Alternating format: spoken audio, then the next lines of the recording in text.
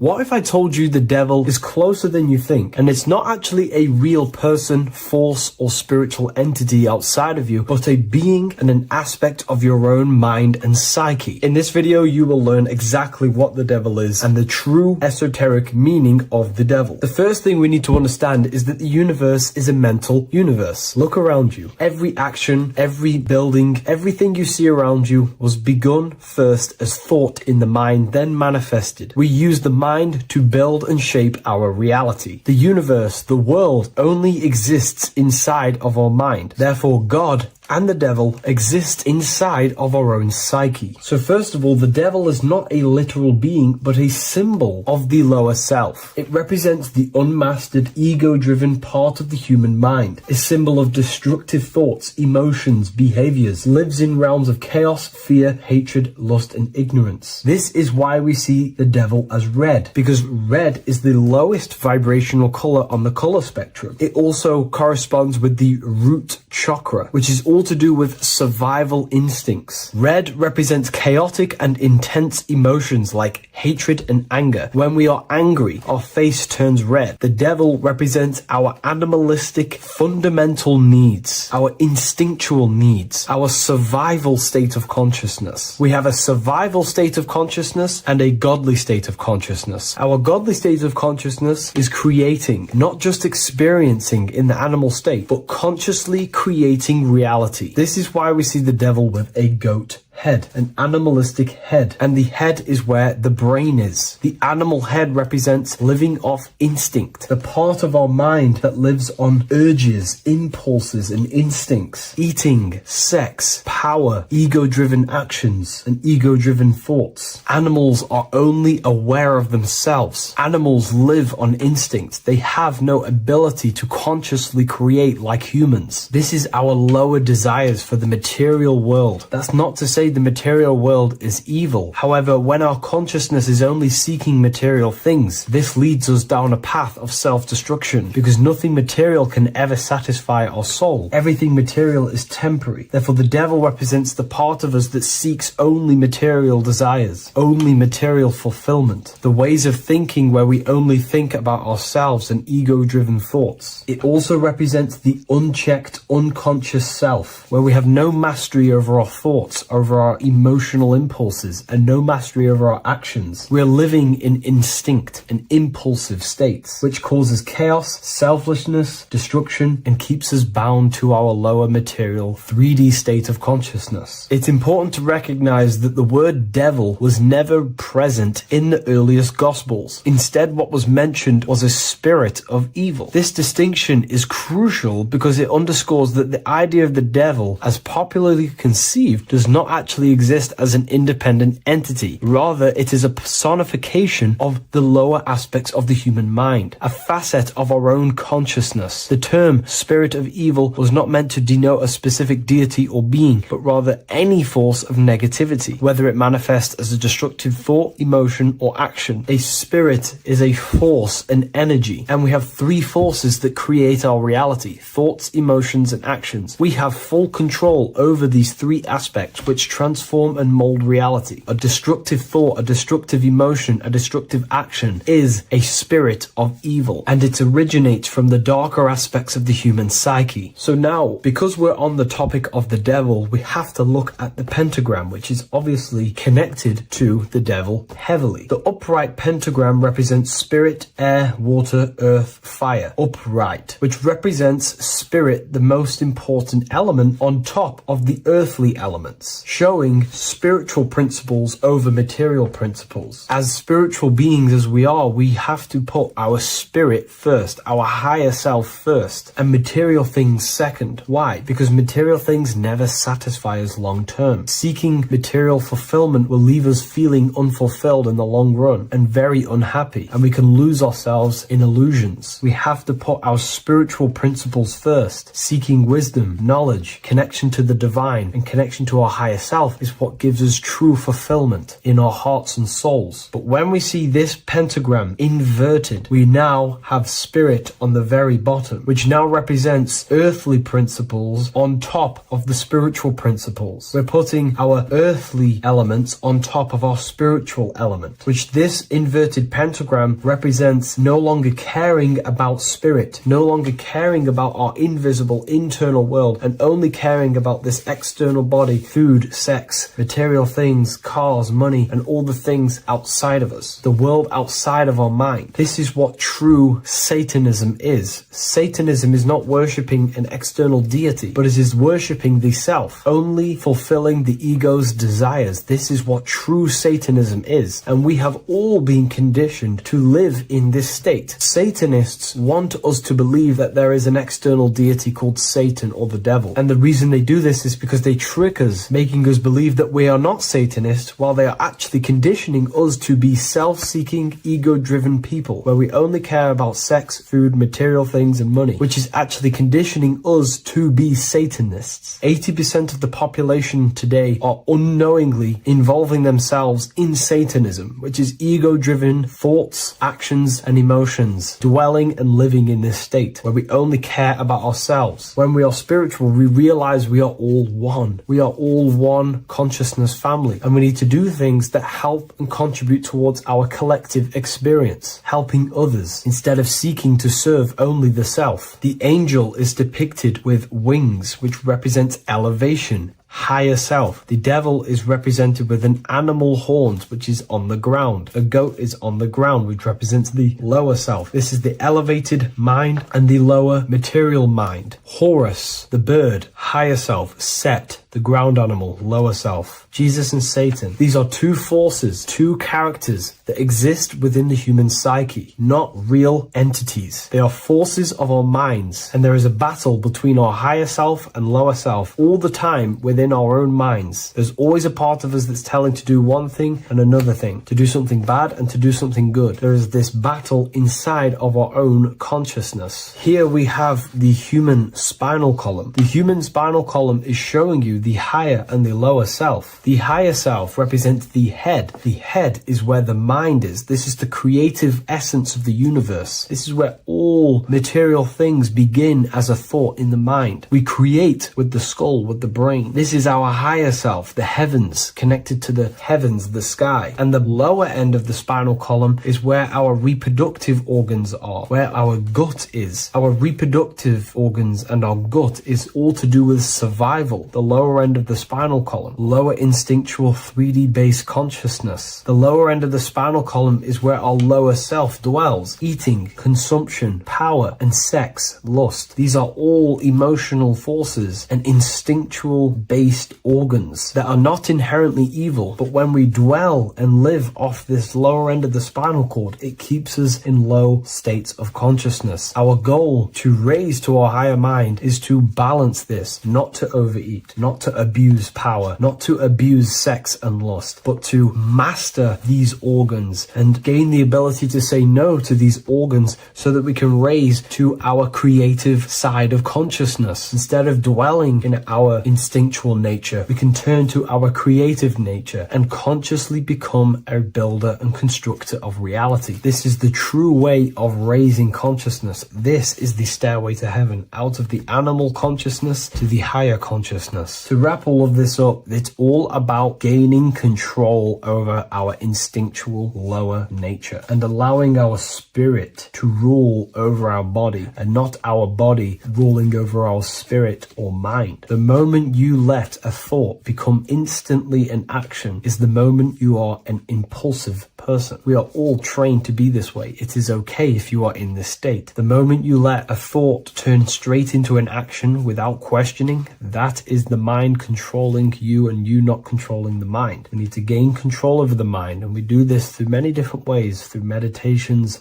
affirmations, and discipline, we slowly gain control over our minds. And once we gain control over our minds, we gain control over our thoughts, and we gain control over the attention that we give certain thoughts. We can then start to uplift our mind, our thoughts, out of our instinctual state to the higher mind. If you wish to learn more about consciousness, I'll leave a link in the description for the Book of Wisdom, Volume 2.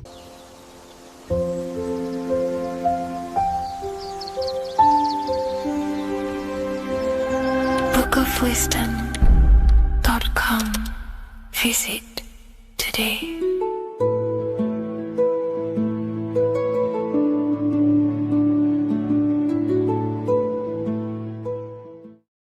What is good, people? It's Revival of Wisdom. Today we're going to be talking about Saturn. I've done this video in the past. However, this video is going to contain a lot more in-depth explanation of Saturn. So the 33rd degree Mason, Manly P. Hall, said, Saturn is the key to crystallization, physical matter.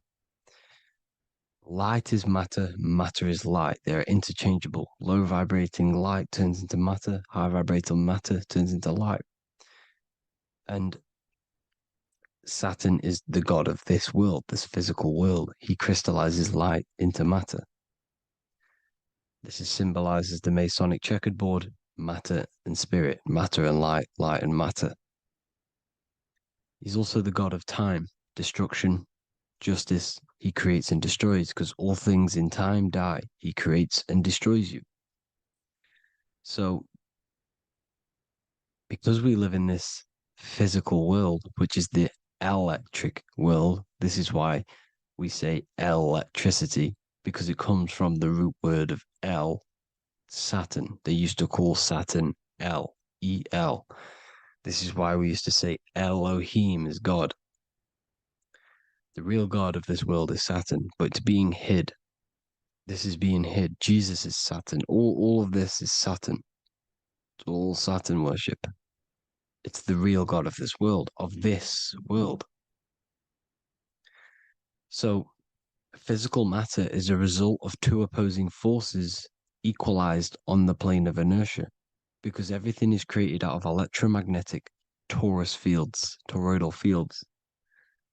And these two poles equalize on the plane of inertia, which gives you planet Earth, plane of inertia.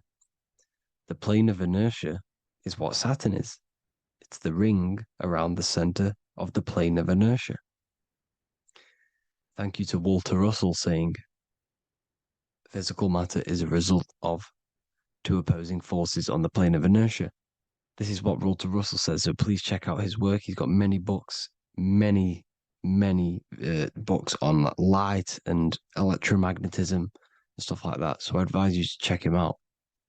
So the torus field gives you the binary code 0 and 1, the female vagina and the male phallus. This is the code for this world. Saturn crystallizes physical matter. Now Saturn is the most outermost layer of the 7 layers of heaven, where it says in the Quran, it says, Allah, it is he who created the 7 layers of heaven. Saturn is the outermost layer. He's the top. He's the most high. So when we say the most high, we're referring to Saturn. He's the most high before the firmament, before the stars. So Saturn is the god of this world. He's the Lord of the Rings. He wears the crown. The crown is the rings. Crown, Chronos. So the planets are luminaries. They are lights. They are beings. They are energy, conscious energy. And we're in the heart of the solar system. Saturn is the outermost layer. He is the one of this world. He's the god of this world. Now, on the North Pole of Saturn, you have the hexagon. Add up all the sides. It creates the 6-pointed star. Or it can be created as a cube. The cube is very important. The 6-pointed star is very important. 6 points, 6 triangles, 6 side, 6, 6, 6. Black cube adds up to 6 in gematria. Now, what did I say in the beginning? Saturn crystallizes the physical world. He creates physical things out of light. You are a light being. This is why we say human. Hue means the light spectrum. Hue, man, we are light manifested into physical forms. Human. And we are incarnated through Saturn. Satan, same thing. The number of the beast is 666, and the 666 comes from the 6.6 triangle, 6 sides of Saturn, 666. We are all known as carbon-based life forms. Carbon, the atomic structure of carbon, is 666, 6 protons, 6 electrons, 6 neutrons. We are materialized into our physical bodies through Saturn, through the number of the beast. These bodies are the beast, it's the animal. The divine, the Christ, is the consciousness within, because you are a physical, spiritual being combined into one, hexed into one. Hexagram. This is a hexagram. You're hexed into physical matter, spirit and matter, light and dark, combined into one. Now you contain of the mark of the beast, the mark of your body. Your body's the beast. It says in the Bible, Satan, who is the god of this world. This world. There are many different worlds, but this world is run by Saturn, and it says that in the Bible.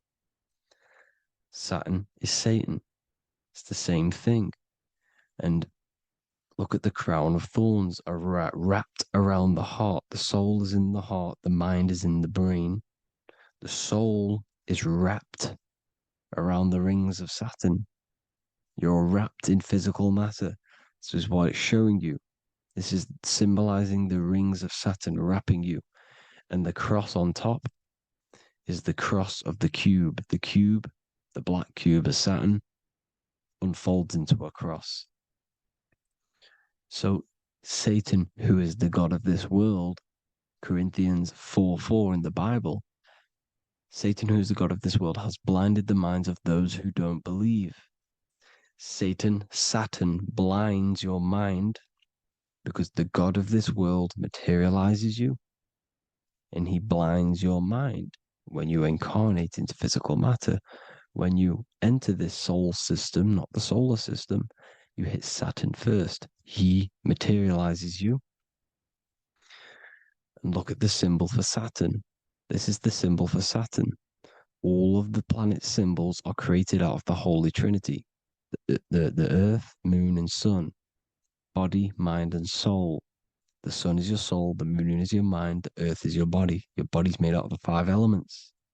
The sun is your soul because the sun is life force, gives life to everything. Your sun is a soul. Your soul is the sun of your body. The moon is the mind. The moon is the moon of your body, the mind of your body. Intelligence. So all of the symbol of the planets are created out of these. The Saturn symbol is created out of the Earth cross, matter, and the moon crescent, moon, mind, matter over mind.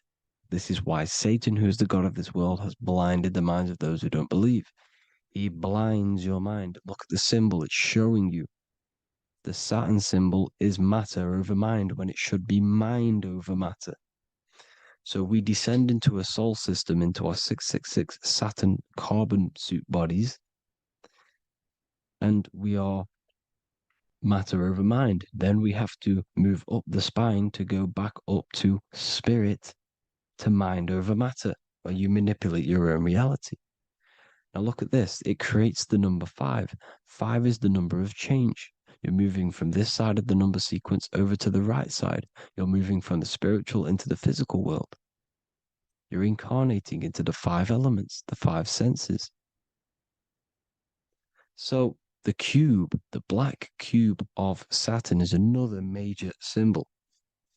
Very important symbol. Here you see the cube, and the color black is associated with Saturn because Saturn's associated with death. He creates and destroys. Light and dark. Death is associated with black, spirit, because you can't see spirit, which is blackness. So The black cube is black because Saturn rules the nighttime, which is dark, blackness, and he rules the winter, which is death, blackness. So Saturn is the black cube. Cubes have 6 sides: up, down, right, left, back, and forward. Cubes are 6-sided. Everything is 6-sided inside of this creation because you're incarnating, you're materializing, crystallizing into the cube, the world of the cube. Everything's a cube. Everything's got 6 sides. Here's Leonardo da Vinci showing you that you're in the cube. Leonardo da Vinci did this famous painting. You're in the cube, you're hexed into physical matter, or you're incarnated into the 3rd dimension, the 3-dimensional world, which is a cube, 3D.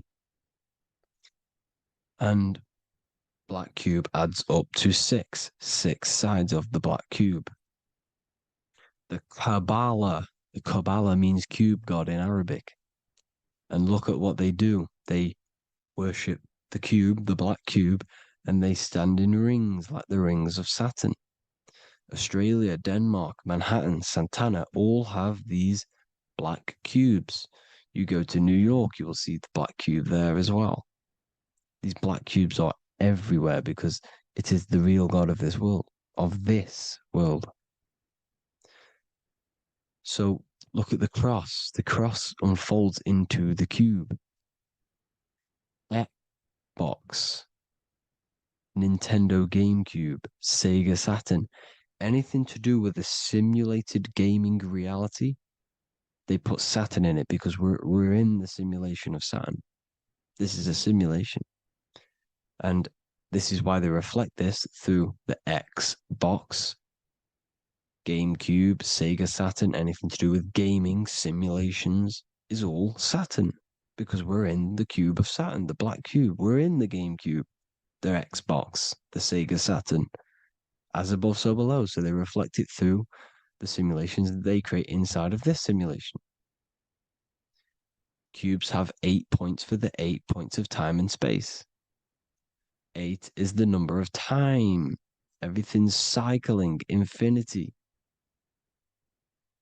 So look at the cube. The cube is symbolized as in Judaism. The Judays have the black cube. They wrap themselves in a black band and they cover their eyes into blackness. The black cube for the black cube of Saturn. They use the star of Saturn and they worship their god on Saturn Day because it's all Saturn worship. And look how the Saturn god is wrapped around with these thorns or leaves, just like Jesus is wrapped around his heart. And Jesus on the cross is us on the cross. We are in the cross. We are in the cube. The cross is the cube. And the cross is even in the Saturn symbol. This is another symbol for Saturn. There's 2 symbols. You got this one, the one I've just broke down. Then there's this one.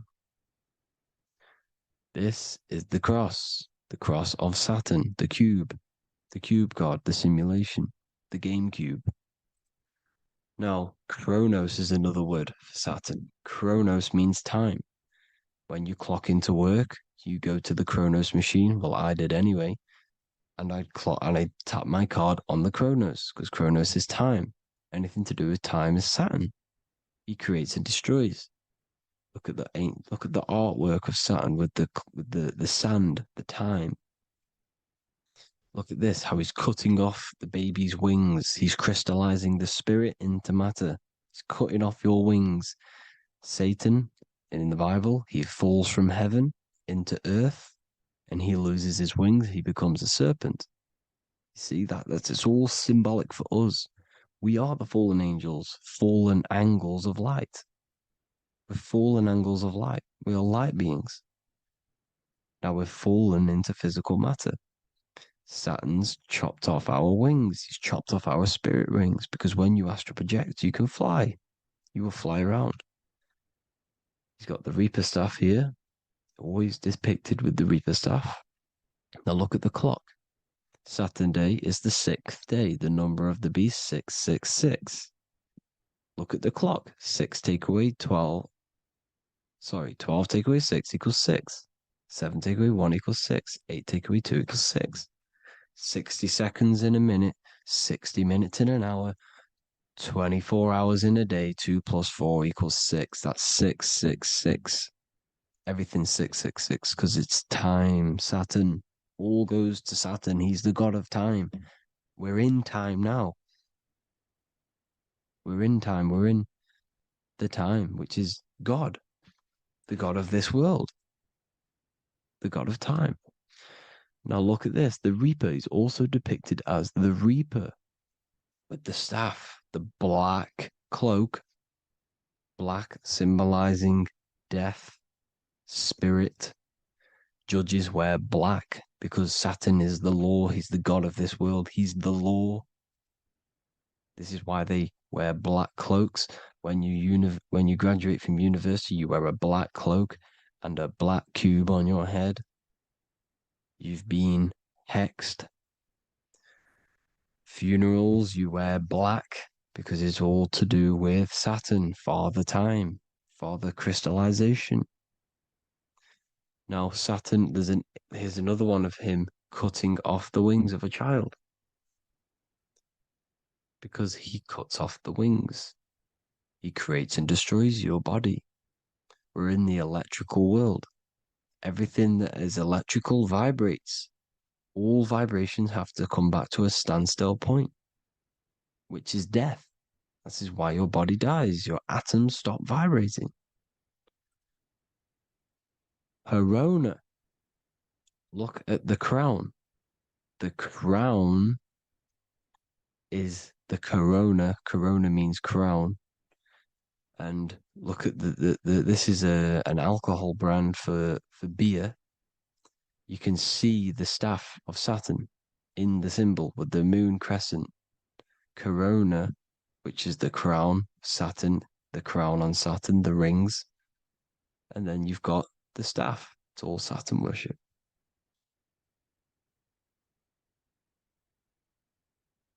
Is the black cubes of 9/11. Two black cubes. This was a ritual for Saturn. It's all ritualistic. And look at the Star of David, the Star of Saturn. It's not the Star of David. Creates IXXI, the sigil of Saturn. IXXI means 9/11 in Roman numerals. 9/11. It's all a ritual for Saturn, and they have the two black cubes of Saturn. Now look, XX. There's more symbolism of Saturn now. We're going deeper. XX is more symbolism for Saturn. The sigil of Saturn is XX, as above, so below. Same with the Star of David. You split it in the middle, as above, so below, as above, so below. XX, this is a Knights Templar Cross of Lorraine. XX, Knights Templar, High Order of Masonry. They all worship Saturn. Well, Saturn's the real god of this world. X Eon with the XX. XXL magazines, which is all to do with famous rappers and stuff like that. When you die, you put XX on the eyes because it's Saturn. He's the Reaper. Is Jesus with the XX crown with the thorns around his heart, around his soul, with the cube on the top, the cross cube. Lil Uzi Vert with the XX Cross of Lorraine. Jay-Z with his alcohol brand, XX Cross of Lorraine. The X Factor with the rings of Saturn. All Saturn worship. The seal of Melchizedek is also Saturn. This is the cube. This symbolizes the cube with the 8 points for the 8 points of space and time. And this is the cube. It's another ancient symbol for Saturn. Here you see the star of Saturn with the Melchizedek symbol around it, which is all to do with Saturn. Here you see an altar, the Holy Grail, the Melchizedek symbol on it, and they're worshipping it. This is why we wear rings, wedding rings for the rings of Saturn. It all goes back to Saturn. Earrings. The 8-pointed star of the ancient Sumerians is all Saturn. It's all Saturn. So the ancients, the symbols of Saturn goes on forever. It's in all of the major corporations. You can see it everywhere, the rings of Saturn. Toyota is an obvious one. Internet, Nike, Target, Sega, Saturn. All Saturn worship. All Saturn worship. Because he is the real god of this world. Here's Kanye West's album with a Saturn here. Here's Michael Jackson's album saying X, escape. There's the X again. The X, escape. You have to escape this reality. Maybe that's what he's pointing at. Here you see it on the dollar bill, the star of Saturn. Here you see it again on the dollar bill. So that is it for today's people. I hope you all gain some insight on Saturn. Please like, comment, and share if you can. Subscribe if you like the channel. Please have an amazing day. God bless.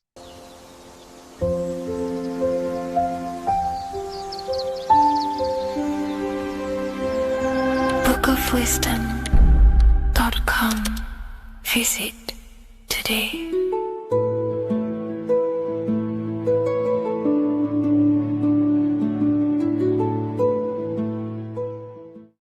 The scariest thing about having your first out-of-body experience and leaving your body is the realization that you have after. You realize everything you've been told about yourself, reality, the earth, what you're doing here on earth is a complete, utter lie. Your self-belief of what reality is and what you are is completely shattered. You now fully understand that you are more than your physical body that you inhabit. My first out-of-body experience happened a few years ago, but before all of that, I remember being a child, going to bed and closing my eyes, and I remember as a child feeling like I was floating above my body and moving. And maybe subconsciously this has led me into knowing intuitively that there is more to reality, and I've gone down this path of esotericism, occultism, consciousness. Maybe that has led me to this, I don't know, but I've always had this subconscious intuition in my mind that there's more to reality than what we've been told. And maybe it came from having these experiences as a child. And I'm pretty sure some people in the comments will also have that experience, feeling like you're floating when you close your eyes in bed as a child. I remember this very vividly. But a few years ago, I had my first out-of-body experience, and it completely shattered everything. And it confirmed to me that I am eternal, and there is so much more to the self, to consciousness. I then realized after my first out-of-body experience that our self is not just here in the physical dimension, it's existing in every dimension there is in the universe. However, our mind is focused primarily on this physical time space. When your mind is totally giving its attention and time to this particular time space, it locks in the mind or consciousness into that particular body of consciousness, such as the physical body, right? But for example, let's say you have a daydream and your full focus isn't in the present moment and your environment that you're in physically. Your mind kind of wanders off into a daydream, what we like to call it. That again is shifting time space. Your consciousness is 40%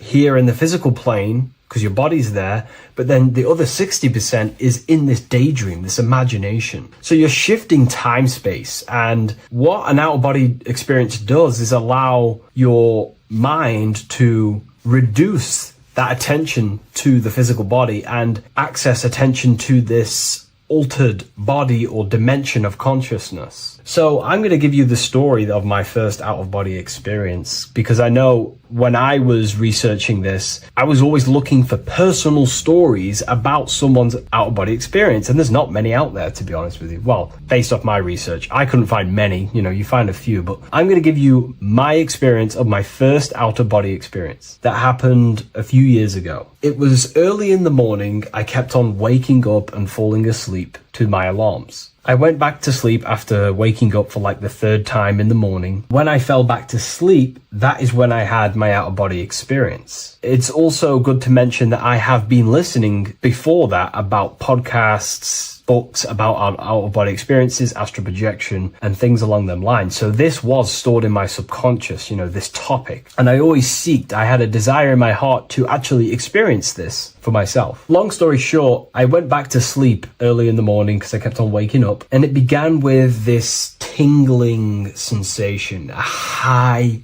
energy sensation. It was like bursting, intense, high frequency energy. My attention was no longer in the time space of my body, but my attention shifted into this energy body, which I now understand. I didn't understand at the time properly, but I now understand that as my consciousness started to feel like it was being pulled upwards, right now, our time space, our attention is in our body, and you feel all the data of the senses, right? And that's what I'm feeling right now. That's what you're feeling right now. But imagine that was completely stripped. My attention was no longer feeling the sensations of my body because my body kind of just dissolved as I fell back to sleep. So this was a natural out-of-body experience. I didn't force it. I didn't meditate. I didn't do anything. This was just a natural out-of-body experience that I had. And a lot of people get these that I've read about. So my attention started to feel like I was being pulled upwards, and I no longer felt my body, but I felt this intense energy, frequency, sensation all around my body. It felt like this, it felt like illuminating energy that's moving very, very, very fast. So my conscious awareness was now shifting. I now understand. My whole body faded into this sensation. My whole mind faded into this energy sensation, this tingling, free, and it was very, very intense. I was not feeling my normal senses anymore, only this energy. This energy was also pulling me up.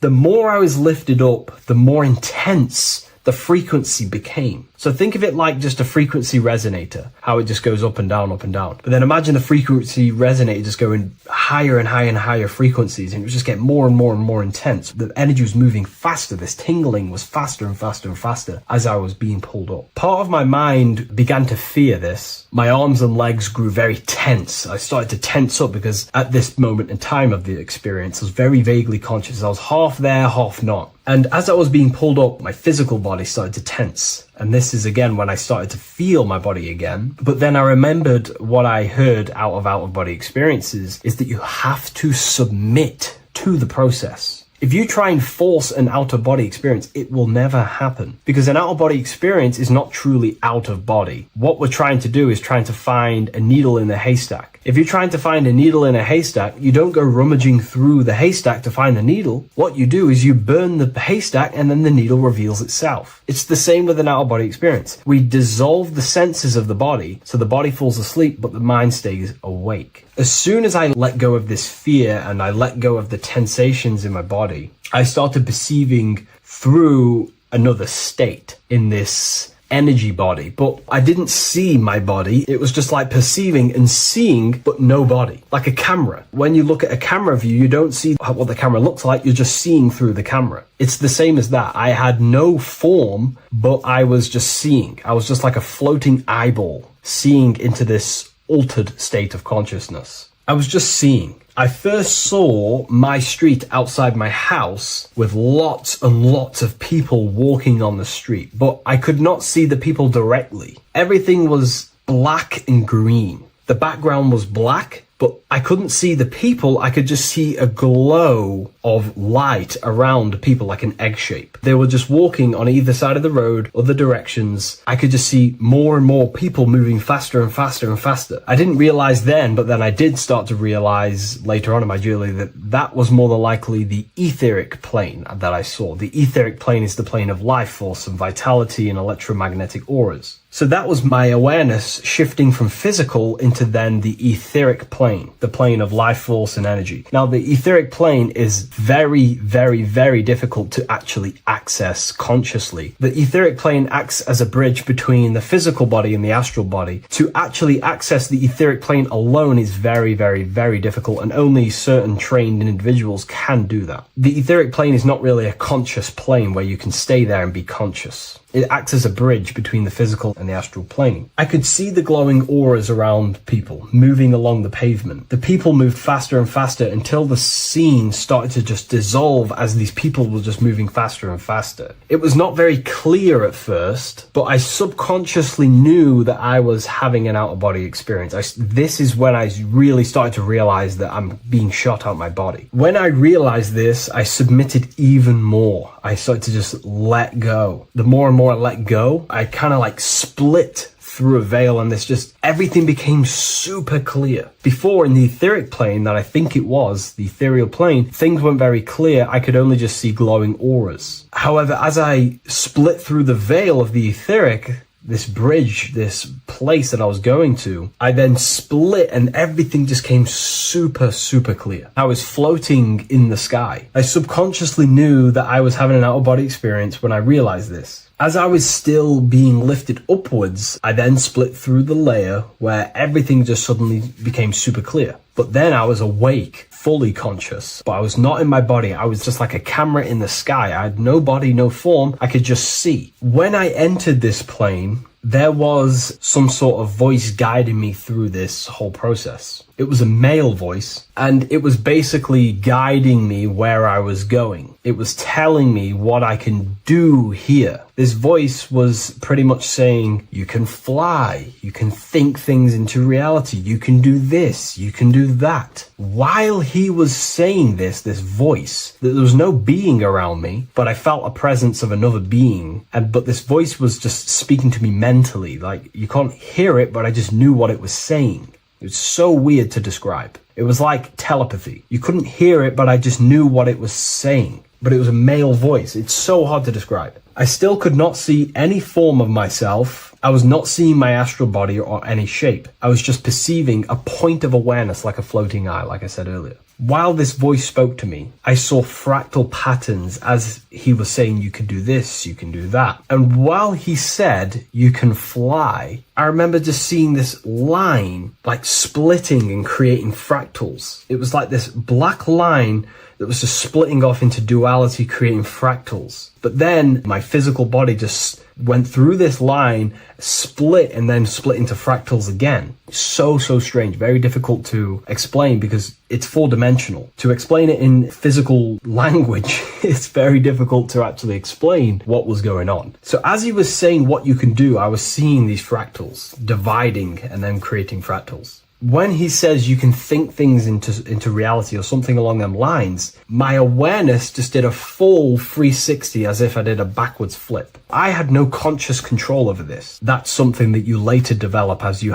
keep having these out-of-body experiences. Your first out-of-body experience, you probably won't be able to control what's going on, but you will have an out-of-body experience if you seek them. I could see all around as I rotated. I looked all the way down and then back to my original angle and point of awareness. During that rotation, when I started to turn upwards to do the backflip, I looked up and it kind of looked like the sun in the sky. It was very dark and gloomy. Now I know that was more than likely the lower astral plane because very dark and gloomy. And it was very kind of dense there. I looked up and I could see this. It was like the sun, but it was white, pure white light. And it was shining down over the astral plane. And that was the only light in that place. That's why it was so dark and gloomy there. And I then realized in that particular state, at that time, I thought that was God. I don't know what it was. Maybe it was, maybe it wasn't. Maybe it's the light of the higher mental plane shining through into the astral. But I looked up at it and I realized that was God. That was the source. That was the higher dimension beyond the astral plane, which is the mental plane. The higher astral planes and then the mental planes, the planes of thought. Then once I saw that, I was in complete shock. As I rotated backwards even more, I then get the view of seeing down, completely down, like a bird's eye view. And I could see like an old medieval gloomy town. It was dark, almost night, with very little light. The only light present was the light from above. The town was old-fashioned, gloomy, misty. I looked over it from above. Then the experience began to fade. I don't remember anything after that process. But I'll be honest with you, the process of leaving my body for the first time was extremely intense. The frequency, the energy were overwhelming but powerful. Letting go and choosing to have no fear was the key to that experience. Just to give you a little bit more wisdom on what I actually experienced now, what I realized what was happening, I now understand that the voice that I was hearing was not an external being guiding me. It was actually a higher aspect of myself, a part of my own consciousness that is not focused in the time space of the physical world. My physical mind is focused here in this timeline, but once I exited this timeline and focused elsewhere, the higher part of myself guided me towards that experience. This higher version of ourselves that we call the higher self is a higher dimensional being, but we're just unconscious of it. This being exists beyond our ordinary thinking mind. Our self exists everywhere in the universe, and we can unlock higher versions of ourselves as we progress on our journey of awakening and self-realization. Because let's say right now, only 10% of your awareness is actually in the physical plane. Science tells you that 90% of you is actually in your subconscious mind. 10% of your awareness is your conscious mind. So there's 90% of you that your conscious mind is not aware of.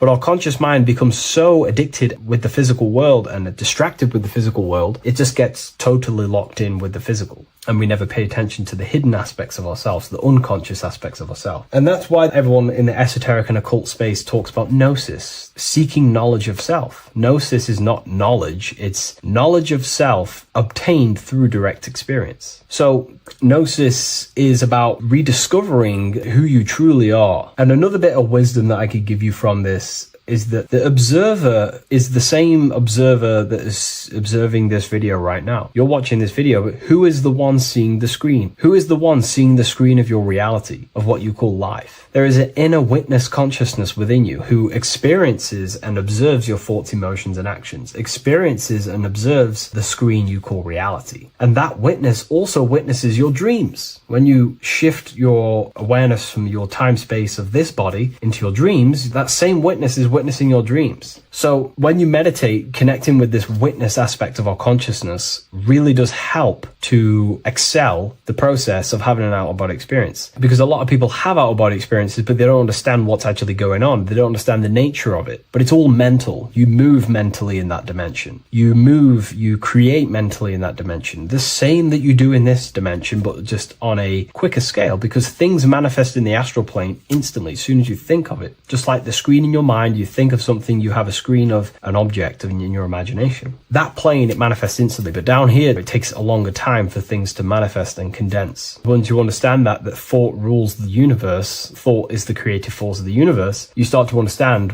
these different dimensions and these experiences that you have. But really connecting with that witness consciousness, that part of yourself that observes everything, really does help with excelling the process of having an out-of-body experience, or mystical experiences, or lucid dreams. Because connecting with that witness consciousness just makes you more conscious. Even in your physical life, staying conscious. Most people aren't conscious. They think, feel, and act unconsciously throughout their day, and they unknowingly create their reality. Connecting with that witness consciousness allows you to actually stay conscious over your thoughts, emotions, and actions, because they are giving birth to realities. That's pretty much my experience, my first out-of-body experience. What that did for me was make me so much more confident and powerful. Most of my fears just disappeared overnight. The fears of death, the fears of unknown, the fears of that I had of things shattered, disintegrated, because I understood that I am eternal. No one can use death against me to control me, because I know I am eternal. I now take riskier actions because I know I am eternal. I know that I will never truly disappear or die. So it really, really does help you, and it gives you a lot of internal power, because no one can make you scared of anything. You should not fear someone who can hurt you physically. You should fear someone who can corrupt your soul. That is the worst thing, who can corrupt your internal world, because that is what truly matters. So I hope this helps you understand out-of-body experiences. Hopefully this can help you move along in your journey. It's good to hear other stories, because this is exactly what I was seeking when I was researching this stuff. Maybe in the future I can share some more stories about my out-of-body experiences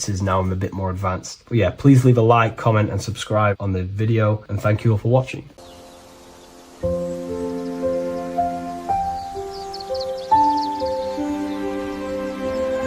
bookofwisdom.com. Visit today. today.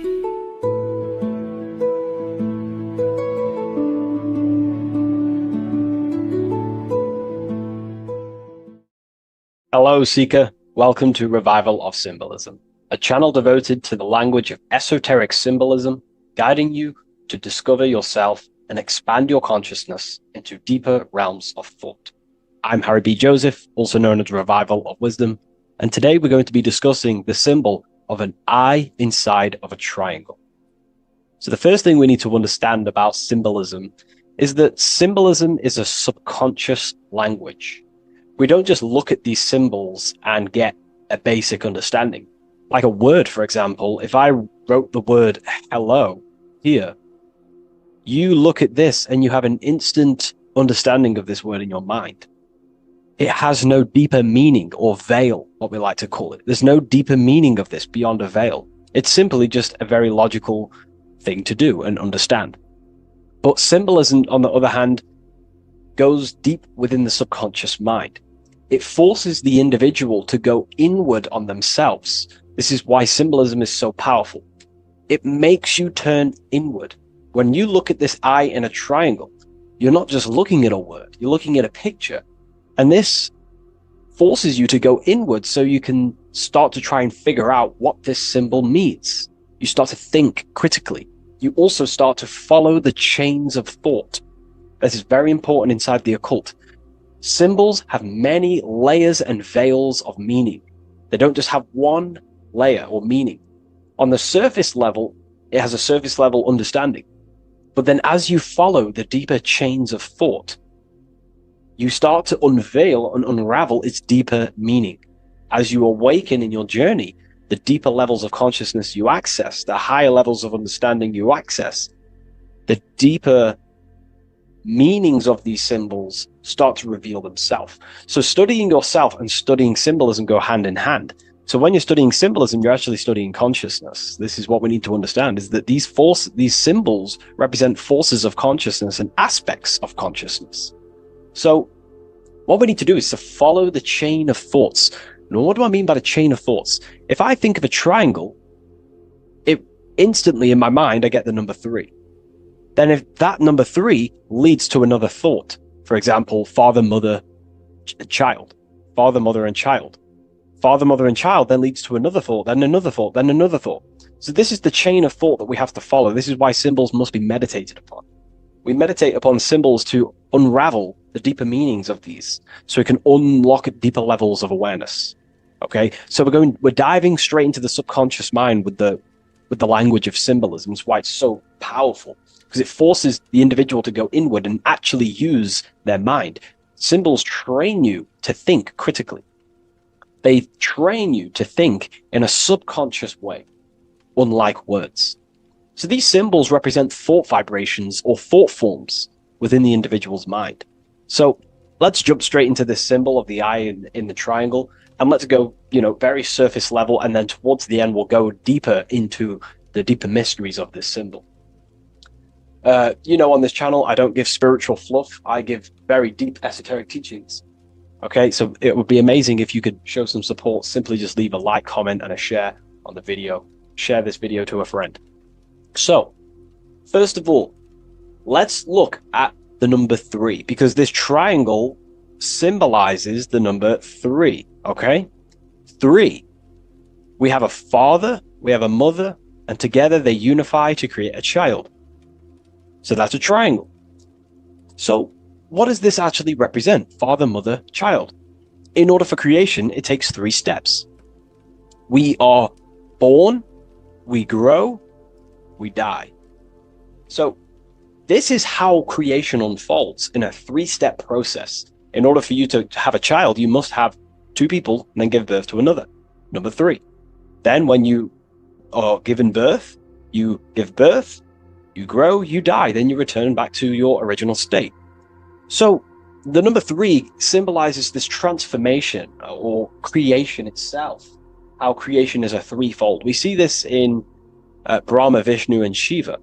Brahma, the creator, you have the creator god, the preserver god, and the destroyer god. This is symbolizing the number 3. And inside the Christian tradition, we have Father, Son, and Holy Spirit. We're going to dive deep into that as well. But it simply just represents the threefold of creation, of how creation is a threefold process. Okay? So let's go a little bit deeper now. That's more exoteric. That's an external teaching. I've just taught you something that's very external. But what does this represent to the internal, to the esoteric? The number 3 is the 3 forces of the soul. The 3 forces of the soul. The soul thinks. It thinks. We have a mental field. We have a mind. All around us is a field of mind. We don't just have a mind. All around you is a field of thought and a field of mind. Okay, this is what we have to understand. A lot of people just think they have a mind. Your mind is attuned to the mental plane, and the mental plane is surrounding you. There are thought forms surrounding you. There are ideas. There are, all of these things in the mind that exist in an infinite field made of mental matter. Mental matter. So the soul thinks. The soul feels. It has feeling. We have emotion. And the soul takes actions. So the soul has 3 ways it expresses itself. Consciousness expresses itself through mentalism, through emotionalism, and through actions. This is how the soul is creating, through 3 different dimensions. Before you take a physical action, you don't just take the action. You first think, you feel, then you act. You only take action on what you feel, what you have a love towards, what you have a care towards. This is what the Freemasons call the generative principle. It's about, this is what generates your reality, your feeling. Because you can think infinite thoughts, but if you don't care about them, you don't take action on them. As soon as you have a care about a specific character of thought, your body then takes an action. Okay? So this is representing the 3 expressions of the soul. Now, the number 3 is actually the number 1. Because this is all one line, remember. This is all interconnected. And here we have the number 1 in the middle, one eye. We'll go deeper into that. So the number 1 is symbolized by the eye because there's one eye. So pretty much what this symbol is the number 1 and the number 1, 2, and 3. So it's 1 and 3. The 1 is expressed in 3 ways, which is the soul expressing itself and creating reality through 3 ways. Thought, emotion, actions. Okay? These are all actually one force. These are all one force. When we think, we feel, we act. When we act, this gives birth to a new thought and feeling. They're all one. They're all interconnected. So if I take an action, that can lead to a different thought. Or if I think, if I start to feel something, I don't know, hate, that then gives birth to a different thought or a different action. So you can see how each body of consciousness is actually affecting each of them. If we have an unhealthy mind, this will affect having an unhealthy emotional state and an unhealthy body. Because what we think, the mind holds power over the body. Every single thought commands 50 trillion cells in your body. Think of that for a second. You are governing 50 trillion cells, and these cells religiously obey every single command you give. You are governing a whole universe. 50 trillion living conscious cells. Okay? Think of that for a second. 50 trillion cells, and you are commanding them, and they religiously obey you. This is what we mean by you are a microcosm of God. Your body is literally a whole universe. There is living beings in your body that you are commanding and controlling, and they religiously obey you. Very, very powerful. This is how powerful you are. So each thought you command to the body is either destroying the life of the body or uplifting the life of the body, good and evil. So you're either creating more life or destroying your life of the body, of the health, of the body, of the cells. It's a whole civilization inside of your body, and you're governing it. You're the government. You are the master. This is why in the occult they say, you are the master. Everyone is a master of their own being, their own microcosmic universe that they govern. You govern a whole reality, don't forget that.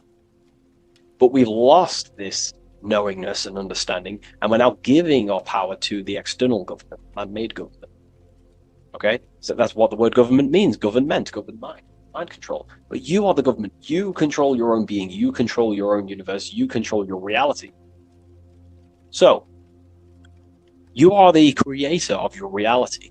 This is the context behind the symbol here. You are the creator. What is an eye? An eye sees things. What does that symbolize? So, an eye on a basic level shows looking at something. But this is referring to the internal eye, the internal observer. You're observing something when you look at something. So the inside eye is the person, the self that is looking over and experiencing our thoughts, emotions, and actions. Who is the one that feels the actions? Who is the one who suffers from the negative thoughts and the negative emotions? Have you ever thought about that? Go deep within yourself. Who is the one suffering from your emotions? It's not your body. It's not your mind. It's this soul. It's the soul observing through these different bodies of consciousness, through the mind, through the emotions, and through the body. This is the observer behind it all. So, this eye is not closed. It's not closed. Very, very important. Every detail in symbolism is very important. It's not closed. It's open. It's looking, and it's conscious. I'm just giving you the key of what the symbol means. It's about remaining conscious. Now, this will go over people's head. You may not even understand this. Most people are unconscious, and it's fine if you are unconscious. We're all on a different level of our journey. All on a different level. I'm not trying to offend you. I'm just stating these facts. Most people are unconscious. They only think, feel, and act out of, reaction. They're not even aware they exist because they're so caught up in the external world. They have no idea they exist. They've never deeped how they exist, why they exist, what life is, what this piece of technology they're inside of is. So I'm giving you a bit of an insight of a person with a higher consciousness. A person with a higher consciousness is always looking. This is what the symbol means. Always looking, not with the eyes, but with the internal self, because they understand these three powers, the triangle, is creating their reality. Thought, emotion, action. Person with a higher consciousness and knows mastered themselves is someone who is always looking and observing their thoughts and emotions and the actions they take in the world. I'll give you a bit of a key here. I'll give you a key. In my life, I like to govern myself, be my own master, through this way. Every action or decision I am about to make, every decision, I always say to myself internally, I remind myself of this symbol. This is what symbols are. You're meant to remember these things. There are tools to help you in life and gain control of yourself so you can ultimately live a better life and create your own reality.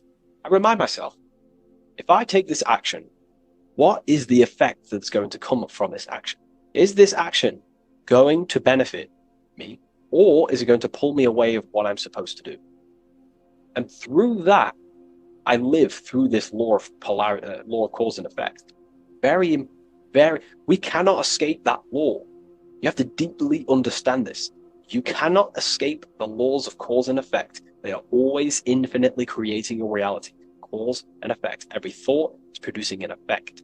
Every emotion is producing an effect. Every action is producing an effect. Therefore, you must keep this in mind and stay looking. This is what the symbol means. It means stay conscious. Always look over your thought, emotions, and actions. Always look over them. Because if you are not looking at your thoughts, emotions, and actions, and you're living, you're thinking, you're feeling, and acting unconsciously, subconsciously, without conscious awareness, you're unknowingly creating your reality. You can reach a level of mastery.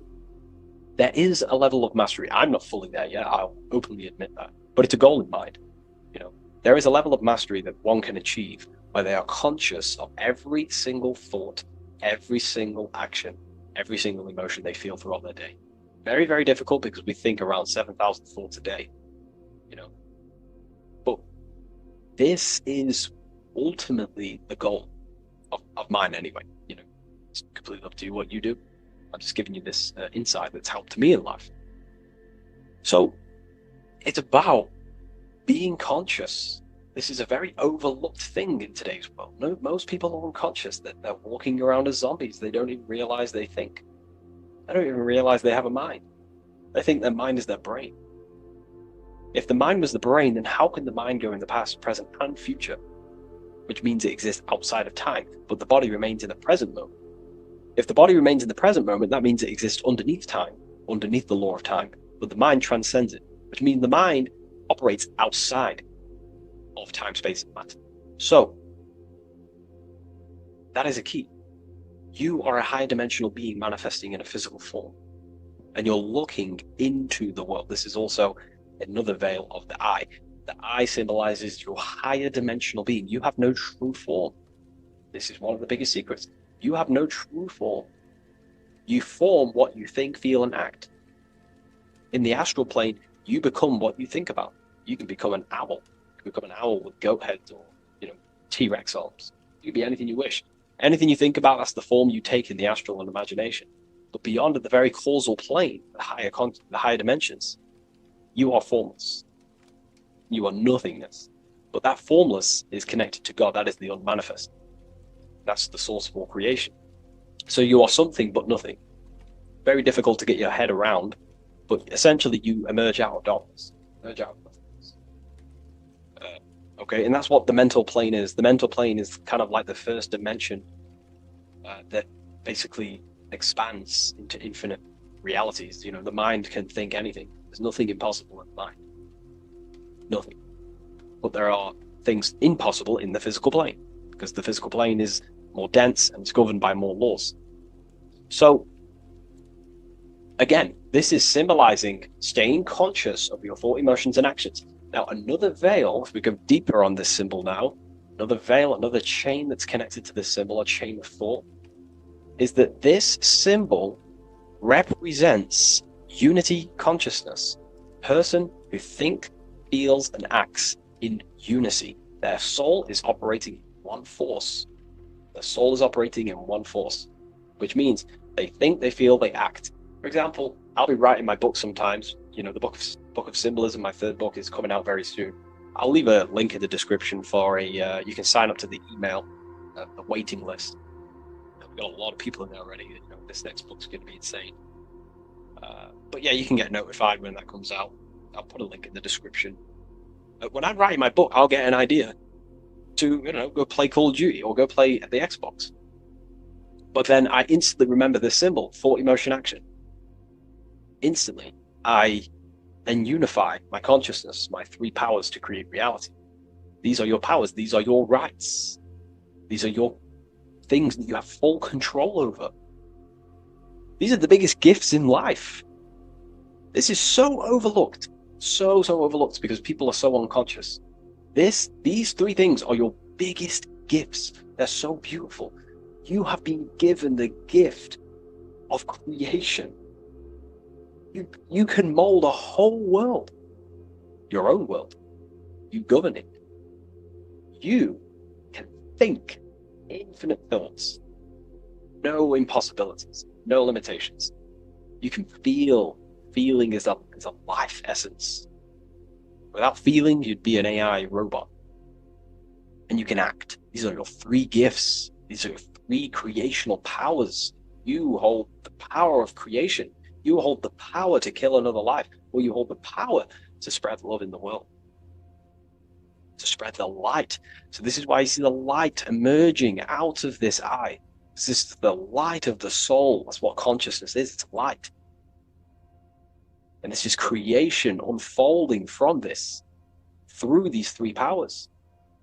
Light emerging and crystallizing your reality through thought, emotion, and action. So, again, this is unity consciousness, acting in one force, thinking, feeling, and acting, all directed towards one goal, and that's how you manifest things quickly. Speed. If your thought is, if you think about, playing the Xbox, and then you feel like eating, and then you take action scrolling on TikTok, that's divided consciousness. You're wasting time, energy, and you're scattering your creative powers throughout these three forms. But once you unify them, which is the I, the number one, you unify thought, emotion, and action. You direct your thought, emotion, and action all towards one goal. You quickly create these goals.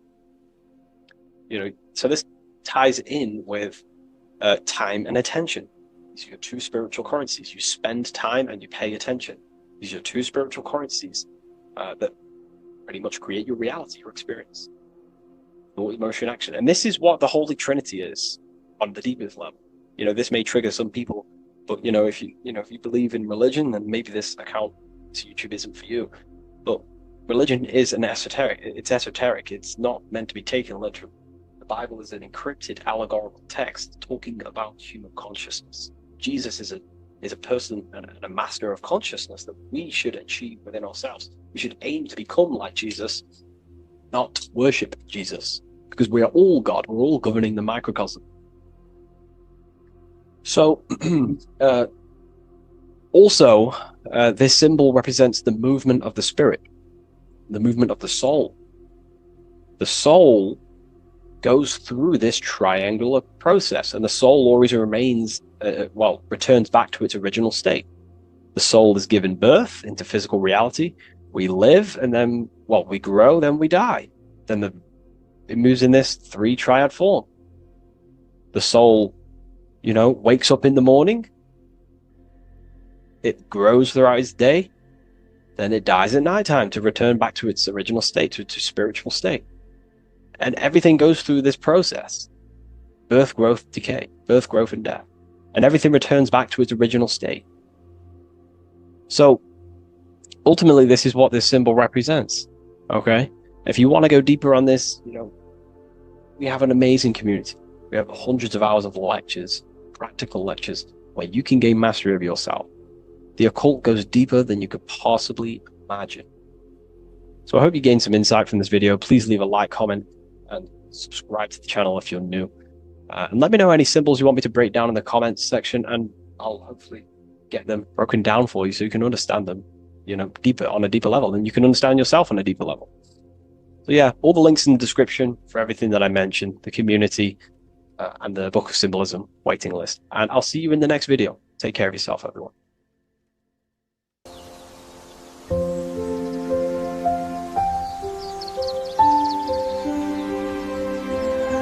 bookofwisdom.com.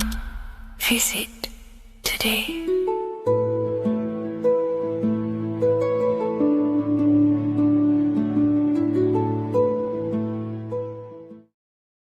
What are we all doing, people? Survival wisdom. Today we're going to be breaking down the Bible and its real, true metaphysical meaning. All of these slides within this video is taken from my book, The Book of Wisdom. So you can get all of these slides. So the Temple of Solomon, you are body, mind, and soul, which is the Holy Trinity. The moon, sun, and earth. The sun is your soul because the sun is its infinite source of energy. It is its own source of energy. And that is what your soul is. It's its own source of energy. The moon is mind. This is why you call people a lunatic. You're a lunatic. Luna means the moon. And inside of your mind, you have a specific mood. Mood is moon. And mind in German is Mond. And the word Mond means moon. And earth is your physical body because your body contains of the four elements, the four physical elements. Well, the Temple of Solomon is the temple of the soul and the mon, the soul and the mon, the soul and the mind. And it's the temple of the Holy Spirit in the Bible. Everything leads back to one singular point in the center of the brain. The brain is not the mind. It's mind over matter. Okay? The brain is the physical manifestation of the mind. The brain is the electrical computer which decodes the light waves given to it by the mind. This is why everything in the body leads back to one singular point. And we'll go over this in a minute. But this is controlling the physical body. This is the within. If you rearrange within, it spells high twin because within you is your twin, your true self. And it's just an entity in the center of the mind. And if you shut your eyes, you can feel it. Your awareness is in the center of the brain. So there's just an empty chamber in the center of the two cherubs, the two brains. They are two separate brains. They're two hemispheres. And the empty chamber, when scientists chop it up and see it's just an empty chamber, well, because you can't see in that plane of reality, you cannot see the mind. You cannot see thoughts. It is invisible to the human eyes, to the visible light spectrum, to the two eyes. The reason why we call it the third eye in the center of the brain, it's not the third eye, it's your true self. It's the mind and soul. It's an eye because it does see. It's the all-seeing eye that you always see here.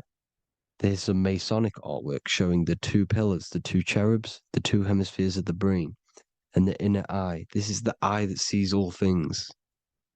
What do I mean by seeing all things? Not physically. It sees the mind. It's what, because your soul is watching the mind. You can observe the mind. You are not the mind. And if you meditate deeply enough, you can go beyond the mind.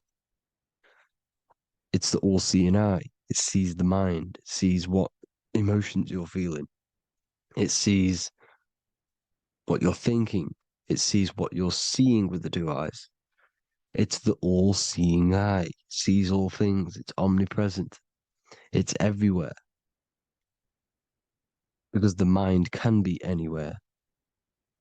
The mind can switch itself into any place it wants. There is no limitations with the mind. So there is two hemispheres in the brain. And in the Bible, there is a quote saying the most holy place between the two cherubs. The two cherubs is the two hemispheres of the brain, and the most holy place is between them, which is what the Masonic artwork is showing. This is the all-seeing eye, the soul and the mind in the center of the brain. And you will not see this with the two eyes. So when scientists come to seeing the empty chamber in the center of the brain, they wonder because they do not understand the occult side of the world. They do not understand the layers of reality. How the two eyes, everything physical comes from the unseen. Everything seen comes from the unseen. Now, the two hemispheres of the brain play a major role in our lives. The right hemisphere is the artist. The left hemisphere is the scientist. The right hemisphere controls the left side of the body. The left hemisphere controls the right side. So there's a crossover. Now, the right hemisphere is to do with your feminine energy, creativity, unification, metaphors, visualization, intuition. The left hemisphere is to do with sequencing, facts, materialistic details, language, and logic. So they keep us normally trapped within the male aspect of our mind, which is the left hemisphere. You know, if you listen to Spotify, Apple Music, and radio, they're all tuned to 440 hertz, which shuts down the right side of the brain, makes you left brain dominant. And we learn, well, 90% of people learn to write with their right hand. They're taught to learn with their right hand, which is to do with the left brain. You see, so we are being trapped within this left side of the brain, which is all to do with logic, thinking logical, not creative. You know, very analytic.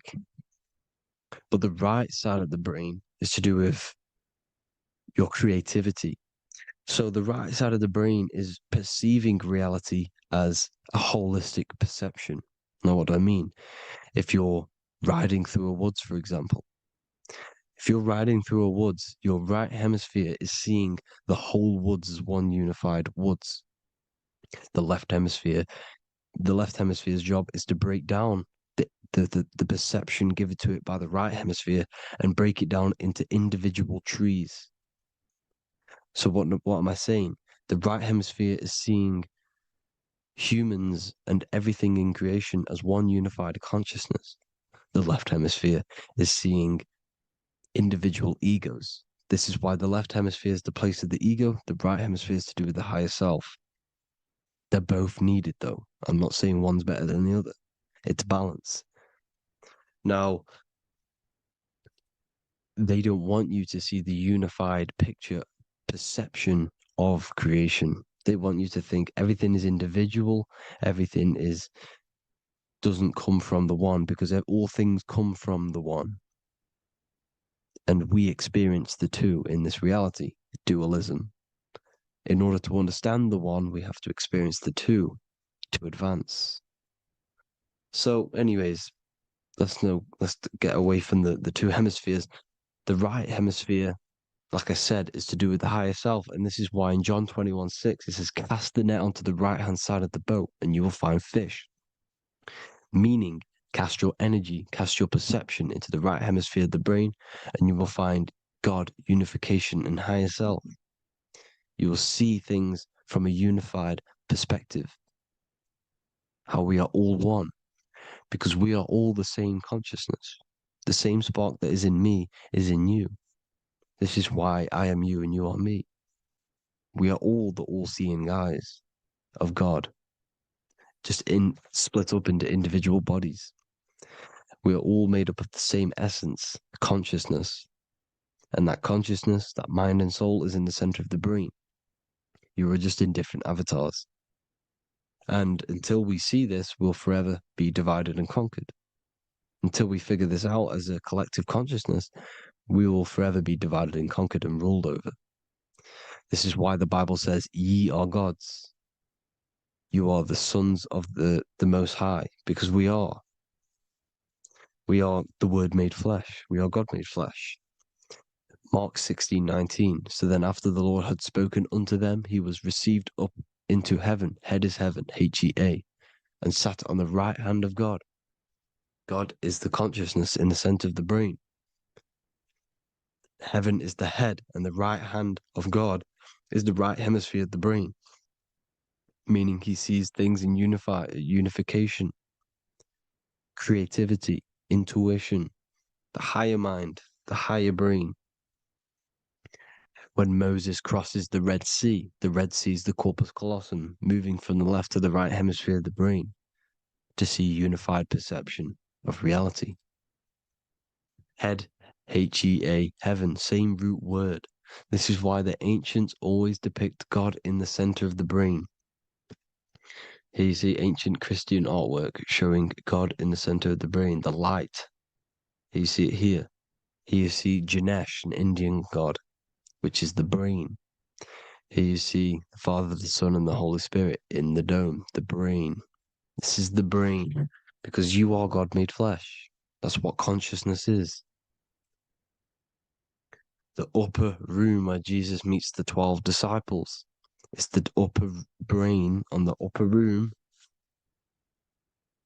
The upper room is the chamber, the empty chamber in the center of the brain. That's the room. And the 12 disciples are the 12 cranial nerves in the brain, which pretty much rule the body, all the cranial nerves. The tree of life, the cardiovascular system. This is why in Genesis it says the tree of life was in the midst of the garden. Midst meaning middle, because the middle of the body is the cardiovascular system, which is controlling all of the systems in the body. The tree of knowledge of good and evil is the nervous system. It's the spine and brain. This is what's detecting good and evil. The brain is the electrical computer with the left and the right hemisphere, decoding the dualistic world, decoding the light waves given to it by the external world. It is an electromagnetic computer. It is artificial intelligence. It is very intelligent, the brain and the nervous system, the human body as a whole. But the tree of knowledge of good and evil is the nervous system, because it is the tree that detects good and evil, makes you learn good and evil in this dualistic reality. Here you see Adam and Eve around the tree of knowledge of good and evil. Adam and Eve, male and female energies, with the serpent in the tree, and the tree of knowledge of good and evil. Well, this is the spine, the brain, and the serpent is the kundalini of the spine. The serpent is the S. That's why S, serpent, S, the letter S is the serpent. Sex and serpents make an S noise. You know, the Bible cursed the serpent. So we don't figure out the true religion. The true religion is raising the Kundalini and becoming God-man and reaching our higher states, our true God self. Because once the Kundalini is saved and hits the pineal gland, it activates 100% of the brain when we're only using around 20 to 10% as of right now without the Kundalini awakening. So when you use it, you're activating 100% of the brain. You're activating all the dormant brain cells. You're regenerating the body. And this is the serpent in the tree of knowledge of good and evil. This is the spine, brain. This is Adam, Eve, the male and female energies. The light of the body is the eye. Therefore, if thine eye be single, thy whole body should be full of light. Matthew 6:22. This is the single eye in the center of the brain. It is not the pineal gland. It is what's inside the pineal gland. You have to go beyond the physical world, and there are no words to describe things that are not physical, metaphysics. And the whole body should be full of light. Well, this light is the same pyramid that you see. You are the pyramid with the all-seeing eye on top. This is why the ancients built the pyramids with the stairs in the middle symbolizing the spine, because once you open all the chakras and balance them and raise the Kundalini, you activate all of the brain, which gives enlightenment. The word enlight in ment. Ment means mind, light in the mind. Enlighten the mind. And this is enlightenment. We are the temple. And Jacob called the name of the place Peniel, for I have seen God face to face. Within spells high twin. Within you is the God self, which you need to manifest into the external world. And he's seen God in Peniel, the consciousness. He's seen his true self, consciousness in the pineal gland. Genesis 28:10, Jacob's ladder. Jacob, he took a rock there and laid his head on it to sleep. Jacob had a dream. He dreamed there was a ladder that was on the ground and reached up into heaven. Head is heaven. The rock he fell asleep on is the sacrum bone, because he's symbolizing the oil that comes down the spine, hits the sacrum bone and rests there, falls asleep, and it looks up and it sees the ladder to heaven. Because when you raise this oil, you become God-man. You become God in heaven. You can leave the body at will. Do you not know that your body is the temple, that your body is the temple of the Holy Spirit? Corinthians 16:19-20. Or do you not know that your body is the temple of the Holy Spirit within you? Your body is the temple of the Holy Spirit, the soul and the mind within the center of the brain, the temple of Solomon, temple of the soul and the mind. Romans 8:10. Christ is in you. It's not external.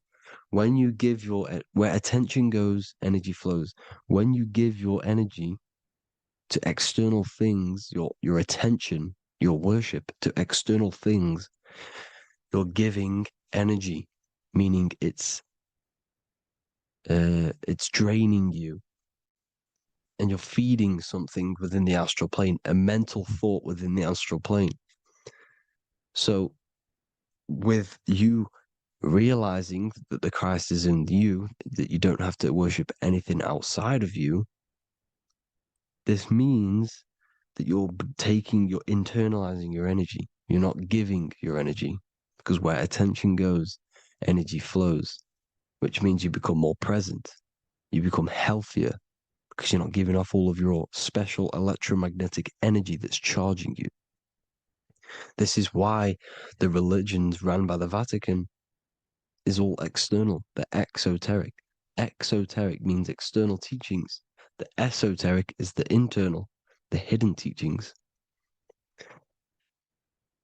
In Psalms 82, I have said, ye are gods, and all of you are children of the Most High, because we are the Most High, split up into individual bodies. That's what consciousness is. Consciousness is the Most High, and we have to raise ourselves to the Most High.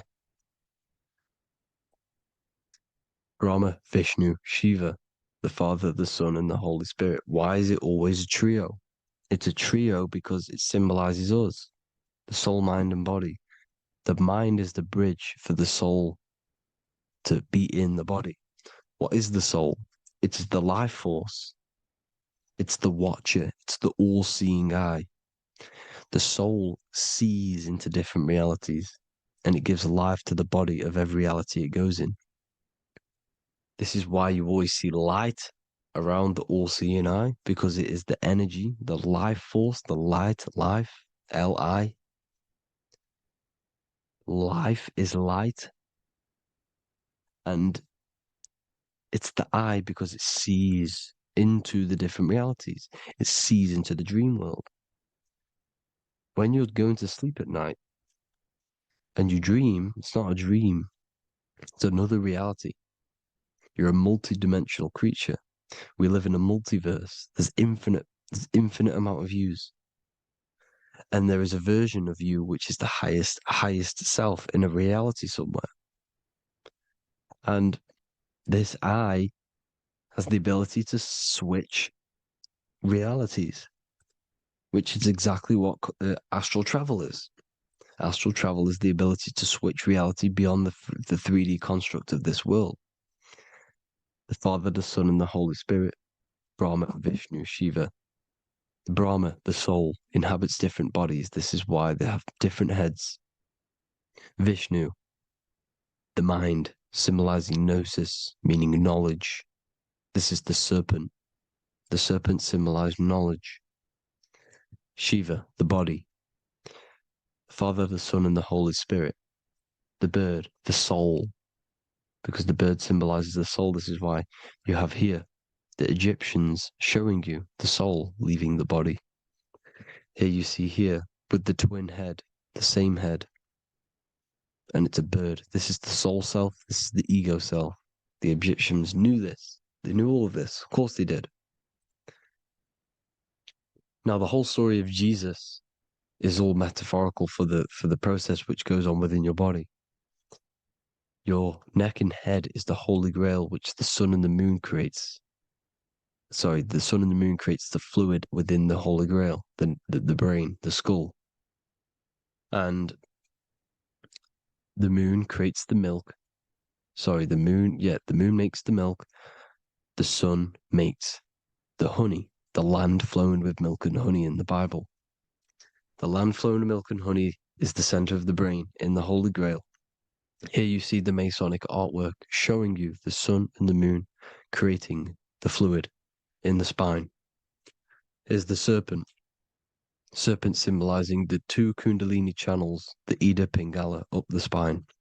Here's the furnace raising the Kundalini, raising the oil, heating it up and rising it to the crown. You see? So here you see more Masonic art, seeing the sun and the moon creating the holy fluid in the brain, in the cup, filling the cup. This is why it's a cup, because it's the Holy Grail. This is the holy oil in the center of the brain that gets released down the spine, which is Jesus coming down from heaven. It comes down the spine, down the River Jordan in the Bible. This is when Jesus goes from Nazareth to Jerusalem. He comes down the River Jordan, and Joseph and Mary are in Nazareth waiting for Jesus' return. Joseph and Mary symbolize the pineal and pituitary gland, which produce the two oils created by the sun and the moon.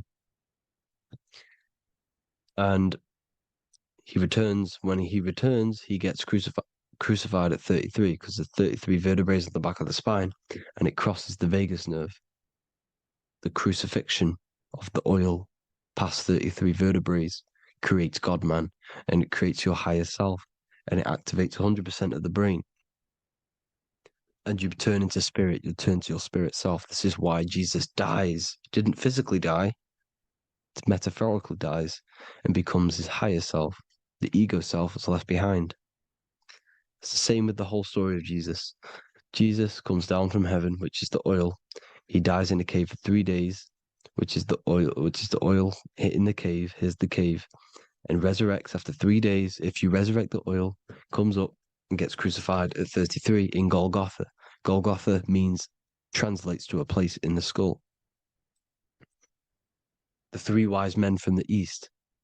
Well, if you look at the Masonic artwork, they'll always show you a ladder up to the east. Okay? Here you see north, south, west. This would be east. Here you see east here. East here. The ladder up to the east. The east is the top, up. 3 wise men from the east. The thalamus, pituitary, and pineal gland in the center of the brain.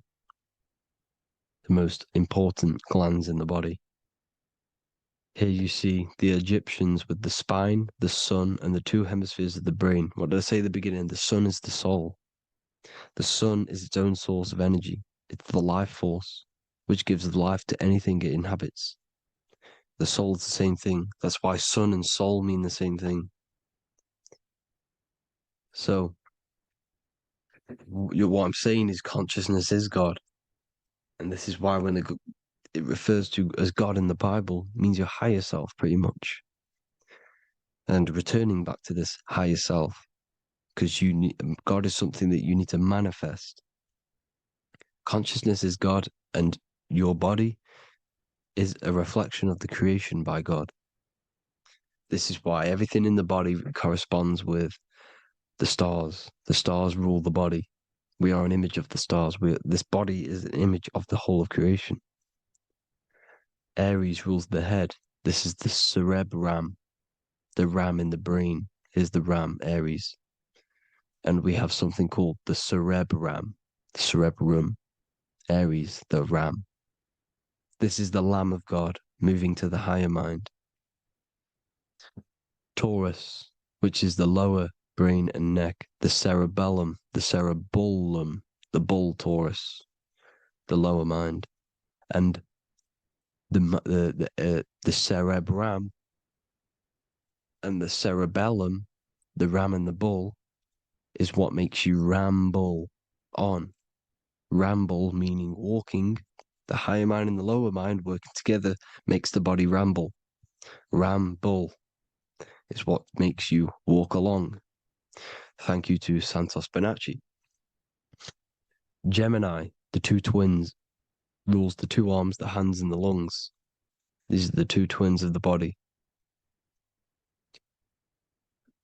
Sagittarius, the horse, which rules the hips. Hips means hippo. Hippo means horse. Hippopotamus means water horse. Hippo means horse, and this is why we call them hips, because horses have massive hips. Capricorn, the kneecaps. Pisces, the 2 fish, the 2 feet. Then they make us swim. We are an image of the stars, people. Well, the body is anyway. Consciousness is God, and the body is the image of the whole of creation. It's a reflection of the whole creation, as above, so below. 12 systems in the body, 12 cranial nerves for the 12 constellations, 12 cell salts. The body's made out of 12 cell salts. So, this is where it gets kind of deep. This is where we get deep. And he said, Jesus was known as the fisher of man. And fisher of man, meaning man does not mean man as in the male. Man means mind. He's the fisher of minds. So the Bible is not patriarchal. It's not patriarchal. Man just means mind, pretty much. So the fisher of mind, man, because he was fishing minds out of this reality into the higher realities. He was teaching people how to leave the body when he walks on water. Walking on water is the physical, etheric, astral, and mental. These are the different planes of reality. The ether is the either, because the ether is the substance that's on either side, astral and physical. It's the fifth element, is ether. And the fifth element is the water. The same water at the beginning of the Bible when it says, let the firmament divide from the waters above from below. The water symbolizes the ether. It's the base of all physical matter. And the ether is known as the water. So when you're walking on water, you're walking on the ether, meaning you're leaving the physical body. So when Jesus walks on water and he's teaching Paul to walk on water, Paul becomes scared and falls back into the water. Well, when you astral travel and you become scared when you're projecting, you'll fall back into your body. So he's pretty much saying walking on water is leaving the body, and walking on the ether, because the ether is the veil between the astral, and that's what devil means. Devil has the word veil in it, because the devil is trapping you between one veil, which is this world. They're trapping you in this world, this thin layer of reality. Your dreams are different veils. The ether, the astral, the mental are different veils. Devil is the veil. The veil. You need to escape being stuck in one reality and live in between realities. And this is when you truly become a multi-dimensional being, because your soul is just the eye. That's what you are. You're just an eye, and you see into different worlds. And it also, when Jesus means the fisher of man, the fisher of minds, I truly believe, because of my research, that there is other worlds. It's not just this one. There's higher worlds. There's an infinite amount of you, and you've been in them dreams you call dreams. Them dreams are other realities that you are in. That's why when you're there, you don't feel like you're in a dream. You feel like it's 100% real, because it is real. So this is why the ancients always depicted the many different heads, because there's many different versions of you. And this I, the soul, the watcher, is switching itself into different bodies at all times. Well, when you sleep, when you astral project. And this is what the ancients were doing. They understood the multiverse, and they could switch bodies at will. And this is what the 7 seals are in the Bible, also known as the 7 chakras. These are literally portals within us to these different worlds. We're in the heart at the moment. Earth, rearranged, spells heart, meaning middle. This is where good and evil exist. It's the middle point, the midpoint of realities. So, I hope you all enjoyed the video. All of this knowledge that I've give you in this video is inside of my book, the Book of Wisdom. The Book of Wisdom gets updated every single month with new pages. It's a one-time payment for a lifetime worth of research and knowledge by me. So if you do want to get it, the link will be in the description. But I hope you will gain some amazing insight. Please like, comment, and share to help the algorithm, and drop a subscription. And for more lectures, every 2 days, I drop lectures and knowledge within the Patreon. If you want to support the channel, join the Patreon. Everything's in the description, because we are not monetized on YouTube. Thank you all. Have an amazing day.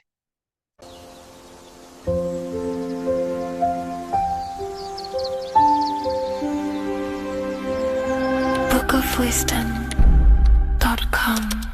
Visit today.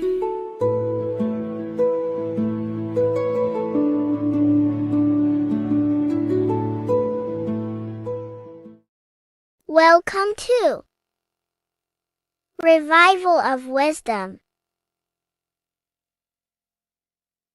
Welcome people, we're back with another video.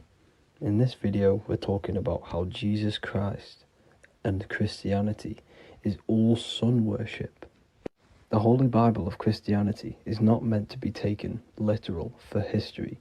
It is a story and has lots of metaphors. Starting with the symbol of the cross of Jesus. This cross originates from this ancient cross of the sun. This symbol has been used for thousands of years, way before Jesus was a thing, in Europe, America, Asia, and all around the world. In fact, this symbol is still being used by Christians today, not knowing it represents the sun. This is a 4,500-year-old artifact, a golden plate with an equal-armed cross found in England. The gold to symbolize the sun, and the equal-armed cross for the 4 equal seasons of the year. So this is why in the Bible you have Matthew, Mark, Luke, and John, symbolizing the yearly cycle of the sun and the 4 equal seasons. Also in the Bible, Jesus is referred to as the light of the world. So yes, Jesus represents the sun. He is a metaphor for the sun. Hence why in all of these pictures and images and paintings of Jesus, there's always a sun behind his head, and some even with the sun cross behind his head. Jesus also has 12 disciples, which represent the 12 zodiac signs and the 12 months of the year. This is the Last Supper by Leonardo da Vinci. As you can see, the sun, being Jesus, is in the center, because the sun is in the center of the zodiac signs. There are 4 groups which symbolize the 4 equal seasons. Each group contains 3 people symbolizing the 3 months and the 3 zodiac signs in that season. There is only 1 female in the painting, which is Virgin Mary, who symbolizes Virgo, the astrological sign. So yes, Jesus symbolizes the sun with his 12 zodiac signs and 4 gospels for the 4 seasons of the year. However, there is another phenomenon. The 25th of December is known as the birth of Jesus Christ, which is known as Christmas today. Jesus symbolizing the sun and is born on December 25th. This is the day the sun moves 1 degree northward, bringing back the warmth, the growth of crops, the life and light back to the northern hemisphere. Everything is springing back to life, as we call it, spring. So it is said that the sun is born again on the 25th of December, and Jesus is known as the risen Saviour, because the sun is our risen Saviour, because it gives life to the whole of this realm, the warmth, the crops, and without the sun rising in the morning, we'd all die in about 2 weeks. And we all know how Jesus died on a cross. The sun also dies on a cross in the southern hemisphere. It dies on the Southern Crux constellation. And on December the 22nd, 23rd, and 24th, the sun remains in the same position. So the sun dies for 3 days and it is born again on December 25th. When it moves 1 degree northward. And this is when the sun is born again, or resurrected, just like Jesus. Constellation Virgo is prominent in the spring sky in the northern hemisphere. So therefore, the sun is born a virgin, Virgo. And as you see in this image, you see Virgin Mary holding the sun.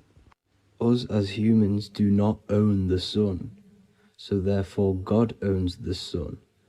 So yes, the sun is the Son of God, and this is what Jesus is symbolizing. And just how Jesus sacrifices himself for humanity, that's what the sun does. The sun gives out all of its energy so we can live. There are many other Bible verses which represent Jesus as the sun. Now in Matthew 8:23-27, his disciples are in a boat and there is a massive storm. Jesus is asleep, meaning the sun has not arose.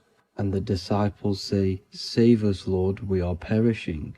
Quote, "Then he rose and rebuked the winds and the sea, and there was a great calm." End quote. Now this is a metaphor for the sun rising and calming the storm, because in the ocean, when the sun is down, that's when there are great storms. The worship of celestial bodies go back thousands of years, and it's called astrotheology, and it can pretty much be traced back to all ancient civilizations. Now going back to the ancient Egyptians, the god Horus, the god of war, and he symbolized the sun in the morning. Ancients used to say that he walked over the sky in 12 steps. Yes, this could symbolize the 12 zodiac signs. It also symbolizes the 12 hours of daylight.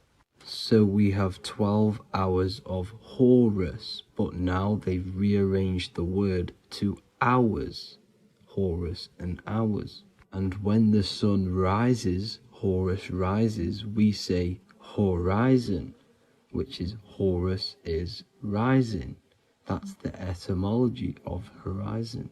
Another Egyptian god called Amun-Ra was known as the god of all creation. He was the first god of them all. Amun was also a sun god. Therefore, after every Christian's prayer, they say Amen, sending their prayer through the sun to God. So this all goes back to the worshipping of the sun. Sun worship was around way before the Romans. However, in the Roman times, their sun god was called Mithra. Mithraism was the main religion before Christianity came into play. Mithra was the son of God. He died on a cross, and he was dead for 3 days and resurrected, just like Jesus. So the Catholic Church was not made in heaven, it was made by the Roman Empire. They mixed all the sun religions of Judaism, Mithraism, and other Arabic religions, and combined it into one, so Caesar, the Roman Emperor, could gain his own religion. So yes, Christianity was a political move to gain more control over the masses, because it was a worldwide government at this point in time. So here is a Sumerian helmet with the rising sun symbol. And then the Romans also used this rising sun symbol on their armor. So sun worship has been going on for thousands of years, and it still goes on today. However, with all the programming and the low IQs, today we do not get the full interpretation of the Bible and these stories from the past. And Christians and other religions are all brainwashed to not question their religion and not realize their true origins and where they come from. I do advise you all to do your own research and come to your own conclusions. However, I'm just pointing out the facts and connecting dots for you all to see. That's it for this video, guys and girls. Thank you all for tapping in. God bless.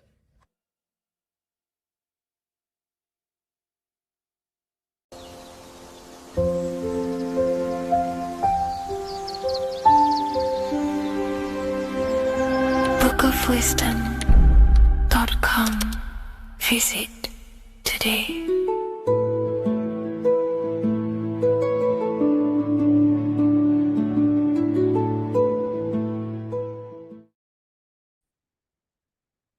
Hello, Seeker. Welcome to Revival of Symbolism, a channel devoted to the language of esoteric symbolism, guiding you to discover yourself and expand your consciousness into deeper realms of thought. I'm Harry B. Joseph, also known as Revival of Wisdom, and today we're going to be discussing this particular piece of artwork of the eye and the checkerboard together, and the esoteric teachings behind the veils of these symbols. So the first thing we must look at is, of course, the eye. The eye being a symbol of consciousness. The eye is the inner witness inside of ourself.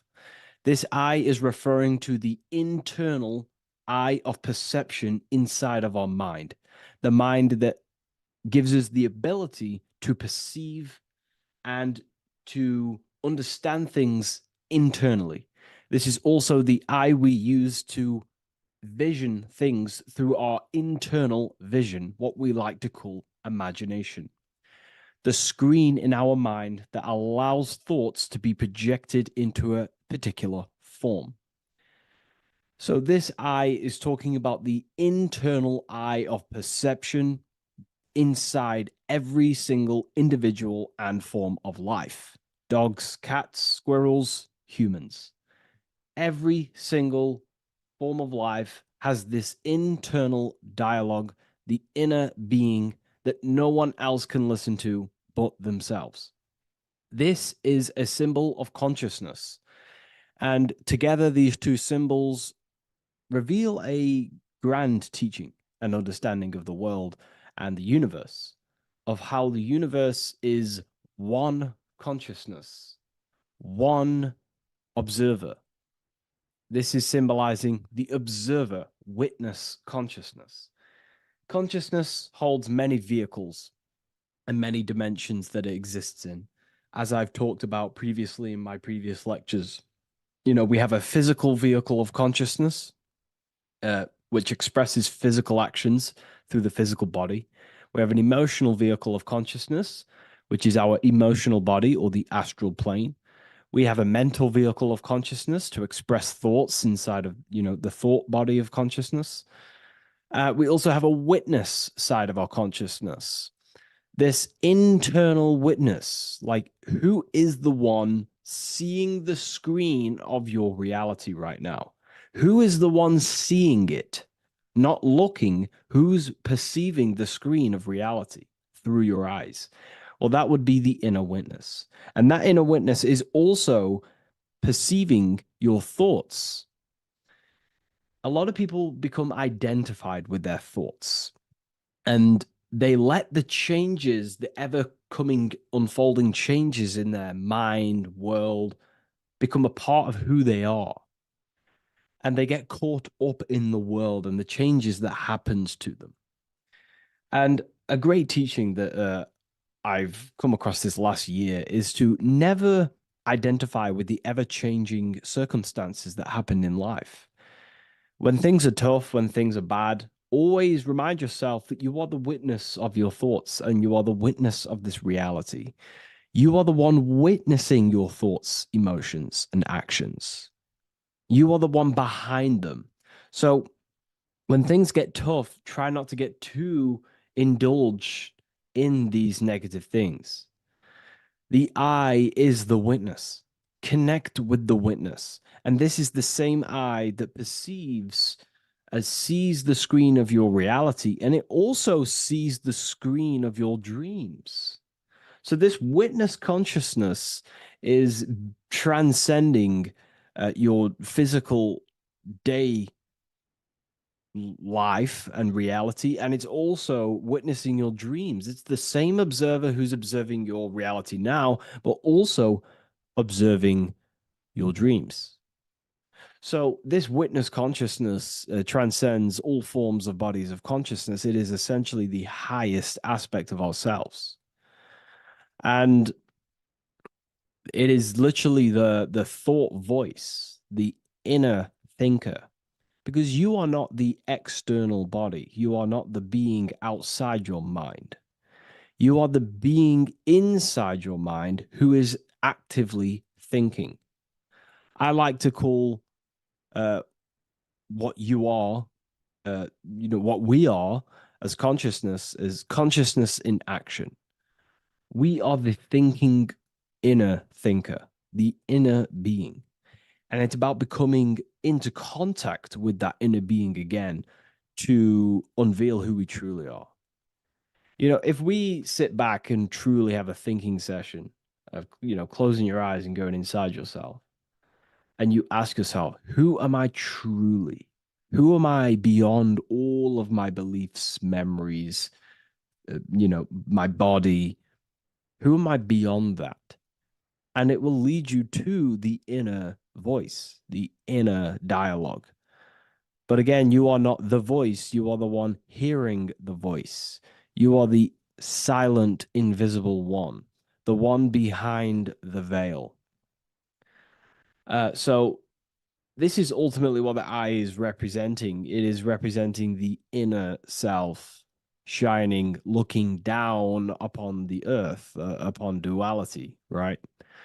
But this also reveals a great teaching as well, is that consciousness is universal.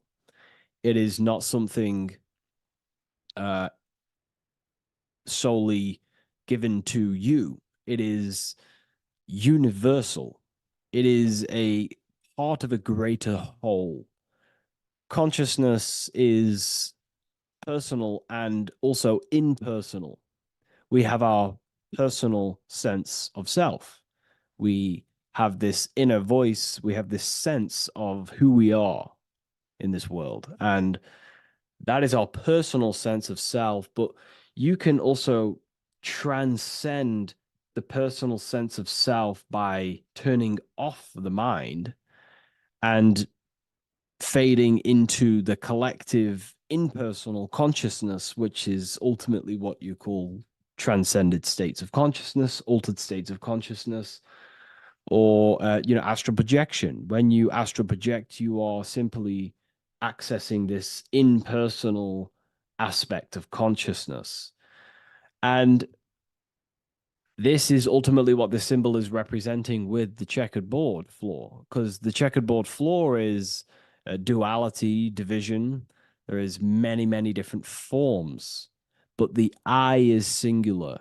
This is representing how the universe is one witness being, one consciousness expressing itself in infinite life forms and into division. But ultimately, division is an illusion. Consciousness fades into an impersonal consciousness. So the checkerboard floor and the eye above symbolizes how consciousness fractals itself and crystallizes into many different forms of personalized consciousness. The self, the sense of self, right? And this is why we always say, I am. I. If we look at the word I and the word I, so we have I, which is I am, and you also have the word I, which is like the eye you see here in the sky. The I, and if you look at the beginning of some words, you have inside. You also have internal intelligence. All things to do with the inner self. Most words begin with an I, which is, I find, is a great connection because it's referring to the inner intelligence, the inner being, the inner sense of self. So the universe is essentially one being expressed in many different forms. That's also found in the word universe, uni, coming from the root word unite, meaning oneness, unification, united, and verse being a verse of a song, because we're all playing the song of consciousness, which is an ever unfolding song, an unfolding vibration, an unfolding creation. So this is simply representing how consciousness fractals itself into many different forms. And when we identify with our self consciousness, our sense of self, we no longer realize that we're a part of a greater whole. We're part of a unified field of consciousness. And there is only actually one true being in the universe, and that is the inner witness. and that inner witness is inside of every living form.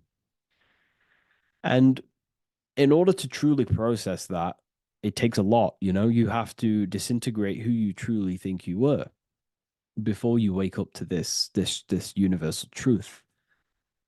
Before you understood this, you just think, I am me, you are you, and everyone is divided and everyone is their own being. When in fact, we're all not. We're all one consciousness expressing itself infinitely. And it's kind of like a social system. Consciousness is always interacting with itself. When you interact with someone else, you're interacting with yourself. It's a very mind-boggling concept to truly understand. But again, in order to truly understand this, you have to let go of who you thought you were. And when you do no longer identify with your personal consciousness and you identify with the witness consciousness, you become unified with the whole, with the greater, with the collective consciousness. And this changes the way you think, you feel, and act, because you then realize that we're all playing a part of creation on this earth. We're all contributing towards the building project of Earth. And your thoughts, emotions, and actions also hold a great impact on the building project, your contribution towards humanity and the collective. And you start to have empathy for other people and you start to care for other people naturally by understanding this concept. And it's a very important concept, because if the whole world truly understood this, we would live in a better reflection in the material world. The world would be reflecting a better place, because the world is simply just a reflection of consciousness. And the world today is so bad because people's thoughts and consciousness is not in the greatest state of mastery, of self-realization, and people don't understand who they truly are. And a religion plays a massive part in this. Our whole lives, we're stuffed with someone's going to come and save us. Jesus will return and save the whole world. It's, to me, to be honest, it's complete utter nonsense. We have free will. We are the ones holding we hold responsibility for the creation that unfolds on the earth. Us as a collective consciousness are God, manifesting, unfolding this creation and steering it in the present moment. And that's another thing. Reality was never created thousands of years ago. God is creating the world right now through the present moment, and it's unfolding. It's in a continuous state of becoming, just like you are in a continuous state of becoming. Time is evolving. Time evolves our minds. It evolves our sense of self. And we evolve over time as an individual and as a collective consciousness. And so does the earth go through this change as we change. So it's important that we are becoming more self-aware in the world so we can actually start to reflect a better world. But the checkerboard floor, again, is just reminding us of the duality and the illusion, because it looks like an illusion, a checkerboard floor. It's an illusion. The physical world, if you only look at the world through the eyes, you will live in the veils of illusion and never see the light, the higher understanding of the world.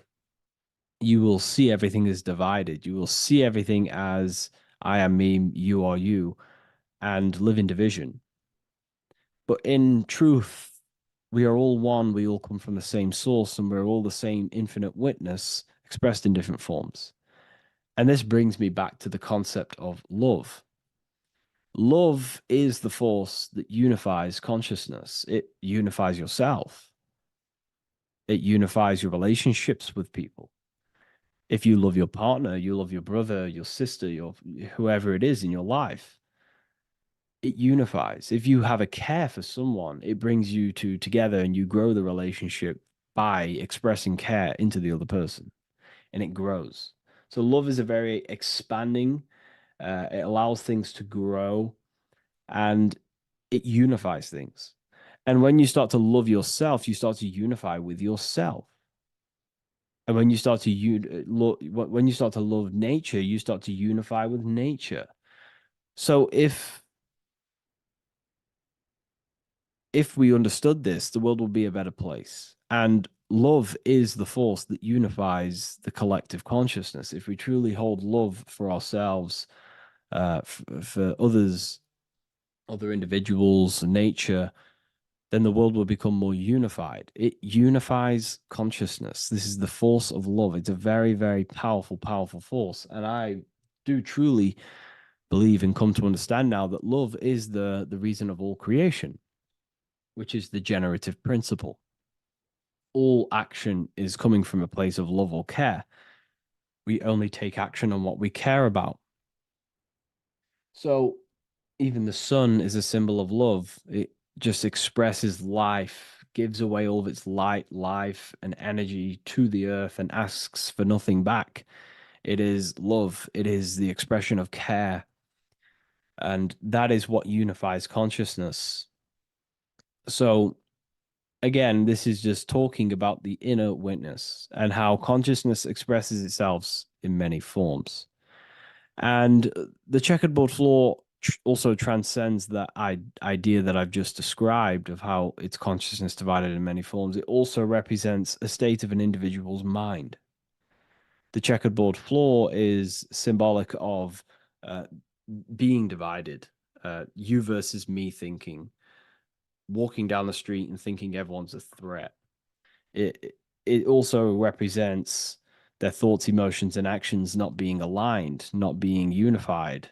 Their thought, emotion, action are scattered, and they're not creating things consciously. It also represents many, many different personalities in our minds, the divided personas and personalities in our mind that we have. And the eye represents the unification of that. It's about unifying our mind pretty much to not have all of these different characters and sides to ourselves and actually being a whole mind, becoming conscious of the unconscious aspects of ourselves and transmuting them. And when we become conscious of something, we then hold the power to change it. If we have an unconscious part of ourselves and we never truly realize it, we don't change it, and that unconscious thing can actually seek to control our thoughts, emotions, and actions from that place of the unconscious mind. So ultimately, that's what darkness to light represents. Darkness symbolizing things we are unaware of, because when something is in dark, you cannot see it. Most people are in darkness of their imagination. They don't realize the power of their imagination. They're unconscious of it. They don't use it. And to become conscious of that is to put it into light. Shedding light on something reveals something. If I shine a torch on an object, it's going to reveal it. It's the truth. So it's about becoming conscious of the aspects of ourselves that we may be unconscious of, and actually using them and transforming them as tools. And again, we have the eye with light, with white and black. This is duality. You are also the witness consciousness, as previously mentioned, and the witness consciousness thinks in duality. We think we are the hater and the lover. We are the deceiver and the truther. The truth is that consciousness thinks within duality, and within the mind, beyond the witness, there is duality in thought.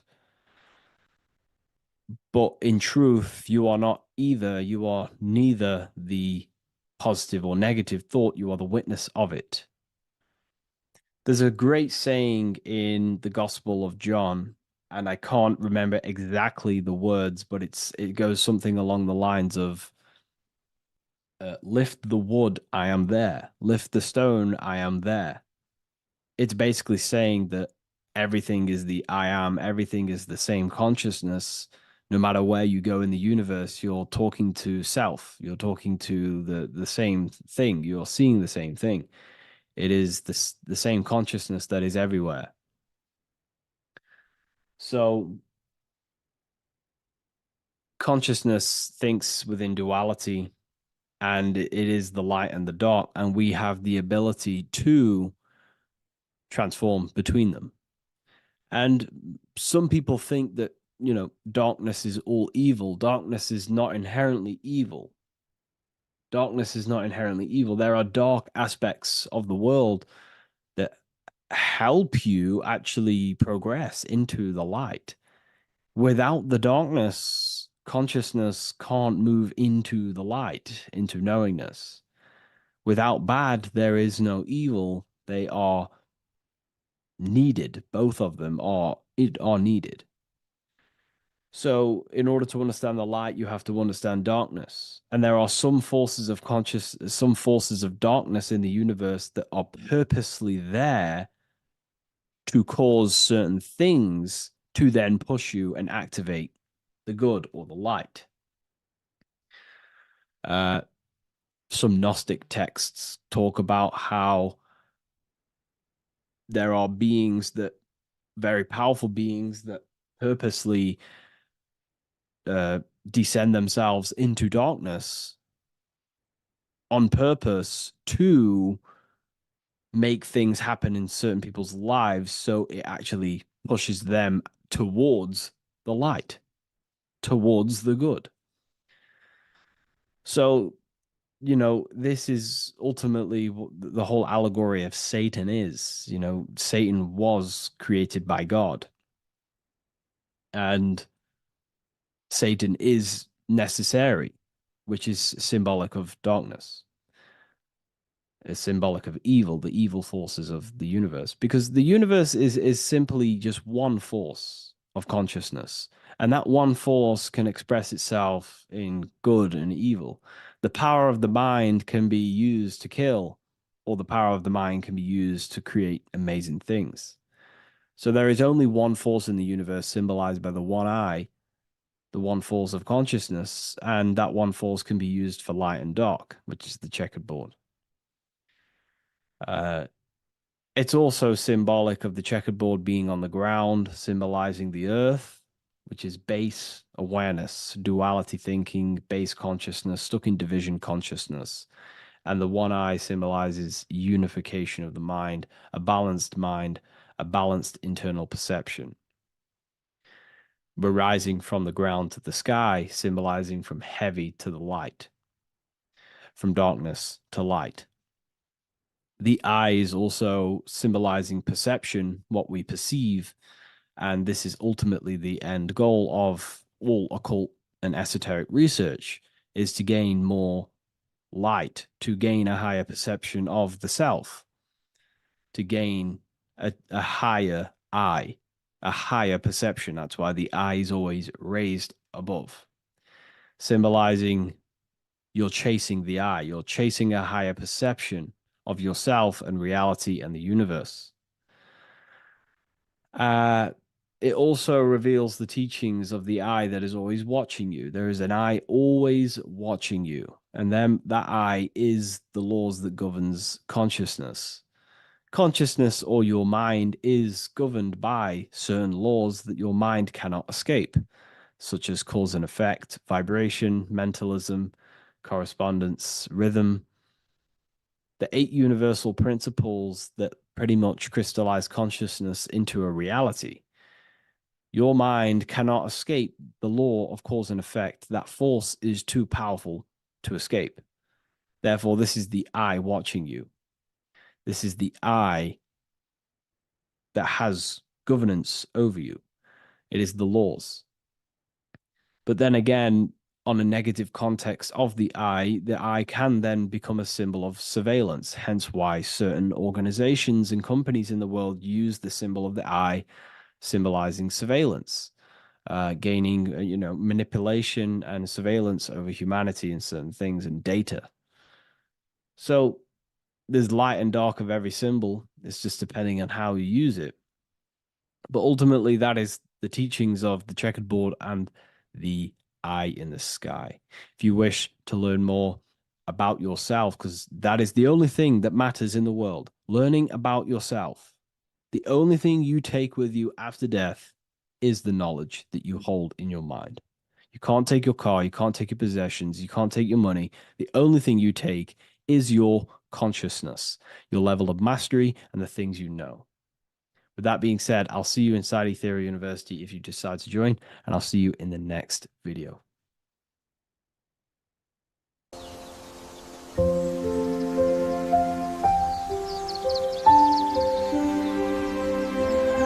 bookofwisdom.com.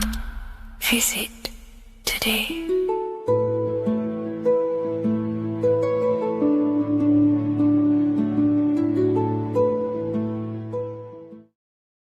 What is up, people? How are we all doing? Today, we're talking about the flat earth cosmology. So let's jump straight into this. Please drop a follow and leave a like to help the algorithm. So we live in a torus field. Everything's made out of torus fields. And every torus field has motion. It's what it is. It's the motion of energy.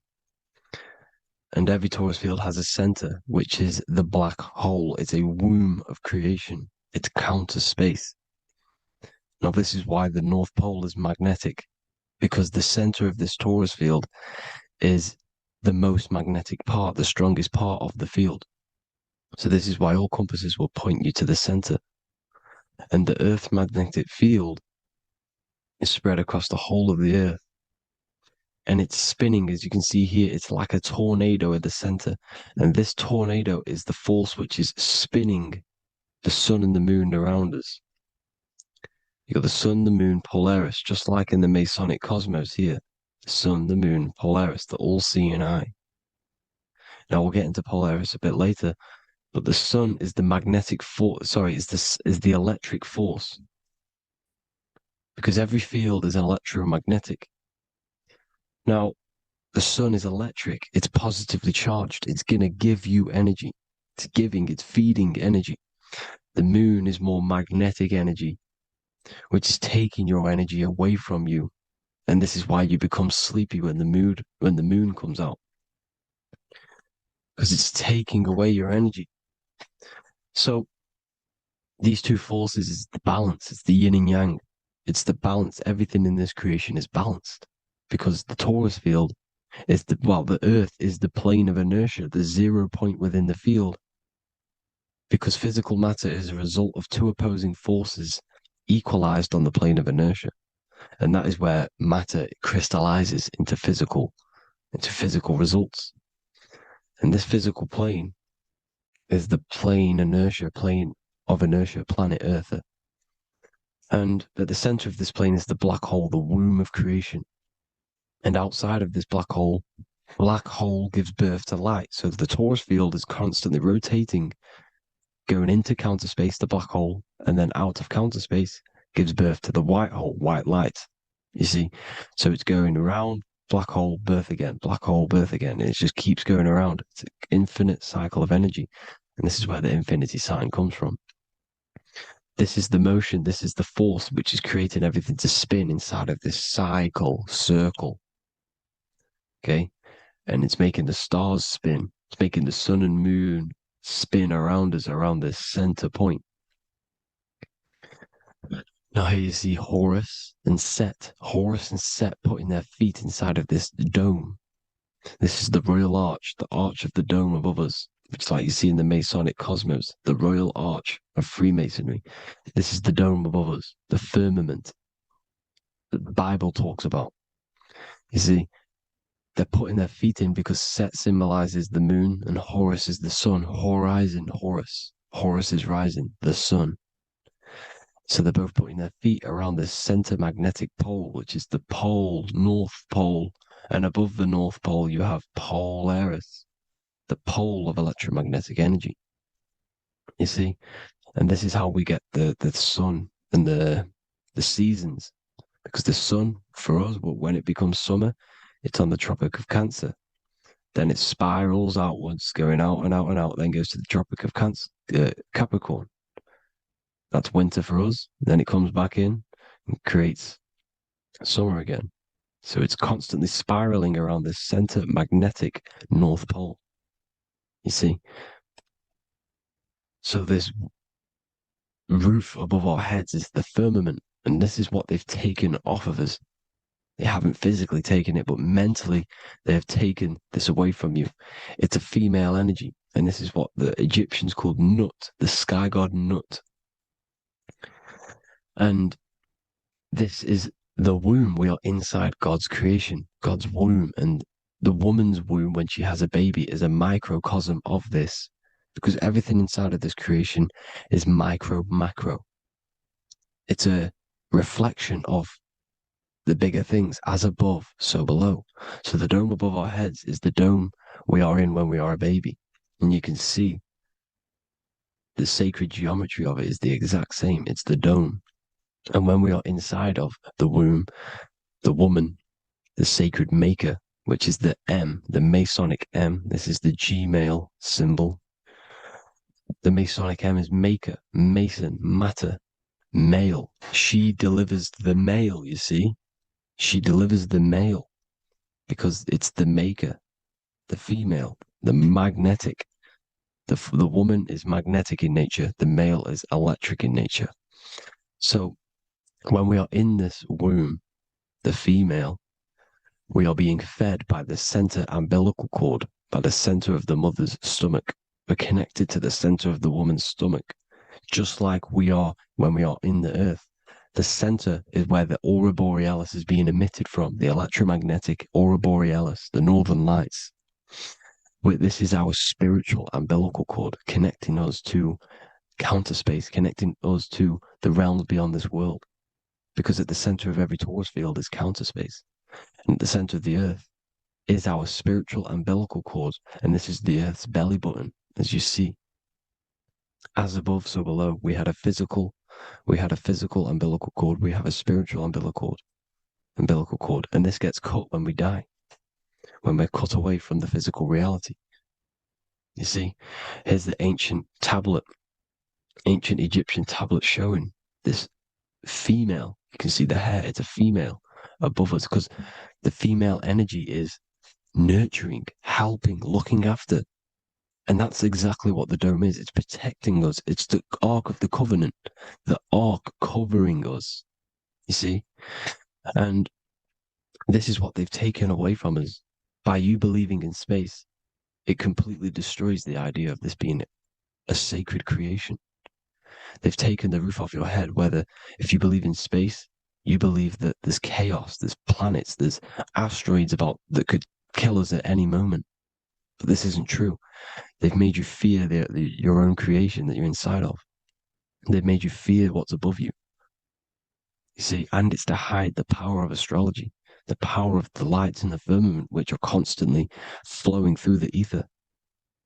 These powers which are above us are sending rays down to the earth, which are influencing our psychology and how we behave. And this is what astrology is. It affects human consciousness. It interacts with our consciousness. And there's a different energy every day because the planets are in different houses, different alignments. And this is, we'll go into this a bit deeper later on. So the world tree, this magnetic North Pole, the pole of electromagnetic energy, was symbolized as a tree, the great tree at the center of the earth. You see? And this tree is symbolized everywhere. You can see here how the center person, this Egyptian person, is holding up the sky. This is the North Pole, the hyperboloid, at the center of every torus field. And this tree was in the Mayan cosmology. This is an ancient depiction. This is the torus field. There's the plane of inertia. Here's the center tree. Here's the tree in the center, the magnetic North Pole, the woman holding the stars. Here's the Hindu with the two birds symbolizing the sun and the moon revolving around this center tree. The Mayan tree, his Horus and Set around the North Pole. They all knew this flat earth cosmology. They knew these secrets. It's so sacred you understand the creation that you're inside of. Because if you don't, you'll be led astray. You don't know where you are. You're lost. You see? And here's the Masonic art with the rays of the stars coming down with the tree in the center. So it was personified as a tree. And we are in Asgard, Midgard, the middle garden, where there's good and evil. So the 7 layers of heaven, which is talked about in the Quran. Each planet has a different layer of the firmament, and this is the 7 layers of heaven, and these are our 7 layers of the energy centers in our body. So we start in the stars, so we are stars in a physical body. And this is why we say Mr., Sister, Fraudster, Sinister. Stir is star, and we are in the stars, and our star descends into the soul system, not solar system. And as we descend into the soul system, we enter Satan's kingdom, Satan's world. As it says in the Bible, Satan is the god of this world. Well, if you've been into my research for a while, you know Satan is Saturn. Saturn's world, because Saturn's the outermost ring. He's the Lord of the Rings.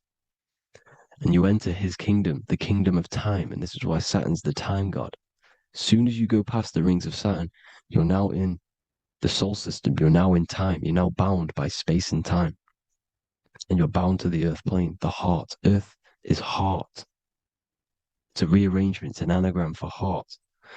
And the heart of the electromagnetic color spectrum is green, and that's why the earth is green. And above green is blue, and this is why the sky is blue. In order to go to heaven on the macro scale, you have to go through the blue sky, through the 7 layers of heaven. In order to reach heaven in your body, whilst you're here, you have to go through the blue chakra to your head, which is heaven. It's micro, macro. Everything is micro, macro inside of this creation. Is an ancient. I think this is a French image, piece of art from the ancient French, with obviously the 7 layers of heaven, which they all depict. And notice how it's like a dome. We'll go into this dome symbolization, the Royal Arch of Masonry, which is next. But these 7 layers of heaven give us the 7 metals, the 7 days of the week, the 7 diatonic tones, the 7 chakras, the 7 everything. It's God's favorite number. And this is why the Masons use the G inside of the compass, because the G is the 7th letter, and God starts with G. You see? So it's 7. God is 7. Here's another depiction of the heart, the soul system, the 7 layers of heaven. La Fermenta. You see, La Firmament, with the stars on the outermost layer. Here are the 7 planets: Jupiter, Mars, La Soleil, the sun, La Luna, the moon. So Saturn. So we are in the heart of this soul system. In order to ascend, we need to ascend up our chakra system, reach 144,000 hertz, God consciousness, the God man. You have to unfold God man, master of the mind, mastery of the mind. So what are the stars? The stars make everything unique. The stars are constantly rotating around the center, magnetic North Pole, the tornado at the center, which is stirring everything. It's stirring the ether. The center is the ether, and the 4 elements are born out of this ether. There's 5 elements: ether, spirit, water, air, and earth. The ether gives birth to the 4 other physical elements, which the whole of creation are made out of. About them 4 elements. 4 is the number of stability. You know, a chair, a table has 4 legs. It's stable things. It's a foundation, and these 4 elements are the foundation of this creation. You see, and this magnetic North Pole is stirring this, and the 4 vibrational states of the ether are the 4 elements. Now let me get back to the stars. I just wanted to give you that. The stars are being stirred around this center point, center. It's stirring everything, and they're always in different alignments. Every millisecond, they're moving in different placements of the stars. And the planets are called the 7 wanderers because they're not fixed. The stars are fixed, but the planets are called the 7 wanderers, the 7 layers of heaven, because they move faster and slower than each other. Each planet is slower and faster, has a different rate of speed it's moving. So these alignments are mixing in with the energies of the different 12 constellations. And this is why you have a unique characteristic. You have a unique look, a unique energy, a unique personality. This is because when you were born and you took your first breath, that energy which was in the ether, because the ether is all around you, and energy travels through the ether. The energy that the stars were casting down and the energy that the planets was mixing in with the 12 constellations was in the ether. So when you came out of the womb and your first breath, because breath is spirit, okay? So that first breath you took, that is the energy that is imprinted within your DNA, your soul. And you reflect that energy, you emit that energy. That's the energy that is with you forever until you die, till this physical body dies off. And that's what the stars are. The stars are giving a unique energy, characteristic, personality to every living thing. Every dog, every cat, every animal has a unique personality because it was born at a different time and place in the sky. Okay, the stars are your destiny. Now, the stars are constantly changing as well. If you look at stars through a telescope, they're constantly changing and forming different forms. You can see here, it looks like water. It looks like light through water because it's the ether above us, a sea of ether. And this light is being emitted through it, and it's just constantly changing, giving different energies, each star. So this is why this is what the zodiac is. It's the expression of energy. It's the expression of the stars. And each constellation has many different personality, different energies, different traits. Each planet has different traits, depending where your planets are, depending what energies you hold. No two person have the same energy. There's no one. It could be similar, but no one's the exact same. It's because of the stars. The stars are never in the exact same split place. The planets are always in different houses. So here's some Royal Arch symbolism. Here's the Royal Arch of Masonry, as it says here. The sun and the moon, the constellations. Here's Cancer, the 7 planets, the 7 stars. Here's the Royal Arch. This is the firmament. Here's the duality. Black and white, duality, good and evil, rest and motion, dielectricity, magnetism. See? So this is what the Royal Arch is. It's symbolizing the cosmic dome above us. The womb we're in. We're inside God's womb. And here's George Washington, the Freemason, inside of the Royal Arch. You see? With the G, the Masonic G, God, 7. Here you see another depiction of George Washington with the stars in the dome above his head, his Polaris, the sky vault, Polaris. We'll get into that later. Go inside of all of your ancient churches, you will see the dome. Go to the Vatican, you'll see the dome. All of your ancient churches have this dome because it's the dome above your head. The ancients knew this. This was known. We did not live in space. It was known back then. They all knew. This is Crown Court, which is one of the most important courts in the UK. You can see it's clearly so much Masonic symbolism. You've got the 4 pillars of Masonry. The Royal Arch is like an arrow pointing upwards to Polaris. His Disney World is under a dome.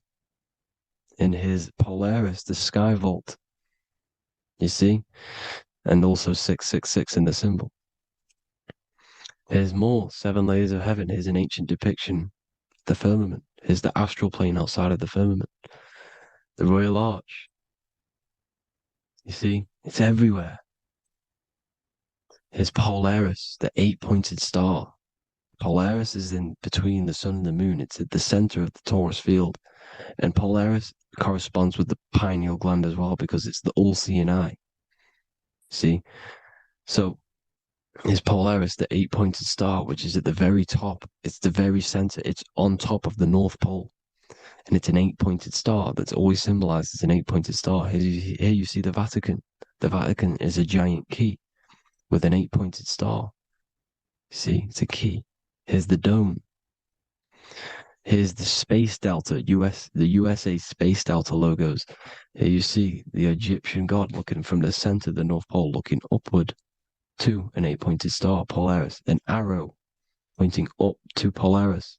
Here's another, the bear holding a key with an arrow up to Polaris, 7, holds the key to Polaris.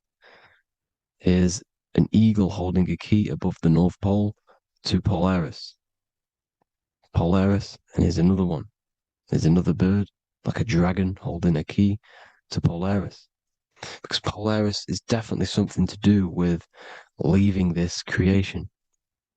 Okay, maybe, I can't say for sure, but maybe it's to do with ascension, and this is why the Vatican hold the key to the 8-pointed star. And this is why the space, well, we all know space is a lie, but they're showing Polaris and its sacred symbology. Maybe it's to do with something leaving this creation, going to another.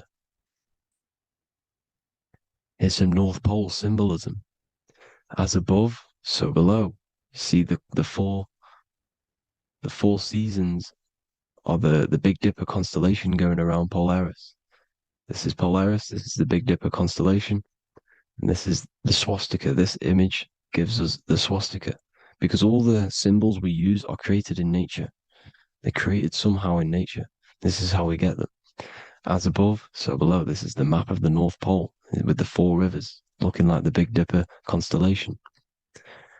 It's the Masonic, here's the ancient cosmology with the 4, you see the 4 islands, Mayan cosmology, 4 islands. This is the alchemical symbol for Earth, 4 sections. The windows, because the center of the North Pole is a window to another dimension. The 4 lucky 4-leaf clover, which is supposed to be lucky. It's truth in plain sight. And here's Hitler looking at 2 flat Earth maps. So this swastika has been used for thousands of years, thousands and thousands of years. And it's symbolic for the most sacred land on this plane, the North Pole. Shambhala. Do some research on Shambhala, people. It's a it's a Hindu mythology about the sacred lands at the center of the earth. And it's known to be full of enlightened beings. And it's all symbolized at the center. You can see their paintings of Shambhala. It's all at the center, the North Pole. And it's known to be the most godly place ever, because it takes you to a portal to the higher places. And maybe this is something to do with Polaris, connecting you to this sacred land at the very center. But anyways, people, thank you all for tapping in. Hope you all learned something. Have an amazing day. Please follow, subscribe, like, all the links in the description for the courses, the PDF. Please have an amazing day. God bless.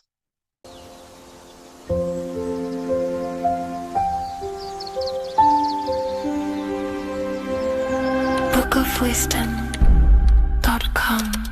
Visit today.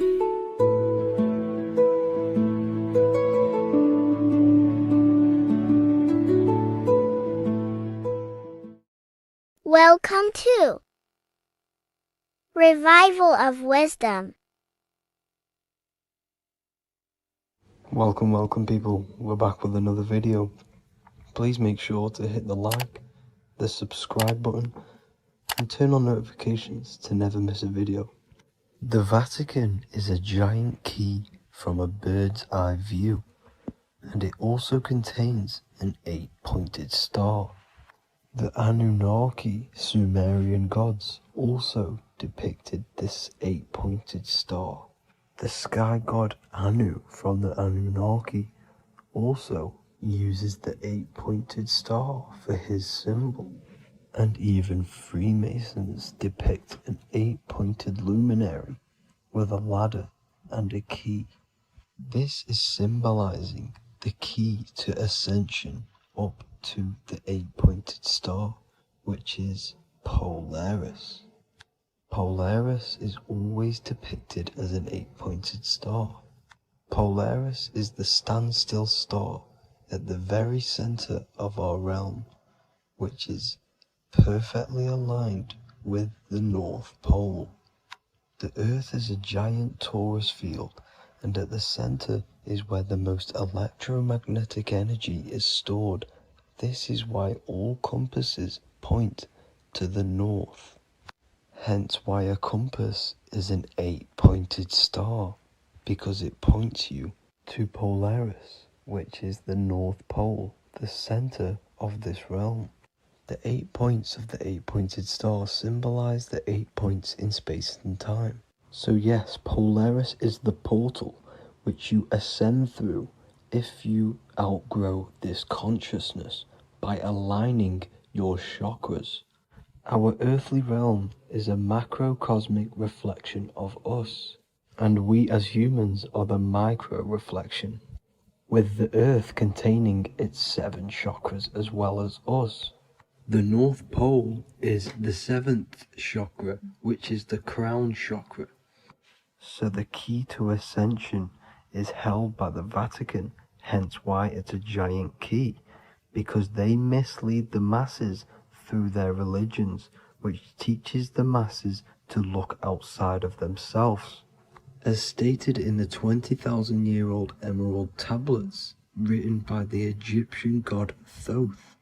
On Earth, man is in bondage, bound by space and time to the Earth plane. Encircling each planet, a wave of vibration binds him to his plane of unfoldment. Yet within man is the key to releasement. Within man may freedom be found. So the 7 planets are associated with each 7 chakras. The lowest chakra being the root chakra, which is associated with Saturn. This is why the elites love Saturn and reflect it in all of their symbols.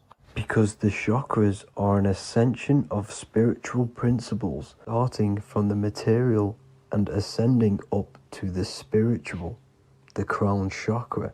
However, evil love bondage, and they are trapping souls in the physical realm by stopping and provoking the ascension process. They do this by abusing the energy of Saturn, and Saturn is associated with the lowest chakra.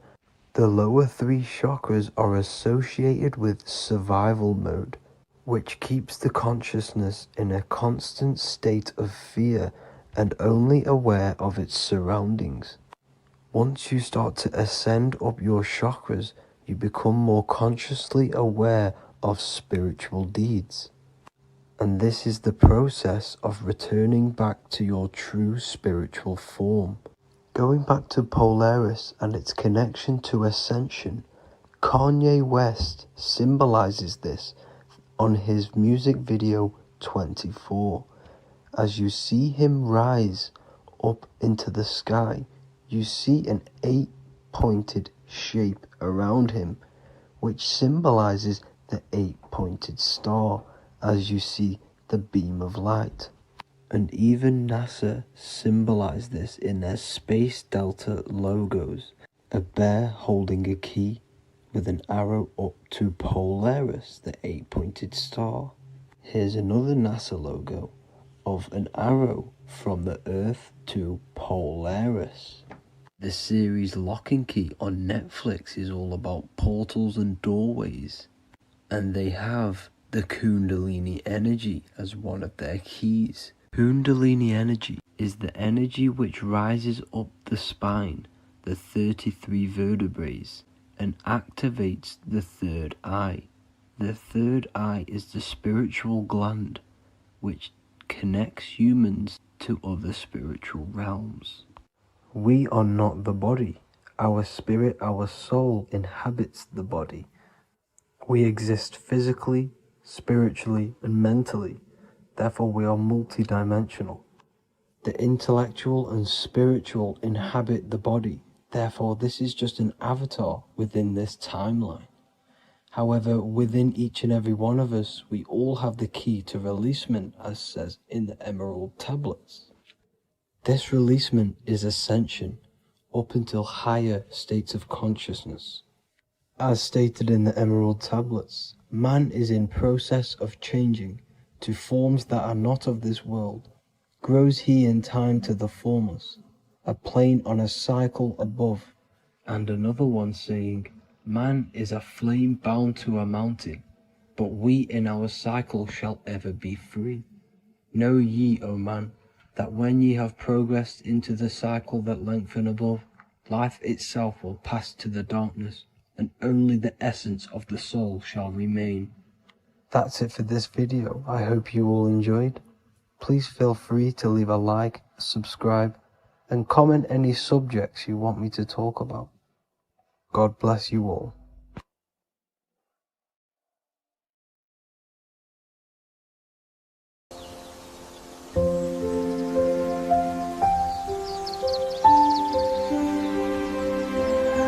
bookofwisdom.com. Visit today.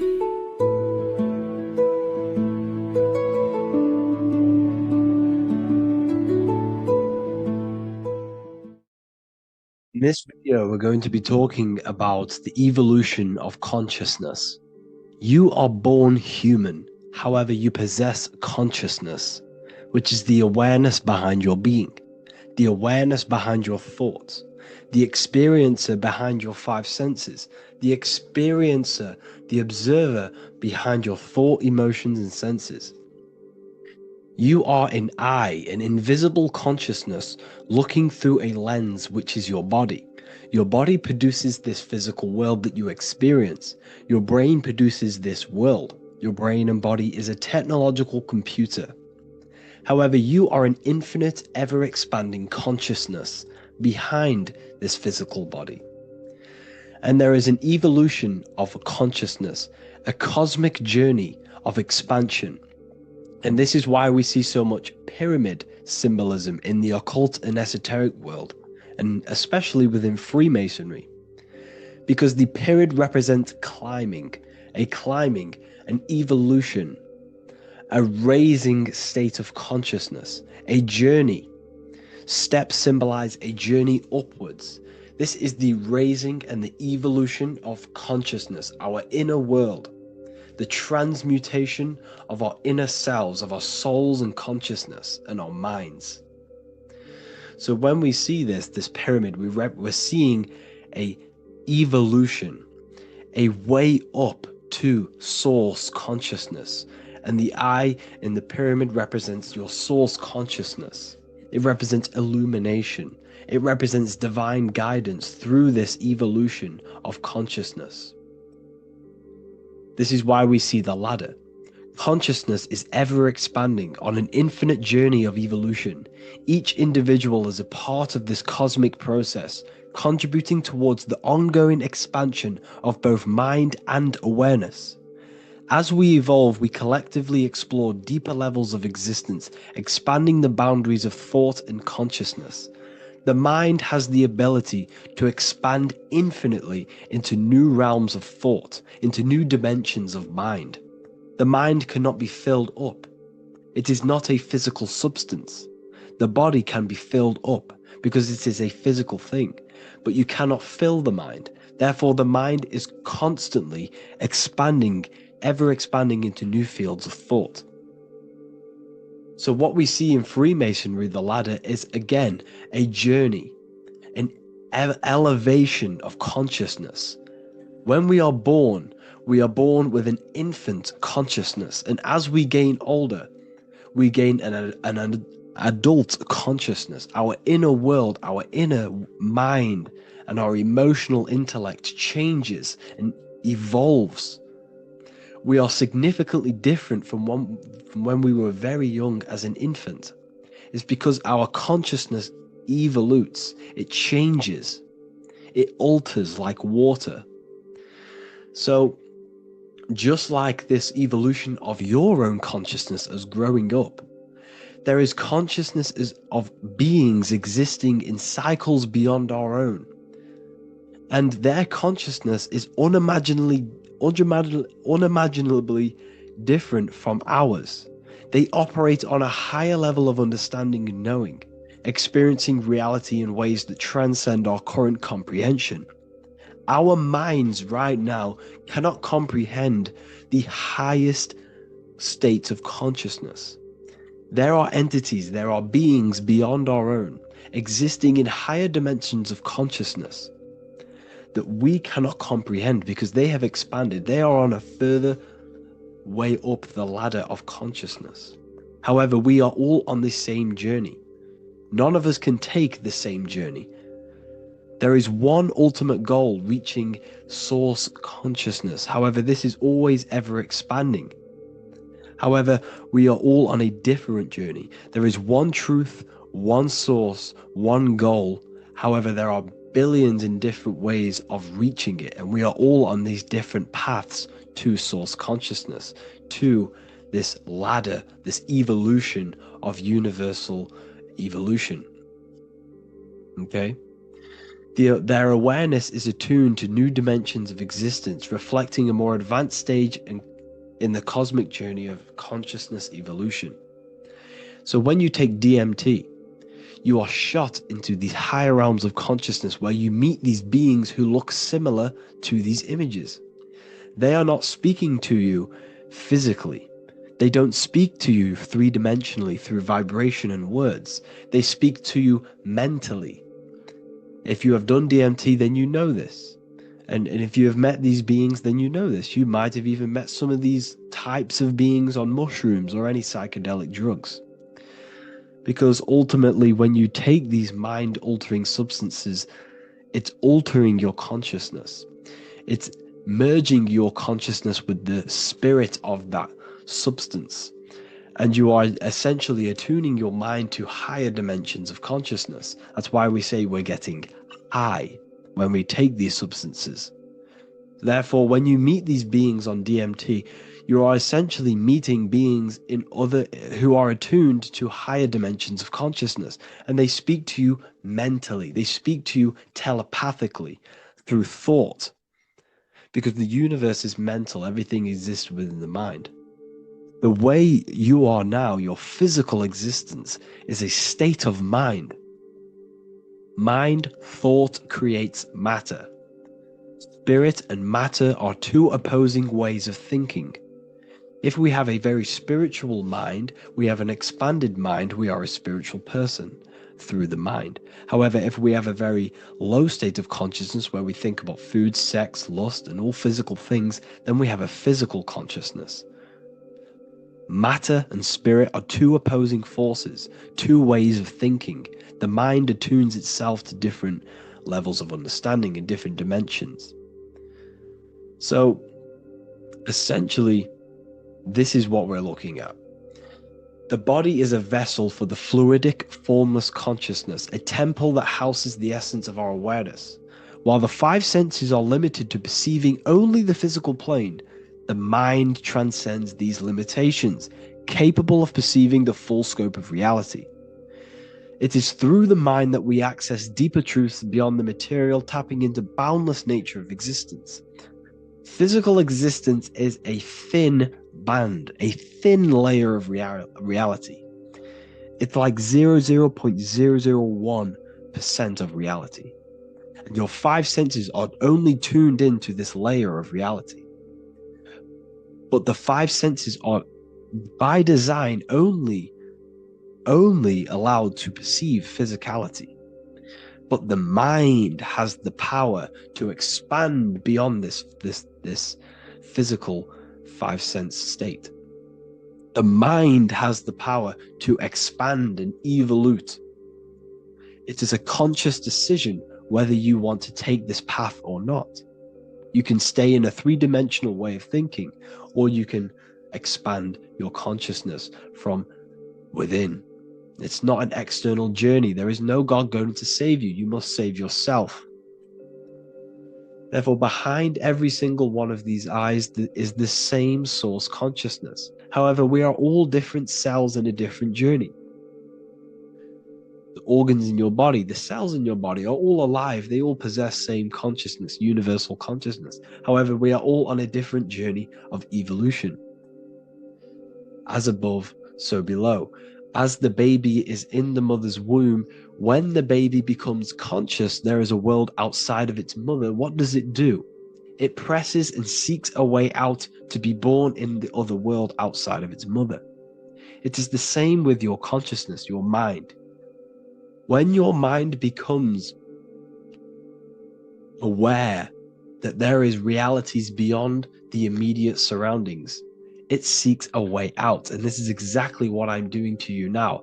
I am now expanding your mind and telling you there is other ways of reality. There's other dimensions of consciousness which you can access through inner transmutation, through different ways of thinking, spiritualism, and meditating and connecting with yourself and detaching from external things.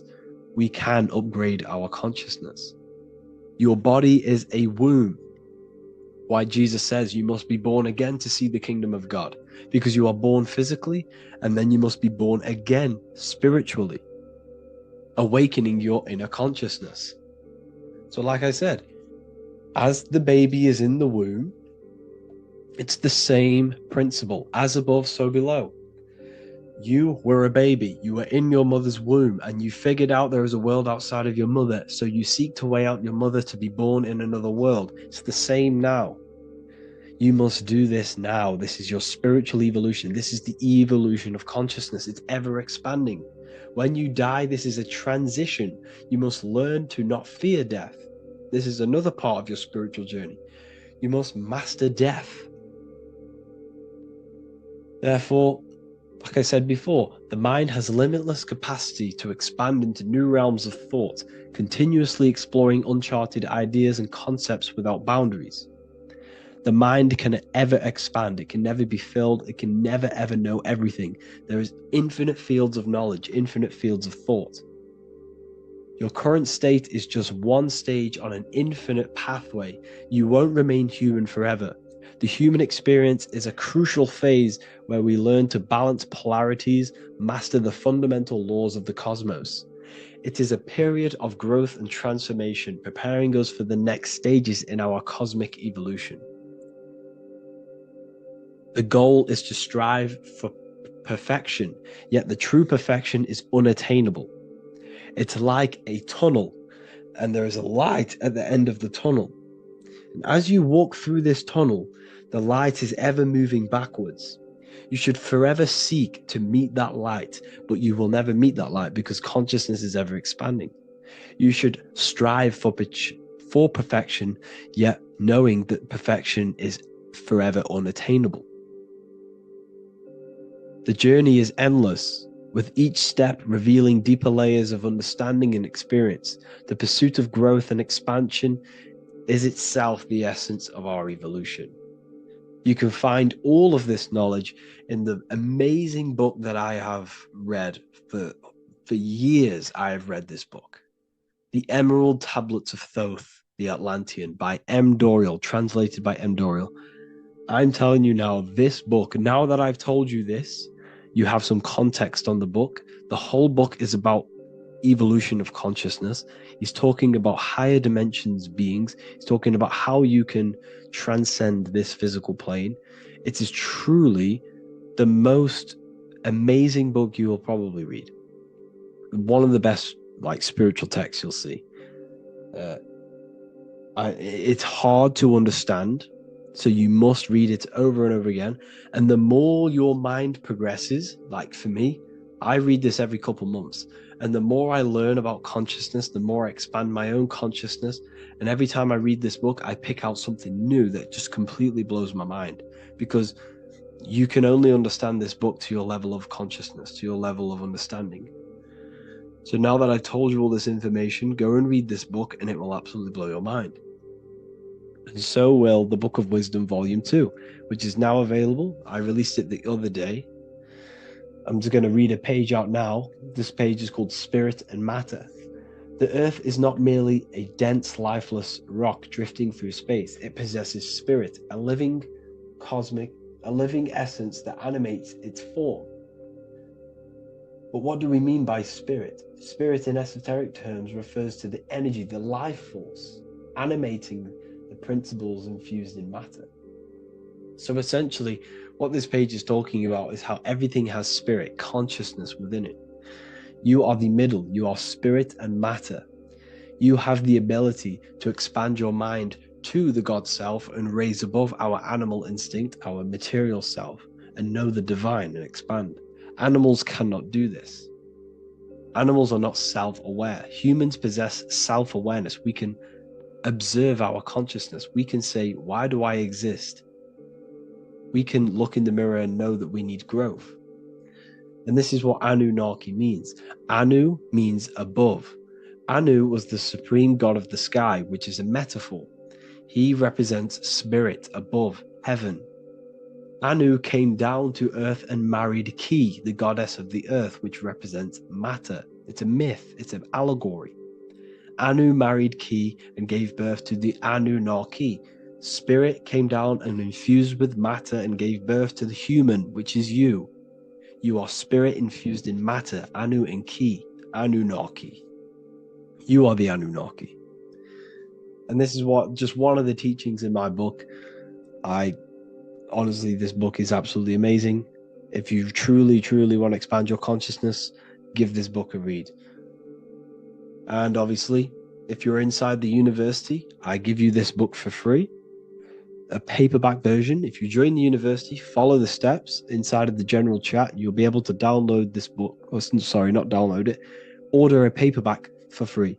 All you have to do is pay for the shipping.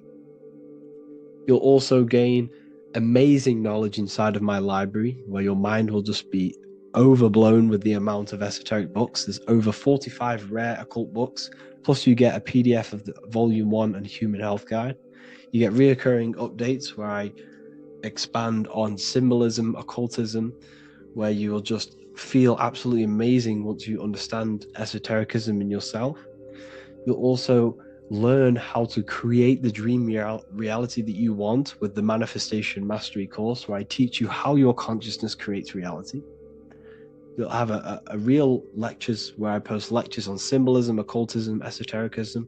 There's a conscious community and live calls and Q&A where you can ask me questions and I'll answer your questions. I just want to say thank you to everyone who has joined the university. Thank you for even liking and watching this video.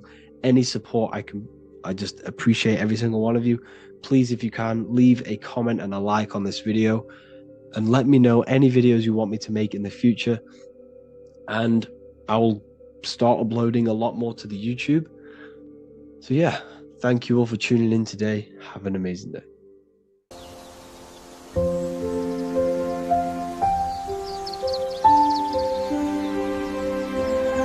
bookofwisdom.com. Visit today.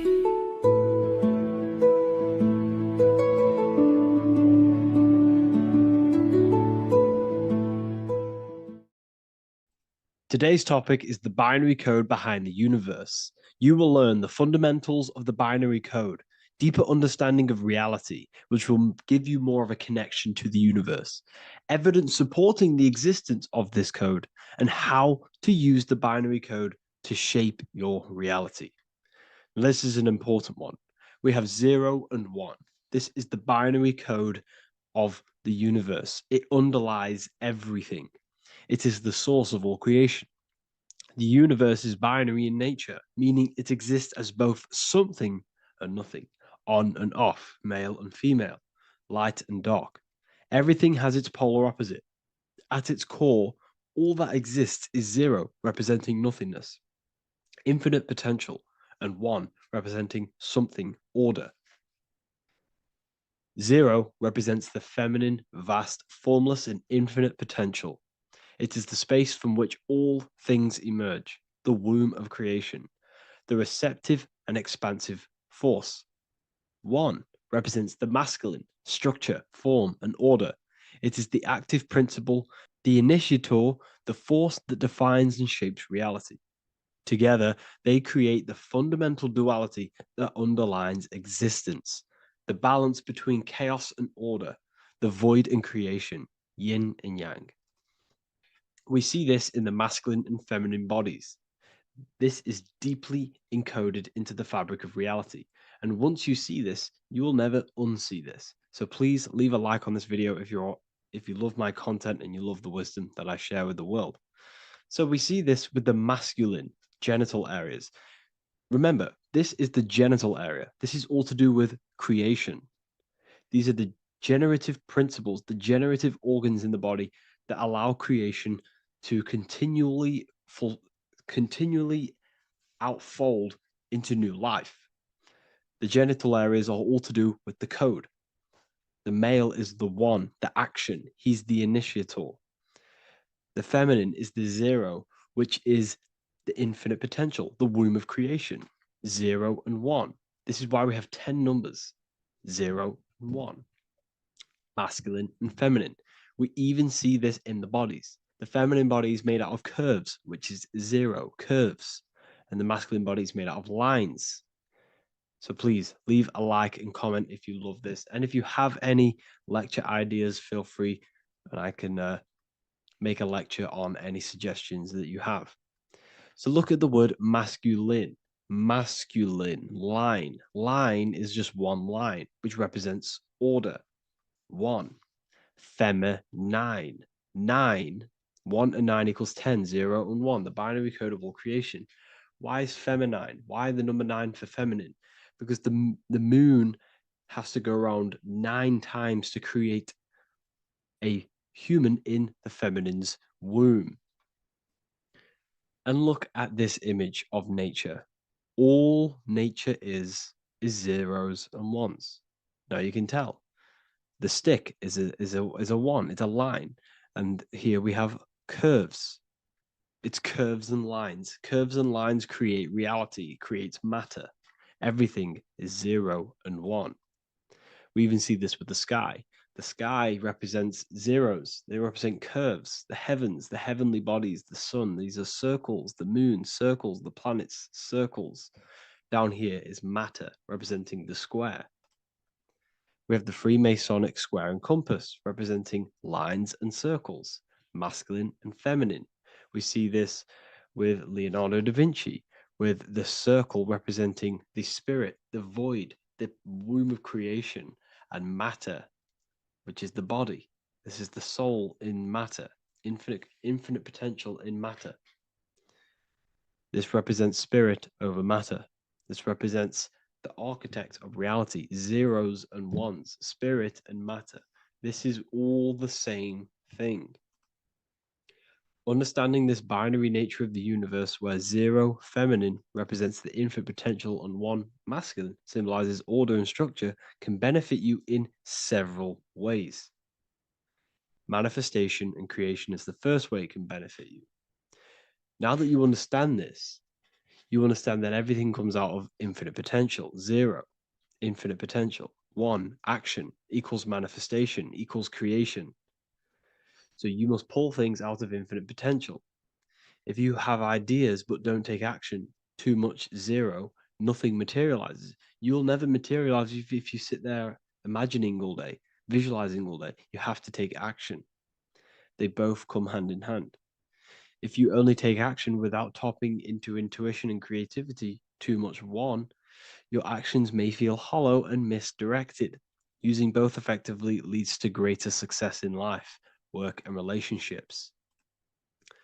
This is the 33rd degree motto, or this is on the 33rd degree of Freemasonry Scottish Rite logo, and it's called Order ab Chaos, order out of chaos.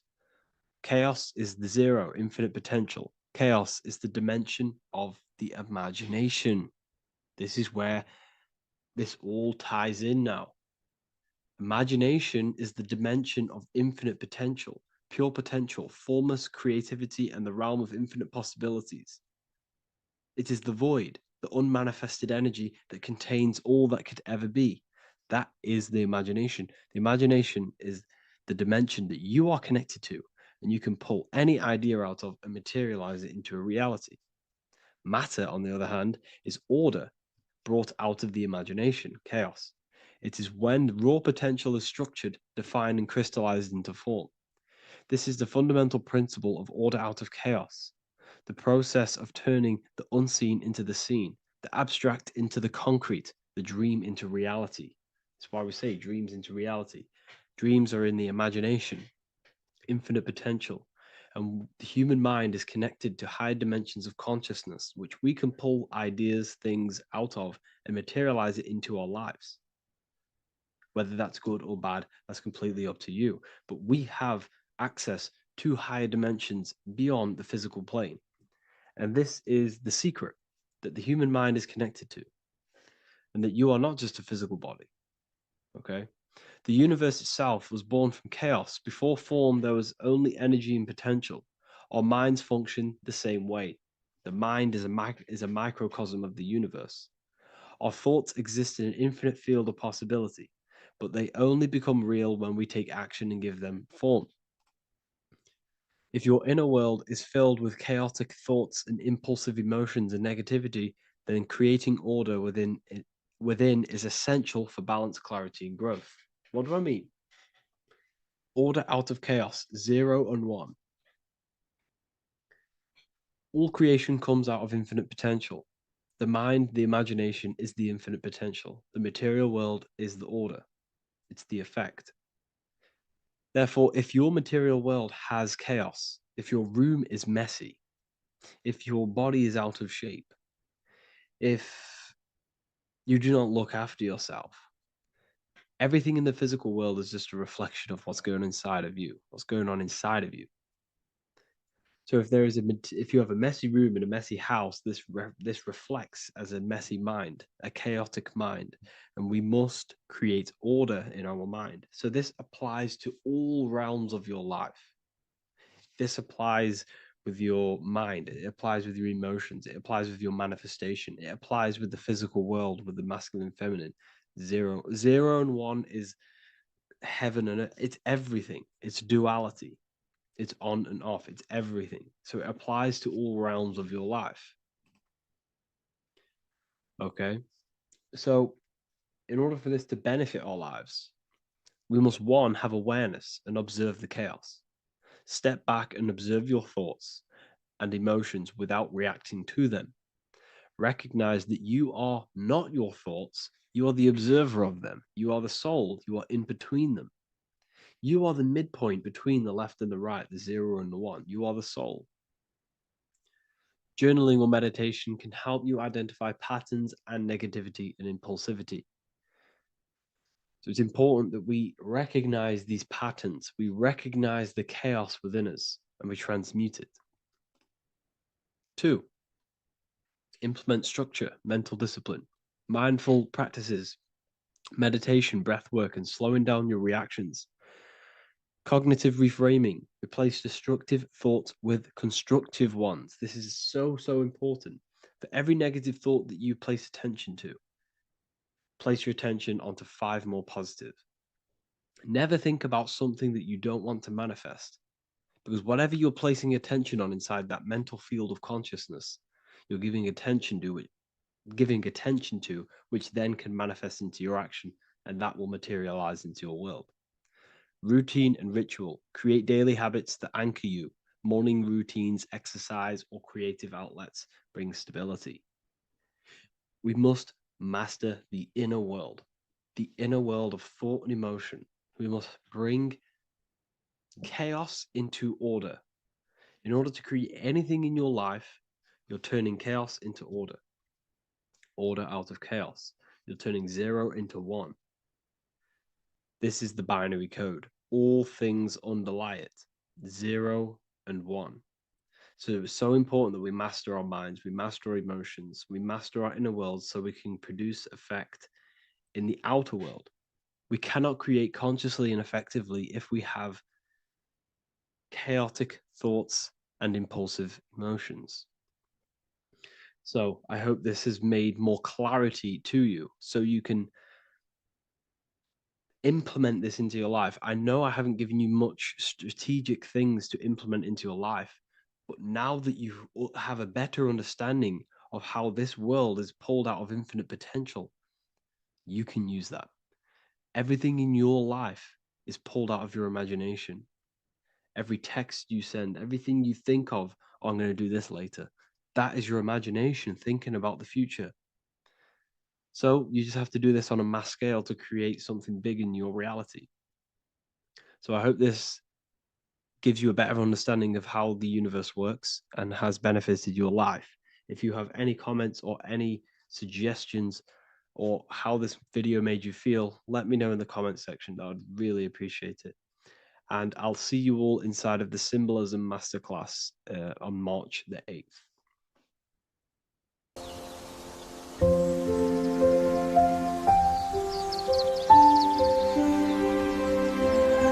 bookofwisdom.com. Visit today.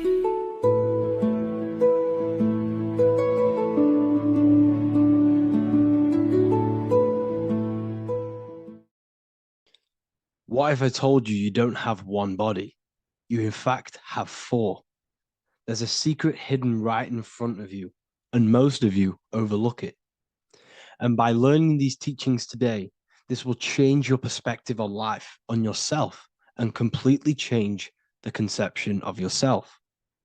This is the key to your highest potential.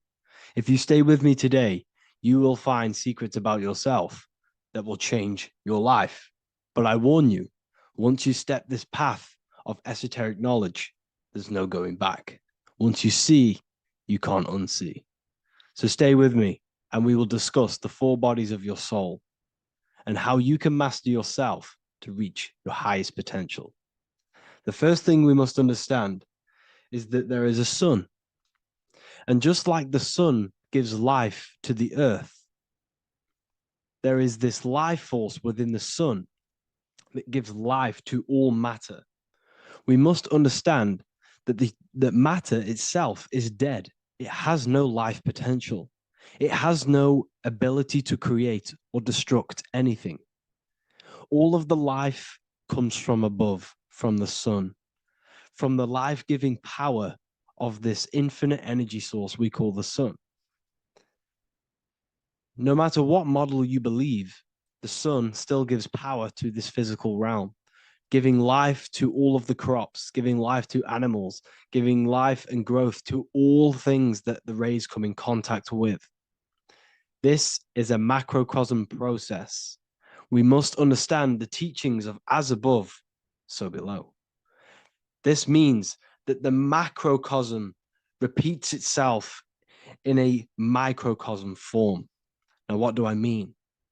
Humans are made in the image and likeness of God.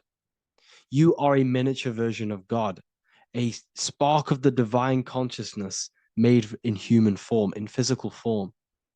Just like the sun gives life to all physical matter and growth to all crops on the earth, your soul is a miniature sun. And your soul is giving life to the body. Your body is a miniature earth, which also goes through the cycles of the 4 seasons of the sun. We feel different in each one of these seasons. It's because our body does not only go through these cycles externally, but these cycles happen within ourselves, within consciousness. Your soul is the sun.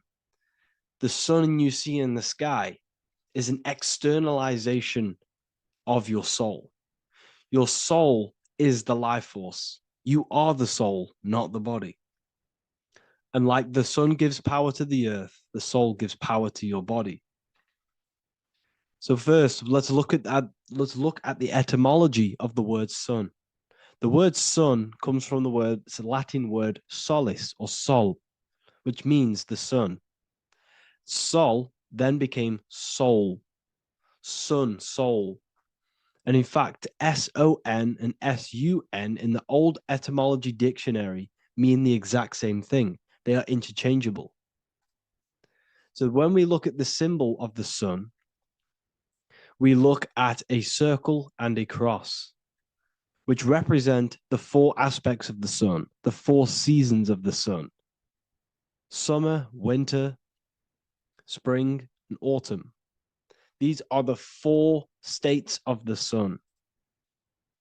Like we said, this is why we get this symbol. You have the 4 states of the sun, which represent the 4 bodies of the soul. Now, this is where we get deep. Like I said, the sun you see in the sky is a macrocosm of your soul, an externalization of your soul. Just like your sun has 4 seasons, the 4 seasons within us are the 4 bodies. Our soul is incarnated and split into 4 sections, We have a mind, we have a physical body, emotions, and spirit. These are all interchangeable and they are all linked. In ancient alchemy, we have the exact same symbolism of the four stages of alchemy. But in this case, they're symbolized as the four elements: earth, water, air, fire. In this ancient alchemical symbol, we have the pentagram with the top one representing the soul, ether. Our soul then has the four bodies with the human here. We have the man, the eagle, the bull, and the lion. We see this on the tarot card, the Wheel of Fortune. The man, the eagle, the bull, the lion. We see this in Matthew, Mark, Luke, and John. The lion, the bull, the man, and the eagle. We see this with depictions of Jesus. Jesus, the man, the bull, the lion, and the eagle. These represent the four fixed signs of the zodiac: Taurus, the bull; Scorpio, the eagle. Scorpio was symbolized as an eagle. It's an ancient symbol. Now it's been changed to a scorpion, of course. Leo, the lion; Aquarius, the man. These represent the four fixed signs, which are four different elements. Taurus is an earth sign. Scorpio, a water sign. Leo, a fire sign. Aquarius, an air sign. Taurus is the earth. As above, so below. The earth is the physical body. Leo is fire. Fire is the spirit. Scorpio is water, which is the emotions. Aquarius is the mind, which is an air symbol. Air is the mind. That's why we call people airheads. Okay? So what we're actually looking at here are the four aspects of our soul. We have the sun in the middle and the four bodies of the soul. This is what Jesus is symbolizing. Jesus represents you. God made flesh with the four aspects of the soul. The four gospels are all depicting Jesus in four different ways according to the different body of consciousness. The Wheel of Fortune are representing the four bodies of the soul. This represents the four bodies. Now, how are they four bodies? They are four dimensions of consciousness. The mind is not made of the same substance of the emotion. The emotion is not made of the same substance of the physical body. The spirit is not made of the same substance as the physical body also. They exist in four dimensions of consciousness.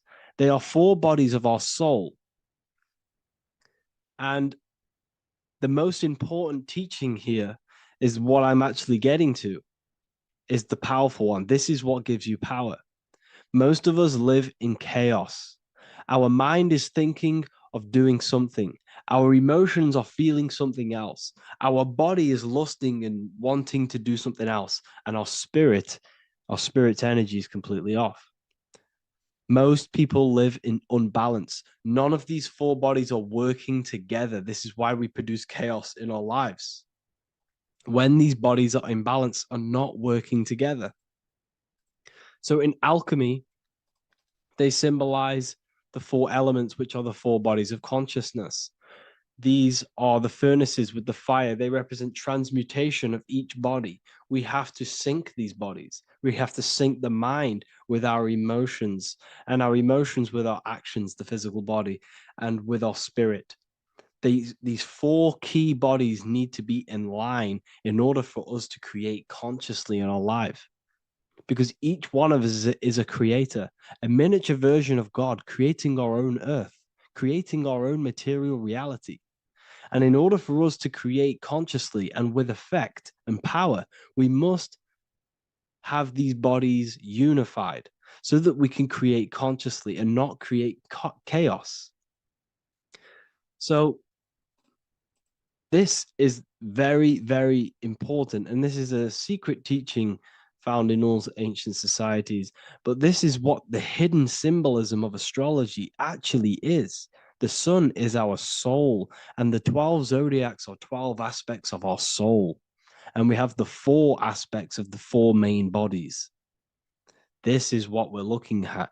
We're not looking at the sky. We're actually looking at aspects of ourselves, aspects of our soul that we must master and transmute in order to become our highest potential. So I hope this makes sense.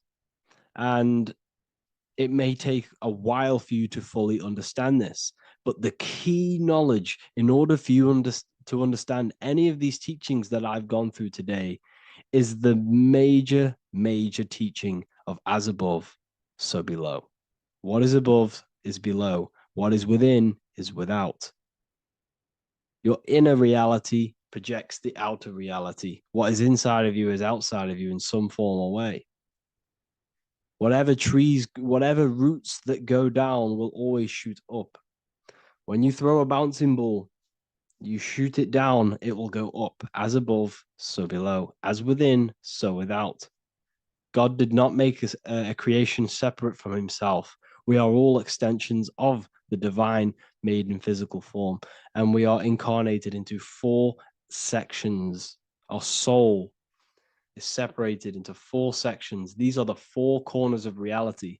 These are the 4 pillars of reality that we must control.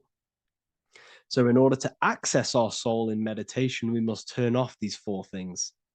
Turn off the mind, the emotion, the spirit, and the body.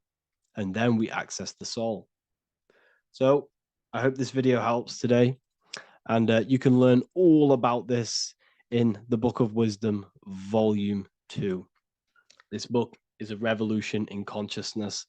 I do not recommend everyone reads this book. This book is only for people who are serious and want to transform their lives. This book is a book that will change the scope you see reality. It will change your perspective on yourself because you will resonate with this. This book does not just give you information. It gives you a sense of well-being. It gives you truth, and you will find your power from this information. This information is not just information, it's a key to your path of enlightenment and transformation.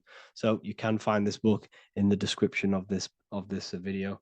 And if you are part of the university, I will see you on the live calls. Thank you, everyone. Please leave a like, subscribe, and a comment, and let me know whatever videos you want me to make next.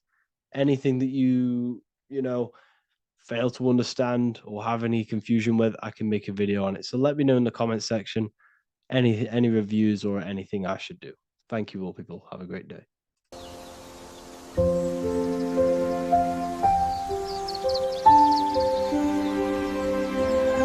bookofwisdom.com. Visit today.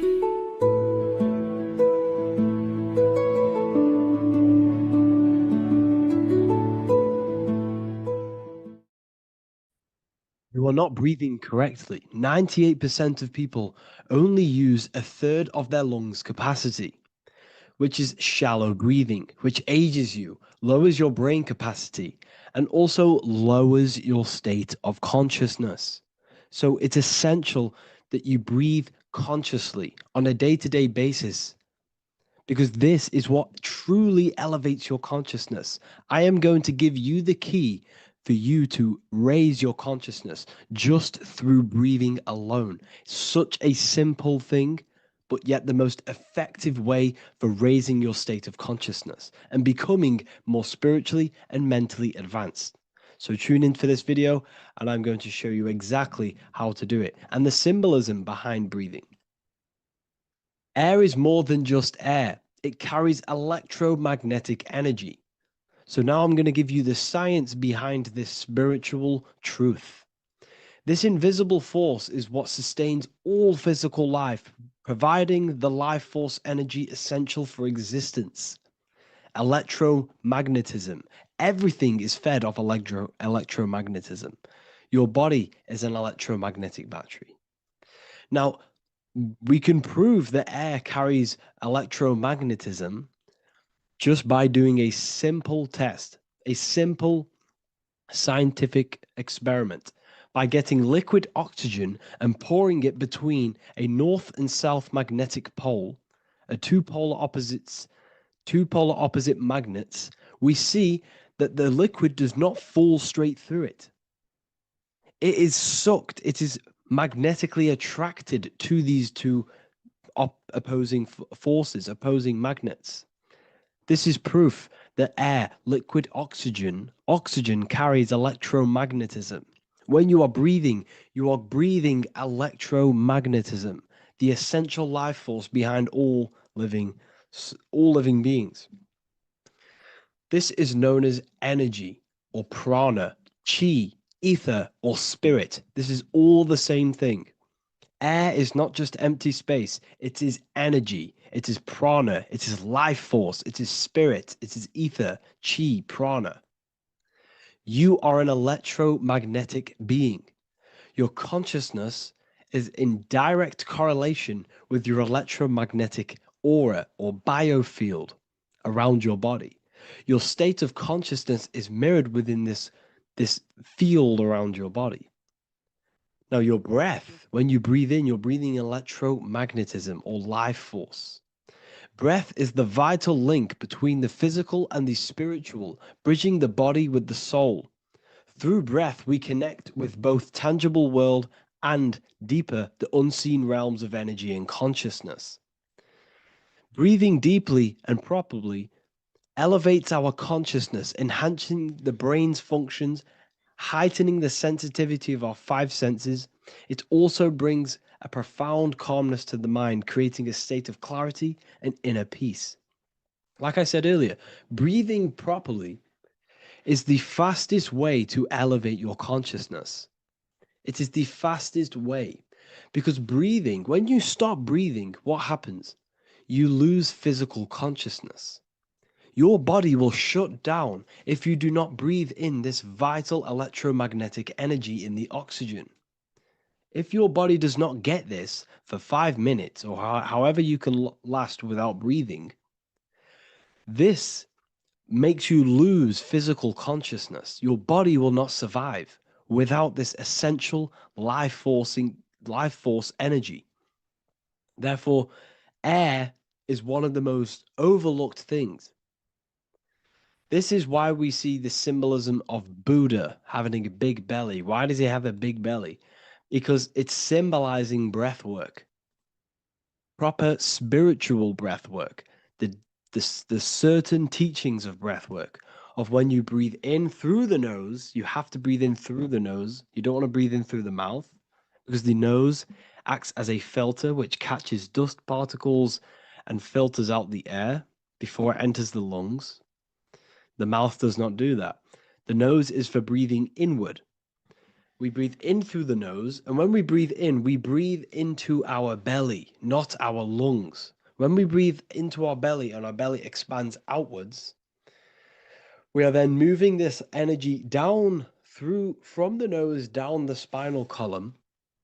And when we breathe back out, the belly goes in, which is raising the energy up the spinal column, back out through the mouth. This is the true way of breathing, because when we breathe, we are moving energy. We are moving electromagnetic energy. When we breathe in through the nose, the energy travels down the spinal column. And when we breathe out, we are raising this energy back up the spine, some of it going out the mouth, and some of it reaching the brain, activating dormant brain cells in the brain. But when we breathe, we need to make sure we are using 100% of our lungs' capacity, because the lungs is what transforms this special energy into consciousness, physical consciousness. So this is why Buddha has a big belly. It's not because he was fat. It's not because he was overweight. It's symbolism. It's symbolism of breath work. So try this. Do this for 2 minutes while you watch this video. Breathe in through the mouth as hard as you can until you no longer can fill any more air into your lungs and belly. Breathe it into your belly, not your lungs. And breathe out through the mouth. Do this for 5 minutes or 2 minutes, however long. I promise you, breath affects your consciousness. You will notice the difference. If you do it quicker, the quicker it'll affect your consciousness, and you might go lightheaded. But that lightheaded is you activating your spirit, your energy body. So try this just by when watching this video.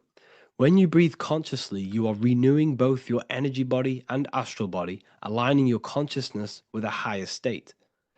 This practice feeds new life force energy into the body, revitalizing and enhancing your overall well-being.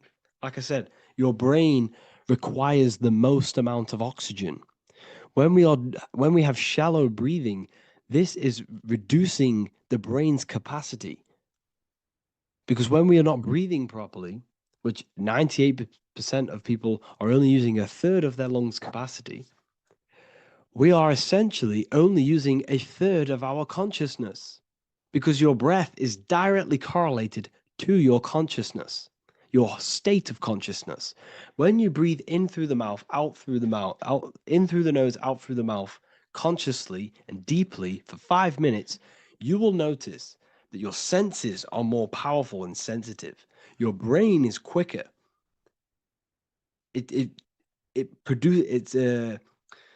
What's the word? It processes information quicker. You become quicker. You become a superhuman, and you feel more spiritual because it activates your spirit, your astral and energy body. So when we meditate, it's definitely important to breathe in through the nose and out through the mouth as deeply as possible to align with a higher state of consciousness. And this is the easiest way to separate your consciousness from the body. When you breathe in deeply for long periods of time, while meditating, while taking no thought, when no thought is present and you gain a rhythm of deep breathing, this is the gateway. This is the gateway to opening your consciousness. Because when you stop thinking, other aspects of your consciousness can open up. All of our lives we've been thinking, which has blocked off the higher states of consciousness. So breathing is very, very important. It affects our overall well-being. And this is Yahweh, the in and the out of breathing. When we breathe in, this is Yah. You can hear it. It sounds like Yah. And when we breathe out, that is Way. This is the name of God, apparently. But God is within you. You can connect with God. You can connect with source consciousness within you by breathing, by raising your state of consciousness through breathing and meditation. This is why the Bible tells you the Spirit of God has made me, and the breath of the Almighty gives me life. You are consciousness. You are God. You're an extension of God's consciousness. Job 27:3. As long as my breath is in me and the Spirit of God is in my nostrils. The Spirit of God is through breath. John 20:22. And when he said this, he breathed on them and said to them, receive the Holy Spirit. The word spirit means breath. In Greek, Hebrew, Latin, it all means breath or wind or air. The Holy Spirit is a certain way of breathing, a breathing technique that elevates your consciousness, that syncs you up to a holy consciousness, an elevated state. That is the Holy Spirit. That's why it tells you in the Bible, when he said this, he breathed onto them. He breathed onto them and said, receive the Holy Spirit. You must breathe to receive the Holy Spirit. When you breathe, you are renewing the body's energy. You're taking in new life force, which is regenerating your cells, regenerating your brain, nervous system, and also connecting with consciousness, pure consciousness. This is not something that we should be doing during meditation. Yes, it is. We should be doing it during meditation, but this is something that we need to apply all of the time. This is the fastest way you can raise your consciousness. I just want to say, all of this knowledge is inside of the Book of Wisdom, Volume 2. Make sure to give a like and a comment on this video to help the algorithm.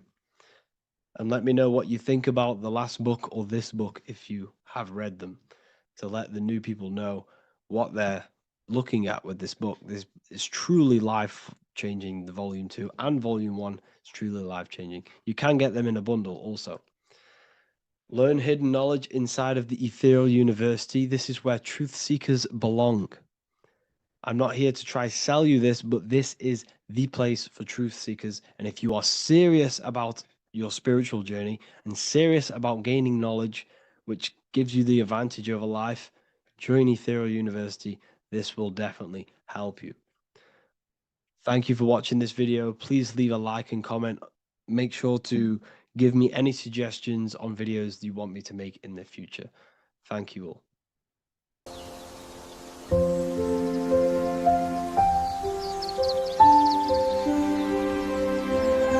bookofwisdom.com. Visit today.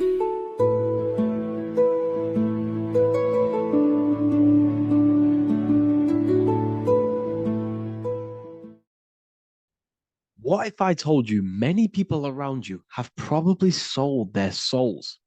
It's more popular than you think, and it's very easy to do. Selling your soul is not something that you can just go and meet the devil and do it. It doesn't work like that. But before I tell you exactly how you can sell your soul and how not to sell your soul, what is the soul? So looking at Jesus, we always see two lights surrounding his head, one surrounding the heart.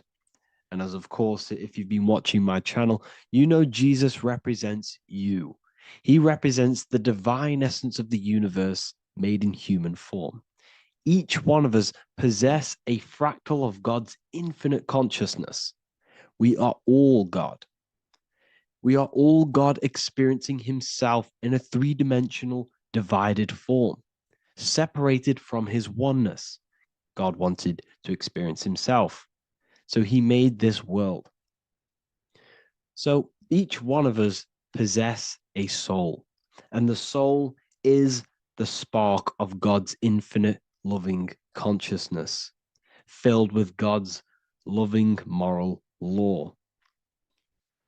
So the reason why Jesus is always have a light above his head and a light on his heart is because this represents the brain and the heart. The brain is not the mind. The heart is not the soul. The brain is the physical manifestation of the mind. It is the physical mechanical computer for the spiritual mind. The heart is the physical manifestation of the soul. The heart is a brain. In fact, it contains 40,000 specialized cells, which are the exact same cells found in your cranial brain. Yes, your heart is an emotional brain. Your cranial brain is a thought brain. It's a computer. Okay? Everything that exists physically exists non-physically. This is what the ancients called spirit, just means invisible force. The mind, the thoughts are not made of atoms. You can't touch, you can't find tangible thoughts, imaginations. These things exist spiritually in metaphysical counterspace. It's the same with your emotions. The emotions are spiritual. They are not physical. You can't touch them. So thoughts are the language of the mind. Emotions are the language of the soul. Sometimes we can become eluded by thought and we can become eluded by emotion. If we are led purely by emotion, we can create illusions in our perception. The same if we rely only on thought. We must balance these two. Okay? So the mind is the creator. The soul is the operator. Every thought we think is being judged by our soul. The soul is the judge. The soul tells you what is right, what is wrong. And even the Freemasons depict this spirit and matter in their black and white checkered boards. White is spirit, black is matter. Matter is dead, spirit is life. This is what this represents. Physical reality is not just physical. For every physical object, for every physical manifestation, there is a spiritual force bringing it into existence. Consciousness brings everything into existence. Before you kick a football, there's a change in your inner consciousness before you take that action of kicking the football. Everything exists in spirit before matter. You existed in spirit before you were physical.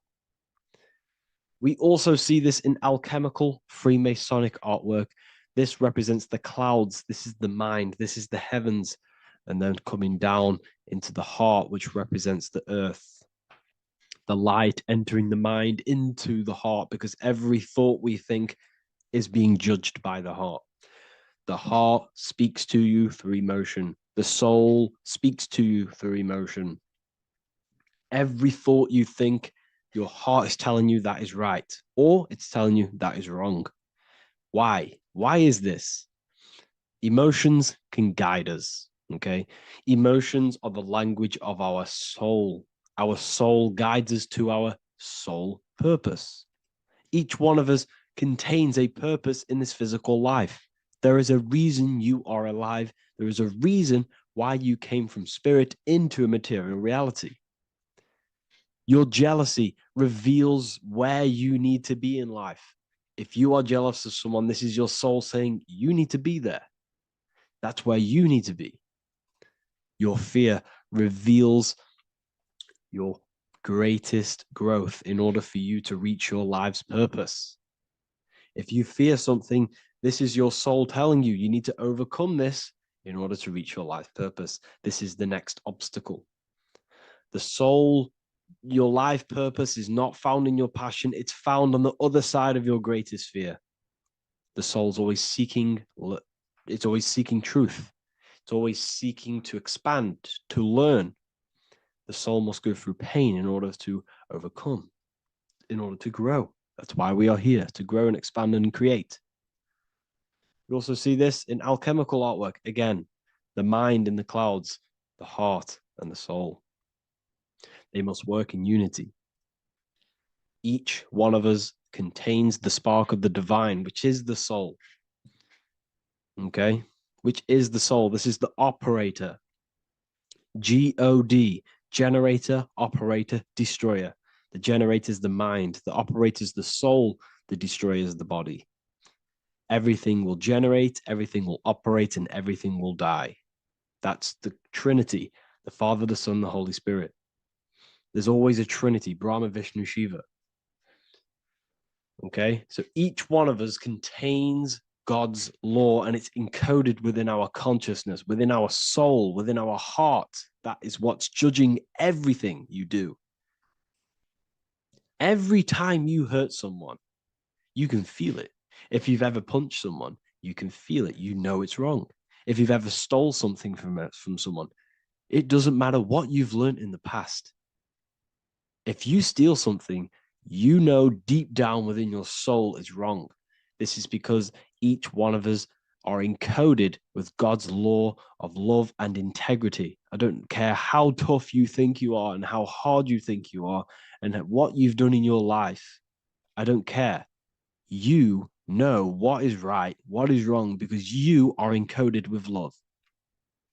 Does not matter how far your mind can take you away, how corrupt your mind can become.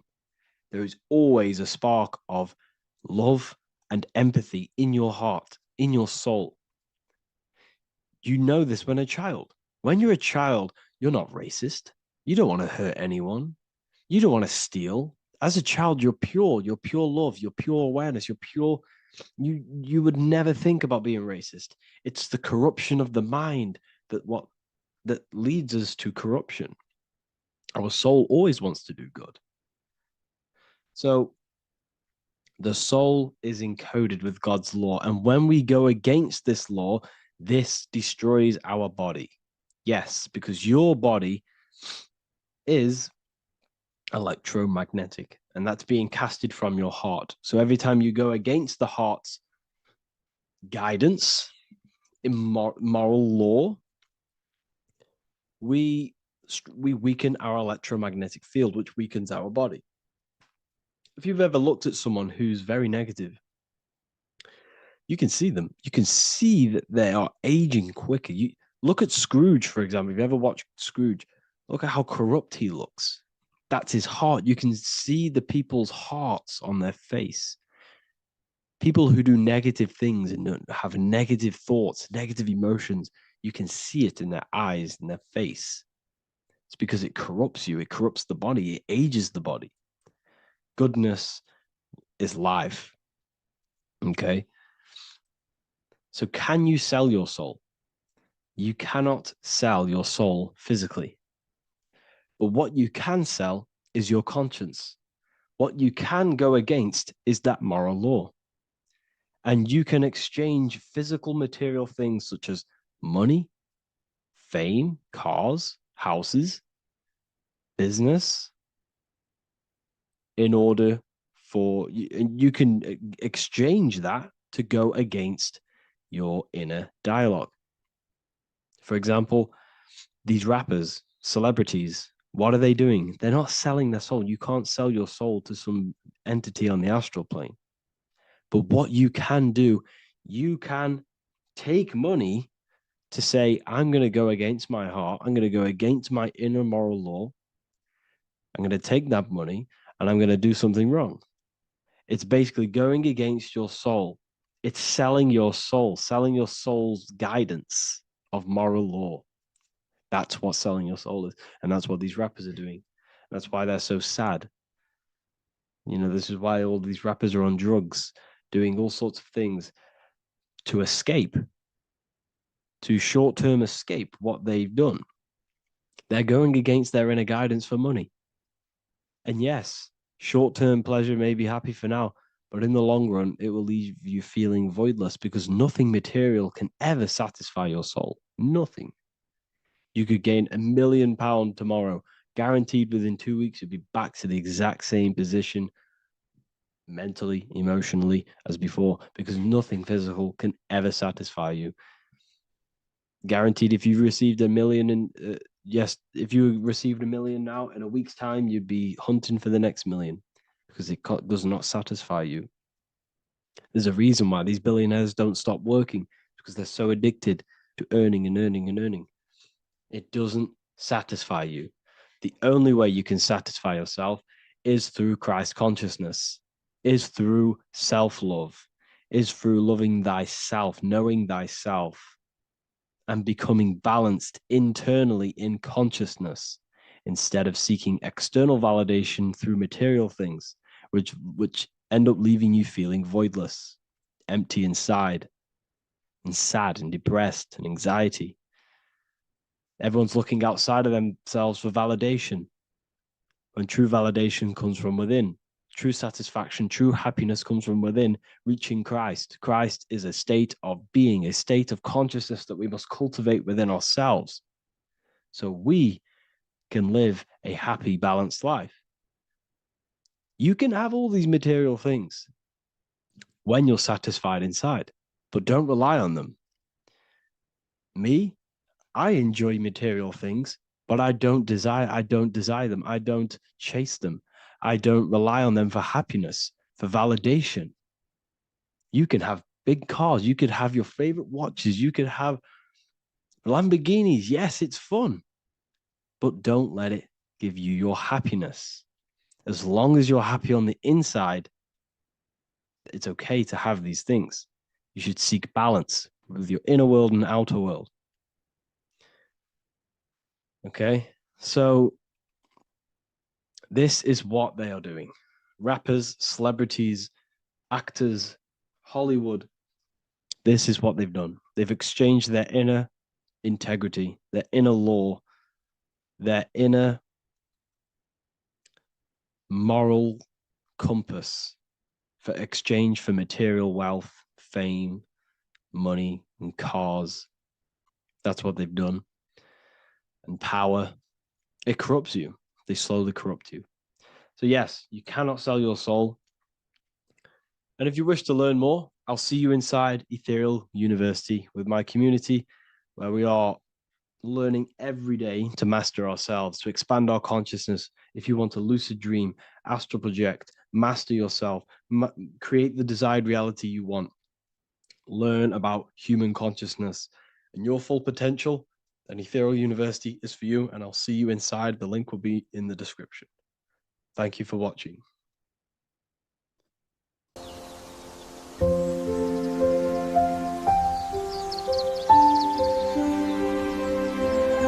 bookofwisdom.com. Visit today.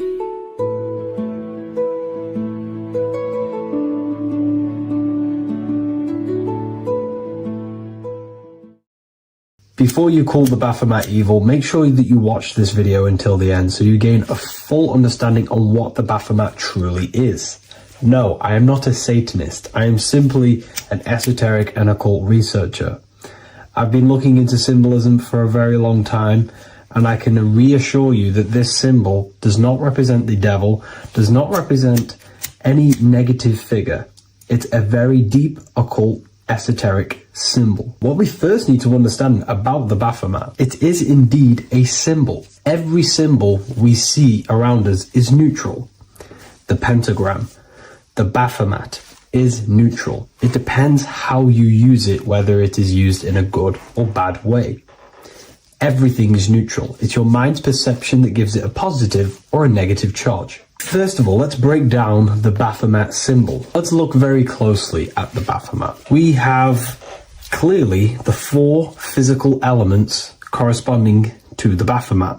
Here we clearly have the fire element. The wings represents the air, the flapping in the air. The fish scales, which is the water, and this dome figure representing the earth. The soul is incarnated into 4 bodies. We have a mental body of consciousness, intellect. We have an emotional body of consciousness, which is all to do with intuition and energy. We have a spiritual body of consciousness, our astral body, and a physical body of consciousness for the physical earth. Earth corresponds with your body. Air corresponds with your mind, fire corresponds with your spirit, water corresponds with your emotions. So the Baphomet is showing you the 4 elements of the soul, the 4 bodies of the soul that we are incarnated in. Now, let's look at this moon figure. We have the moon. The moon represents the internal world. It represents what we cannot see. The sun represents our conscious mind, what we can see, what we're aware of, the physical world. The moon represents what we are not aware of. It represents our internal world. Remember, we have 2 worlds. You're an individual. You have a dual nature. Individual. You have an internal world. When you close your eyes, you have an internal voice, an internal world of thought and emotion, and an external world of this material body. The moon represents the internal. The moon on top represents the moon controlling the mind, represents the inner world controlling you. Now this is very symbolic in the occult world. If the inner world is controlling you, then you have no control over reality. This is the devil horns. You know the devil horns? The moon crescent? This represents you are the devil. You're being controlled by your thoughts, by your emotions, by your psyche. Then we have the moon below, which represents control over the inner world. We have control over our thoughts, our emotions, our impulses. So you're either being controlled by thought and emotions, or you're controlling them and having self-mastery. In alchemy, we always see this symbol of the man or woman on top of the moon, representing emotional control and self-mastery of the internal world. The journey of the occultist is to gain full mastery over their consciousness. They want to be conscious of every single thought that enters their mental field of consciousness. We get over 7,000 thoughts a day. It is possible to achieve a certain level of mastery where you are conscious of every single thought that enters your mind. This is one of the end goals of self-mastery and occultism, as this gains your personal power. When one achieves this, they are then able to direct the mind in one place and one place only, becoming more effective in manifestation and creation, because we are microcosms of the divine. We are creators. This is the gesture of as above, so below. The inner world and the outer world are mirrors of each other. The inner produces the outer. Your physical life circumstances are a result of every thought you thought in the past. The inner projects the outer. If you want to produce a change in the outside world, you got to produce change in the inner world of consciousness first. As above, so below. As within, so without. This corresponds with absolutely everything in the universe. Now we have the goat head, which represents the animal self, which represents the lower carnal mind. Lower carnal mind, which is earthbound, because a goat is on the ground. It's not a bird, it's on the ground. It represents the lower self, the beastie nature, the one that tells us to hate, to steal, to eat all the time, to consume. It's the beast within us, the beastly side of our consciousness. It has a human body resembling this, the human in the beastie nature, or we have the spiritual nature, the higher self. In essence, this symbol of the Baphomet represents the higher and the lower self of human consciousness. It represents the higher and the lower. To conclude all of this, the Baphomet is a symbol that represents the two paths that one can take. We can take the beastie path and become an instinctual animal, our body, or we can take the divine path of reaching our higher self. It is a symbol that represents the higher and lower self and the four different bodies of consciousness. In essence, this does not represent Satan or the devil. The devil represents the lower aspect of our human psyche. The war between Jesus and Satan is symbolic and allegorical for the war that happens within our mental field of consciousness. The internal war between good thoughts and bad thoughts, positive emotions and negative emotions. It is the constant war inside the battlefield of your own mind. Jesus, Satan are symbols, characters that are symbolic of aspects of your own consciousness, because the universe is mental. The only thing that truly exists is your mind. Therefore, all of these ancient spiritual texts like the Bible, the Bhagavad Gita, the Quran are all symbolic of what's happening inside of our mental body. It is the inner chaos that can destroy our life, or when we create structure and restructure our inner world, we can live a peaceful life. If you are struggling from the internal world and you want to gain mastery of yourself while learning the occult secrets, join Ethereal University, a community of like-minded individuals who are all striving for the best versions of themselves. We host live calls and we have an abundance of lectures that you can watch. Or check out the Book of Wisdom. This is volume 2. I'll leave all the links in the description. Have an amazing day.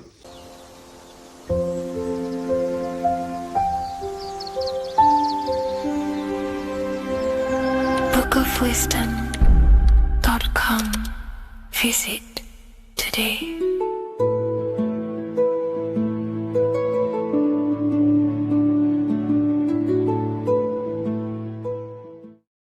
The Freemasonic square and compass is not just a symbol that represents Freemasonry, a lodge, or a secret society. It is a symbol of gaining your own personal power. Now, in this video, I'm going to be breaking down this symbol in the most detail I can possibly go into. Most people live in a state of illusion. They live their life impulsively, acting based on their five senses, tasting. They want to feel a certain thing like an orgasm, or they're basically just slaves to external things and their five senses, which leads to a very dark path where you'll never actually become a conscious creator and you'll never actually be internally happy. The Freemasonic square and compass reveals some deep wisdom about this. Now let me break this down. If you want to gain your personal power, listen up. The Freemasonic square and compass is a compass which is used to create circles. Now, if you notice something about the circle, they have no beginning, no end. You can't tell where it begins and ends. It's eternal, which means this represents consciousness. Now, if you don't know what consciousness is, if you close your eyes, you have an internal world. You have thoughts, emotion, visualization. This is all consciousness, spiritual. Then we have the square. The square creates squares or lines, which represents matter. It has a beginning and an end. You can quite see where the beginning of the end is, right? So we can even link this to Leonardo da Vinci, the Vitruvian Man. We see the man in the square with the circle. The circle is the eternal consciousness, and the man is the square, limited to the physical world. But consciousness is not limited. That's why it's outside the square. This is eternal. The body is mortal. The body will die. Consciousness will never die. If we look even closer at the symbol, we notice in this particular symbol, we have the compass overlapping the square.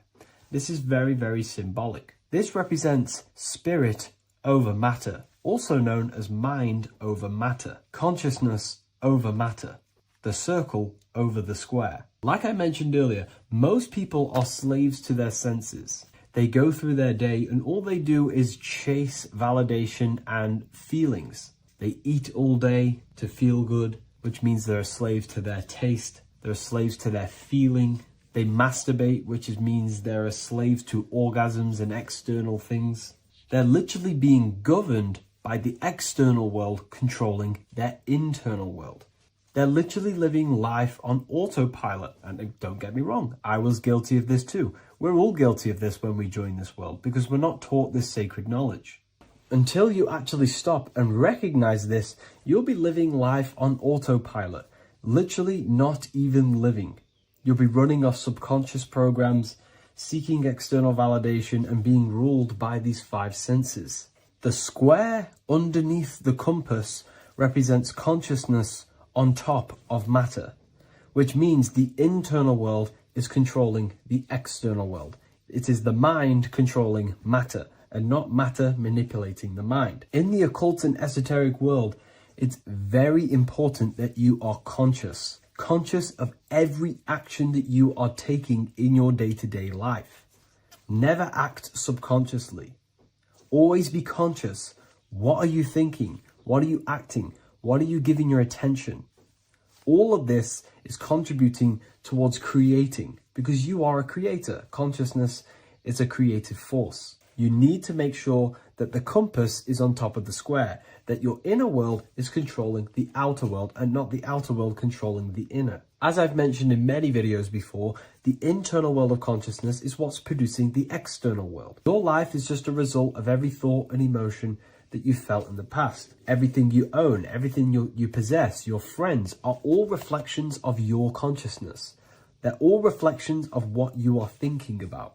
When you change your thinking, your external world starts to rearrange itself. On a basic level, this symbol represents the combination of spirit and matter. You are a spiritual being and a material being. You are heaven, the sky, and earth, the ground. You are heaven and earth, spirit and matter infused into one. You are a bridge between the divine and the earthly worlds. And you can bring down these higher realms of consciousness, thought, imagination, and emotions into a physical, tangible reality. To do this consciously, we need to make sure the external world is not manipulating the inner world.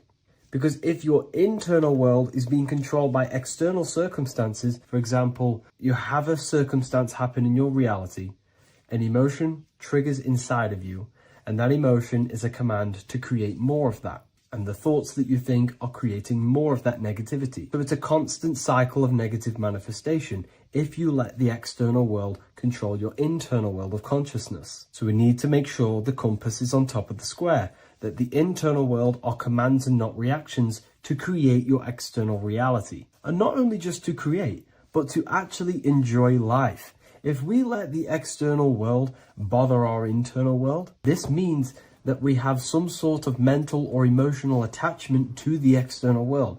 We need to detach from the external world. Why do I say that?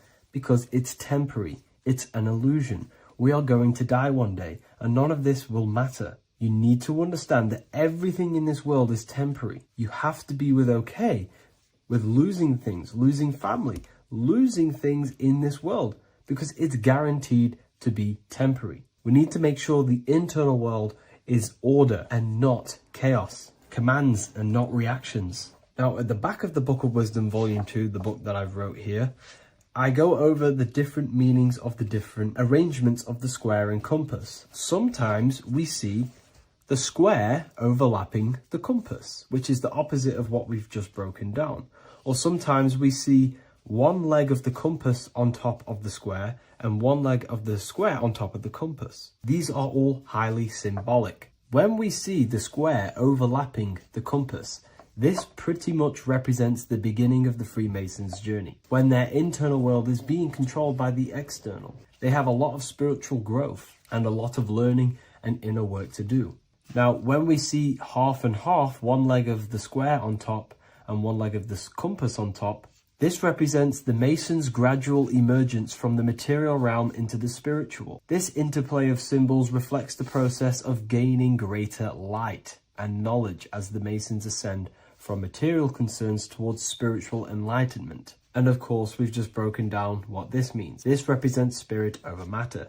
They're not chasing external physical things anymore. They're actually chasing and gaining validation and happiness from spiritual growth, more knowledge, and deeper understanding of consciousness and themselves. Most people chase external material things, which actually don't make you happy in the long run. You could be given £1 million today. In a week's time, you would be back to the same original state of consciousness and actually chasing more and more millions of pounds. It's because nothing physical in this tangible world will ever satisfy your internal world of consciousness. So through spiritual growth, we can actually become happy and seek higher understanding, higher consciousness, which actually satisfies us eternally. So when we see the compass on top of the square, it symbolizes the triumph of spirit over matter. This arrangement not only signifies the mastery of spirit over the material realm, but also represents the resurrection, ascent, and dominion of spiritual principles over all earthly conditions. It's all about gaining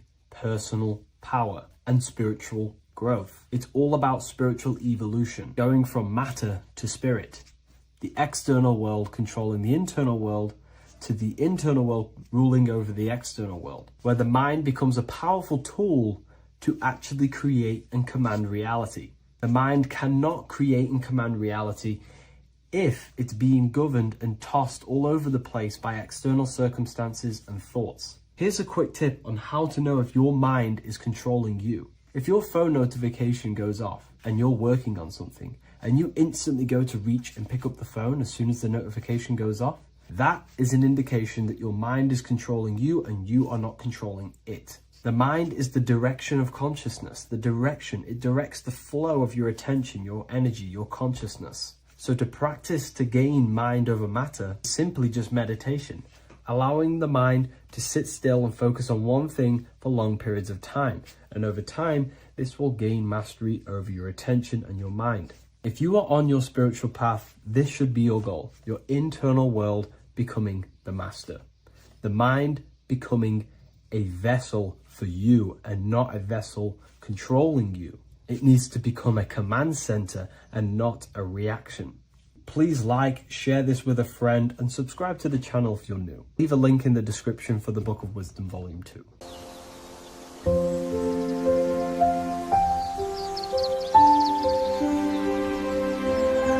bookofwisdom.com. Visit today.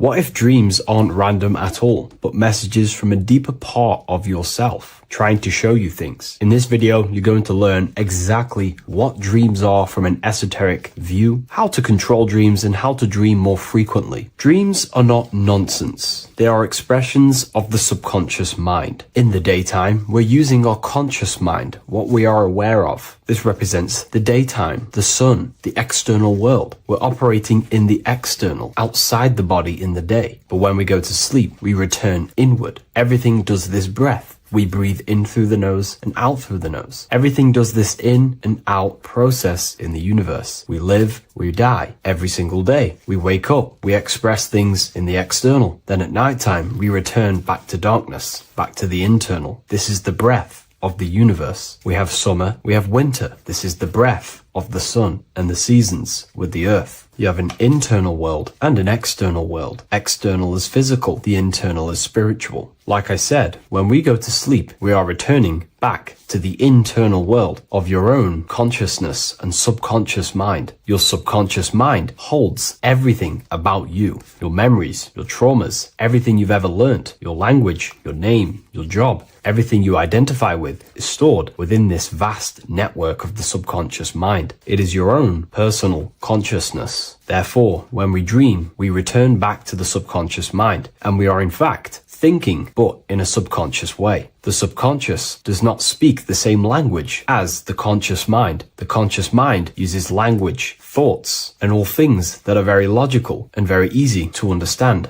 The subconscious is the complete opposite. It is very indirect, metaphorical, and symbolic. The subconscious communicates and works in symbols. Ultimately, symbolism is the language of consciousness. This is why in occultism and esotericism, it is filled with occult symbols, because symbols are used to communicate directly with the consciousness within, the subconscious mind. And the subconscious mind is ultimately connected to the collective consciousness. We are all connected and tapping into the mental plane, where we receive thoughts, ideas, depending on what we attune our mind to. That's why we call it a mindset. But getting back on topic, the subconscious mind is your own personal network. It is like a net, an interconnected web of your thoughts, memories, traumas, emotional blockages, and all the things you identify with and have experienced in your life is stored within this network. It can be seen as a web. One example of the subconscious mind using symbolism is this next story I can tell you. Let's say I was in a very traumatic car crash as a young child. I experienced a lot of emotional trauma in that car, and that deeply impressed my subconscious mind with that trauma of emotion that I felt. Therefore, every time I see a car in my external world, that car is now a symbol that represents the state of consciousness I was feeling in that particular time of the traumatic car crash. The car is a symbol for a state of consciousness within my subconscious mind. Just like when you see a word, that word triggers what you believe that word to be in your subconscious mind. Symbols are the language of the subconsciousness. Therefore, when we dream, we are basically seeing symbols of our own personal subconscious mind. Our higher mind, which is basically our subconscious, the higher version of you that exists beyond your human thinking mind, communicates using symbolism. The higher mind does not speak human thoughts, human language. It speaks the language of symbolism. Therefore, when we dream, every event, every person, everything that happens, and everything you see is your own personal subconscious mind materializing within the plane of the astral plane. This is a dimension that sits just above the physical world that everything is pulled out of. For example, look around you. Everything you see around you was thought, then imagined. Imagination is the astral plane, and this astral plane sits above the physical world. As above, so below. These objects were thought, imagined within someone's mind, and then pulled into a physical reality. Therefore, the imagination is what you're experiencing within a dream. It is your subconscious mind thinking and materializing within the imaginative plane.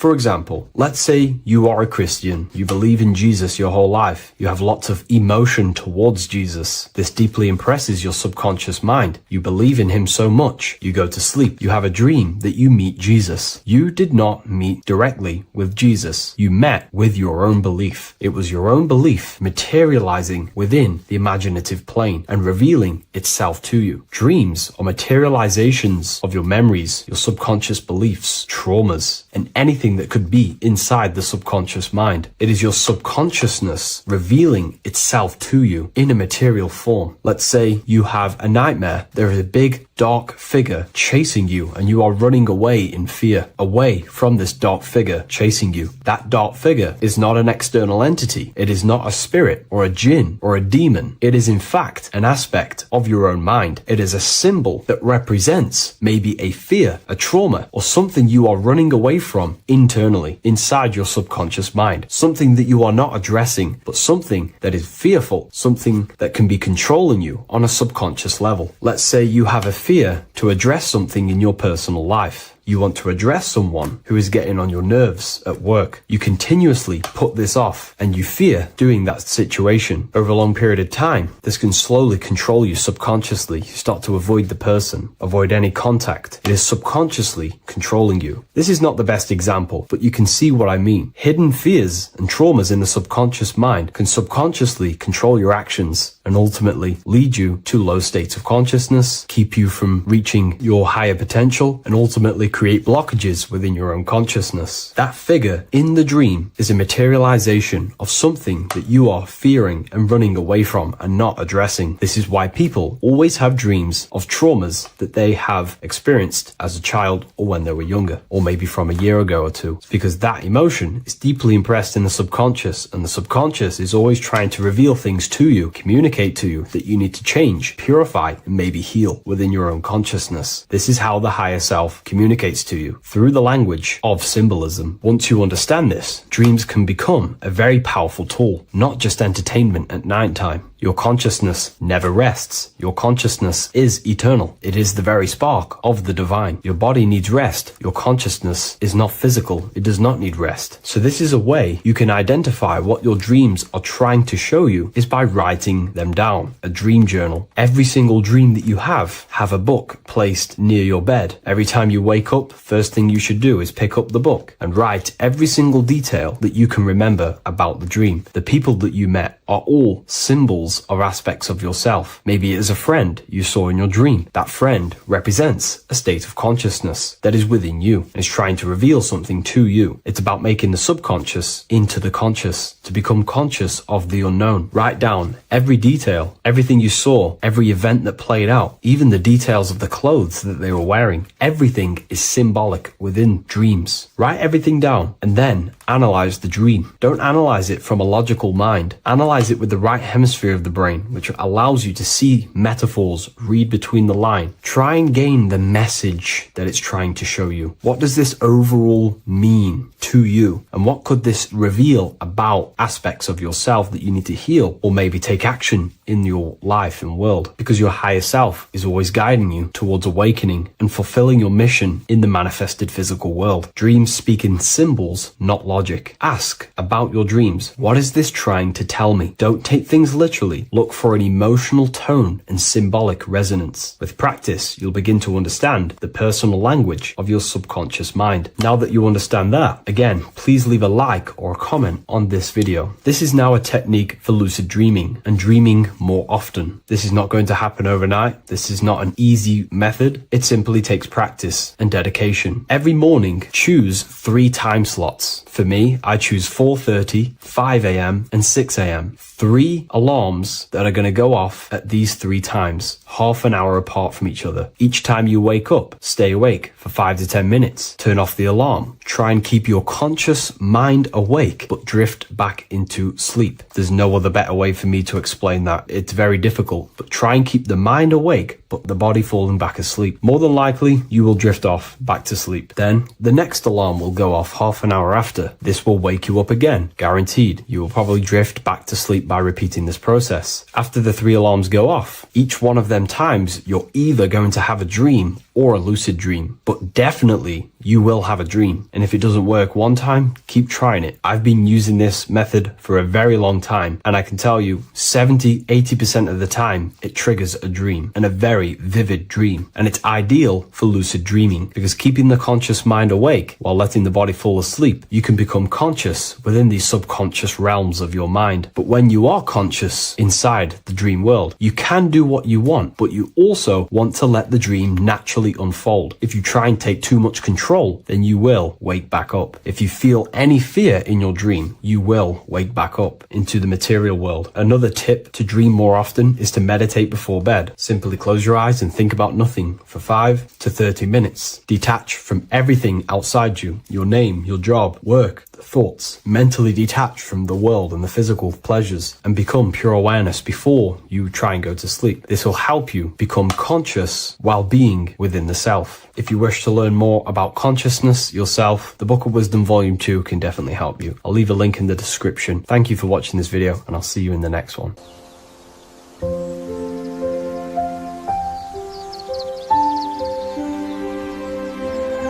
bookofwisdom.com. Visit today.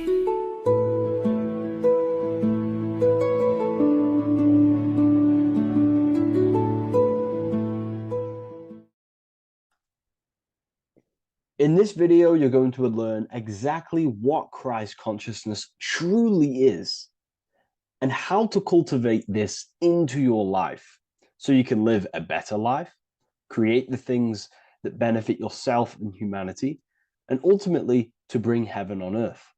This is the true way. If you're familiar with my work, you know that, I'm pretty much obsessed with symbolism. Symbolism is such a massive topic, and it unlocks profound ancient wisdom that is hidden behind these layers of symbolism of the ancient paintings, symbols, and texts. So I was going through some Christian artwork and I came across this painting. It's a well-known painting called The Sacred Heart of Jesus. And it just blew my mind. What this is revealing about human consciousness and Christ consciousness, which is what Jesus represents. If you're not familiar with Christ consciousness, you should definitely do a bit of research on that. But I'm going to explain it today in detail. So when we look at this painting, we are looking at symbolism. We're looking at consciousness, a state of being, a state of living, a way of thinking, a way of feeling, and a way of acting in the world. As I've said this many times, we're all creators. We all create and generate reality. And you don't just have your personal reality, you have a collective reality. Your reality is affected by the collective consciousness. Depending on the collective consciousness's understanding of reality will also affect your life. We have a collective life and a collective experience. So Jesus in this depiction here is in a way showing us instructions to reach Christ consciousness, whether you see it yet or not. But I'm going to decode this for you. And your mind might be blown after watching this. Okay, so so what is the meaning of Christ consciousness? What's the whole purpose of this? Very simple. Like I mentioned before, we have a collective experience on this world. And Christ consciousness is the natural consciousness that we all need to be functioning on to generate peace, love, and unity on the earth in this experience we call life. That's what Christ consciousness truly is. It's a state of being that we need to cultivate within our own self, within myself, others, and everyone in this life and experience, so that we can all live in peace and heaven on earth, what they like to call it, so that we can generate the best experience possible together on this thing we call earth, on this material world, this material dimension.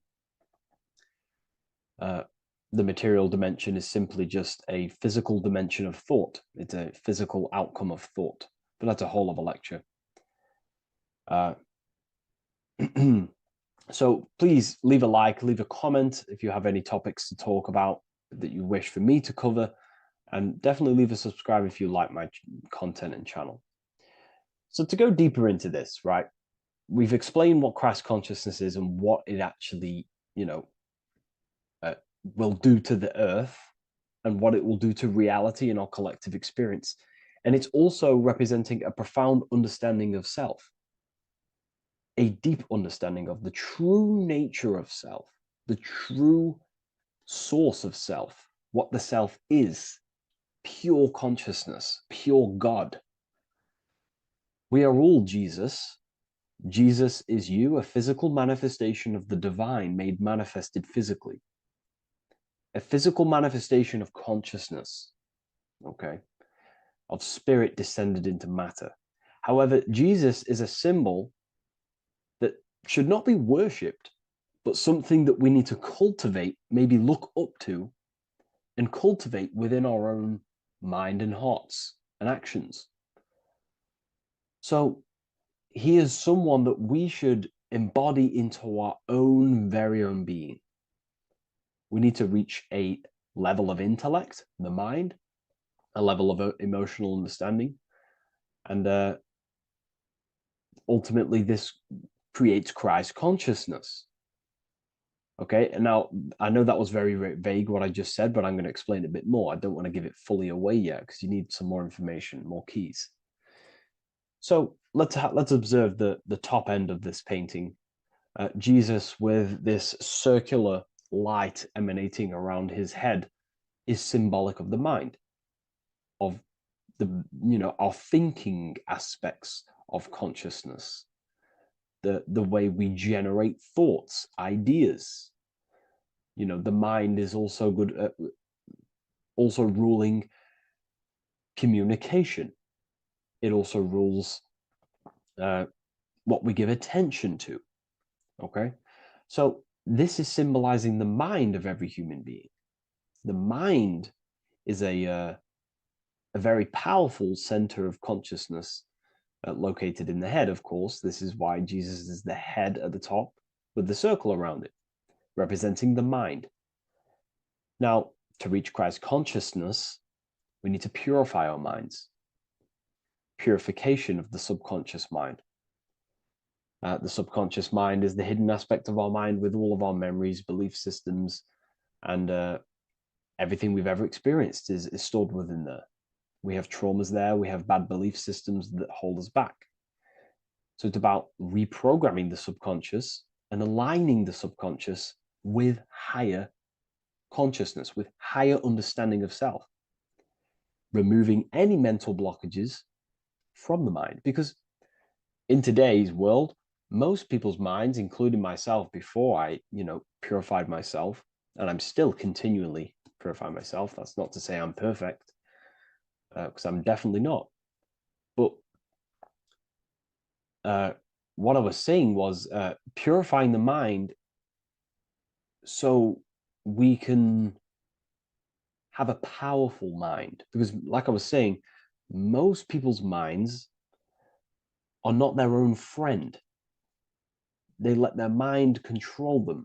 They let their thoughts create negative influence on them, negative emotions.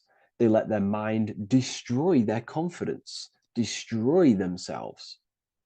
We do not want a mind like this. We need a mind that is our best friend, that receives powerful thoughts, that gives someone power. We do not want our mind taking away our power. Okay, so in this specific image here of Jesus, this represents a light mind, a powerful mind, enlightenment. The word enlightenment means light and ment coming from mental or mind, light in the ment. This means a powerful mind. Light is also symbolic of knowledge, information. When someone's very intelligent, you call them a bright person. It's a bright mind. It's knowledge of self.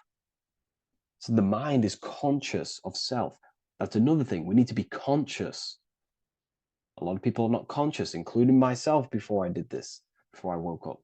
Most people are not conscious of their actions. They're not conscious when they're actually awake in the day.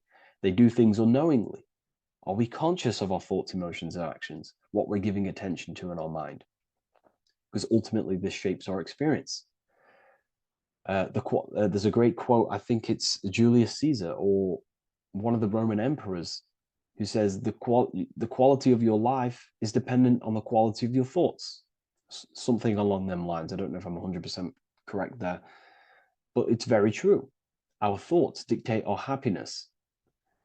So to cultivate Christ consciousness, we need to be conscious of our actions, conscious of our thoughts that we're giving attention to. There is a level of mastery that we can achieve within ourselves where we become conscious of every single thought that enters our mind. That sounds easy, but it's definitely not. But that's a high level of mastery that we can achieve and cultivate within ourselves. So we're looking at a powerful mind here from Jesus, a powerful mind, a purified mind. And we purify the mind through, affirmations, meditations, ritual work. Rituals are things we do every single day with an intent in our mind and an emotion in our heart to impress that state of consciousness into our subconscious so we can slowly rewrite our consciousness and align our consciousness and sync it with higher thoughts and higher emotions with love. We can sync our consciousness with love, which is ultimately what Christ consciousness truly is. Well, now we're going to go on to that now. So we've gone over the mind. Now we go over the heart. Now notice before we go into the heart, Jesus is revealing. He's pulling back the robe, symbolizing opening the heart, revealing the heart, revealing the soul, the light of the heart, our authentic self lies in the heart. Our pure intentions, our love, our soul needs to be shining through our heart. And our soul is unconditional love. Now, that's not to say that we can get corrupted hearts. We surely can have corrupted hearts, for sure. We can love sick and twisted things, and that's evident in today's world. People love killing people. People love hurting people, manipulating people. People love power. Now, that's obviously an inversion of natural, the natural state of consciousness for humans. When we're born with a natural state of love, of unconditional love for the self, for everyone else, for animals, insects, the earth. We love everything as a child. And not only do we love everything, we actually act upon this. As a child, we do not act on anything we know is not good.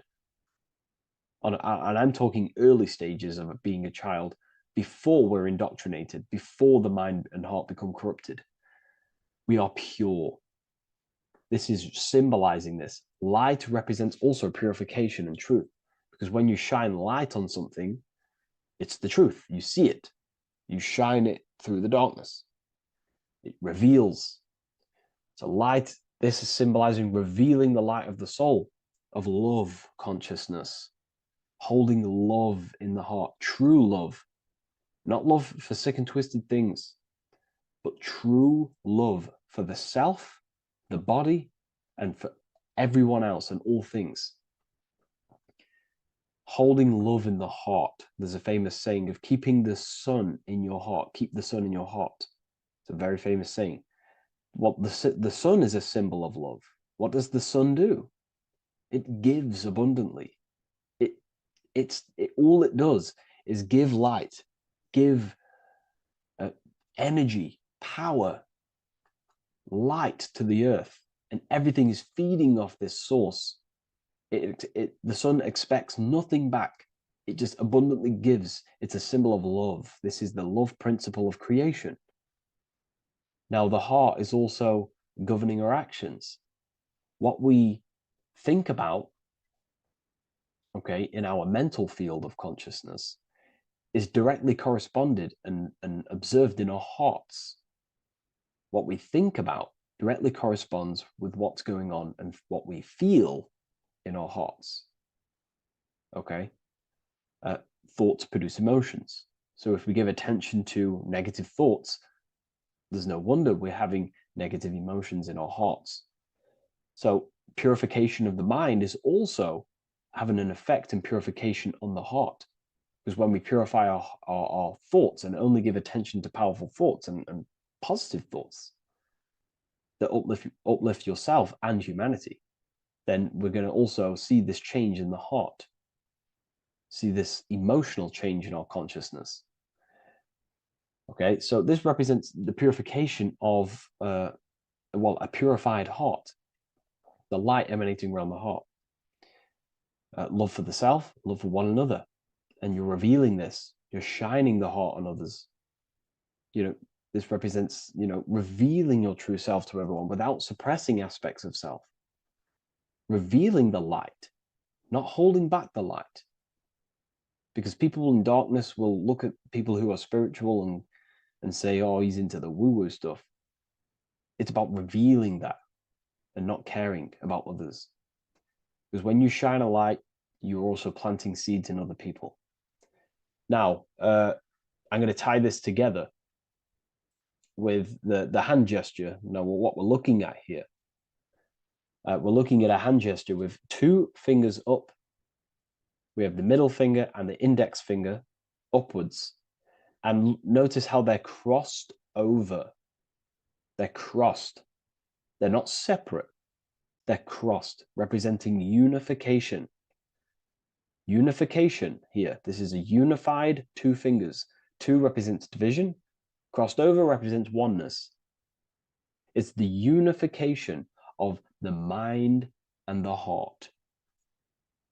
A lot of people talk about this, but not many people go into detail about it because, for many reasons.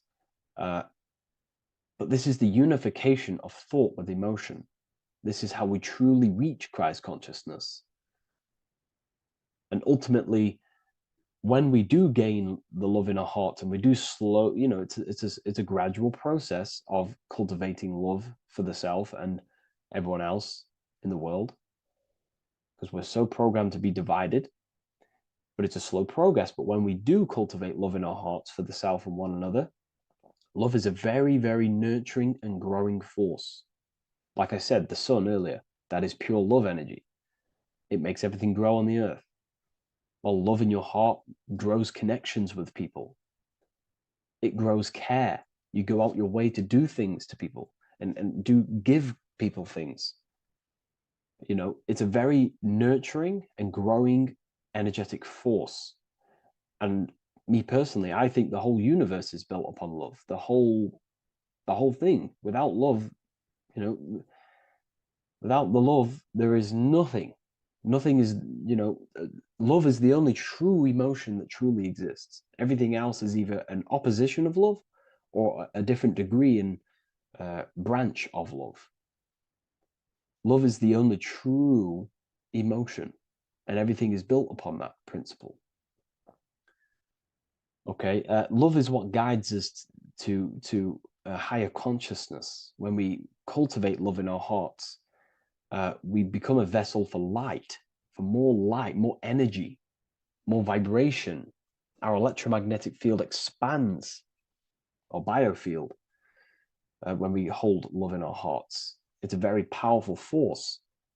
And when we do cultivate a strong spiritual compass within our heart, because that's what our heart truly is, it's a spiritual compass. It tells us, well, it doesn't tell us, it knows what is right at all times.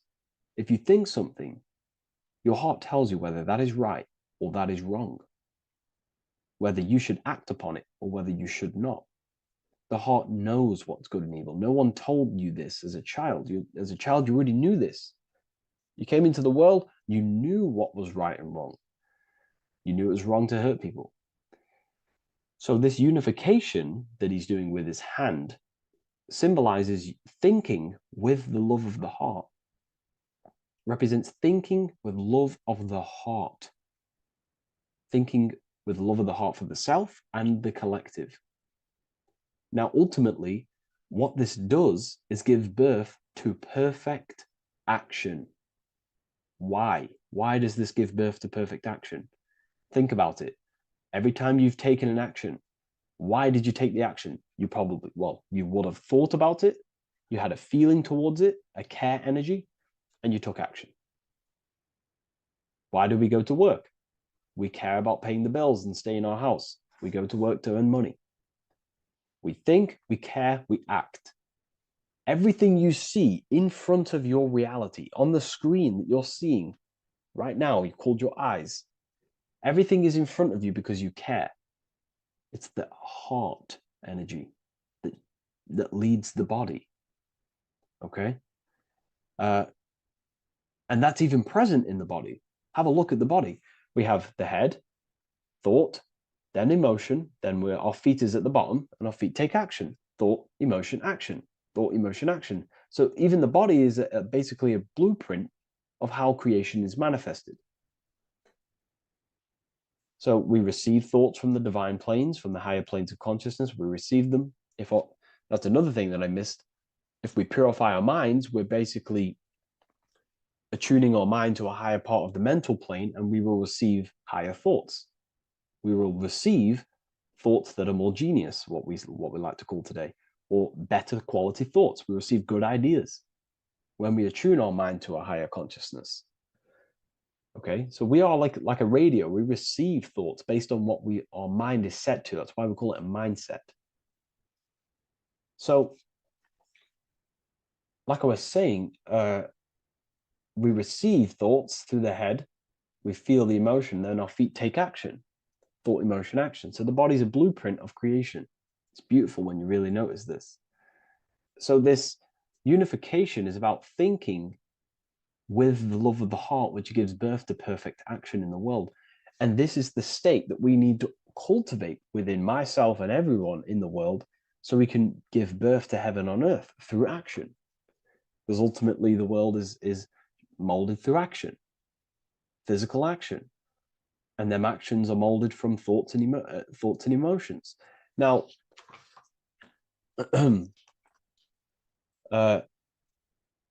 just to have a little announcement, I am now opening 10 more spaces inside my symbolism masterclass.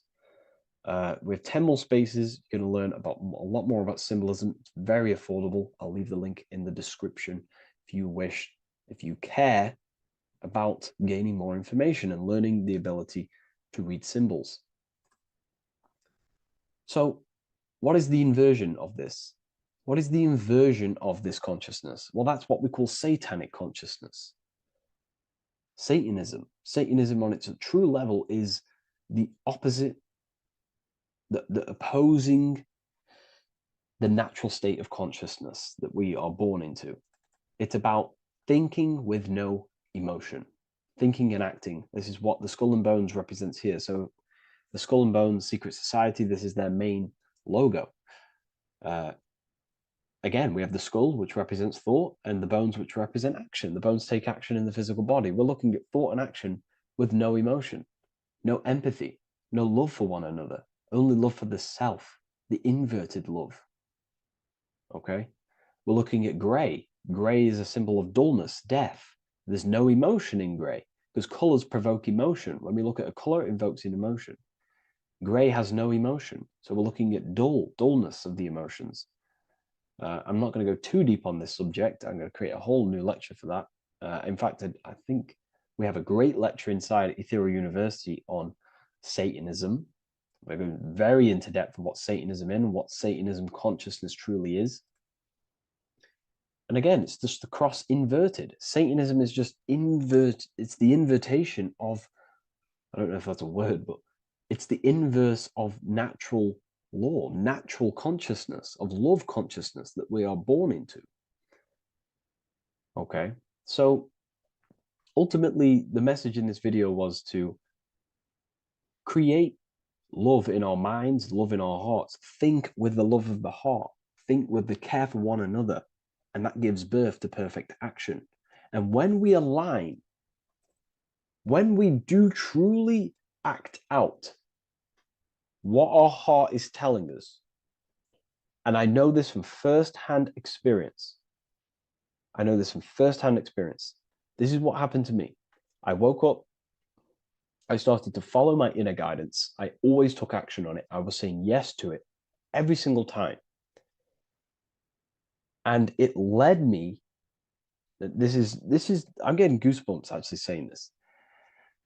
It led me to where I am. Like that action, me saying yes to my heart, to that knowingness of goodness within me, was like a domino effect.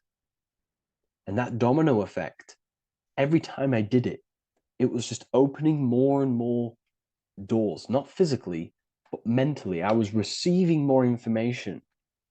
I was receiving more opportunity physically. My work started to explode on social media.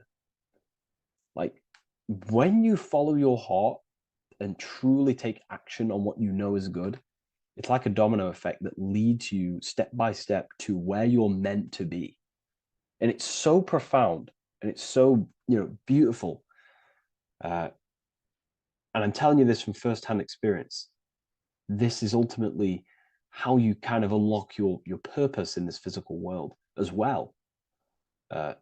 So not only is it going to create a better world, it's also unlocking your true soul form and soul purpose while you're here. It's very beautiful. So I thank you, everyone. Please leave a like, comment, and share, and subscribe to the channel. And I'll see you all inside Ethereal University if you decide to take your studies to the next level. Take care.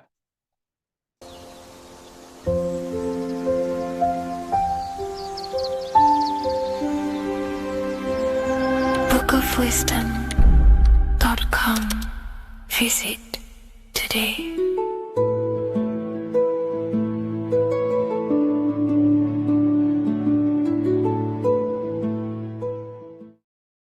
Welcome back, people. We're back with another video.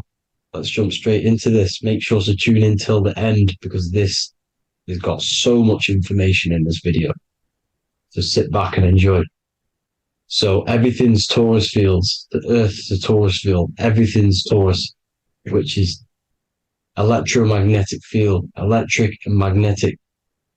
The center of the torus field is where the two opposing forces meet in the center. And this is what creates the plane of inertia, the dielectric plane of inertia. Okay? You got red shift, blue shift, positive, negative, south and north pole, right? This is what the ancients were showing with the tree of life. As you can see here, this is the plane of inertia, and this is the torus field. Everything consists of this. Everything is a torus field. A atom is a torus field. Okay. Now, the inertia is the 0 point. So this plane is a 0 point. It's the balance between two poles. Okay. Now, this creates matter, because matter is two opposing forces in motion equalize.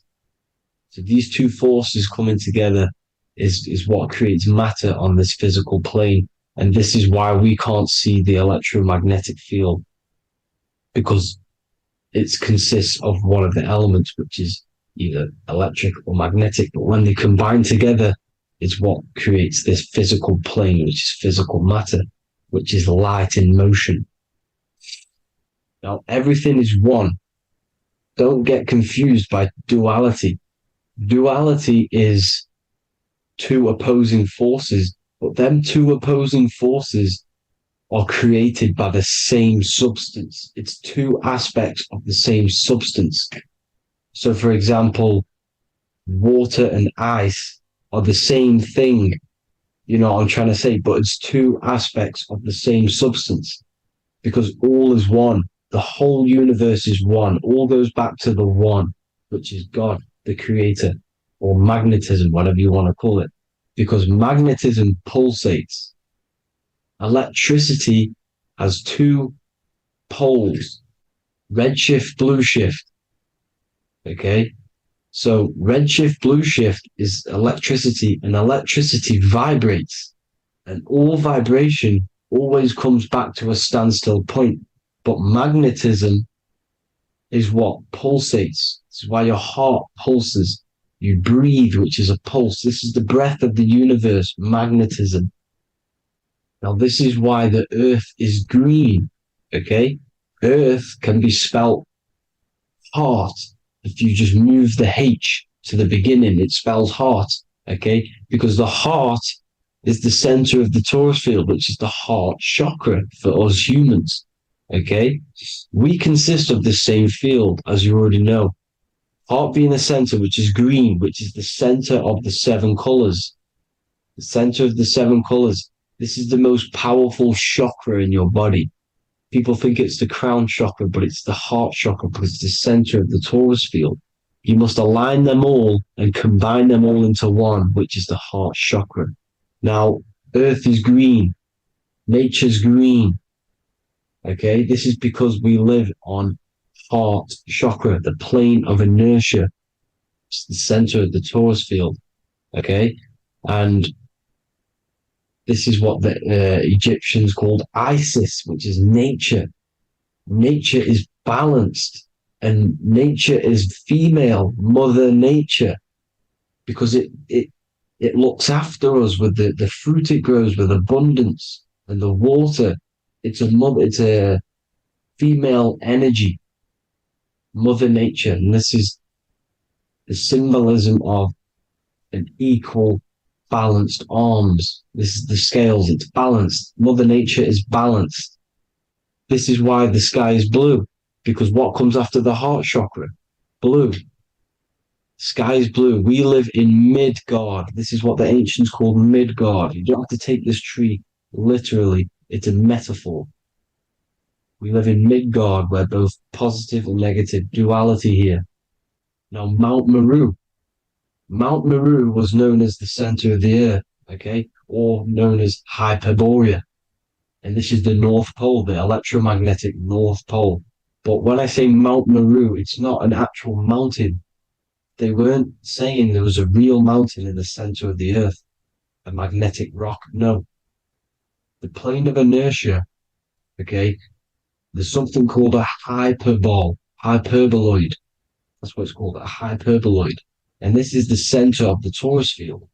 And this hyperboloid is what is in the shape of a mountain, you see? So if I go to this next one, they say Hyperborea on this map. Why do they call it Hyperborea? Because this is the hyperboloid in the center of the torus field. And this is the electromagnetic mountain, a metaphor. Mountain, what they're metaphorically saying, this is the electromagnetic mountain at the center, the double vortex, the center of the torus field, which is the North Pole. Pole of electromagnetic energy. So this is why they call it Hyperborea. It comes from the word hyperboloid. And the center of the earth is so sacred. And they symbolize this with, obviously, the North Star, which is Polaris. And this is where the swastika comes from, because it's the 4 seasons moving around the North Star. This is the Big Dipper constellation moving around the North Star, which is Polaris. There's that pole again. Pole. Magnetic pole of the torus field. And this is where the green, emerald green, aurora borealis comes from. It comes from this center hyperboloid at the center of the earth, where the most electromagnetic energy is stored. The center of the plane of inertia. The center of a plane of inertia.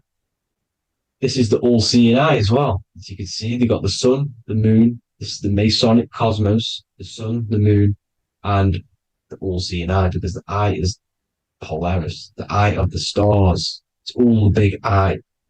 Now, the eye means a lot more as well. It's not just that. There's different ways you can interpret symbols. Now, this is the emerald tablets. Deep in Earth's heart lies the flower, the source of the spirit that binds all in its form. Okay? The flower of life is thine own place of thine spirit, and stream through the earth as thine flows through thy form, giving off life to the earth and its children, renewing the spirit from form unto form. This is the North Pole. That is what he's talking about. He's talking about the aurora borealis. Aurora borealis. It's the Earth's aura. Emerald green. Heart chakra. Plane of inertia. Green. Earth. Heart. You see? All related. Now, there's many symbolism of this. So much symbolism of the ancients. The 7 layers of heaven. 7 layers of heaven, which are the 7 planets. Okay? These planets are the solar system. It's the solar system because we are the soul. We are the sun, the soul. And we're inside of a solar system, which is the 7 planets. That's why there's 7 layers of heaven. Okay? The rings of Saturn, the rings of the planets are moving around us. Okay? So this is what the ancients were depicting in their cosmology. Now this is the Hebrew cosmology of the earth.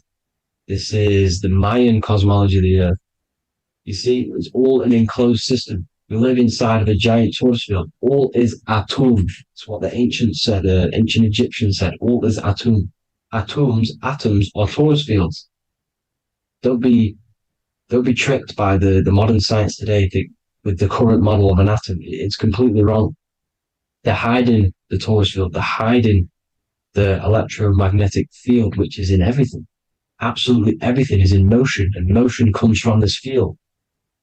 And you see, this is upside down, but this is I think it's pretty sure it's candles, but the 7 candles, the 7 planets, the 7 Elohim. You see? It all goes back to the stars and the heavens.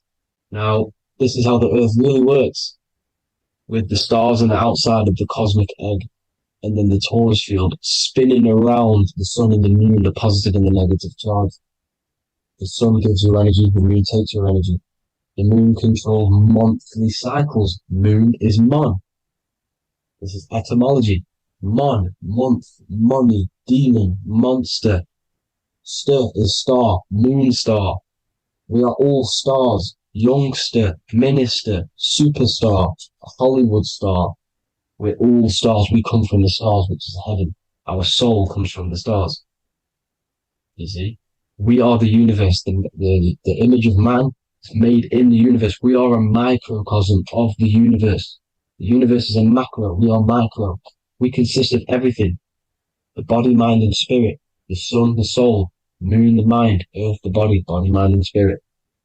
We have 12 systems in the body, which are governed by the 12 zodiac signs, starting at the Aries, which is the ram, the ram of God, all the way down to Pisces and Capricorn, kneecap. It all goes back to the stars. We are the stars. We are the universe. Everything is inside of us. Everything. Like they say, the Temple of Solomon, the temple of the soul and mind. The soul, the temple is the body. The soul is the soul, and the mind is the mind. The temple of the soul and the mind, body, mind, and spirit. We consist of the 5 elements: air, spirit, water, earth, and fire. We consist of everything. We are the universe. We're made in God's image, which is the universe. You see? Now, everything goes back to the stars. The ancients worship the stars because the stars govern everything. They govern the systems in the body. They govern your life. This is why your zodiac is so important, your sign. Each zodiac has a specific element associated with it as well. Aries, which is the first sign, the ram of God, the lamb of God, which is a fire sign. Fire, first. Fire, first. F-I-R, this is etymology. The cerebrum, ram, which is in the brain. Aries, the ram, controls the head, the face, and the nose upwards. So it controls the cerebrum. The Torah, which is, I'm pretty sure it's the Hebrew Bible, which is the Taurus. Tornado comes from the Taurus field. You see? Everything's inside of you. It all goes back to the Taurus field, and the Taurus field is everything. Now, like I said, 12 zodiac signs, 12 systems, 12 cranial nerves in the brain, the 12 disciples of the Bible. All symbolic. Have to read the Bible properly. Now, this center, at the center of the earth, right? This is what's stirring the ether. And the ether consists of the 4 elements. Because there's 5 elements. Spirit can be called ether. People call it spirit or ether. Ether is pure potential, pure energy. It's what connects the astral to the physical. It's the dimension between the physical realm, which we're on, and the astral. So it has pure potential. It's pure energy. This is why we say either. I either want to go there or there. It's connecting 2 scenarios.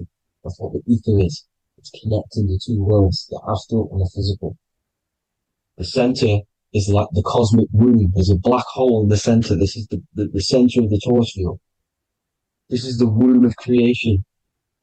This is the womb of creation. And inside of this black womb with the 5 elements, and everything's being stirred around. Everything's in motion. Light is motion. Everything's motion. Now, like I said earlier, light crystallizes into physical matter. They are the same substance. Spirit and matter are the same substance, but different variations, different aspects of the same substance. Low vibrational spirit turns into matter. High vibrational matter turns into spirit. Or light, whatever you want to call it. Matter is light crystallized. This is where we get the 7 metals from. The planets. The planets are light. Specific frequencies and vibrations of light. When these lights, or the planets, materialize, material metals, materialize, they turn into the 7 metals. Saturn turns into lead. That's why lead is red. Saturn is red. The sun turns into gold. That's why the gold is yellow and the sun is yellow. You see, Saturn is the time god. What happens in autumn? The leaves turn red and they die. This is why Saturn, Satan, time god, the reaper, everything is crystallized till it's death. and then reborn again. You see? Rust. When things rust, it turns to red. Because it's Saturn. Saturn crystallizes everything. He's the Reaper who comes around in winter. You see? He's Satan. Jesus and Satan, the Sun and Saturn. They say we live in a solar system.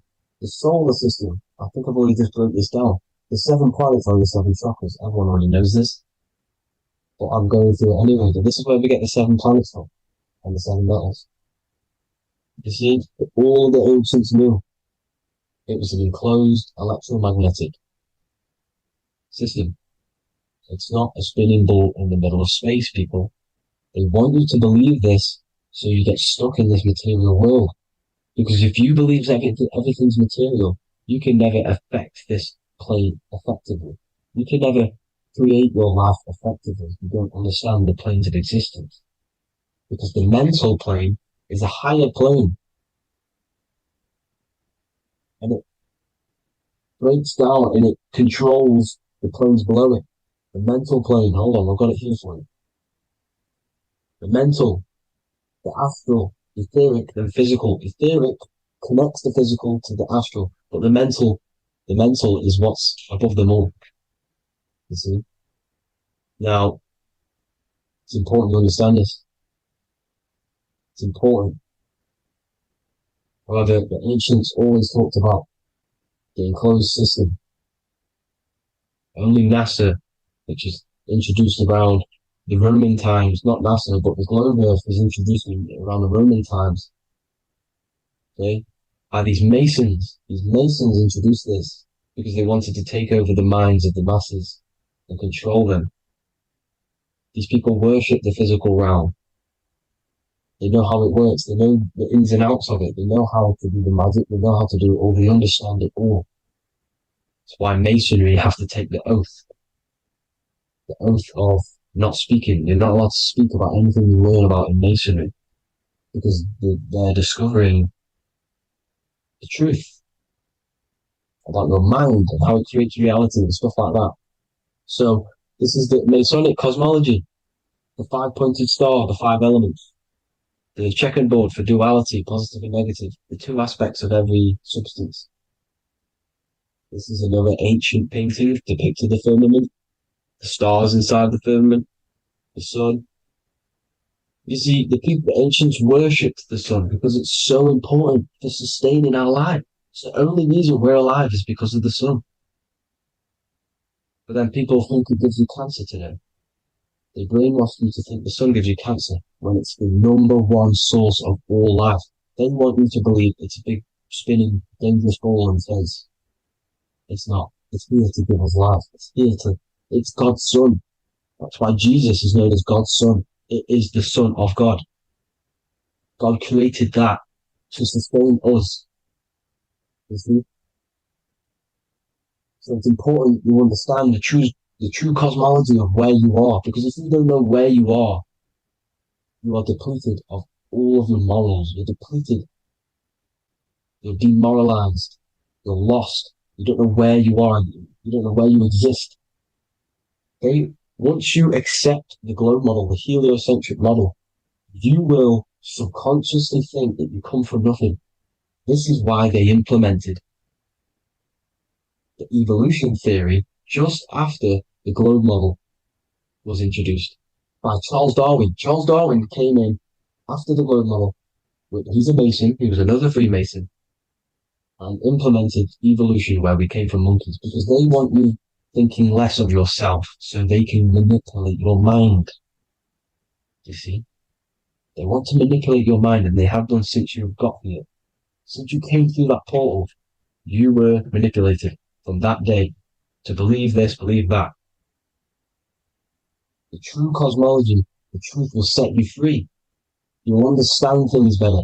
You will feel better in yourself when you know the sun is here for you. You'll feel better in yourself that you know that you didn't come from a monkey. You were created as a human, a manifester, a creator. You're so intelligent. Your mind is amazing. You can manipulate matter, mind over matter. See?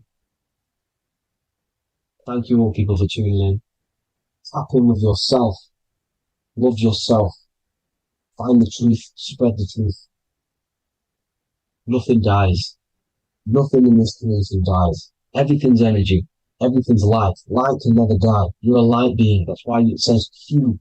Q man. Q is light in Hebrew or Latin. Either one of the two. You are light. You're a light being. You never die. Ever, ever, ever die. Ever. Stop thinking you're going to die. This body will die because it contains electricity. And electricity always goes back to a standstill point because of vibration. Electricity vibrates. You are pure light. You will never ever die. Thank you all people. God bless. Make sure to like, subscribe and share.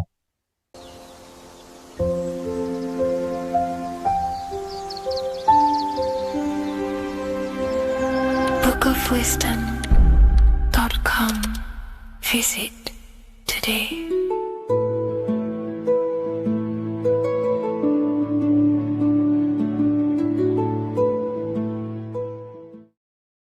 You're living in 4 planes of existence right now, but most people are only aware of one.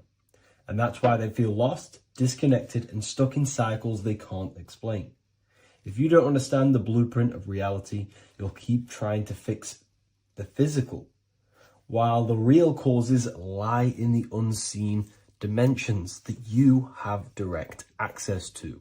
You must understand that the universe only exists in the mind. Everything is a projection of consciousness. Therefore, consciousness produces everything. Our internal world is consciousness. Our external world is this physical body, physical world. Everything is an externalization of consciousness. For example, this was a thought. Now it's made physical. But before this was invented, it was existing in someone's mind, in consciousness, invisible. Then it was made manifest, made physical. So everything in this physical plane is the effect. The cause is consciousness, mind, the mental plane. So now I'm going to explain these different dimensions of consciousness. You don't just exist in this physical plane. The physical plane, in fact, is the lowest plane there is. It's the illusionary plane. So first of all, we have the Buddhic plane. This is the nothingness. So think of it like this. Absolute nothingness. If you turn off thoughts, there is nothingness. This is the void. And out of the void springs infinite potential, which is the mental plane. Now, your mind has no limitation. It can think anything, be anywhere, anytime, any place. In the whole world, there is no limitation with the mind. This is the realm of infinite possibilities.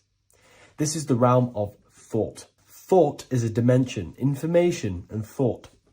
To go a little bit deeper on this, there are pockets of thoughts, what we call in the occult fields of thoughts. Your mind does not think thoughts, it receives them. Your mind is like a radio. Whatever the mind is tuning into, setting its mindset, setting your frequency or setting your mind, you will receive thoughts based on that set, whatever you set your mind to. So there are pockets of thoughts that we penetrate in the mental plane. The mind is the mental plane, the infinite possibilities.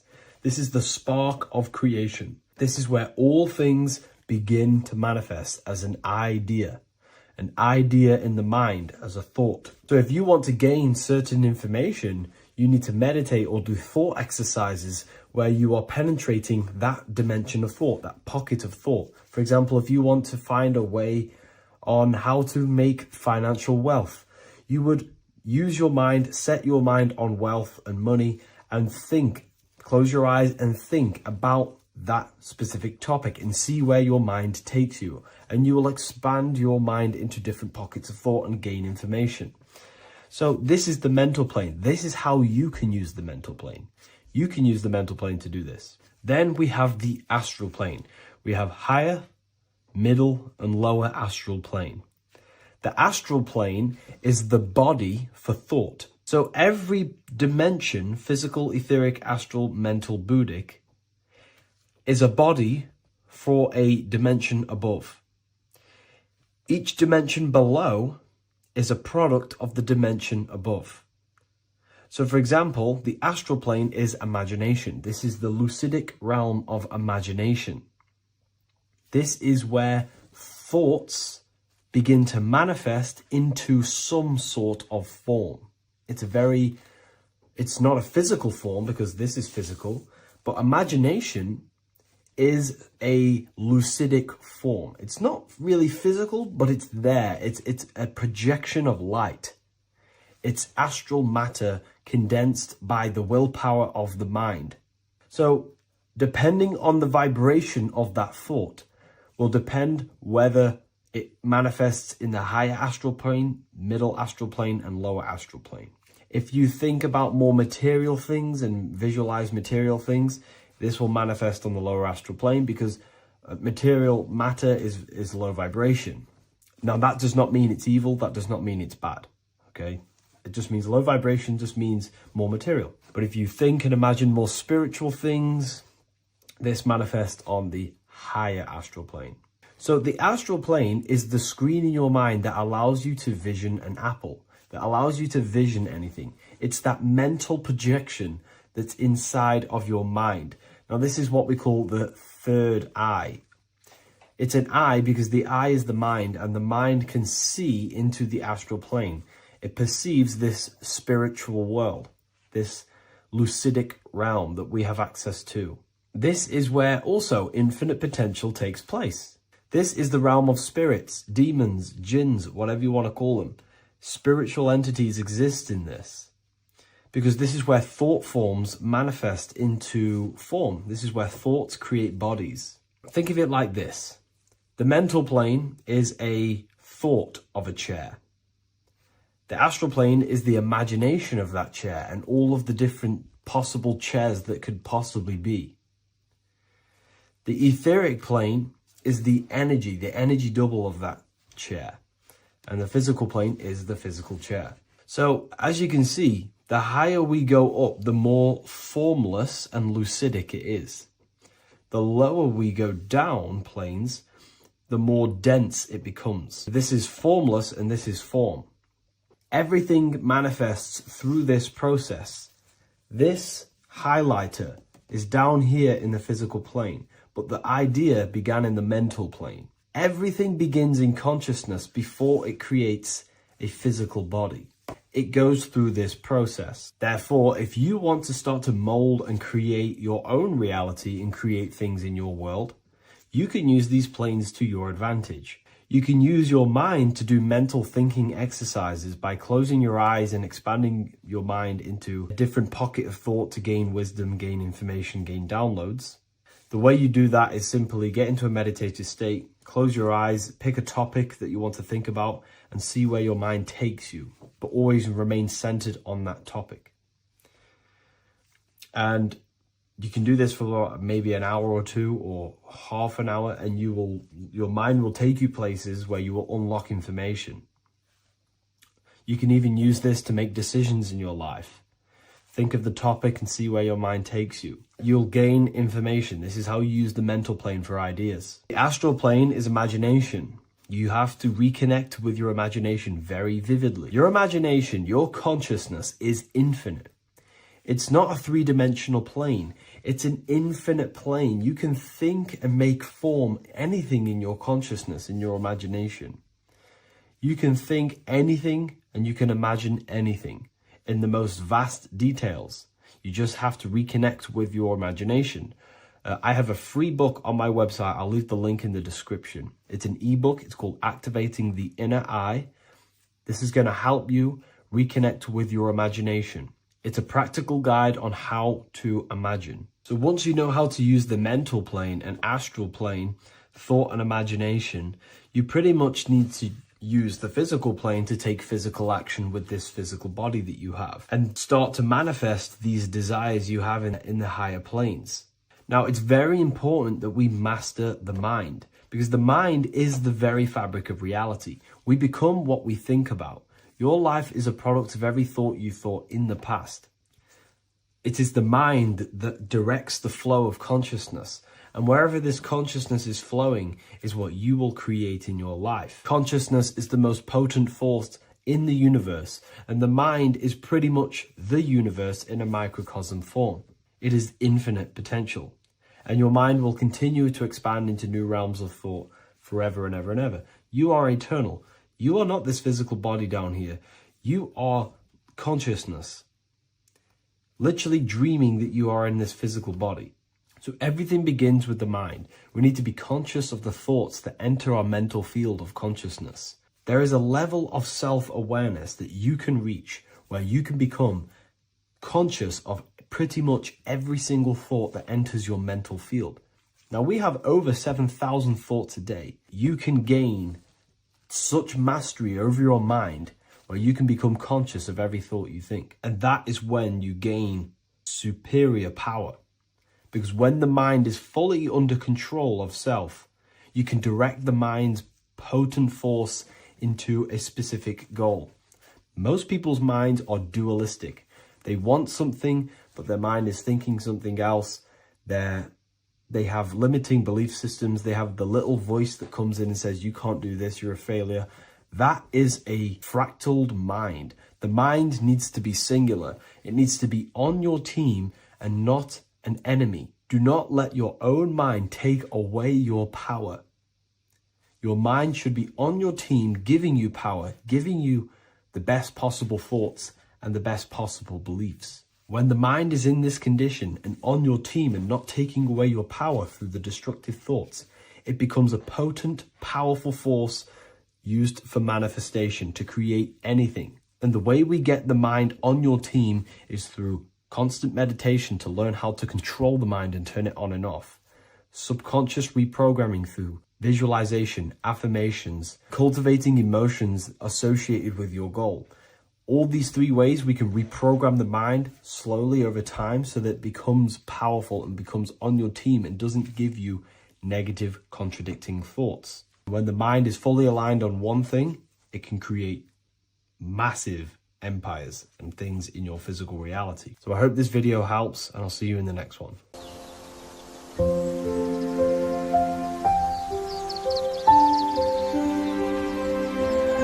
bookofwisdom.com. Visit today.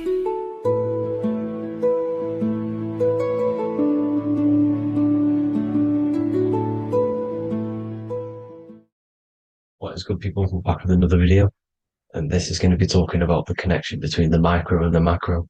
You know, you are the universe, everything is inside of you. So the first thing you need to understand is that the law of mentalism, we are a thought in the creator's mind, everything's being thought into existence. We have a spark of this mind, this same mind of the creator, and everything is a state of mind. Particles or atoms, whatever you want to call them, are a mental thing. They're a product of the mind. Everything's thought into existence.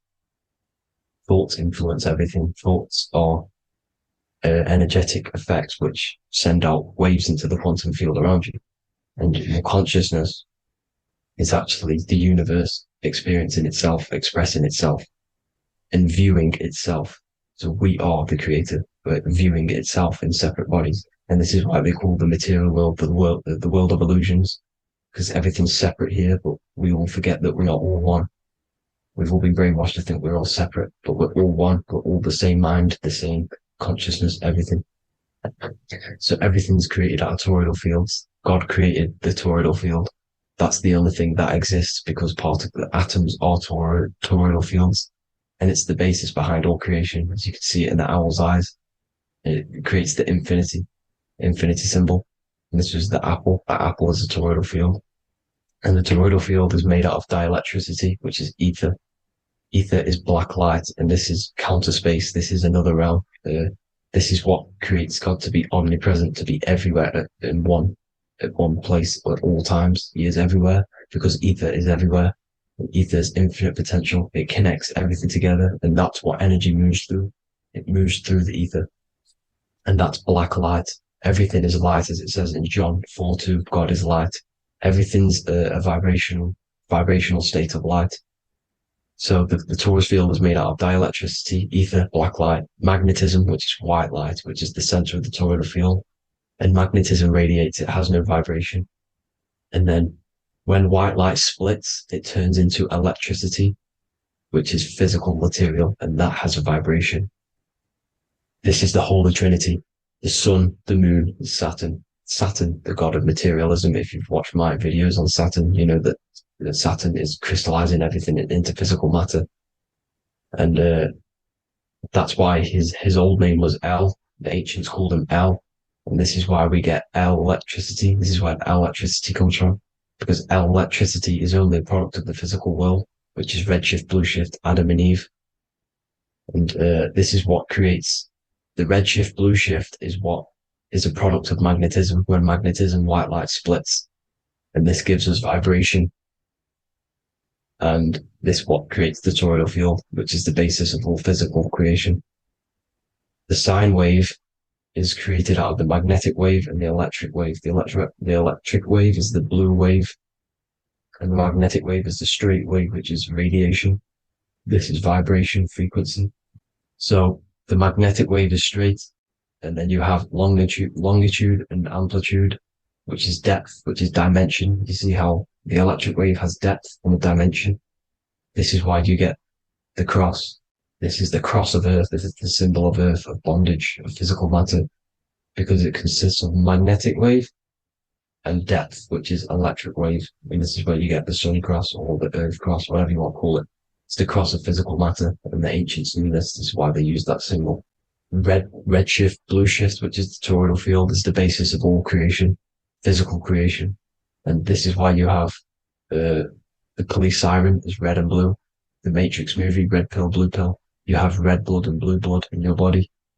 The Democrat and Republic, the two parties, red and blue. Like your taps on your taps, you have a red and blue tap. One's generative, one's destruction. Fire, destruction, water, generative. So this is the basis of all things. And electric wave has dimension, like I've already said, depth, material, and it's measured in hertz. It's measured in hertz because it hurts you. It decays because the electric wave has a vibration, and vibration always has to go back to a standstill point. This wave cannot go forever, but the magnetic wave will go forever. It's radiation. Magnetic is radiation. It radiates forever. It pulses, but the electric wave will at some point come back to a standstill point. And that's why it hurts. It decays. That's why our physical body decays, because we contain of electricity. This body is an electric body, and it will return back to stillness like a guitar string. If you vibrate a guitar string, you pull it, it will vibrate, make a sound, and then go back to a standstill point. It's the exact same with every single toroidal field within the body. It will decay, and this is why our bodies decay, and everything in creation decays. So we're born into sin. The sin of Eve. The sin of Eve is us biting into the tree of knowledge of good and evil, which is the systems in the body. And the sin of Eve is biting into the sine wave. We bit into the sine wave. The sun moves in a sine wave. Our DNA is a sine wave. Time is a sine wave.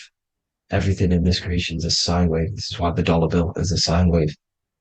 Magnetism and electric waves in one. And this is the sun doing its sine wave, which creates, when you go bowling, it kind of creates that pin that you hit over. That's the pin of the sun. The zodiac sign is a sine wave, because the zodiac sign is an expression of the toroidal field, because magnetism unfolds into 12ness. And that's why you have 12 zodiac signs, 12 systems in your body, 12 cranial nerves in your head, in your brain. So if you can imagine this, see where my pointer is. Always starts with Aries. Aries is the head. It's the first thing that's created in the womb. And this is Aries, the ram. And this is why it's called a cerebrum in your brain, which is the first thing that creates when you're in the womb. And what's the element of Aries is fire. Fire is the first element. Fire, first, because it's the first thing on the wheel, the first expression of energy. As you can see here, my pointer, this is the center of the toroidal field.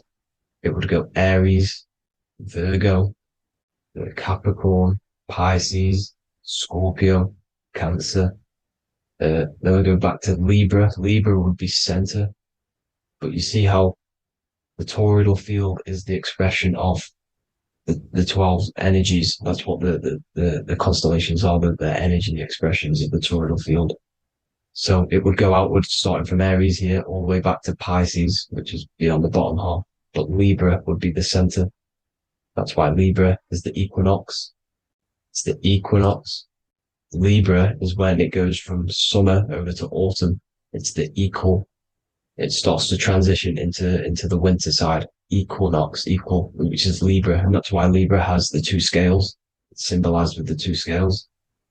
That's because of, the sun moving over. It's being judged. It's equal now, but then it's going to tip over into the winter. That's why Libra is here, the center of the sine wave. And like I said before, magnetic energy unfolds into 12ness. Magnesium is number 12 on the periodic table. It's the sacred number. And this is why the scientists are trying to, NASA is trying to bring in another constellation to destroy the holy science of astrology. So Aries rules the head, which is Mars. Taurus rules the neck, the lower head. Gemini, the two twins, which is your lungs, your two twins, your arms, two twins.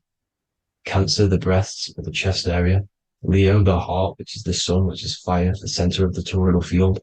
Virgo, the belly, which is the intestines. Libra, the kidneys, the two scales, the kidneys, balancing out everything. Scorpio, the sex organs. Sagittarius, hips and thighs. Capricorn, I've missed that out, which is the kneecaps. Capricorn, kneecap. Aries, which is the ram, which is the cerebrum in your brain. And then Aquarius, the calves and the ankles. And the Pisces, the two fish, the 2 feet. So everything corresponds, as you can see here. This is an ancient way of depicting it, of the folded human. And this is everything. Each constellation rules that part of the body, gives energy to that part of the body, makes you do certain things. So magnetic energy unfolds into 12ness, electricity unfolds into 7s. That's why when you get electric, the light spectrum that we see, it consists of 7 colors. Why we have 7 planets. The 7 planets give us our 7 metals and the 7 solfeggio scale frequencies. So the rotor, this is the rotor, and rotor is an anagram for Torah, the Torah, which is I think it's the Hebrew Bible. Don't quote me on that, but it's one of the holy books, which is the Torah, the Taurus. Everything goes back to the Taurus field because it's the basis of all creation. So the chief cornerstone, it says in the Bible that the builders rejected the chief cornerstone. The chief cornerstone, you are the builder. You decided to incarnate into the physical world, into the electric world, El, the world of El, Saturn.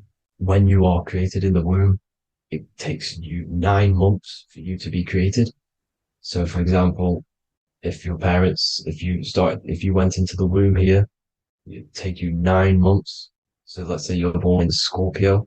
So you'd go back 9 months, 1, 2, 3, 4, 5, 6, 7, 8, 9. You consist of all of these 9 energies because it takes 9 months or however long you took to be born. Some people are born earlier.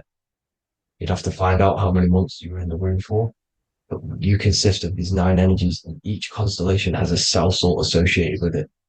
And these cell salts are vital for your health. And your cells and the optimal health of your body.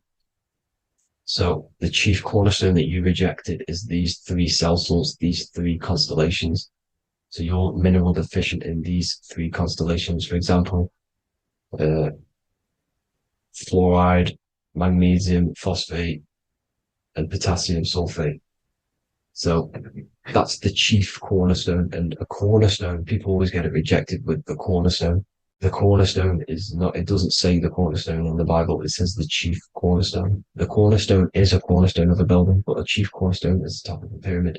This is where we get the pyramid of the wheel. So you're mineral deficient in one of the 3 zodiac signs. You're not. You were not in the womb for. This is the chief cornerstone you rejected. So the human body is the micro. It is the universe in a physical form. It consists of everything in the universe. Just like your consciousness is the universe watching itself, experiencing itself. Your body is the whole universe. 12 systems in the body, 12 zodiac signs, 7 chakras are the 7 planets. The Holy Trinity of you is your Temple of Solomon, the soul and the mind, the sun and the moon. You know, everything is in you. You consist of everything, all the energies, everything. Heaven and hell. Heaven and hell is a mind state. It's a state of the mind. Head, H-E-A, which is heaven, and the heel, the bottom of your foot, is hell. And the bottom of your foot is the soul. So they're basically saying, well, it's wordplay. They're saying that your soul is in hell because, you know, with the elites being in control. So they call the bottom of your foot the soul, trying to say that you're in hell. The Christ is in you. And this Christ is Greek for what Christos. And Christos is Greek for the oil. And this oil is produced in the cerebrum, the Aries, the ram, the cerebrum. It goes down the pineal. Well, the pineal and the pituitary are underneath the cerebrum. Goes down the pingala and the ida. The pingala being the positive charge connected to the pineal gland, pin, and the ida connected to the pituitary. And this is the two serpents going down the spinal column. And this is why Jesus goes from Nazareth to Bethlehem, and then Joseph and Mary are waiting for Jesus in Nazareth.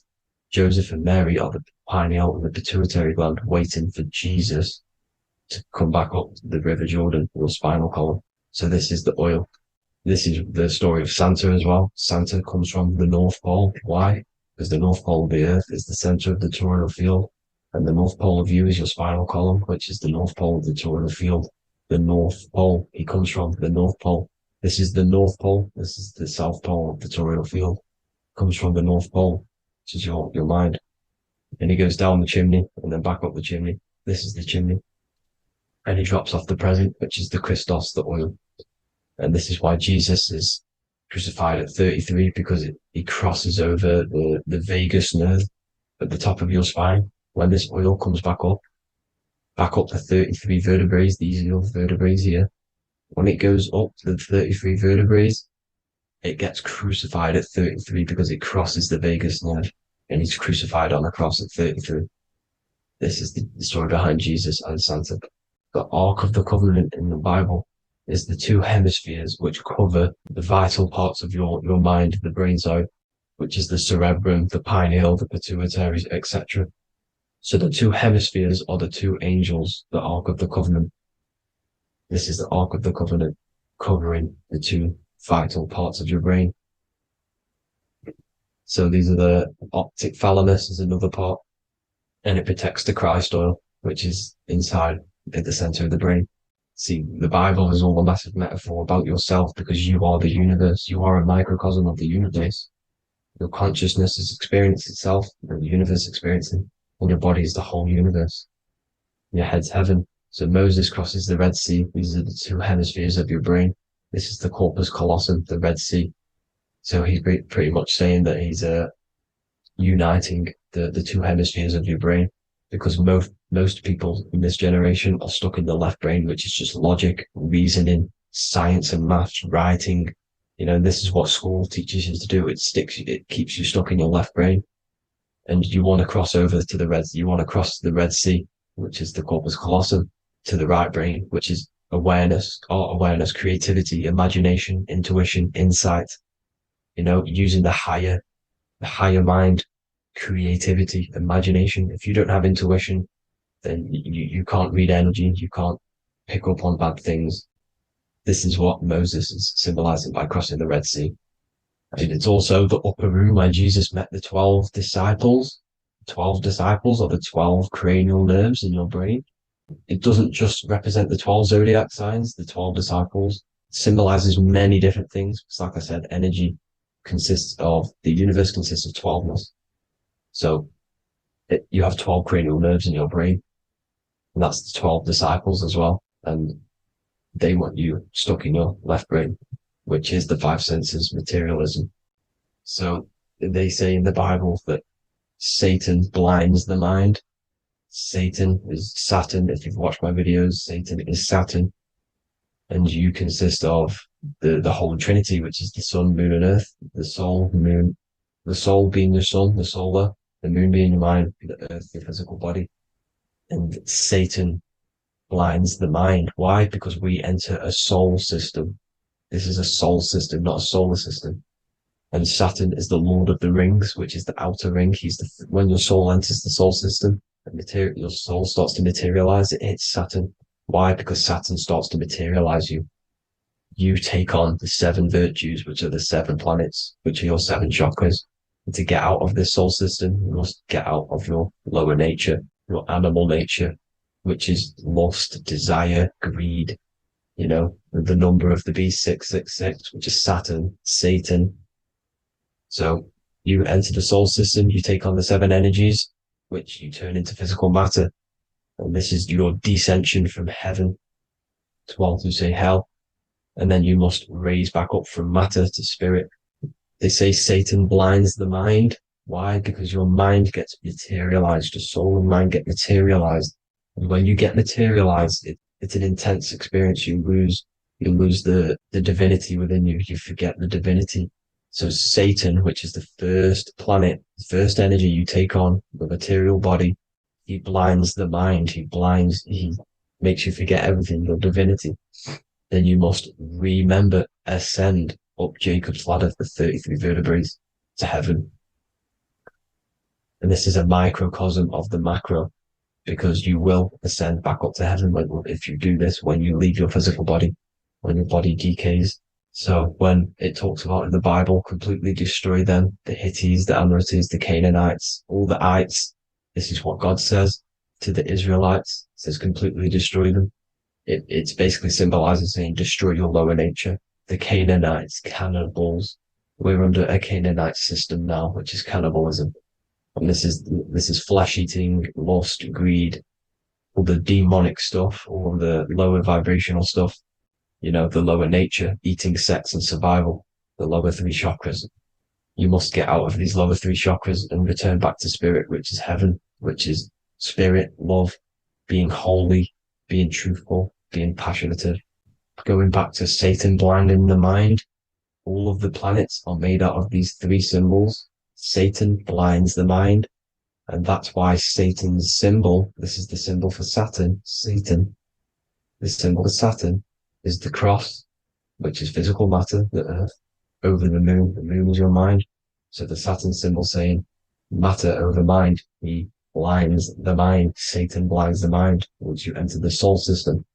And you must remember, in the Bible, it talks about the Genesis, which is Eve, the sin of Eve, which is biting of the tree of knowledge, with the serpent, which wraps around the tree. It says the serpent placed himself on the tree.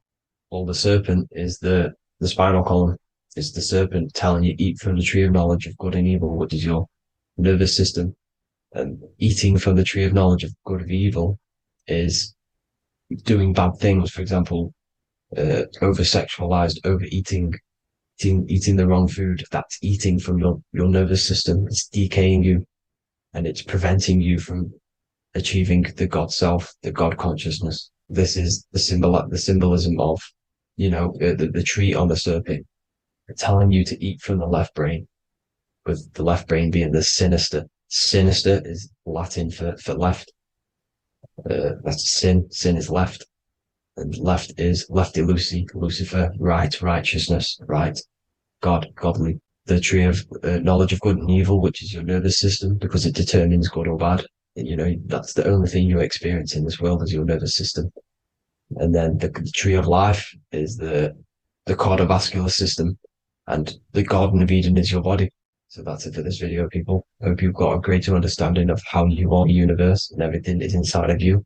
Just keep in mind you are the universe experience in itself, and your body is a reflection of everything. The 12 constellations, the 7 planets, everything's inside of you. This world is an expression from the inside outwards. You can't affect the outside world to manipulate reality. Everything's inside of you. I hope you got a greater understanding of this. God bless.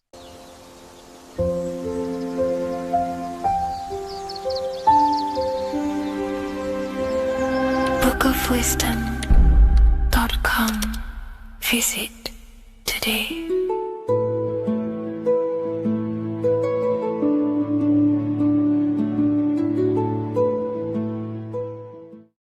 Watching pornography makes you see people as objects. It does a lot of psychological damage to the human mind. And if you truly want to progress in life, your spiritual journey, mastery, whatever it is. Mastering your sexual urges is essential to become powerful, successful, and become the best version of yourself. And there are some occult practices that I used to help master this urge. They're not really techniques, they're more mindsets, which will definitely help you overcome your urges. So if you want to quit pornography today, this is the way forward that I used to create this version of myself. Before we go into the tactics, we must understand that whatever we do in darkness comes into light some way or another. If you watch pornography, you know you have a problem, you keep this to yourself. We all naturally do. These things are private, and what we do in our private time molds our subconscious mind, and we keep it away from people. But whatever we do in darkness always comes to light. If you're doing things you don't want others to see, such as watching pornography, it will come out through a subconscious force. It will come out in your eye contact. You won't really be able to make eye contact with the person you're attracted to. It comes out in your energy, your aura, your presence, your confidence. All of this plays a role in molding your consciousness. And especially women can pick this up so easily. Females are more subconscious, males are more conscious. Females speak indirectly, males should speak directly. If a woman is hungry, they will say, "I'm hungry." "Are you hungry?" But a male will say, "Let's go get some food." You have to see the underlying subconscious messages in women because they speak in more of a subconscious language. Men speak in a direct language. And maybe even men will pick this up. If you want to be taken seriously in the business world or your career, whatever it is, this is essential for your body language and your personal power. So you must master your sexual urges. Releasing your sexual energy, your sexual fluids, removes the life in your eyes.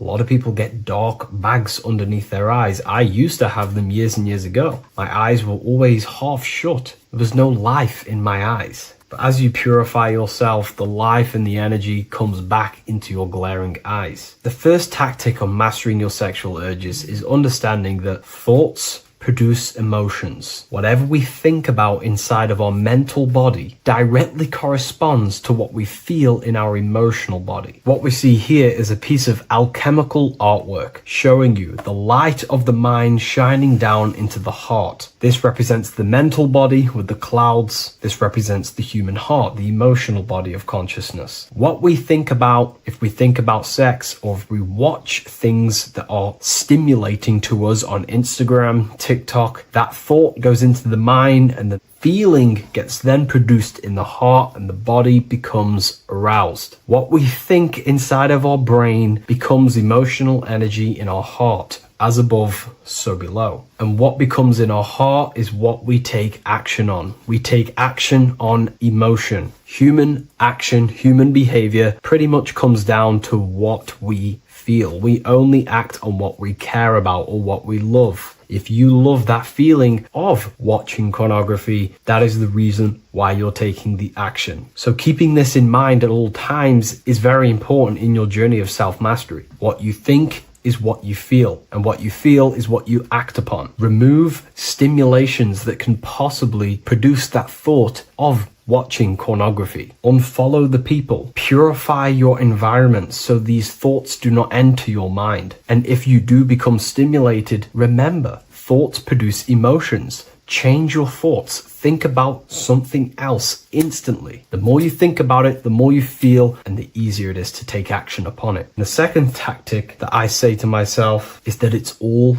mental. World, the universe, life is all mental. For example, unfortunately, my brother passed away recently. I've never gone through something like this in my life. It's tough. It's horrible. It's not nice losing a loved one. However, if I sit around and focus just on the negative side of that, yes, of course, I'm going to have my moments. But if I just sit there and focus on the negative, it will destroy my life. It will pull me down. The only thing that I can do to benefit from this situation is to become a better family person out of this. become more loving, spend more time with the people who mean a lot to you. You can always change and transmute the mindset of every situation in your reality. There's a famous saying I like to say, if you can change it, change it. But if you cannot change it, change the mental attitude towards it. Never just sit there focusing on the negative side of reality. This helped me with mastering myself watching pornography. It's all mental. You hold the power over the mind. And the next tactic is probably the best one ever. And I still use this today in everything in my life. Before I make any decision in life, I always say to myself, what is the effect of this cause? Is that effect going to push me towards who I want to be? Or is that effect going to pull me away of who I want to be and become and where I want to go in life? If the effect is not pushing me towards who I want to be, I will not take the action which is the cause. Consciousness cannot escape the law of cause and effect. It is an immutable,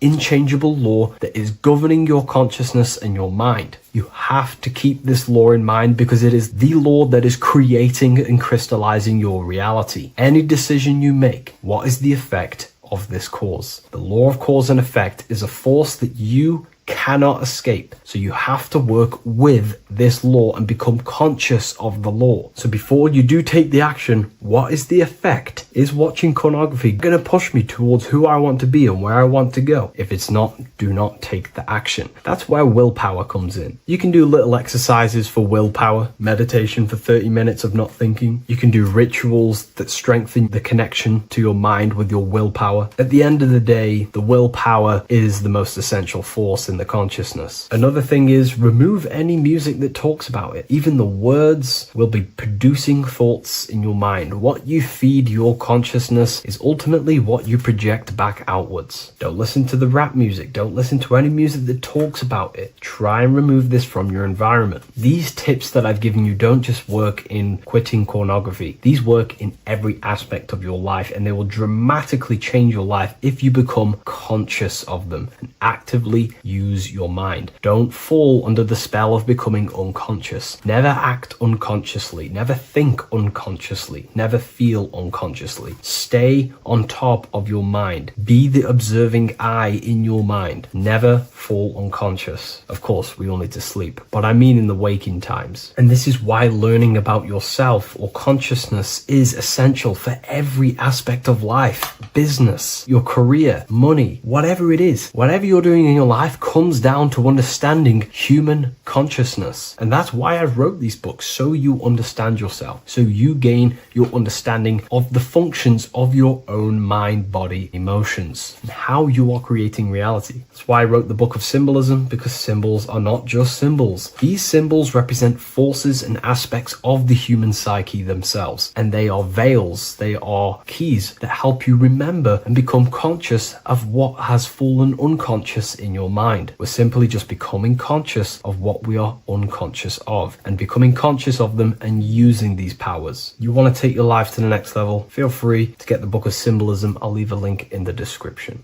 Take care, everyone.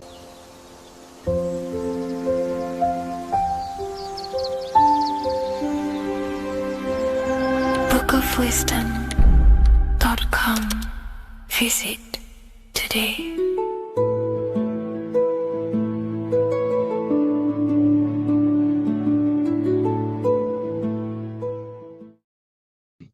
This one secret that is hidden and guarded within secret societies grants you profound power, which can fully transform your life and perspective on reality. Today, I'm going to reveal this one secret, which you probably already know, but never realized how deep it truly is. This has the power to change your life. It is the key to your potential. And if you stay with me, this power may be yours, and you could transform your life with this hidden secret that is guarded within secret societies and esoteric orders. And this secret is not really a secret, but something people overlook, that the universe is mental. Everything we experience and interact with and perceive originates within the mind.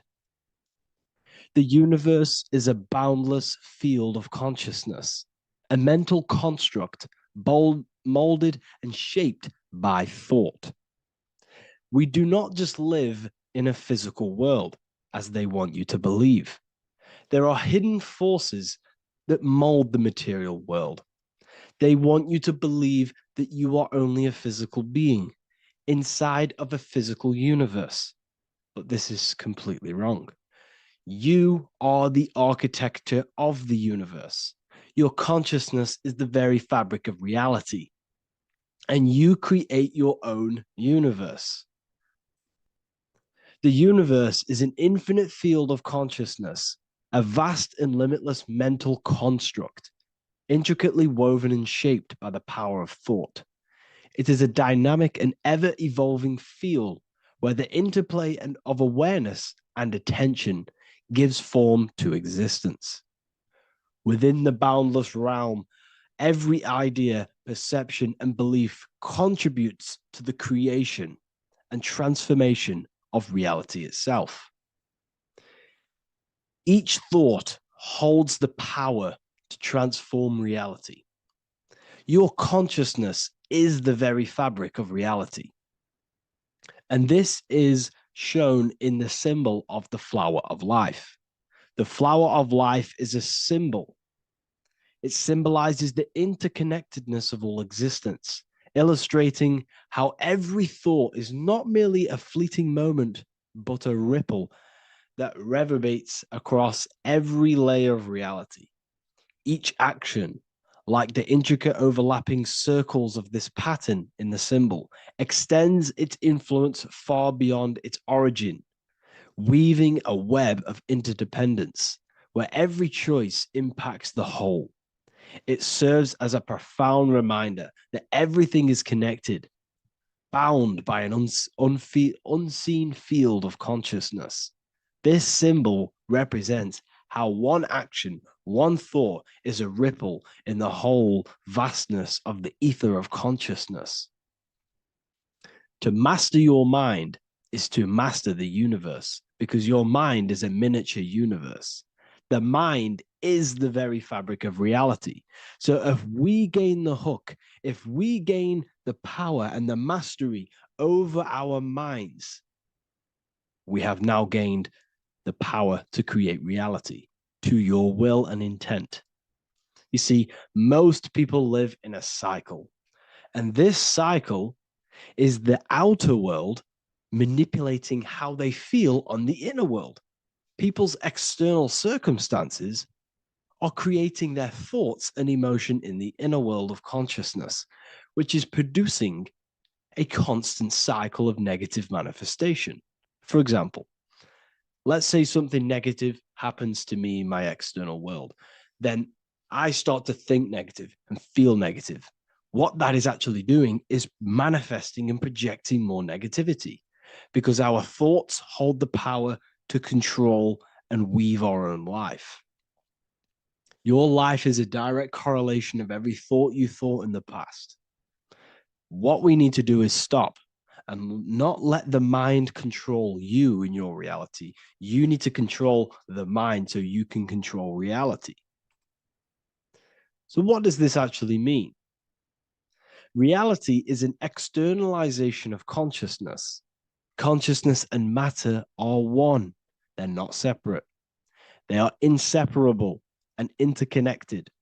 Everything we see, experience, and observe is a manifestation of thought, beliefs, and consciousness, shaping the world around us. Now, this ties in with the secret fifth element that they have hid from you. They've hid from you this sacred and very important symbol and pillar to reality. And this pillar, this sacred thing they've missed, is called the ether. And they've held this from you for a reason, a specific reason. This is the true fifth element. Why do they hide the ether? Because the ether has the power to shape and manifest whatever we imprint upon it. Every thought is a vibration interacting with the ether and actively shaping our reality. The ether You could see it as the codes to physical reality. It's like an energetic blueprint which surrounds all physical objects. It is the life force that gives life to all things. All energy comes out of the ether and returns back to the ether. Energy, it's 0 point energy, and it is infinite source of energy. So this is why they hide the ether, because whatever our mind can imprint onto the ether, we can create into a reality. And we imprint the ether through thought and imagination. The mind holds the power. The mind is the very source of reality. The material realm is not separate from the mental realm. Rather, it is intricately shaped and influenced by it through the ether. This subtle, all pervasive medium bridges thought and matter, allowing consciousness to mold and manifest the physical reality. To transform our lives, we must first transform our minds. True change begins within, as our thoughts, beliefs, and perceptions shape the reality we experience. By shifting our mindset, we unlock the power to reshape our world and recreate the life we desire. This is the power of the mind, and this is the power that's been hidden from you. We're not taught these things in schools for a reason, because they don't want us all to be conscious creators. Instead, they feed you your beliefs. They feed you your thoughts through the music, through the entertainment, through the movies, through the news. They're controlling your thoughts with this information. They're installing beliefs and information into your mind. So you are producing their reality. But this is what we need to stop. We need to take control. We need to stop consuming their music, their movies, their information, their news, because all of this is contributing towards your reality. They have the collective consciousness at the tip of their fingers. They do not create the world. We create the world by believing their beliefs and their thoughts and installing their information into our minds. You see, it's mind over matter, and most people live in matter over their mind.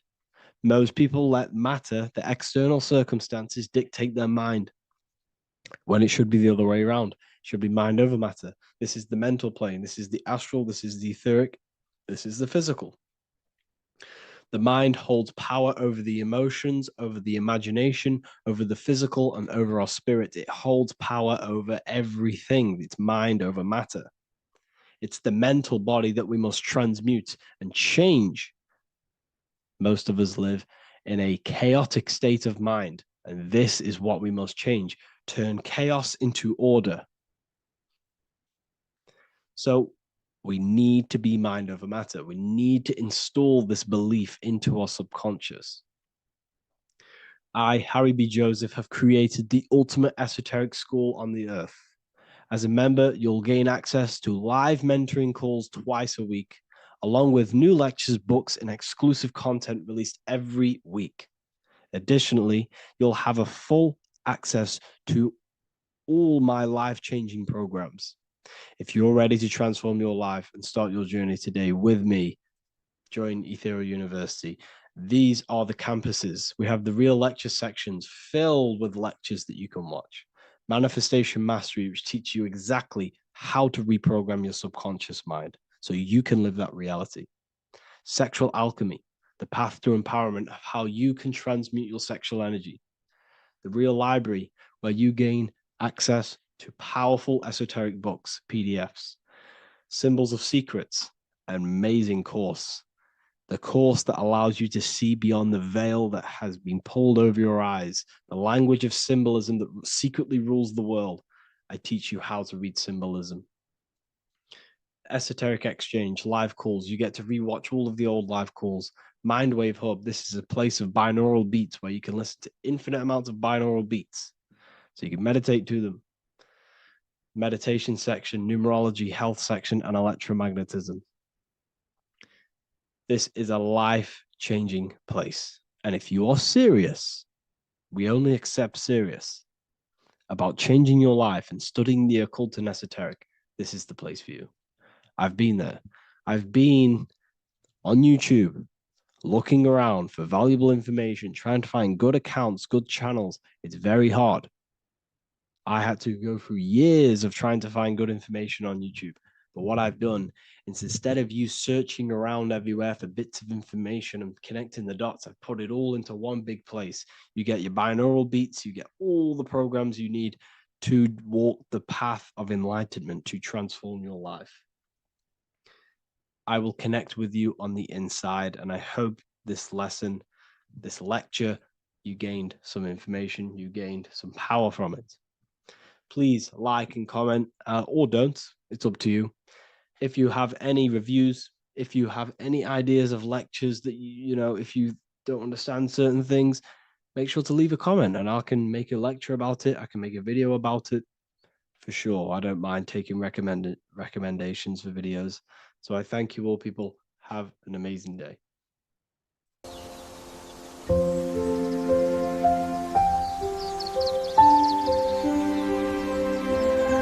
bookofwisdom.com. Visit today.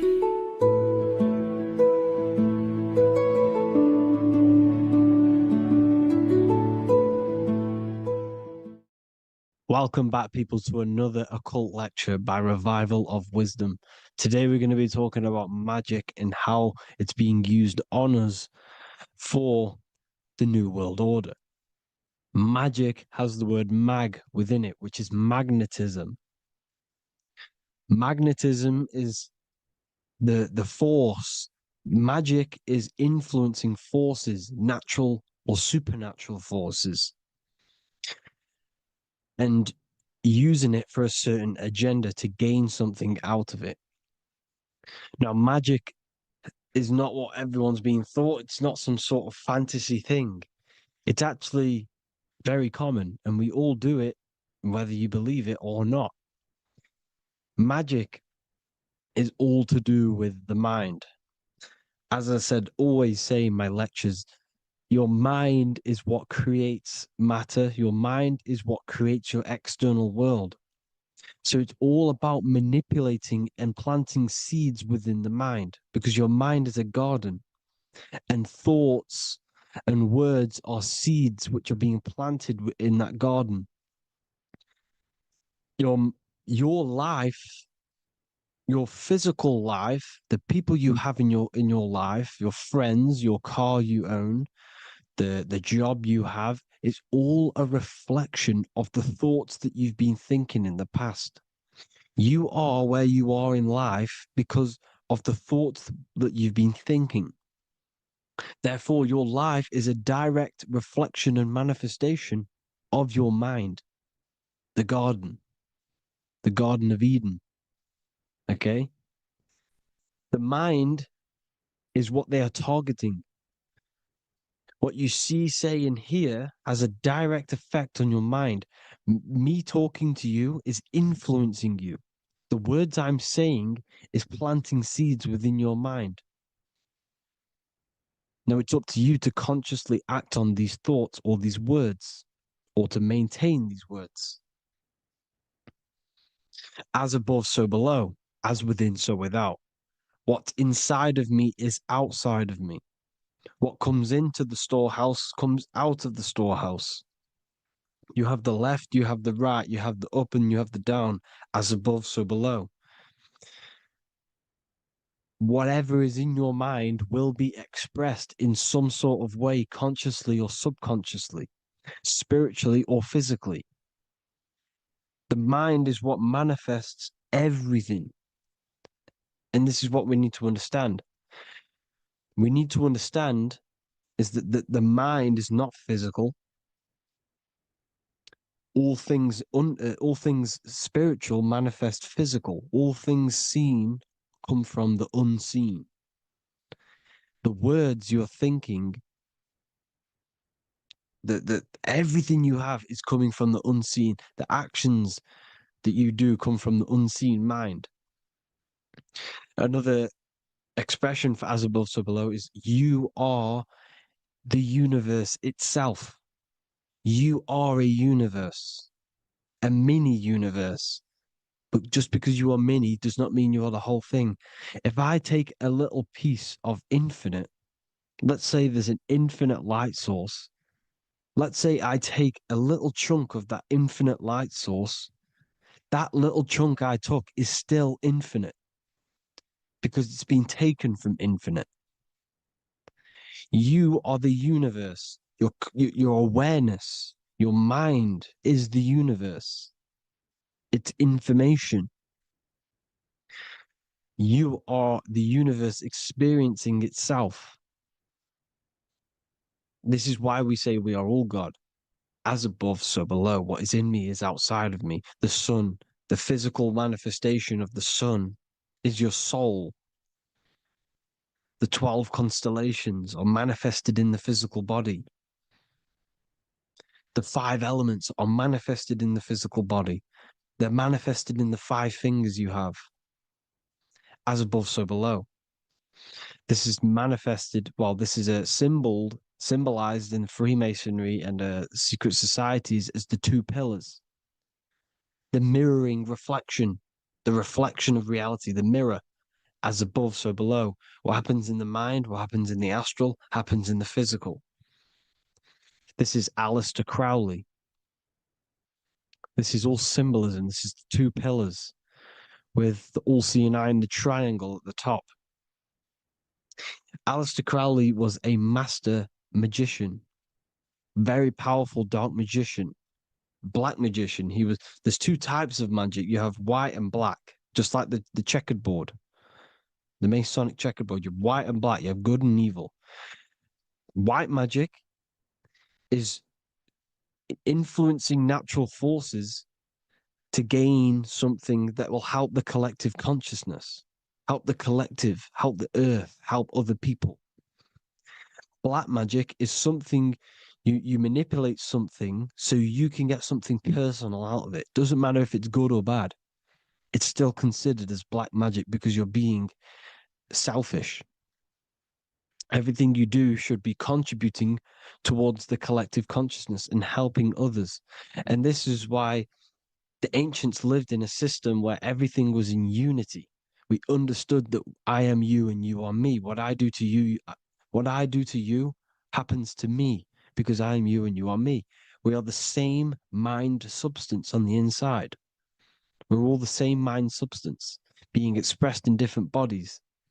So what I do to your mind will have a ripple effect on my mind because all of our minds are connected within the mental plane.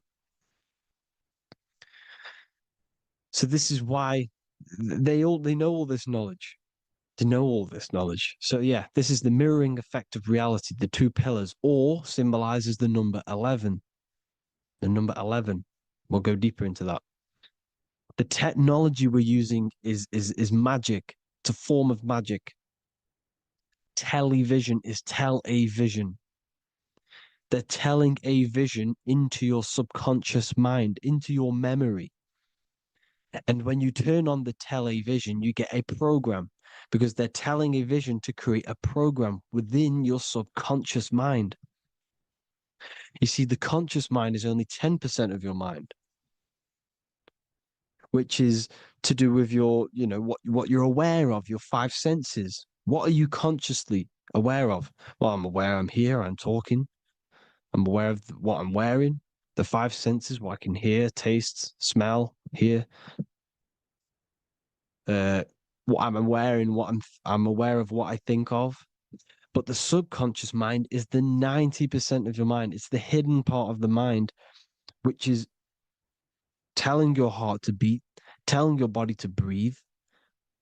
It's storing all of your emotions. It's storing everything you see, storing all the belief systems that you have.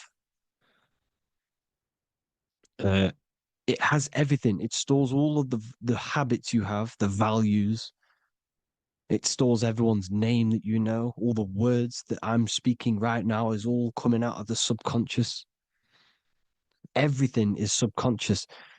And it literally manipulates 90% of your daily basis behavior. Most people don't know this. What you did yesterday is what you will do today because of these beliefs and mental programs within the subconscious, stored within the subconscious. So the subconscious is what they're aiming at.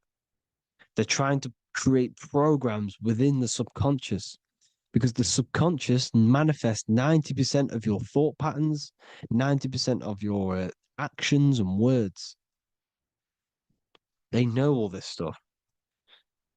So the subconscious mind is the most powerful part of the mind. Another way the subconscious manifests and influences your life is, let's say you were in a car crash years and years ago, 10 years ago. Let's say you're in this car crash, right? And you really hurt yourself. The emotion you felt in that time when you were injured in that car crash had a great impression on your subconscious mind.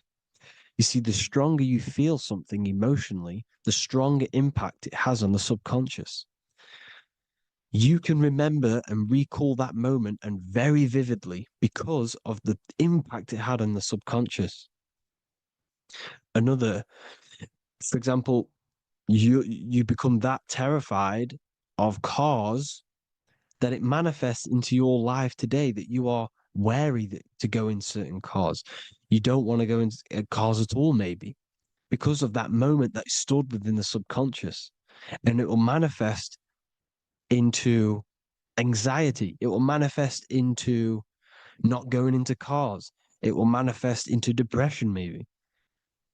These things, these emotional, very emotional, traumatic events have a great impression on our subconscious and they control your life.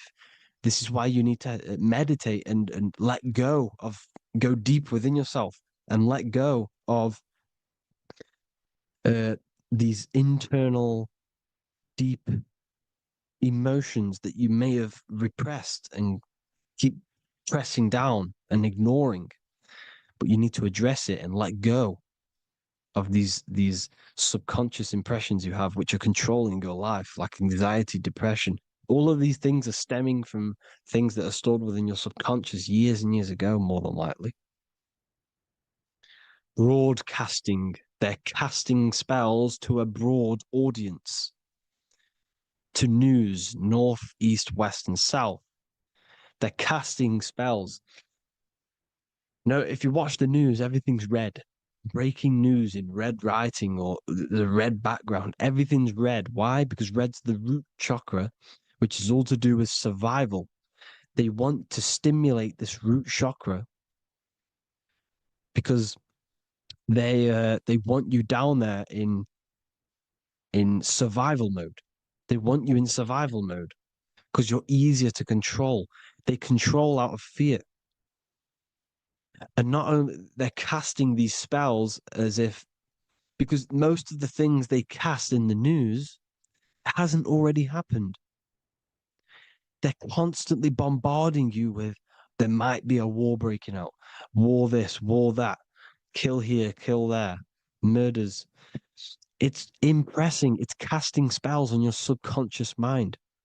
So when the event does turn up in real reality, in physical reality, you're less emotional, you're less surprised. You're not as surprised because you've already heard it before. Your subconscious has already heard it all before. If you never heard of a war and then a war broke out, you'd be going crazy. So they subtly program your subconscious mind through the words, because the words they say is impressing your mind. It has an effect on your mind, which will have an effect on your behavior, your words, your conversations you have with people. They're casting spells to north, east, west, and south on the tell a vision. They're telling a vision by broadcasting, by saying spells. This is why we call it spelling. Even the word, listen, the words we say cast spells. Bless. Oh, bless you. That's be less. The subconscious mind only picks up literal things. You see, when I say bless you, your conscious mind picks that up as, oh, thank you, you're blessing me. But your subconscious picks up as be less. You see? Because the subconscious it has no filter. It's just, it is what it is. Everything is factual in the subconscious. Therefore, if I call you an idiot, your subconscious, my subconscious will think I'm talking to myself and calling myself an idiot, and it will take that as true. That is truth. Everything is truth within the subconscious. And the subconscious manifests your behavior. The devices this is the biggest one. Black scrying mirrors, device, the devil's vice, the device. Okay? Black scrying mirrors, black screen is scrying. Black scrying mirrors were used to communicate with spirits within the astral plane in the medieval times. They're still being used now by black obsidian mirrors. And look at your phone, it's a black mirror. And there's some sort of, I'm not saying this is facts, but personally, I believe these are portals for spirits and ethereal entities to come into your life, to come into your surroundings. So this is the next big thing: the TVs, your iPhone, your iPod, all black mirrors, and mirrors are very, very powerful. Even just a normal mirror. Mirrors have an effect. Whatever you say into a mirror, what you say is energy. And when you say something into a mirror, you're saying it into yourself. It's an infinite cycle of words of energy because it's being reflected infinite times. When you say something into a mirror, it has a massive effect. You're saying it directly into your eyes, into your mind. So what you say in a mirror should be said with precaution. Never say anything negative into a mirror, because mirrors are very, very powerful ways for you to reprogram your subconscious mind for the good. You can say very positive things into mirrors and it will reprogram your subconscious mind. Okay? Manifesting is all magic. It's all magic. Everything is magic. But consciously doing it is what they're doing. They hid this knowledge. Your phone is magic. It manipulates your mind. The iPhone, okay. See, magic isn't all of this with wands. See, Harry Potter, okay, that was created to give you this perception of a mystical and amazing form of magic with magic wands and all sorts of stuff like that. Yes, that stuff was true when the collective conscious minds were on a higher level and our belief systems believed in these things, because the universal mind, all of our minds contribute to reality. If the masses don't believe in magic, if the masses don't believe in a certain thing, it's going to have an effect on physical reality. So when the collective minds are higher and have more open minds, things like Harry Potter can come true. See, it's all in the mind. The iPhone, the eye is the symbol for the mind, the invisible intelligence. The triangle is the ethereal plane. Okay, so the eye in the triangle is the eye that sees into the beyond the ethereal planes. The square is the physical plane. So the iPhone, your phone, is a black box, just like the Saturn black cube. It's a black mirror. It's taking photos of you every 2 seconds, and it's your mind. Your mind is in that phone. Everything you like, everything you text, everything you type in Google, everything you say to someone, every conversation is all recorded on on the phone. Therefore, it is a direct reflection of your mind. Your mind is imprinted into your phone because your mind, everything you think in your mind, you're manifesting into typing, saying, taking pictures into the phone, and it's collecting it and storing it. And what they're doing, and this is for all forms of magic, it's manipulating the mind. It's all manipulating the mind. Reels, Instagram, TikTok, this is all dopamine. It's all controlling the mind. Every like you get, every follow you get, every share that you get is dopamine within your brain. They're literally targeting your brain and mind. It's all manipulating because what they're pushing through the phones, through the media, through the news, through the televisions is visions and programs. You are the one manifesting the New World Order. They're not manifesting the New World Order. They're giving you the information so you can manifest the New World Order. Everything they say is contributing to your mind. For example, digital money and all the information they put out for you to see is contributing to your enslavement. Your mind is manifesting the New World Order. They know this. They don't manifest it. There's billions of us. We could easily run over them physically. But on a mental level, these people have the knowledge and they hide it from us and they let us manifest reality because we are the collective. They give us the information which manifests their agenda. It's all magic through the phones, the media, the television. So your phone is a manifestation of your mind. It's a record of your mind. Hollywood, holly tree, holy tree. They used to make wands out of holy trees, because it was the most holiest wood, the best for casting and transmitting energy. So they used holly trees to cast spells. That's what Hollywood is. And in Hollywood, they have the red tear, the blood drop next to the Hollywood sign, because it's all satanic. They're all black magicians. They use Hollywood to cast the spells through the music, through the films. You see, music is a form of magic. All of this is magic. Everything they do is a form of magic because they want an agenda behind it. But it's not black magic. They're letting us create our prison. This is what you have to see. Yes, they're evil, but they're not doing anything evil, or else they would face the karma.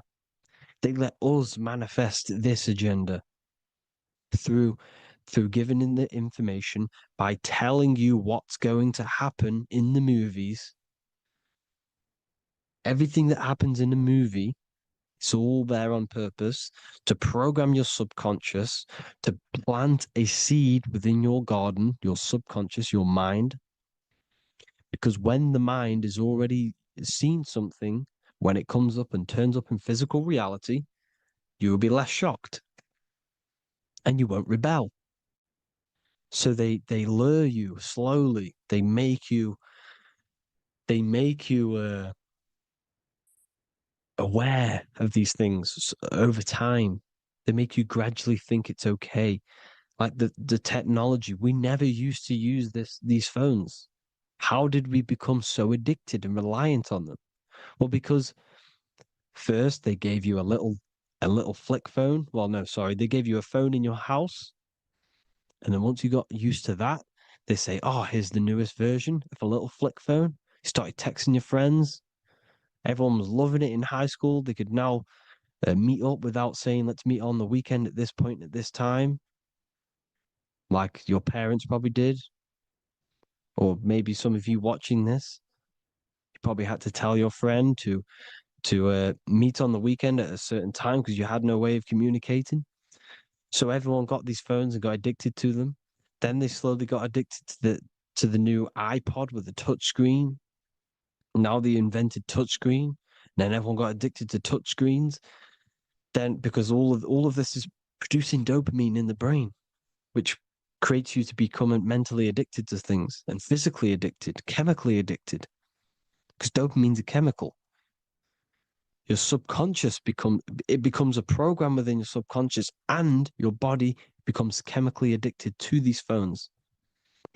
And these phones are the enslavement of humanity, technology. Without this, we wouldn't be in this mess without technology. Because they're creating a hive mind. We're creating a hive mind. So back on track anyways, they program you. Look at the films, 9/11, 9/11, all produced by Hollywood. Here's the 11, like I said at the beginning, the two pillars which reflect reality. What happens in the mind happens in the physical. What happens in the astral happens in the physical. Okay, what happens in the physical happens in the mind. It's the two pillars, the mirrors. 9/11. 9 plus 1 plus 1 is 11. Flight 11 was hijacked. New York is the 11th state. New York adds up to 111. This is not a coincidence. It's all a form of magic. It's a ritual, energy harvesting ritual, because your mind produces energy. Your mental attention produces energy. And they're feeding off this energy in the astral plane, these demons. Music is the most powerful. Personally, I think the music is one of the most powerful forms of magic they're using. Okay? Music is hypnosis. It puts your brain in a hypnotic state.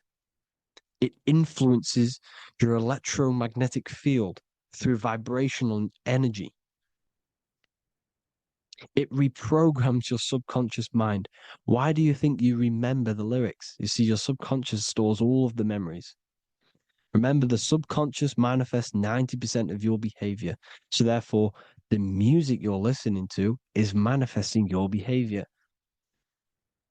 You wondered why some people wonder why they have drug addictions and they can't get out of violence and they can't get out of all this negative mind space. It's because the music they're listening to is creating a negative mind space. The words you listen to have plant seeds within your mind.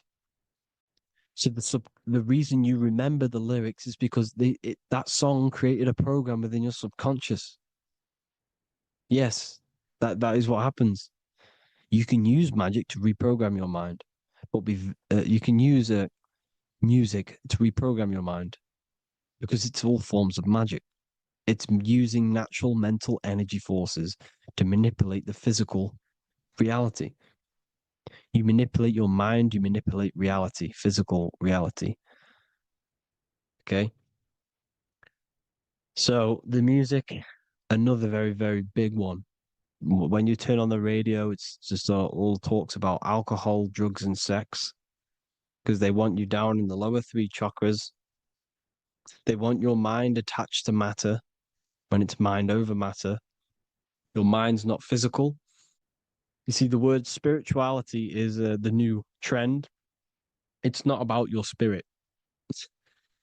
It's not about your spirit. It's about your mind. It's not about, you know, uh, spirituality and looking after your spirit. And they've got you focused on your spirit. Why? Because they hide your mind from you. You see, a lot of people think their mind is their brain, but the mind is everything. There is no physical reality without mind. You can have a brain. Imagine if you had no mind but a brain. It wouldn't work. The mind is everything. The mind controls your avatar. It begins in the mind before it happens in the brain. Then the brain manifests through the body. The brain's just an electrical computer. So that, they've got people scared, or do I have a soul or not, and all this stuff. Listen, if you have a mind, you have a soul, because you are not the mind.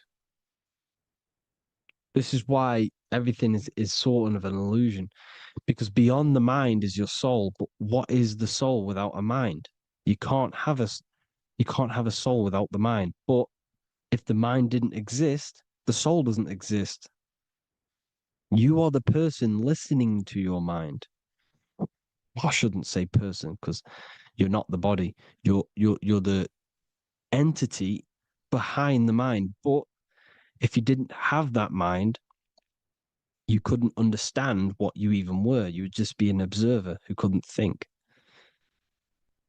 So yes, we all have a soul. If you have a mind, you have a soul. Everything is mind.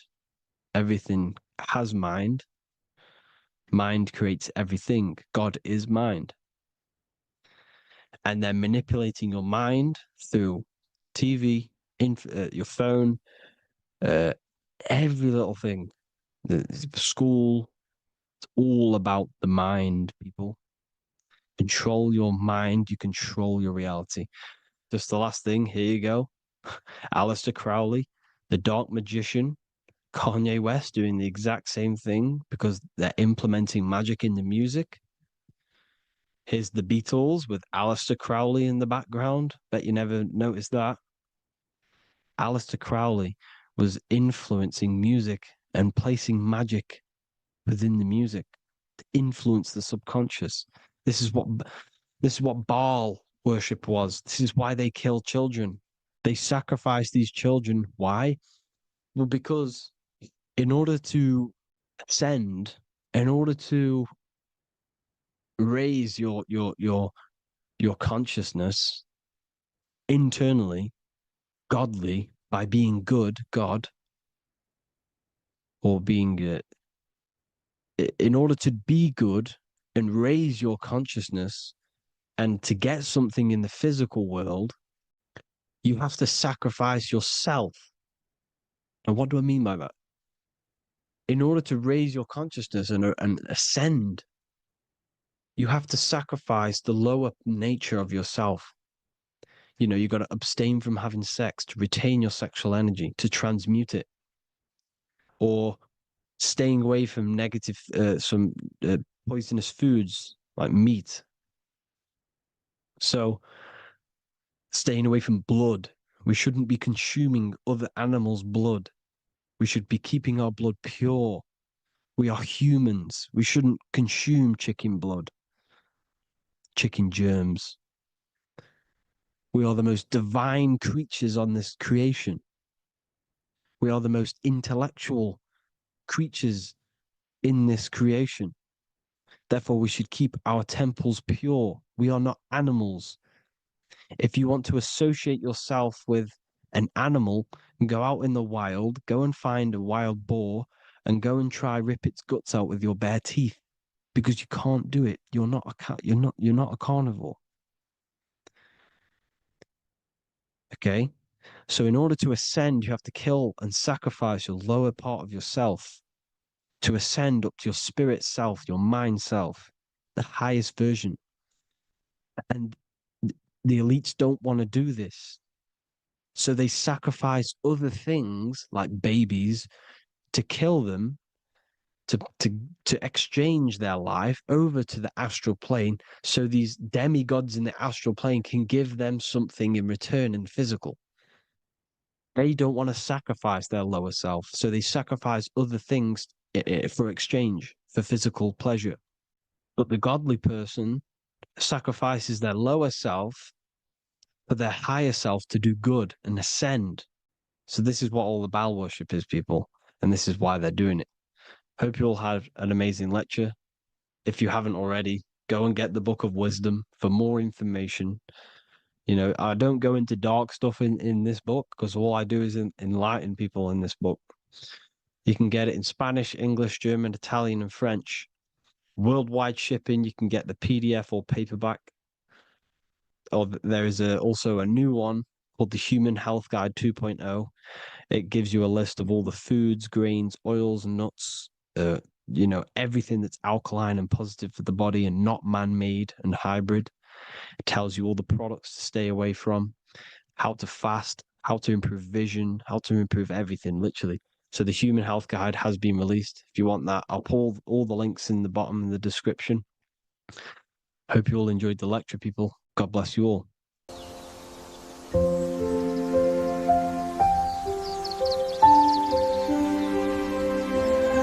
bookofwisdom.com.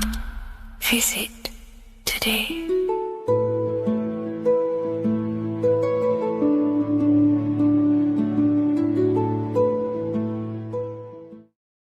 Neo is plugged in on the back of the neck, which is the reptilian brain stem. The reptilian brain is all to do with survival mode, survival state. It's always scanning the environment for safety, whether that's physically, emotionally, or mentally.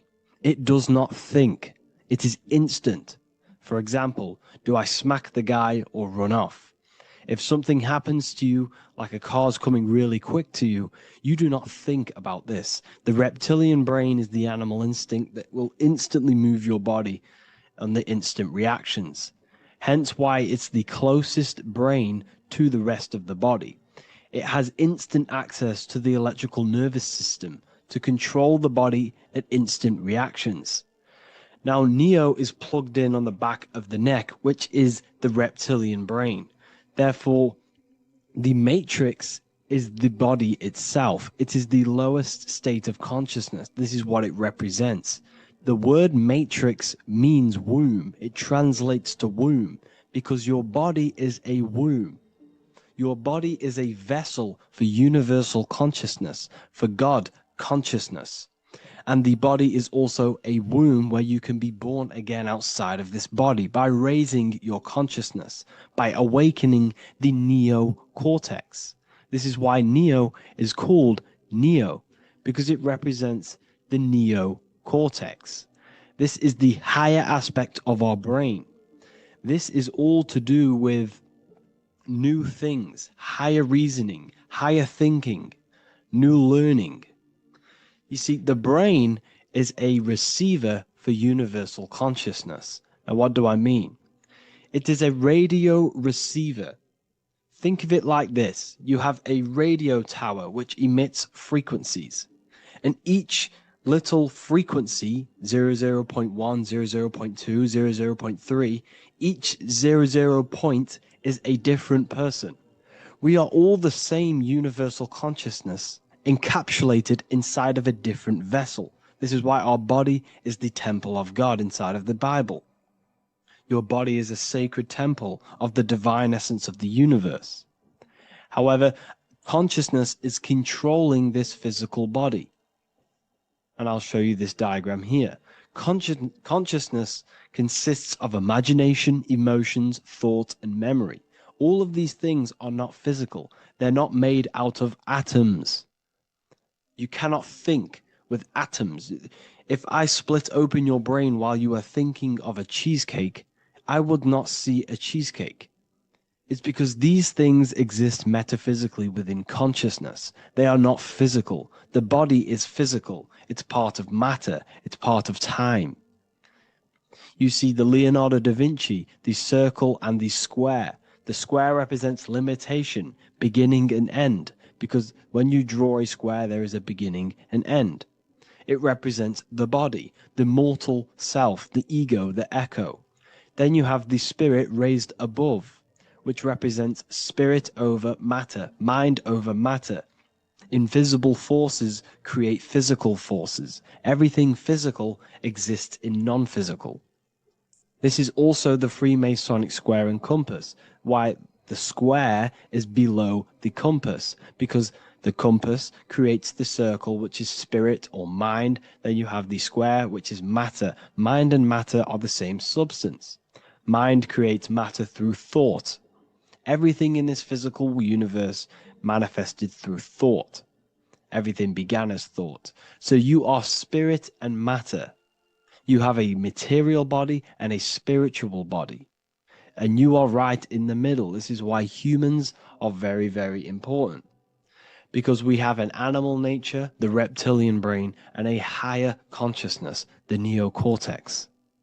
And we must awaken out of the matrix, which means womb, which is the body. And Neo is waken up from the lower self, the reptilian brain, and moves into the neocortex. Because the brain is a radio receiver for consciousness. Now, what do I mean? I went over this before. Your consciousness is controlling the brain. The brain is a computer. And when our consciousness, our imagination, our emotion, our thoughts, and our memories are all contributing towards just survival things, food, safety, fear, all of these things, and our consciousness is locked into a survival state, we are using the reptilian brain. We're no longer thinking. You don't think with the brain, but the consciousness is thinking, which activates the different parts of the brain. When we think for higher reasoning, we use the neocortex. It stimulates the neocortex. When we think about survival, we're using the reptilian brain.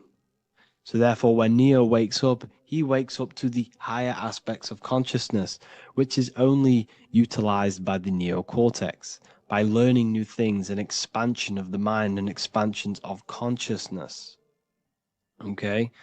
So the whole matrix is to keep you designed, well, the whole matrix is designed to keep you in a survival state, in the three-dimensional awareness.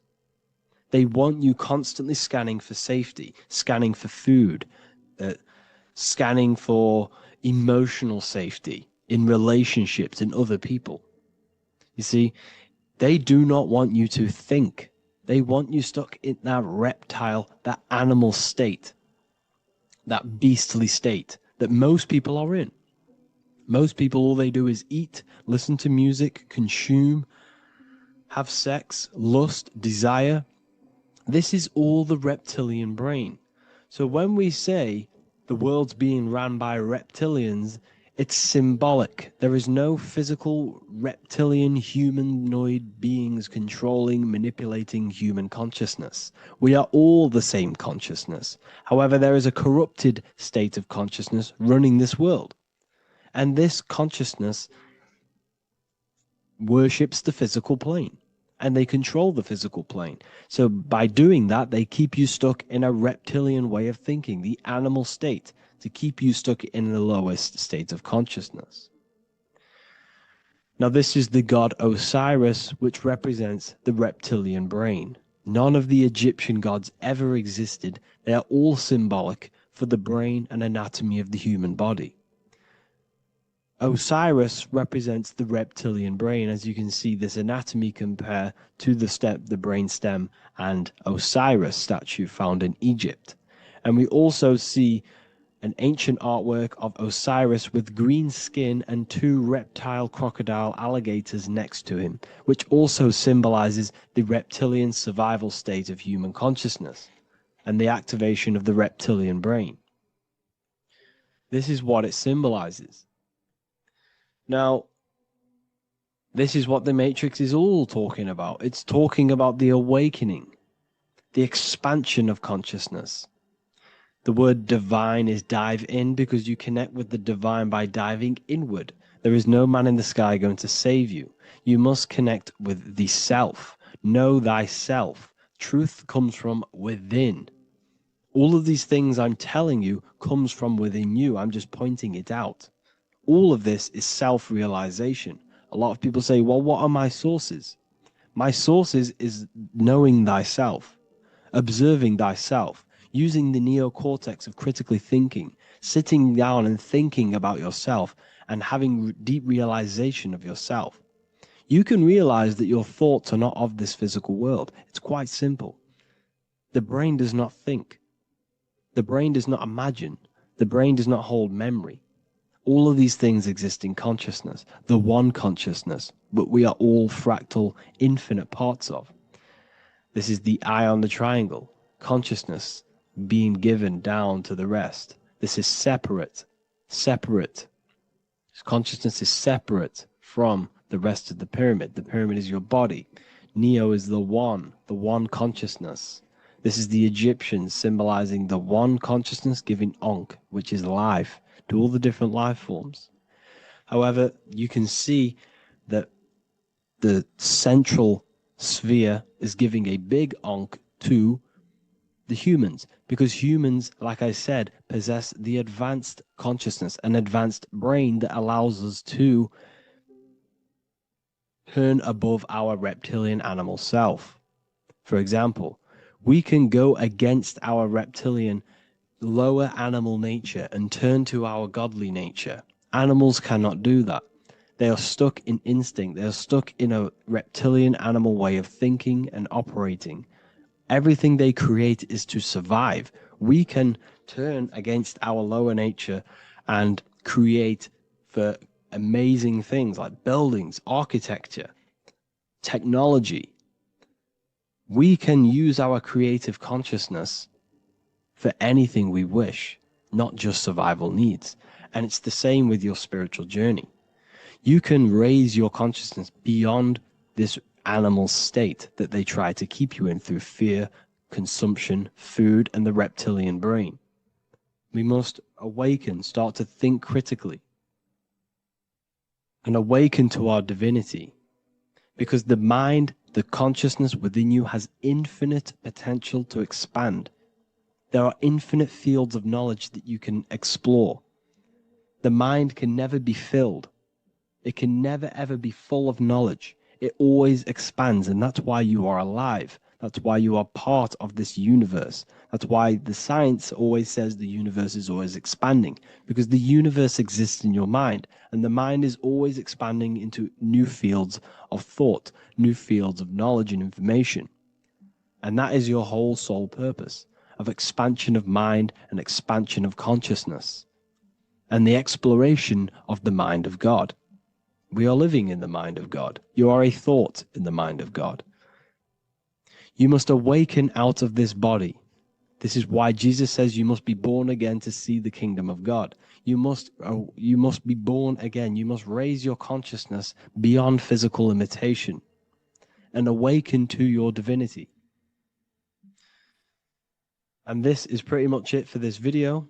I hope you all understand this, that this is all symbolic for consciousness.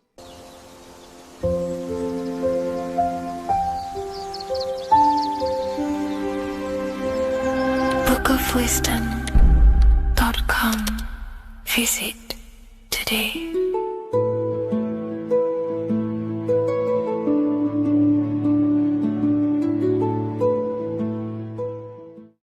Welcome to Revival of Wisdom.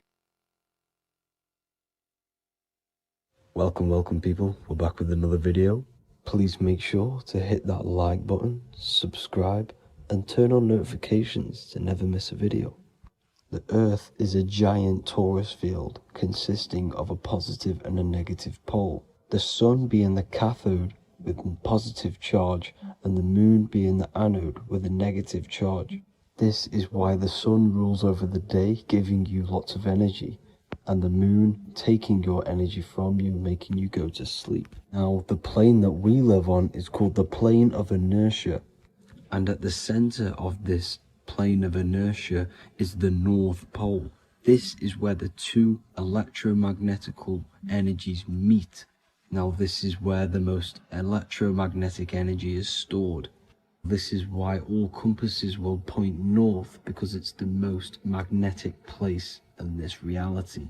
So the Sun and the Moon is spinning around this center point, which is stirring the ether of this reality and making everything move in circles, meaning this is a cycle. Everything's recycling itself. It's an organic simulation. The ancients also knew about this sacred land at the center of this reality, known as the North Pole. As you can see on this map from the 1500s of the North Pole, you can see 4 islands around this center black rock. Ancient civilizations like the Mayans, the Buddhists, and ancient Chinese also depict these 4 islands. The endless symbology of these sacred lands at the center has been going on for thousands of years. These sort of secrets are now kept by the elites, But as always, they have to show the truth in plain sight, and this is what they are doing with the Windows symbol and also the Wizard of Oz. Now in the Wizard of Oz, as you can see, there's something called Munchkin Land. Munchkins are these unusually short people. Then on the ancient 1500s map, it says Pygmy. And then the Pygmy people in mythology are also these unusually short people. Just like Santa and his elves, they come from the North Pole. And elves are these unusually short people. These stories that we are told about Santa and Munchkins are putting truth in plain sight about this sacred land. This sacred land at the center of the earth is where the aurora borealis comes from and is being emitted from this black hole in the center, also known as the black sun. The aurora borealis is the Earth's aura, hence why it has the word aura inside of it. It is the life-giving essence to all life within this realm. As this dualistic reality we live in consists of both physical and spiritual, the black sun is like our sun for the spirit. It's our spiritual umbilical cord, connecting us to the spirit realm. And the rising sun is the opposite. It's our sun for our physical 666 carbon suits, known as our human body, our physical aspect. As it states in the 40,000-year-old emerald tablets, deep in Earth's heart lies the flower, the source of the spirit. The flower of life is as thine own place of spirit, and streams through the earth as thine flows through thy form, giving off life to the earth and its children. So the North Pole is the core of this spiritual reality, and the closer you get to it, the more spiritual and lucid it becomes. So the elites have covered this up in order for us to forget the true nature of this reality. And they did this cover up by introducing the globe model. Nicholas Copernicus was around in the 1400s, and he introduced the globe model. As you can see, he is a Freemason. He depicts himself with a globe and a Masonic compass in all of his paintings and portraits. Galileo was also a Freemason, as you could see in all of his portraits with a globe and a Masonic compass. He was also a massive part of introducing the globe model after Nicholas Copernicus. So yes, the globe model was a spiritual and political move to gain more control over the masses. After the globe model was then introduced, they introduced the theory of evolution by another Freemason, Charles Darwin. See how these two theories go hand in hand? They both degrade humanity and they make you confused of where we actually came from. By hiding the true form of this divine creation and hiding the true power of each and every one of us, they maintain control over the masses. Now this is order out of chaos, known to be the 33rd degree slogan of Freemasonry. Now this is the Masonic cosmology, and as you can see, you have the checkered board for the duality, the 5-pointed star for the 5 elements, the 4 corners for the 4 pillars, the all-seeing eye, which is Polaris, the sun, the moon, and the 7 stars. So even Freemasons are taught the flat earth cosmology and the true form of this reality. Now the true nature of the sun, the moon, and the earth is shown and reflected through the Masonic compass. The Masonic compass is the sun, the moon, Polaris at the top, and the black sun at the bottom. It makes sense why all the scientists who introduced the globe model all used the compass and the globe together, because it's truth in plain sight. As I explained in my other video, all Freemasons have to take the oath. So it goes to show, why are we all learning these theories from Freemasons who can't talk about certain topics that they learn about? Why should we believe their theories when they're holding back the real truth about this reality? Now going on to NASA. NASA means to deceive in Hebrew, and they are also funded by the government. They are not a private company. The old owner of NASA, Werner von Braun, on his grave has the Bible verse Psalms 91. The heavens declare the glory of God, and the firmament showeth his handiwork. Now why would the owner of NASA put this on his grave? Seems a bit suspicious to me, alongside with the NASA astronauts are all Freemasons. And not to mention the countless mistakes they've made on their live videos in space stations, the moon landing, and the CGI footage of the Earth, which is obviously photoshopped. Just by tricking the masses that they live on a spinning ball, the elites gain the perception of the masses. Not only does it hide the divine creation we're inside of, it hides the divine spark within you. It hides the creator, the source. And by believing in space and we live on a spinning ball, it makes people come to the interpretation of that we are a coincidence and we do not have any purpose. And of course this is false. When you come to realization that we are all a divine creation and we can create our own divine life in this reality, life becomes more sacred and you start to enjoy little things. The elites want you to believe everything exists only in the five senses. They want you constantly looking outside of yourself because they know that will keep you on lower states of consciousness. Now this brings me to our next point. By tricking the masses into the heliocentric model, the elites started to advertise aliens in the movies, in cartoons and magazines in the late 1940s. Now this is subconsciously programming us about aliens and extraterrestrial threats, which then they can use to their advantage. And this is something called Project Bluebeam.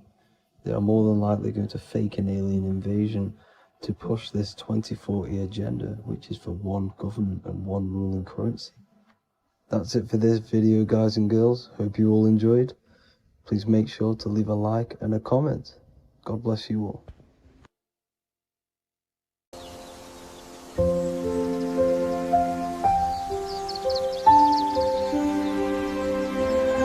bookofwisdom.com. Visit today.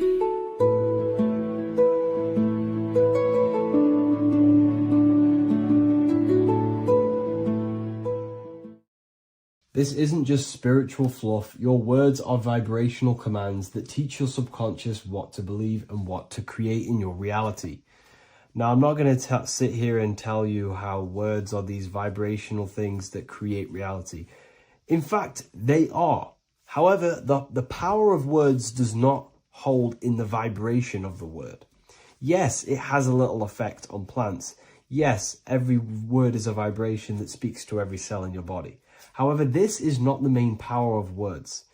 The main power of words is restructuring your consciousness and invoking energy inside of your own consciousness. I'm going to go over these two in detail for you. Your life is an externalization of your consciousness. Your belief system, your internal world, are building blocks to create your external world. What you believe in is how you see reality. It is the filter that you see to see reality. If you want to change reality, you have to change your consciousness first. There's no point trying to create a change, a manipulation in the external world, because it won't last very long. You have to restructure your inner temple, your inside world of thought and emotion. For example, your external reality is an externalization of every thought you thought in the past. Your life circumstances are just a result of every thought you thought in the past. You become what you think about. So if we can control what we think about, we will control who we become. Words are a powerful way to restructure your subconscious mind, which will then restructure what you think about. For example, if I said the word chicken all day long, I'm going to be thinking about chicken all day long. The words we repeat enter our subconscious mind, and our subconscious mind molds our conscious mind of what we are consciously giving attention to and thinking about. And that becomes our emotion. Our emotion becomes the energy, the charge behind our action. And all of this creates who you are and your reality. If you want to create a change in your external world, you need to repeat the end result, as in an affirmation. I am abundant. I am disciplined. For example, if you're trying to stop a certain addiction, don't say, I am going to stop smoking. Say, I am disciplined. By saying discipline, the subconscious mind accepts the word discipline and not the word smoking. If you repeat smoking, I am not smoking, your subconscious mind will just pick up smoking and then do more smoking. So if you are trying to create discipline in your life and trying to stop something, say, I am disciplined. The reason for this is powerful because you're conditioning your consciousness. You're conditioning your subconscious mind and filling it with the word discipline. And I'm not going to say do this a certain amount of times a day or do this in the mornings.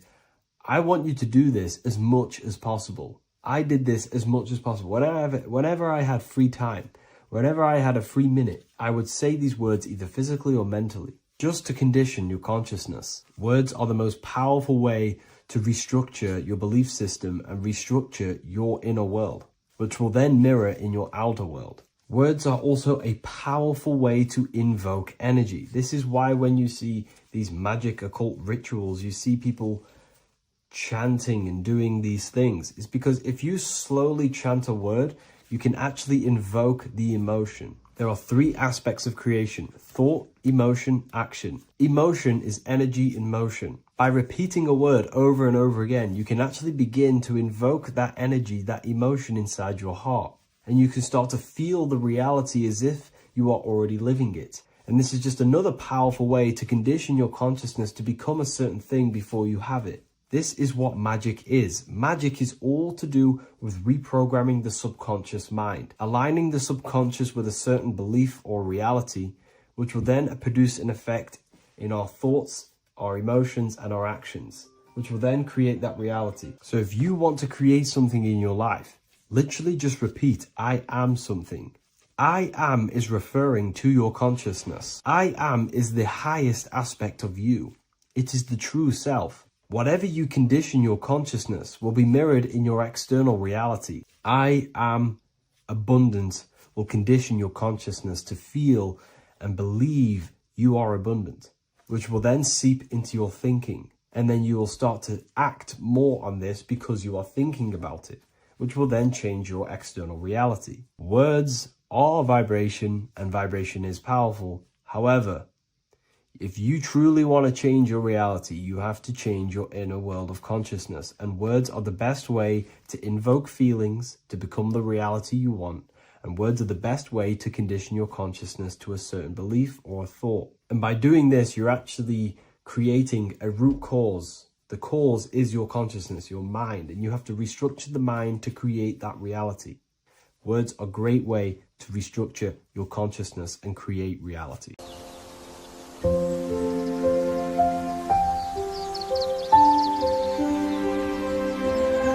bookofwisdom.com. Visit today.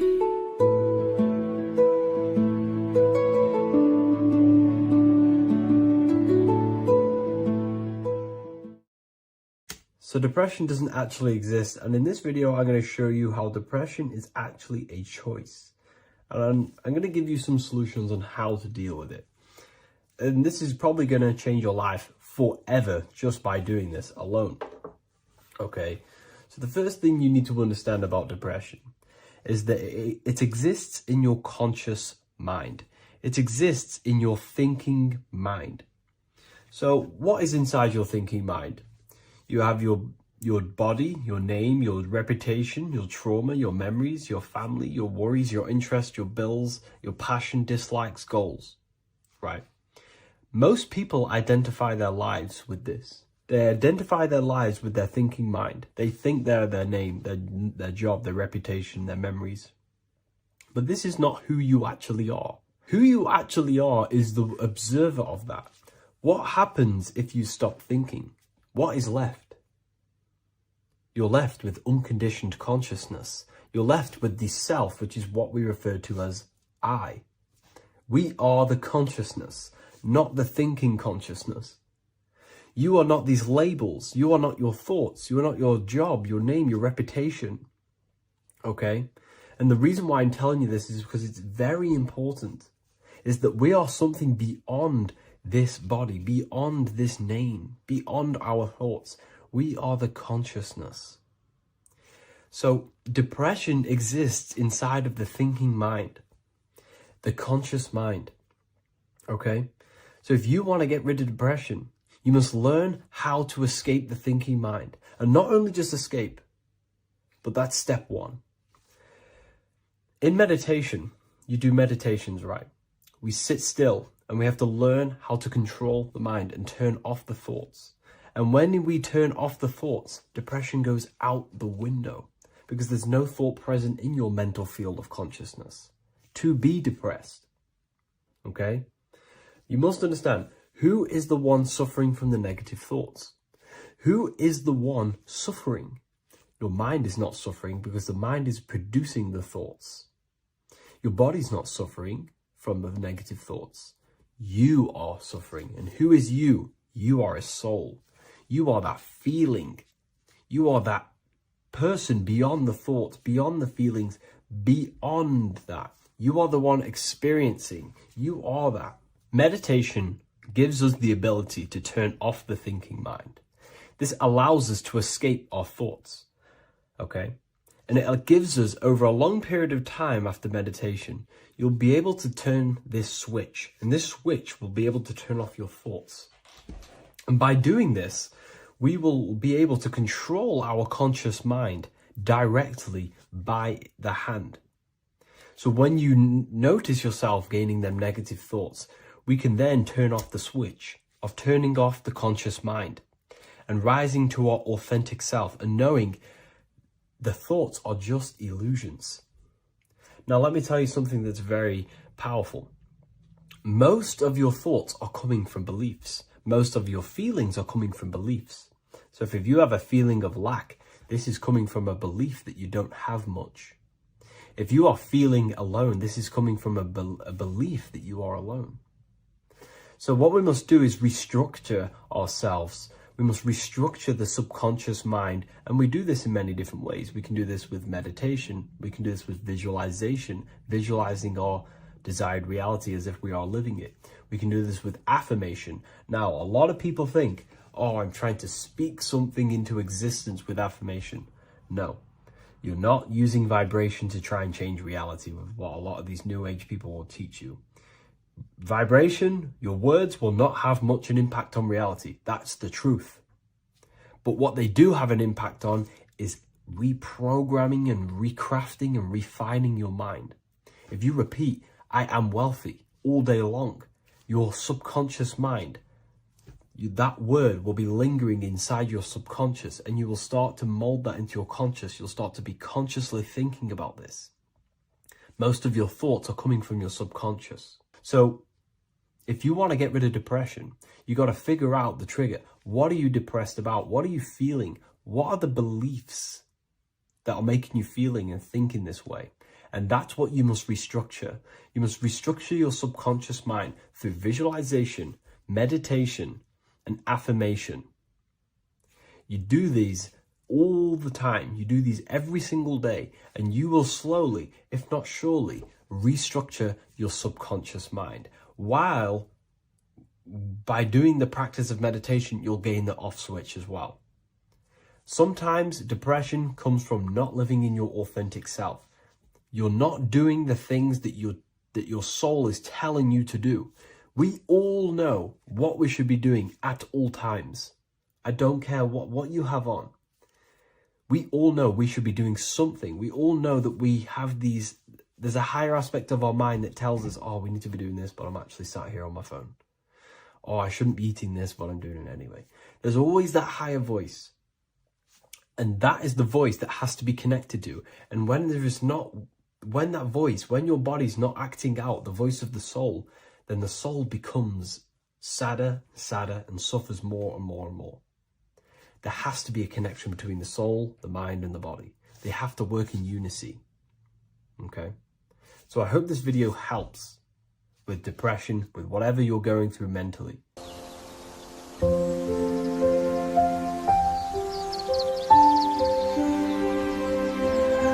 bookofwisdom.com. Visit today.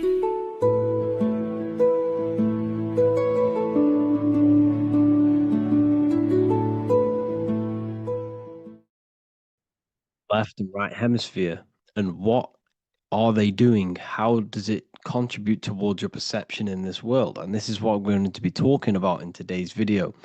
We're going to be breaking down the two hemispheres of the brain and how they function in your life. So first, we have the left hemisphere. This is the logical hemisphere. This is the analytical, divided, scientific, or verbal hemisphere.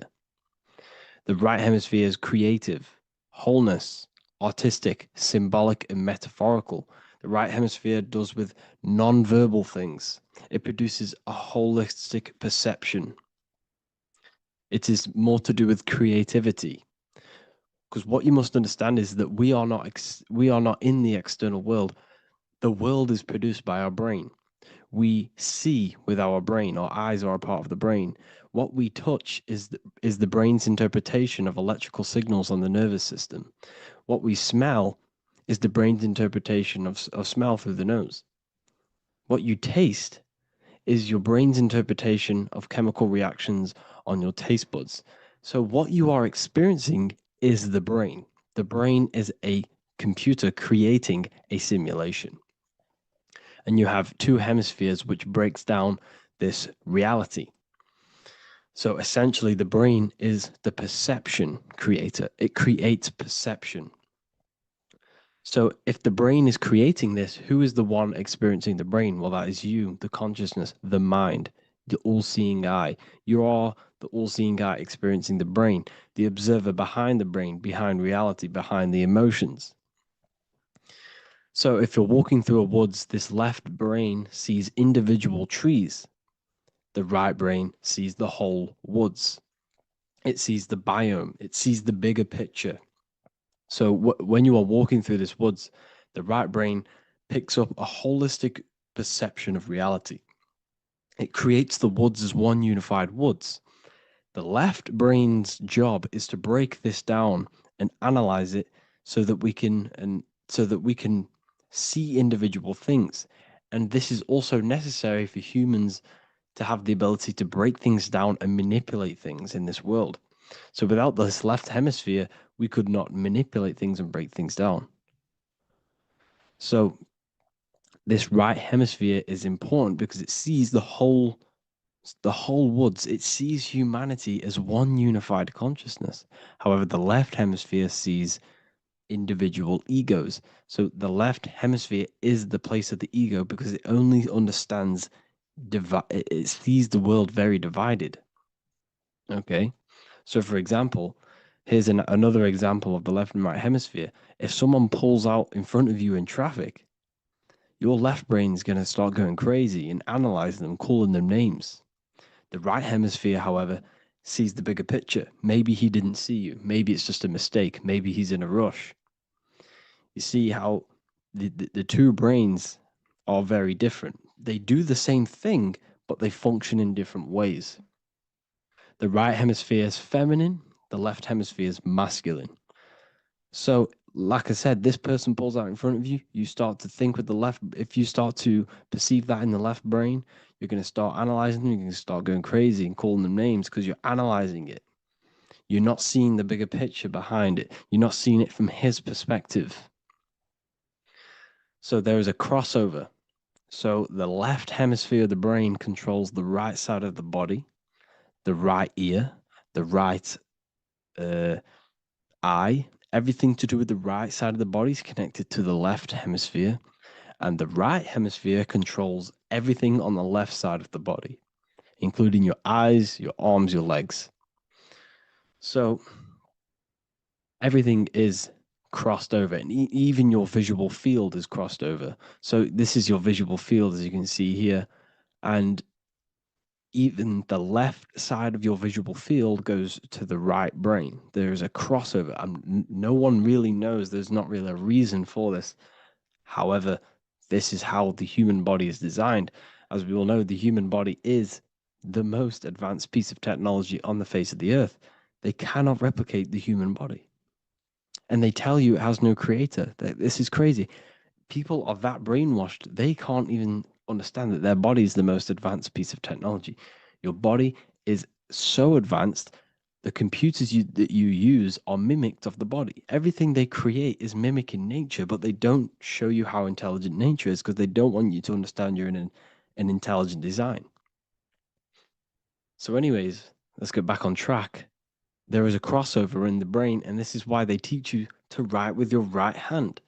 And I was speaking to someone who's in a nunnery, or whatever you want to call it. They were a nun, or they knew someone who was who was a nun, and they forced these people, these nuns, to write with their right hand. You had to write with your right hand.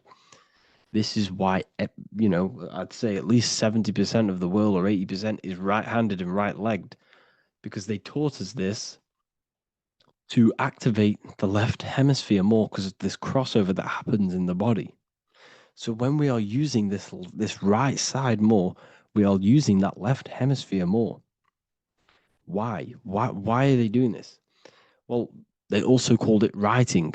Writing is a spell, to cast a spell on you to use that right side of the body so that you use this left hemisphere, because they want you to see the world as a divided perception. They don't want you using the right hemisphere, using that left side of the body to activate the right hemisphere to see the bigger picture and see how everything is all one and everything is created.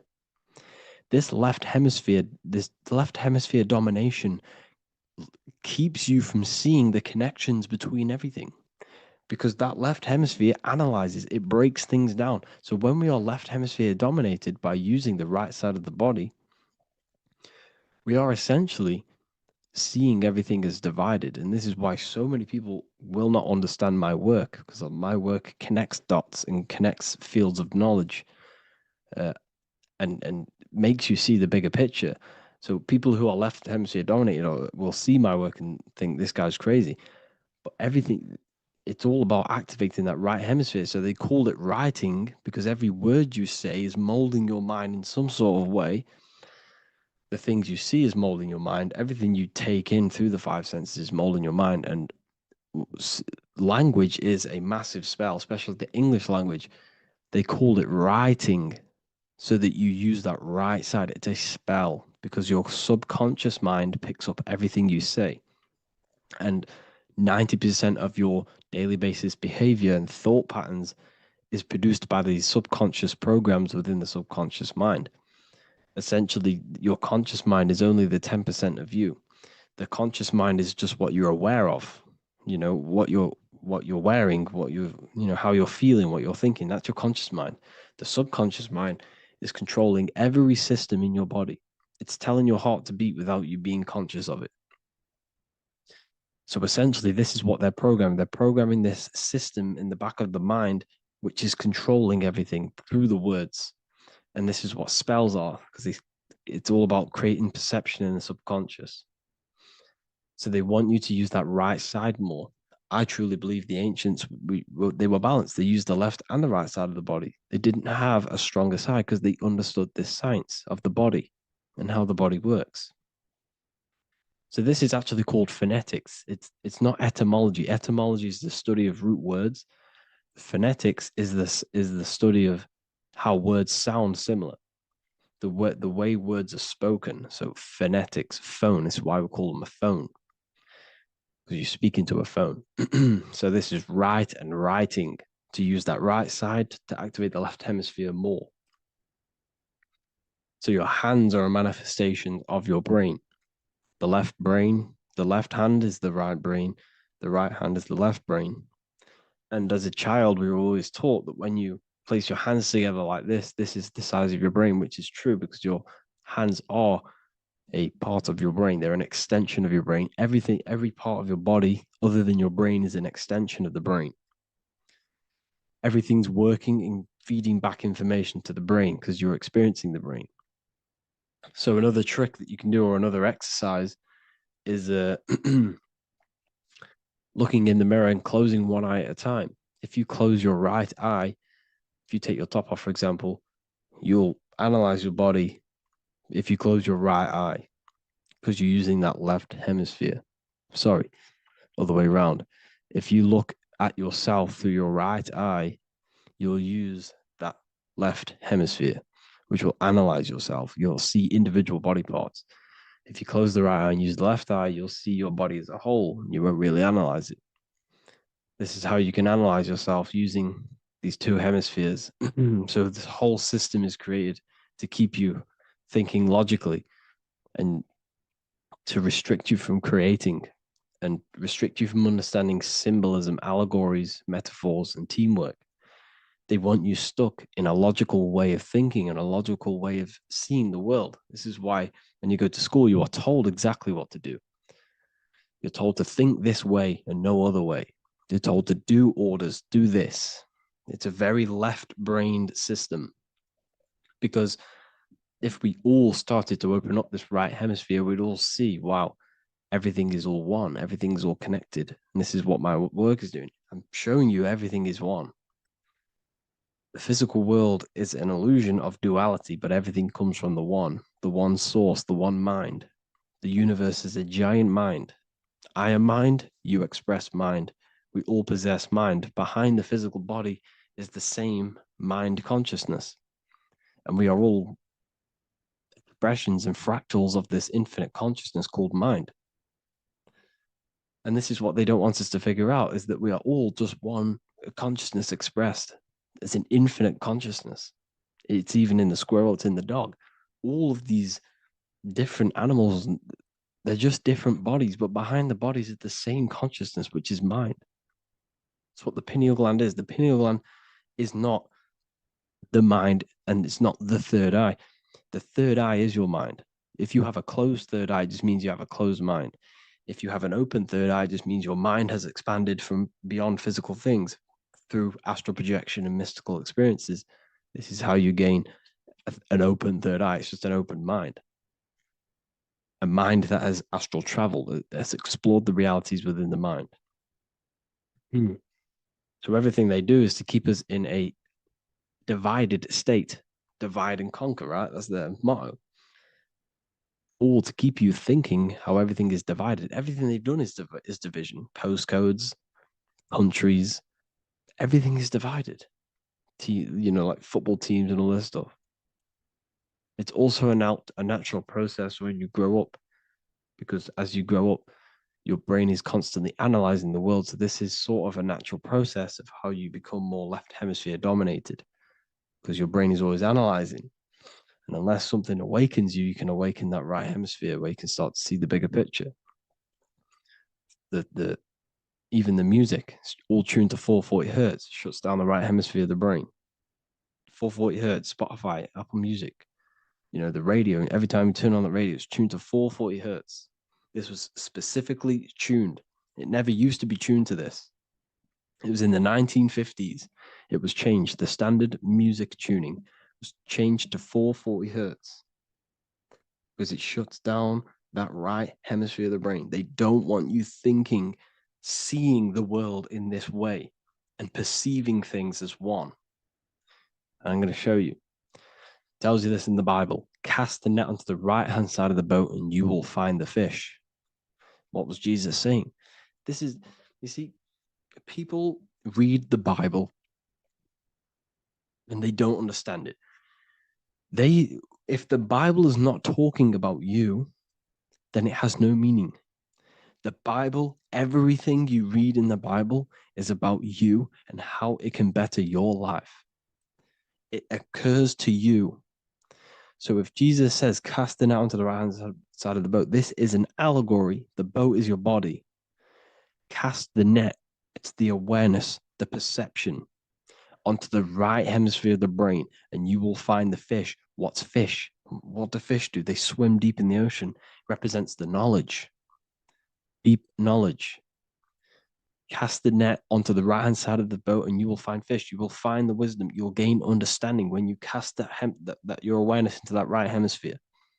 You will see that I am you and you are me. We are all one consciousness. You will see everything. You'll see that the trees are the same patterns as the nerves in your body. You'll see everything is connected. Everything is a fractal of the one infinite consciousness. And how many fish did they catch? 153. That adds up to 9. This is now numerology. The Bible's filled with numerology. Adds up to 9. What's 9? Human consciousness. It represents consciousness. You're in the womb for 9 months. Feminine. It's all about consciousness. And in Revelation 14, and I looked, and behold, the Lamb standing on Mount Zion. That's the spines, the mountain. With him, 144,000. 144 adds up to 9. It represents consciousness on top of the spine. You see? And he had his name the name of his father written on the forehead. What's the father? The higher mind, the higher consciousness within you. Where is that? In the forehead, the pineal gland. The pineal gland is the radio receiver for the higher consciousness. Because every body part of the body has consciousness. Your heart has consciousness. Your gut has consciousness. You are thinking with these different consciousnesses. You think with the gut. You think with your penis. You are thinking with all these consciousness. And it's about raising your consciousness to the higher consciousness, which is the father, the mind, in the head. Don't think with the lower parts of the body, because that is your animal nature. Think with the higher parts of the body. It's all representing consciousness. How to activate the right hemisphere of the brain? Well, it's all to do with non-verbal things. So music will activate the right hemisphere. Make sure it's tuned to the right frequency, though. 432 hertz, 528 hertz. Any frequency that adds up to 3, 6, or 9 is good for you.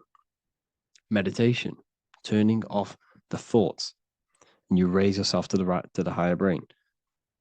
Symbolism. Symbolism is all right hemisphered.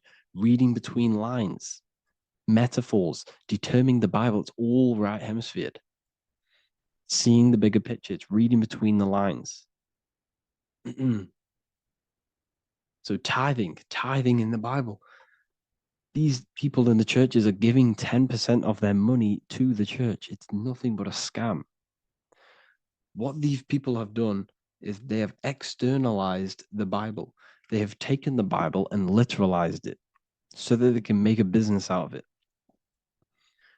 So what they're doing is a tenth of the produce of what it says in the Bible, a tenth of the produce of the land, whether grain or fruit, is the Lord's and is holy. So what's that saying? The tenth of it's basically saying give the 10% to the Lord, to God. What does that mean? Well, what's the land and the fruit? This represents physical things, the physical things that you have. The tenth of the physical things that you have. What's that? That's your ego. All the physical things that you have is all to do with your ego. That's the lower self. The ego, what is the ego? It's the mind's perception of the physical self. You had no ego when you were a child.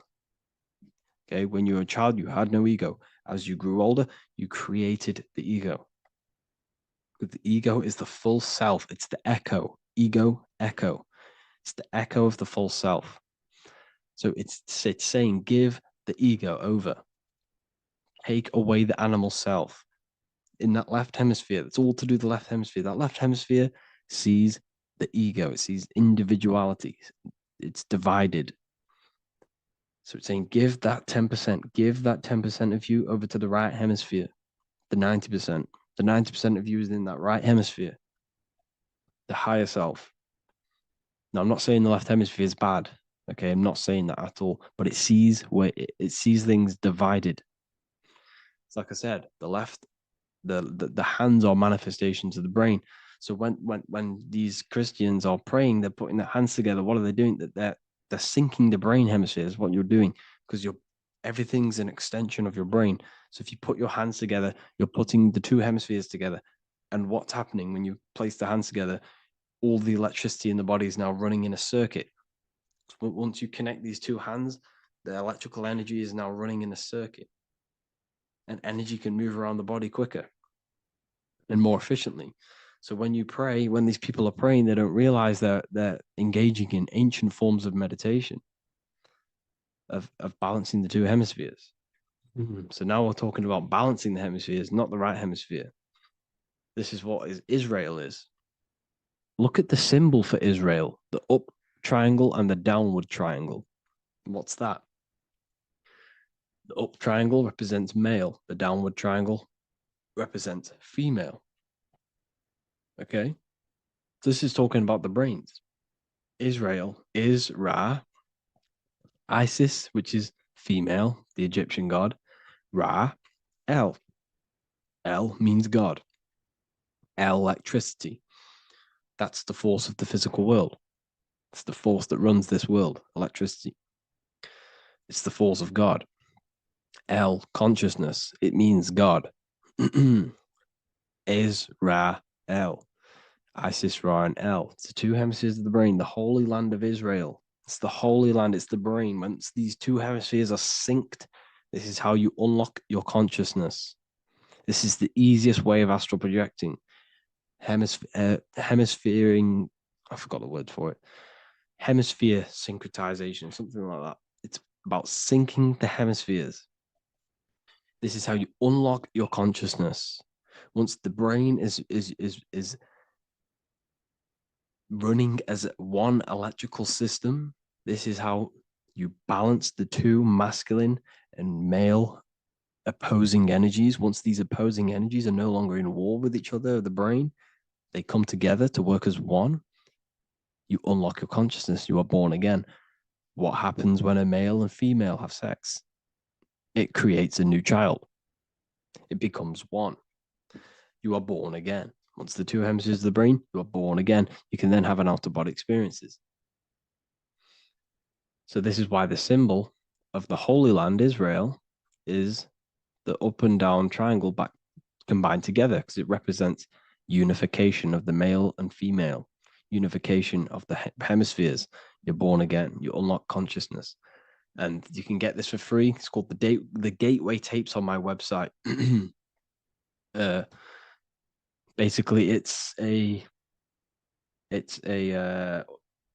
audio track from the government, and they did this in the Gateway Experience. It's a CIA document, and what they do is there are different forms of meditations you go through. I think there's about 5 waves of meditations you do, half an hour each one, and it will teach you. It will sync your hemisphere, because what does it do? They understood that playing one frequency into one ear and another frequency into the other, they understood that the right ear is connected to the left hemisphere, the left ear is connected to the right hemisphere. So when you play 2 different frequencies into both ears, what happens? The brain picks this up, the 2 hemispheres of the brain picks this up, and it syncs it. It syncs these 2 hemispheres, these 2 frequencies together. So now the brain is working as one to sync this frequency. So this is how you can sync your hemispheres through listening to these frequencies. Okay, you can get them for free and do the meditations yourself. This will definitely help you. This is an easy way to astral project. So it's all about syncing the hemisphere and seeing reality from a unified perception. We should all aim to get out of that left hemisphere. I'm not saying don't use it, but we should now start to see. We should now start to read between the lines of the Bible, read between the lines of the symbolism they're showing. Study symbolism, study allegories and myths. What are they trying to tell us through these allegories? And, this is how we start seeing things in a better way. Once we understand that we are all microcosms of an infinite consciousness, we can all come to one, because love is the unifying force of this infinite consciousness. We are all divided. We are all disconnected from our hearts. Once we all connect with our hearts and see that everything is one, we can all start to love and come together as one, because love is the unifying force of consciousness. So if you haven't already seen, I now have launched the Ethereal University. I will be doing lectures like this one, but even better, deeper, and even releasing knowledge that I can't talk about online, as they are censored. I'll be doing lectures every single week. I'll be doing live calls every single week. You also gain access to my library, which is filled with over 45 occult books, filled with knowledge. Okay, I'll show you now. Plus, you get my book, The Book of Wisdom, PDF form, and the Human Health Guide, PDF form. You also get all of this stuff, the health section, Q&As, Ethereal meditations. We've got some celestial studies, cosmology, and numerology coming soon. You also get the brand new Manifestation Mastery course, plus the library. And there'll be new books, new lectures, new live calls every single week. Or you can get the Book of Wisdom, use the code WISDOM in all capital letters to gain 40% off. This sale will be ending very, very soon. So if you're watching this, be very quick to get yourself a physical version or a PDF of my book. You can get it in all these languages. Hope you enjoyed this video, people. I'll see you inside the Ethereal University, the real university. Have an amazing day.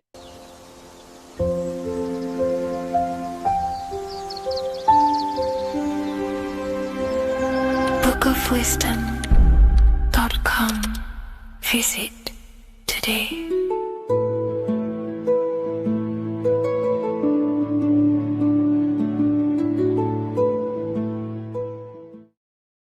Geometry. This is the study of nature, of the codes, the mathematical codes behind physical reality. So today we're going to be going deep into geometry and the true esoteric internal geometry, the geometry that no one really talks about, and how geometry relates to human consciousness. So essentially, what we must understand when it comes to geometry, the basics of geometry is everything is vibration. And this vibration is vibrating on a certain frequency. And this certain frequency creates a geometric shape, which is why in nature we see all of these different geometric shapes. All matter takes form in shapes. So if we put sand on a plate and we vibrate the plate on a specific frequency, we see that the sand goes into specific geometric shapes and patterns. So essentially, matter is energy condensed. It's energy vibrating on a low frequency, vibrating at a certain frequency. So matter is condensed energy. And each geometric shape is manifesting and showing a specific energy. Some shapes carry more energies than others. For example, the cube is what traps energy. A square is what traps energy. So geometry and the flowers are basically how energy manifests itself into physical matter. We are in a world made out of energy or light. Light is energy. So everything is vibration, everything is frequency, and everything is energy. Even the words, each atom in our body, everything. So everything in nature has these mathematical, energetic codes. So geometry is basically the study of nature and the shapes that are in nature and their energetic principles. Because like I said, matter is energy. So this is what we call cymatics, when we place water in a petri dish and we shine light on top and we vibrate the water. And we can capture, this creates certain patterns. Each frequency, like you see here, has its own pattern. So what we are seeing here in the physical plane is essentially energy condensed into physical reality. We see it in the turtle. We see it in every single form in nature. Now, external geometry and normal geometry, we normally get taught that this is God's way of creating physical reality, which is essentially true. However, it's far more deeper than that. Far, far, far more deeper. Okay, so what geometry truly is, it's not God's codes to reality. What we must understand is what the brain truly is. And what we must understand is that we are not in the world. We are not in the universe. The universe is us ourselves. And the world is produced by our brain itself. Okay? So the way you must understand how the brain works, so what you visually see, so geometry is to do with what we visually see. And what we visually see is heavily connected with our eyes, which are an extension of the brain. The eyes are the brain. And essentially how we see is energy enters the eyes, and each eye goes to the optic nerve. And this energy is transferred into electricity, which travels to the back of the brain, to the visual cortex of our brain. And this is where the image is produced, what we see.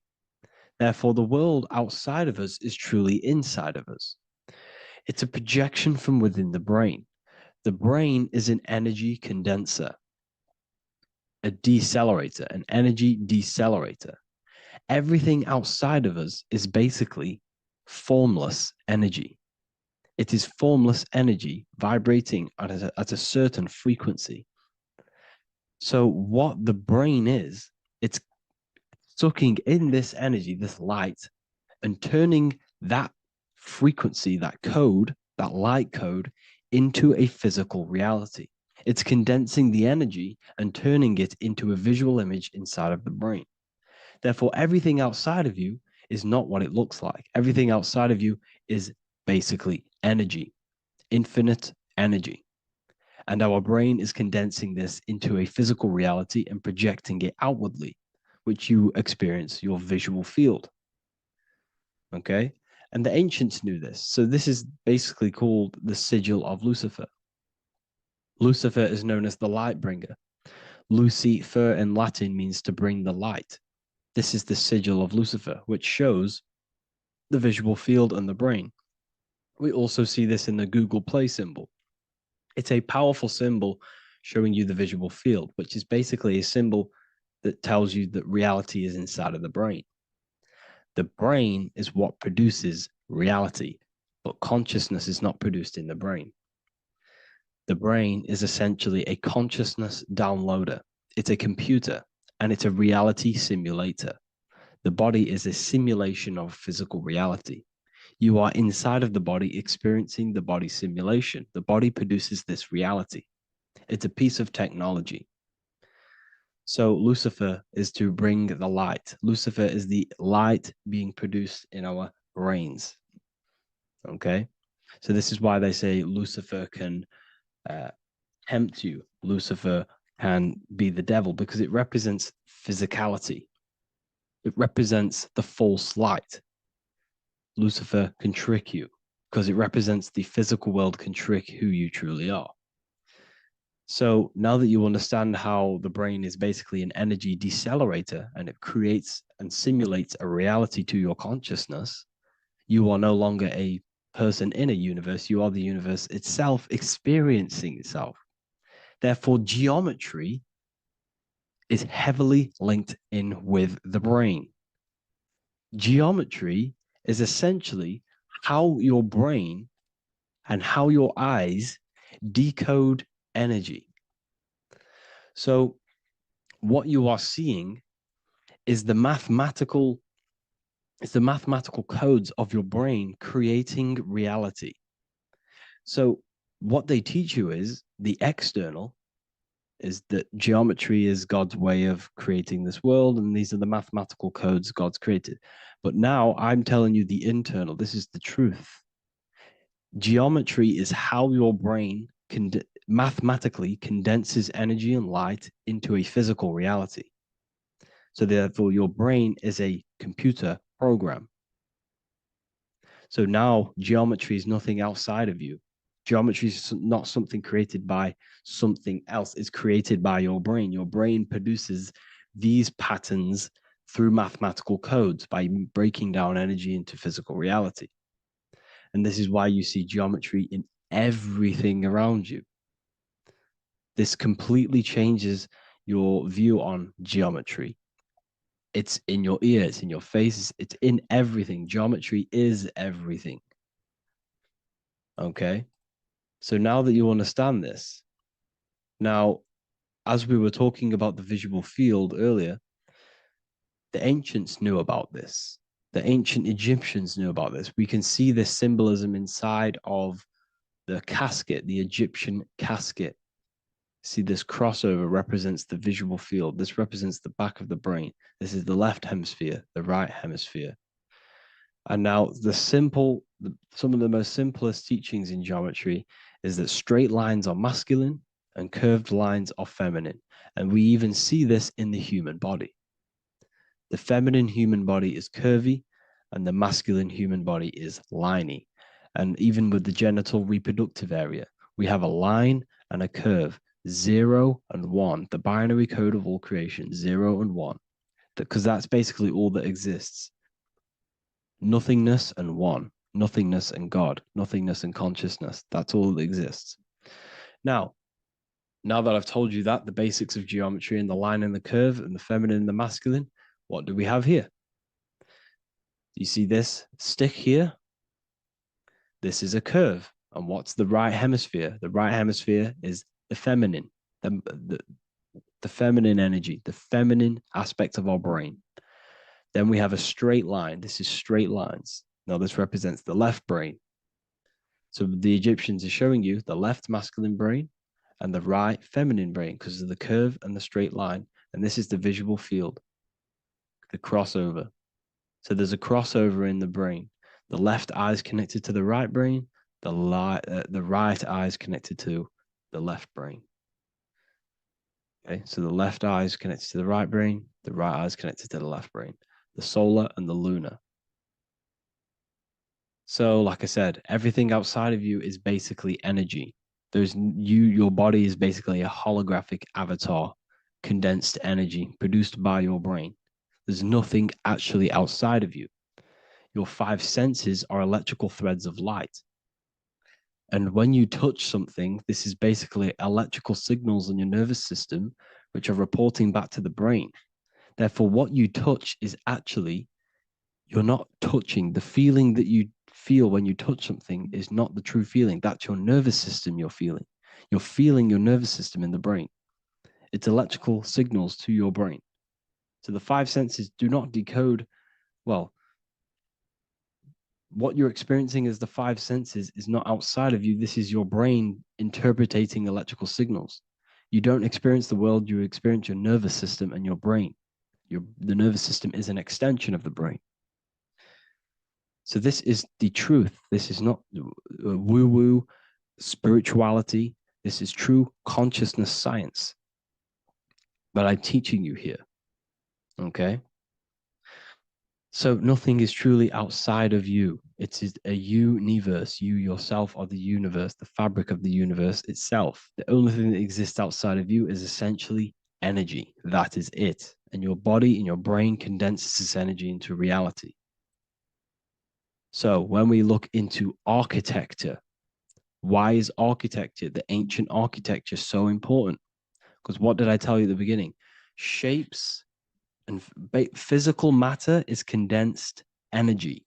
Each shape holds specific energy. Some shapes hold more energy, emit more energy. Some shapes condense energy. Some shapes transfer energy. Each shape, each geometric shape has an energetic principle because matter is essentially energy. So when we look into cathedrals and the ancient buildings, they were filled with geometric patterns, geometric shapes, because they understood the energy principle. Architecture is basically solid energy. It's physical energy. If we create this pattern here is an energy code. And if you stand next to it, you're going to gain that energy. It's going to be imprinted on your body. So essentially, they filled their buildings with high energy geometric shapes. Points, triangles, pyramids are very, very energetic. This is why you have crystal pyramids made, organite pyramids. They're always in pyramid shapes. That's why the Egyptians built in pyramids, because pyramids hold high energy. They emit high energy. So this is why you see all these different geometric patterns. Okay. So in the real reality, in the energetic plane, this building would basically look like this: lines and grids of energy. Okay, this is what it would look like in the energetic plane, a blueprint of the energy body. So, as you see here, these are the different frequencies in a petri dish, of water in a petri dish. And you can see they are specifically aligned up with these specific patterns. You can see geometry even within geometry. It's fractal. So essentially, when you would stand inside of these buildings, they would imprint the energy of the building in your body, because your body is healed through energy. You have an electromagnetic field around your body. So by creating buildings with geometric patterns, we are essentially increasing the energy of the building, because the building itself is energy. Okay. So when we fill it with geometric patterns, we're increasing the energy. We're giving it a certain energetic imprint. So when you stand inside of that building, you're being imprinted with that energy. Okay. So especially with these windows, these stained glass windows. Well, why are they stained glass? Well, color is frequency. So when you have all of these different colors, and not only were they just painted, some of these colors are specific gemstones, crystals, natural stones, which all hold energetic principles. Each crystal is vibrating on a certain frequency. Wood has its own frequency. Metal has its own frequency. What you must understand is that everything in nature is not just a piece of matter. It's vibrating. The atoms of wood are vibrating on a certain level, which give it a certain energetic principle. Each crystal is vibrating. The atoms of the crystal are vibrating on a certain frequency, which give it a certain energetic principle, quality. So each thing, this is why the ancients were obsessed with natural stones, natural things, crystals, natural metals, and they wore different metals, different things like copper on their bodies, because they understood the atoms of these natural things are vibrating, which give certain qualities to you if you wear them. So you're not wearing it, you're basically putting that frequency onto your body, because they understood this is energy. If I put copper on my body, I'm not putting copper on the body. I'm putting the frequency and the energy of the atoms onto my skin. And that frequency of them atoms are going to vibrate my skin, that frequency, and heal my body. So this is why this is so important. So each building is an energetic code. Okay. So when you stand in these buildings, it can heal your body. This is why when people walk into these ancient churches, they feel like they've met God. They feel a certain way. They feel so amazing when they enter these churches. They feel holy, for example. It's not because God's there. It's not because these man in the sky dwells in these holy places. It's because the energy of these buildings affect our consciousness. They increase your energy. They raise your vibration. They heal your body. They heal your cells. They imprint the water in your body, especially with these stained glass windows. Like I went a bit on a tangent there, but these stained glass windows were encoded. Well, they use different gemstones, different lights, different colors. And when the sun would shine through this window, well, what's the sun? The sun is light. Light is energy. The sun's light would go through this filter of the window of the crystals and the different gemstones and the different colors, and the sun's light would be encoded, imprinted with these crystals, with these colors and these natural glasses, which have healing energetic principles. And when you are inside that building, the sun's encoded energy of the window would be imprinted into your body, into your energy field, and it will heal your energy field, and it would heal your body, your cells on a cellular level. Because your body is what? 60 to 70 to 80, some people say 80% water. And water is encoded with vibration. If you say certain things into water, it gives it a specific geometric pattern. like I broke down in the beginning. If you say love to a water and then freeze it, it will go to this. If you say hate, it will go to a distorted pattern. So when you are in these buildings, you're being imprinted by the energetic codes of these buildings, the energetic principles of the windows, of the structure itself. The ancients never used to build in squares. Their buildings, their insides were never square rooms because they understood squares trap energy. They always had pointed roofs so energy can escape. So there's many little things that we need to look into geometry. For example, when you see magicians, when you look at ancient magic, why do they stand in circles with different geometric patterns? They use different geometric shapes. Why? Because shapes are energy. They hold specific energy. So when the magician stands in a circle with a pentacle, they're working with the energy of that pentacle. You can work with different energies based upon the different geometric shapes that you draw. And you can use this in your structure, in your architecture, in your work, and it can influence everything.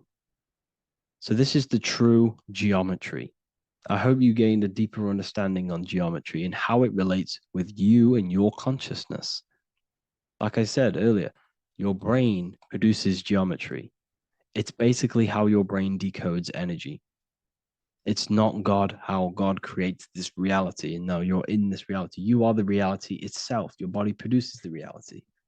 Therefore, geometry is one with you. So therefore, if I play with the geometry of the buildings, for example, like the government have, everything's in squares. If you look outside, everything's a square, everything's a rectangle. You go to a city, every window is a rectangle, every building is a rectangle. You live in a box room, everything is boxed and squared off in this reality, in this modern society. Why? Because they're trapping energy.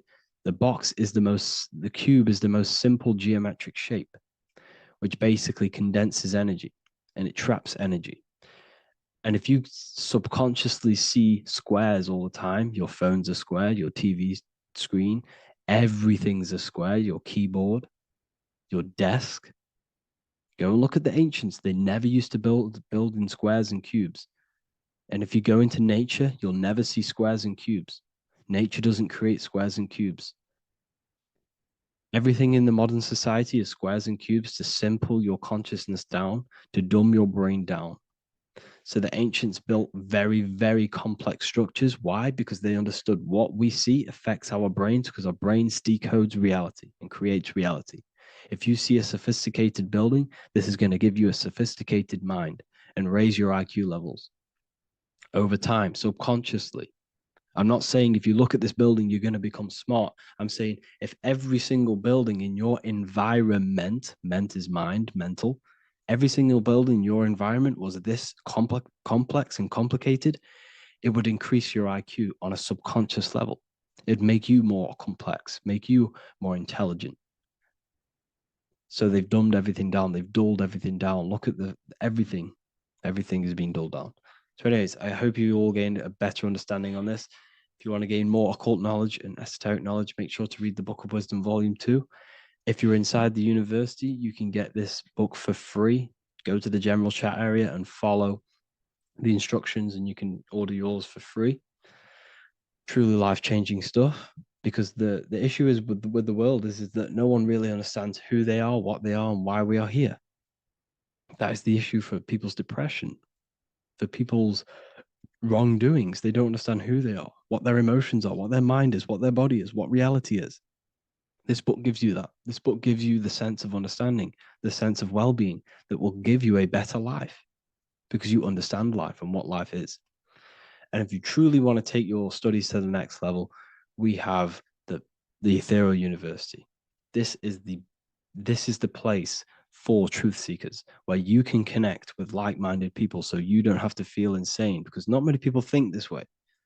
I've been there when people, when you wake up and not many people around you are thinking the same way and you start to feel a bit insane and you can't really talk to people about these things. That's why I created this, so you can connect with people and learn at the same time and become the best version of yourself by understanding truth and knowledge. We do. If you join, you'll gain access to free live calls every single week, every single Saturday morning. We do live calls. You can ask me questions and all sorts. So make sure to leave a like and a comment. And thank you all for tapping in.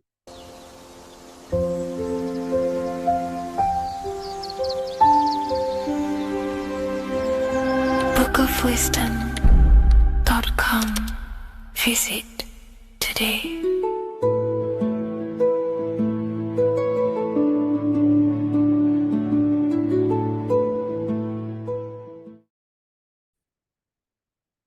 Hello and welcome to another video and another lecture from Ethereal University. Today we're going to be breaking down in detail the Freemasonic 33rd degree symbol.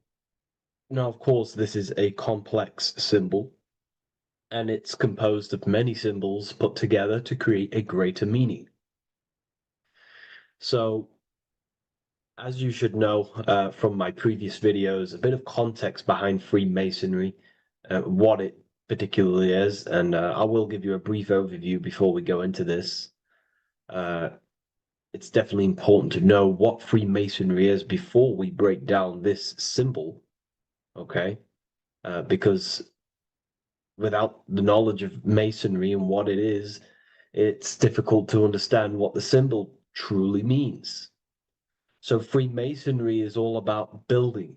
The word Mason means to build. And we're either building with light or we're building with darkness. So that we have good Freemasonry, we have good Masons, people who want to spread the truth, people who want to help people awaken their mind and liberate them and bring them up to higher consciousness.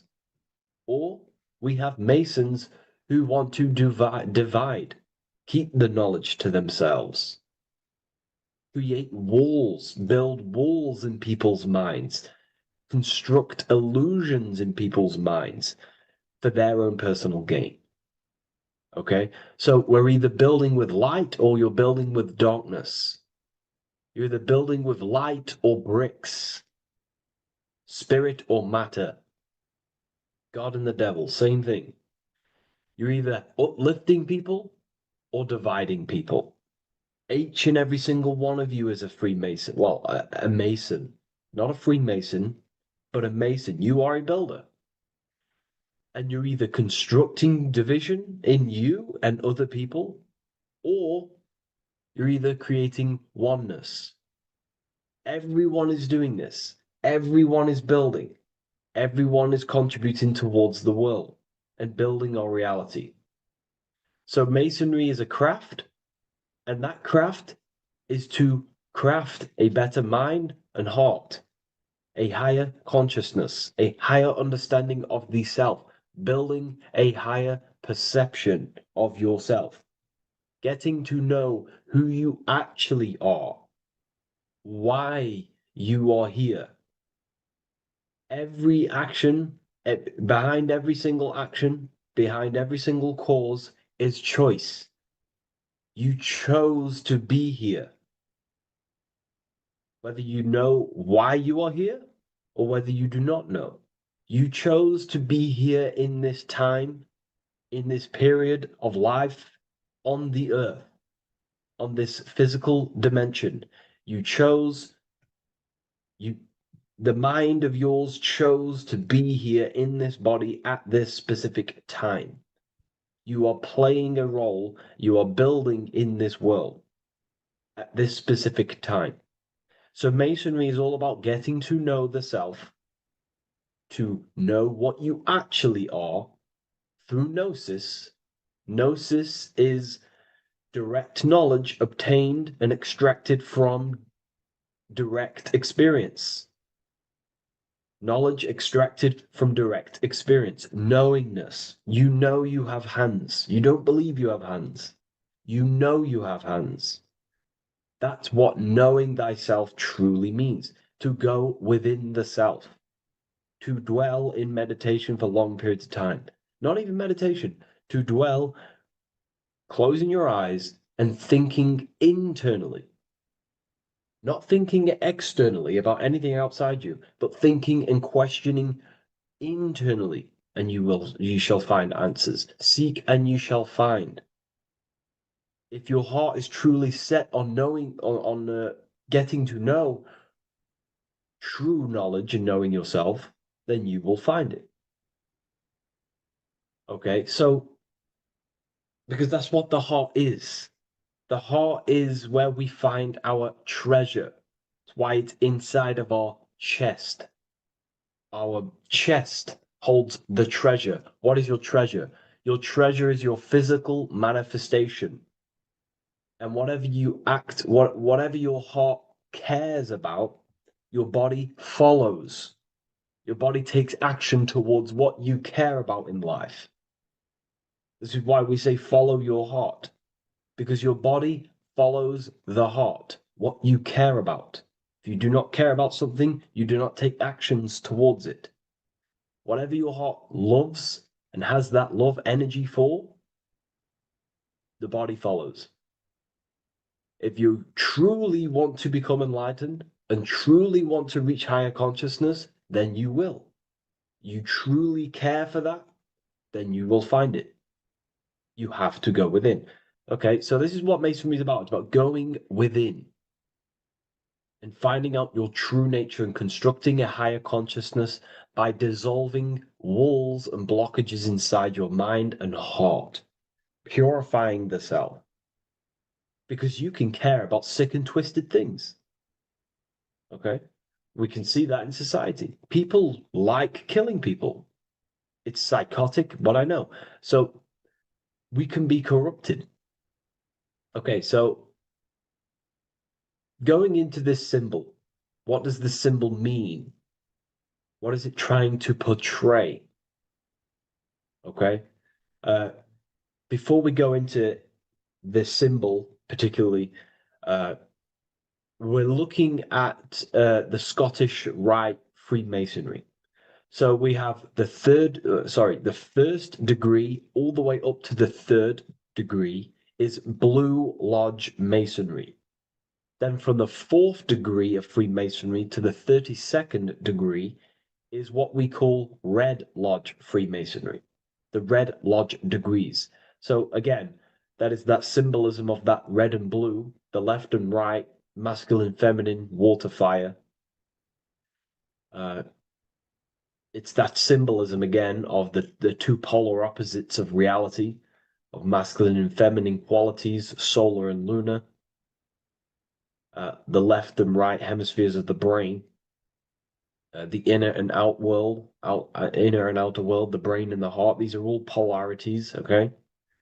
Spirit and matter. We have to unify these. But we're looking at the 33rd degree. This is the end of the Scottish Rite of Freemasonry, and it's considered the illuminated degrees. Illuminated. This is when one gets to know the true self, the true knowledge, when one has gone within, mastered the self, got rid of mental blockages, blockages in the heart, purified the self, and they know who they are.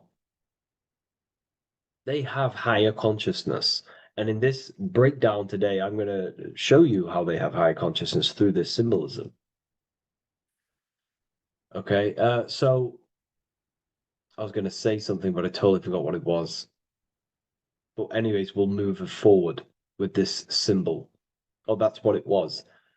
Water melts. Well, ice melts at 33 degrees, symbolizing ice represents solid matter, ego, the physical body, left brain thinking, physical reality identification, identifying self with the ego, the name, the job, the reputation. That's the ice, that's solid, that's ego thinking, left brain thinking.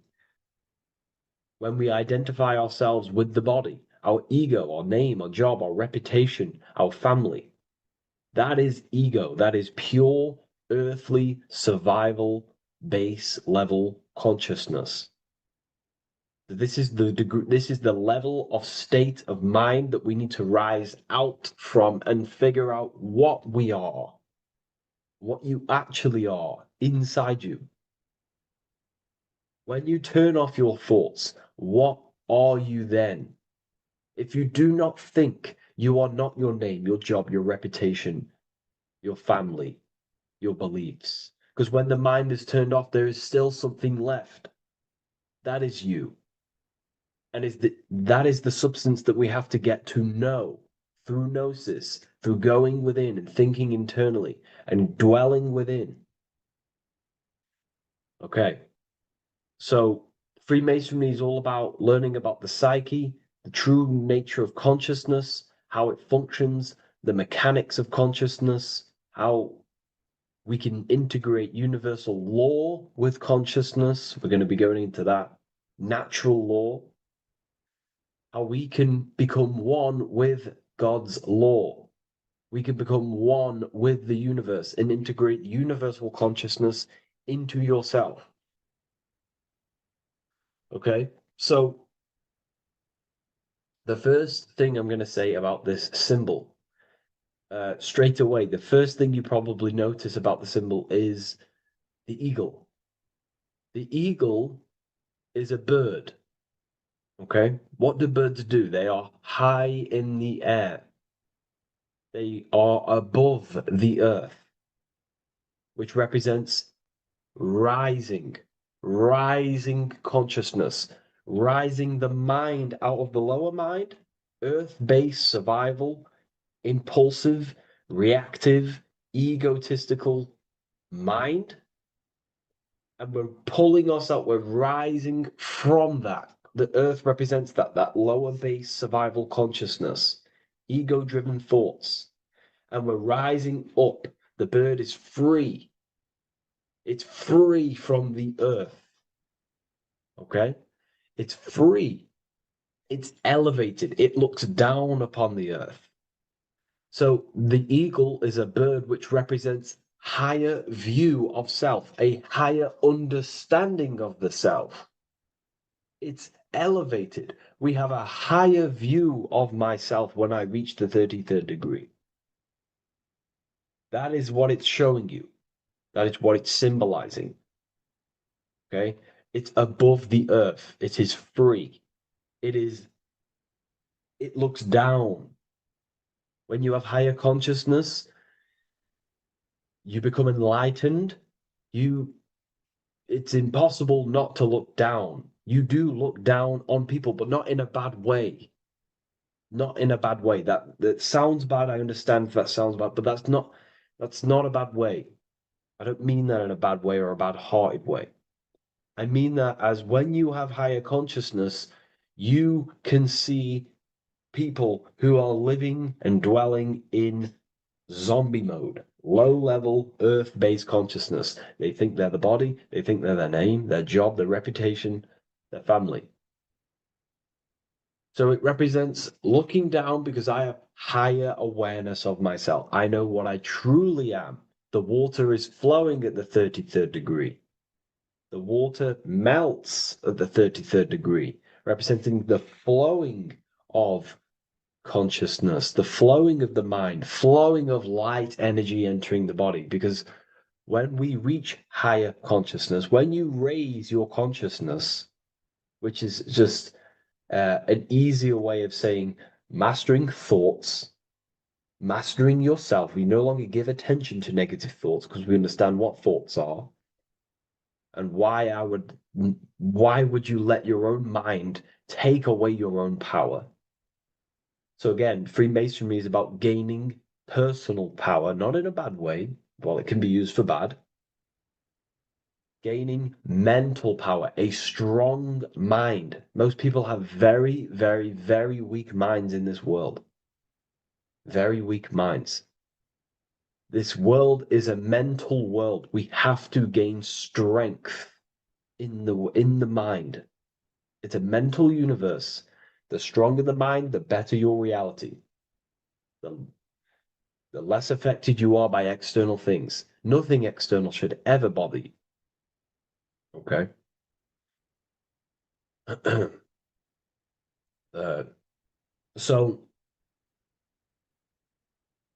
it's about gaining mental strength, mental clarity. So again, the bird is elevated, it looks down, it has a higher awareness, it sees things from above, it sees the world for what it truly is. That's the eagle. Okay? It's the higher view. This is the illuminated degrees. So we're looking at now the sword. The bird, the eagle, the double-headed eagle is standing on the sword. Very symbolic. The sword is not above the eagle. The sword is below the eagle. The sword moves through the air. On a basic breakdown of the sword, it represents power. Power. Because if I have a sword, I hold the power over you. That's what it symbolizes. In war, you have a weapon bigger than someone else and more destructive than someone else, you hold the power. So it's a power symbol.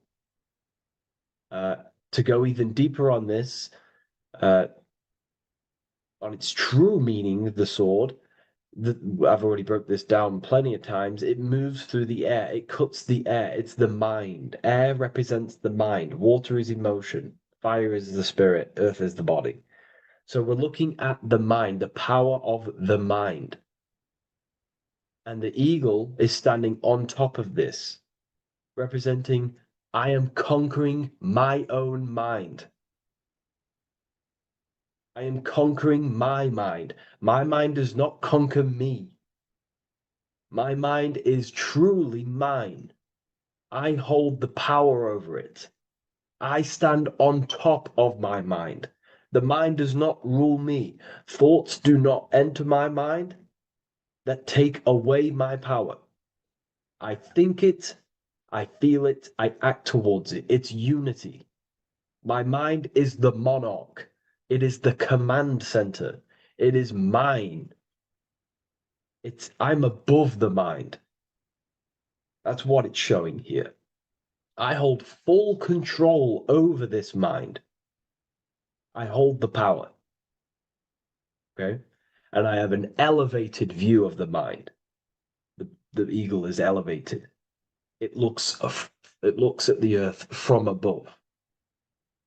It's the higher perception of the mind. The mind has a higher view of the self. It is conscious. Most people are not conscious.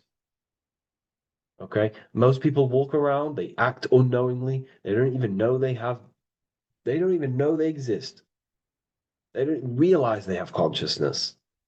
They think they grew from a monkey. They're born on a spinning ball in the middle of space, and they think they're the body. That is the level of earth-based consciousness. And it's saying, I hold the power. I hold my mind to what I want to direct the mind's forces to. I create with my mind. I carve reality. I shape my reality with my mind and thoughts and my intellect, my communication. Okay? That is what we're looking at here with the sword. It's on top, meaning I control it. When you stand on top of something, you are the top. You are on top of it. You hold the power. You rule over it. When you are the boss of your business, you rule the business. That's what we're looking at here. The sword needs sharpening. It always needs sharpening. You can't use a sword forever. You need to sharpen it. The mind will not stay powerful and strong and and aligned with what you actually want unless you continuously refine the sword. The mind needs to be refined or reminded. If you stop doing affirmations, the mind will fall back to old ways of thinking. If you constantly meditate, you constantly implant the messages into your subconscious mind, you constantly visualize, you are keeping the mind sharpened with what you want in life, what you are trying to create. And the mind will continue to think with that power, with them words, with them visualizations. If you fall off, if you stop meditating, you will lose control of your own mind. Okay? This is symbolizing you have to keep on top of the mind. You have to keep control. This is what the world is. The world is like Minecraft.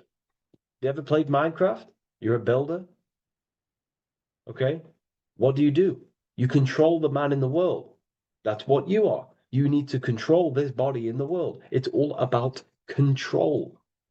You are in a game. It's like Grand Theft Auto. You don't know how to use the buttons. You're going to create chaos, and you're not going to have that much fun in the world in GTA if you don't know how to work the buttons. Same with this world. You are in a world, and you need to learn the buttons of the body, the mind, the soul, the heart. How will these things function so you can actually live a better life and create what you want in the world, aligned with natural law, of course, unless you want to walk down the path of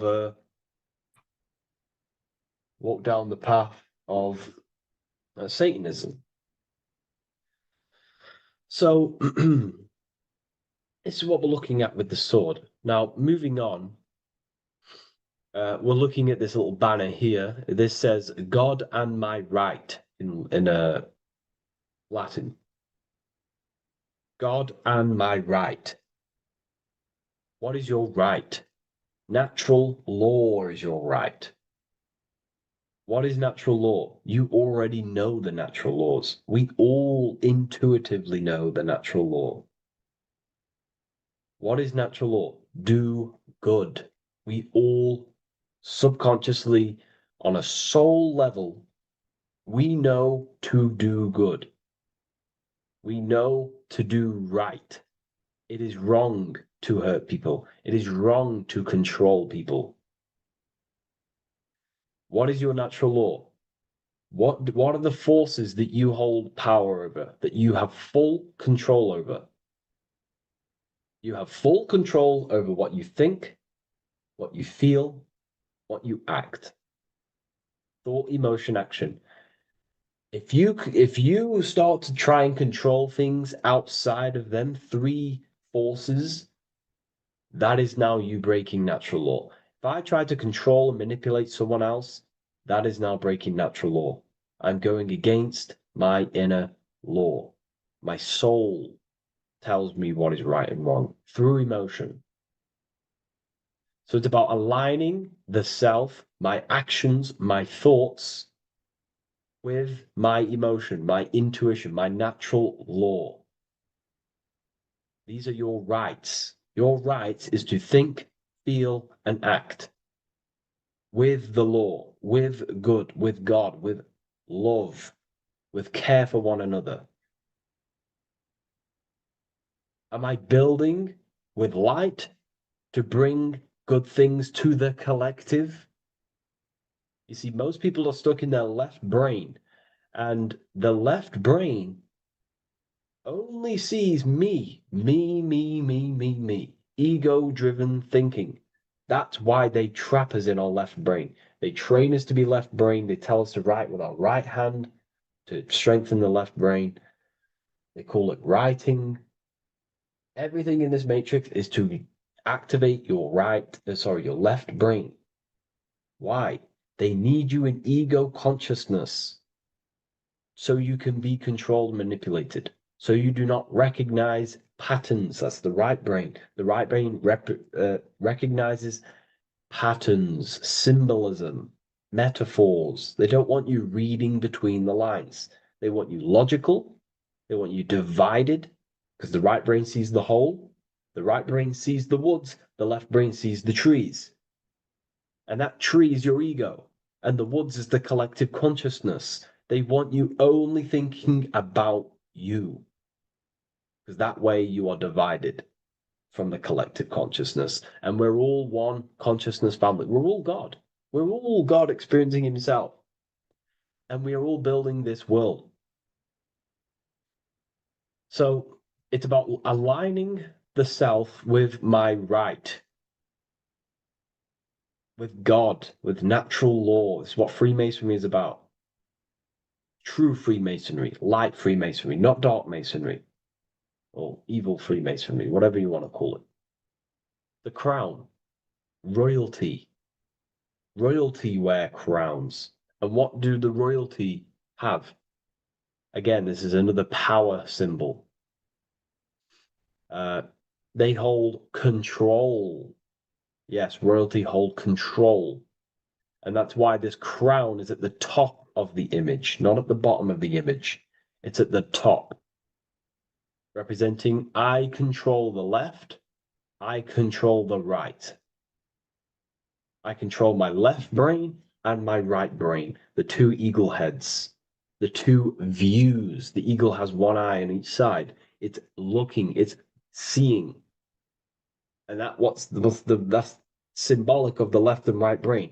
We see, not physically see, but I mean perceive. We perceive reality with the left brain and we perceive reality with the right brain. And it's about unifying these two brains so we can see and perceive reality from a true lens. Because if we see reality only from the left brain, and a left brain dominated brain, we see everything as divided. But if we see everything from a right brain perspective, we see everything as whole.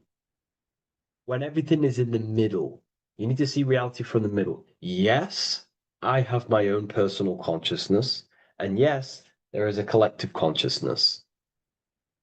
So I need to balance between that. I need to see reality between the line, between the left and right brain, and align this worldview, and align my thoughts, align my actions with this. Because if you're left-brained dominated, you're only going to take action on ego. You're only going to take action on me. You're only going to think about me, me, me. But if you're right hemisphere brained, you're only going to take action for the collective, which is, yes, that's good, but you also need to think about yourself. Why did you come here? Your life has a meaning as well. It's not just about the collective, it's about you as well. But we need to balance this. You see? This is what we're looking at. The crown is in the middle, representing the balance, the power over the two. Okay? It's the balance, it's mastery, it's control. Royalty hold control over society, royal families. So it's about controlling the self. It's control over the eagle, control over the sword, over the mind.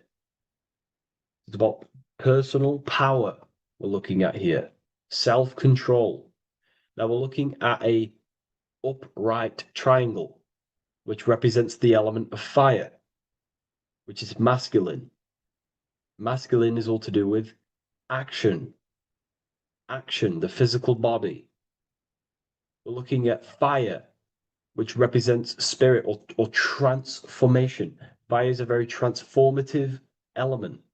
It transforms things. Okay, so we're looking at self-transformation through action. This is what we're looking at here. Fire is a very, very masculine force. A very penetrating and transformative force. So we're looking at transforming the self, not through knowledge, but through action. We have transformed the self, 33rd degree. I've reached the 33rd degree and I have now fully transformed. Now there are higher degrees than 33rd degree, but we're just breaking down the symbol. That's a whole of a lecture. But this represents full transformation. 3, another, if you watch my video on numerology, you know 3 is all about what? Transformation. Thoughts, emotions, actions. These are the transformative forces that turn and create reality. Jesus dies and dies and resurrects after 3 days. Transformation from dead to the awakened. Brahma, Vishnu, Shiva. God is threefold. Three, three, three, three, three, three. Electricity, magnetism, dielectricity. The three forces that pretty much create physical matter. Transformation is 3. So we're looking at transformation through action. Action is a very transformative force. There's no point learning this knowledge if you're not going to act upon the knowledge. A lot of people join the university, they learn a lot, but they leave because they don't want to take the action. They don't want to do the hard part. They don't want to act towards higher consciousness. They want to dwell in their lower mind. That's fine. That's your path. That's their path. But if you truly want to raise your consciousness, you have to act upon it. You have to actively not take the action. It's about what you do and do not do, because not doing something is also an action. If you are not participating in the low-level pleasures like sex, casual sex, masturbation, going out and getting blind drunk. These are low-level pleasures. It's going to keep you on a low-level frequency and a low-level consciousness. That is also an action, not doing that. It's about what you not do as well, which is very important.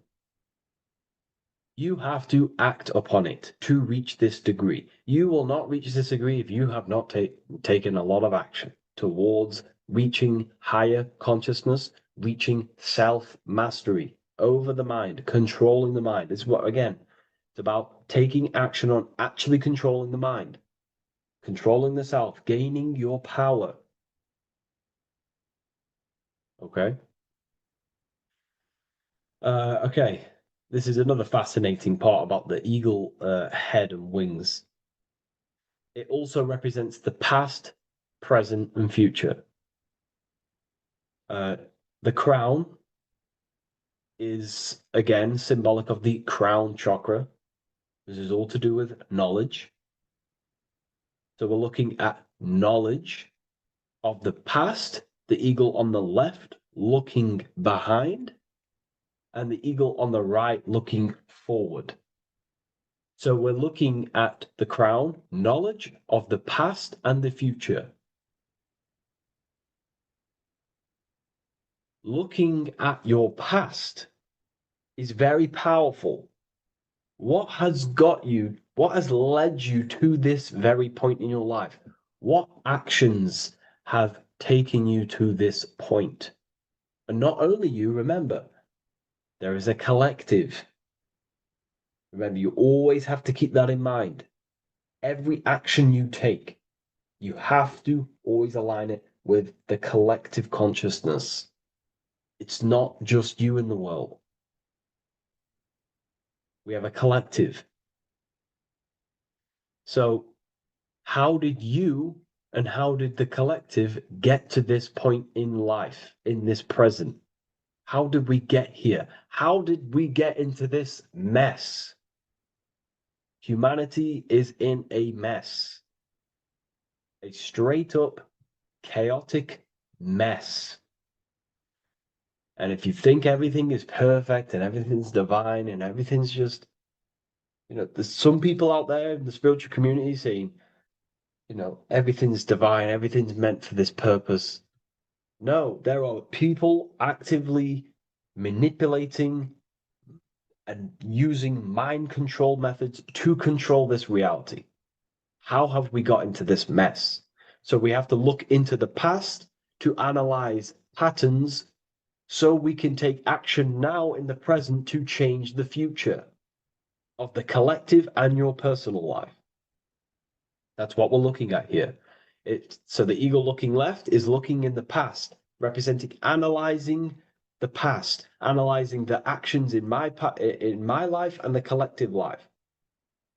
The actions that led to this mess now. to this state now. And what can I do now with my knowledge to change the future to a better future aligned with, again, natural law, aligned with goodness, aligned with God, aligned with care and love for one another and the self. So it's all about knowledge of the past and knowledge of the future. And what I can do now to take action, the triangle pointing at the middle, which is the present, what can I do now to change the future? To create a better future, to transform the world. 33, transformation. To transform the future. Okay, this is what we're looking at here with the two double-headed eagles as well. Again, this is more art. This is a lot more complex symbolism here. But again, we have the Earth hemisphere here. And what? The eagle above. It is raised above the earth, above material pleasures, above the material thinking self, above the ego. Not to say get rid of the ego. We need the ego. But balancing, control, power over the ego, power over the two hemispheres of the brain, power over my past and my future, power over time. What am I using my time towards? Time is your spiritual currency. Okay? It's elevated. It sees things from a higher perspective. It is higher consciousness. We're also looking at the astral body. Birds on a deeper level represent the astral body. So symbols have layers of meaning. The deeper you get into the occult. So when you join the first degree, you get, a good interpretation, and the higher degree you go, the more deeper the symbol reveals. As the more deeper you know yourself. So we're looking also at the astral body, the light. What is the light? Light is a massive symbol in Freemasonry. It's knowledge, gnosis. When you're very intelligent, you call someone, they're a bright child. They have enlightenment, light in the mind. Looking at light, a lot of knowledge, a lot of self-knowledge of the self, of the psyche, how I function, what I am, knowledge of the astral body, rising above the earth, astral projection, exploring your true nature, exploring consciousness. This is what we're looking at here. And in order to explore your astral body and explore the astral realm, you have to control the sword, the mind.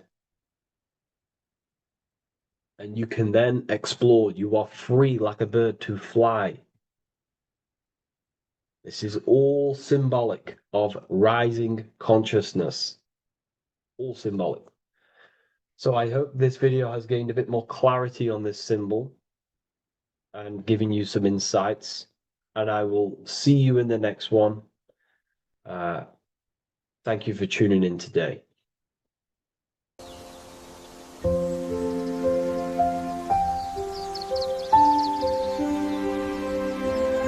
bookofwisdom.com. Visit today.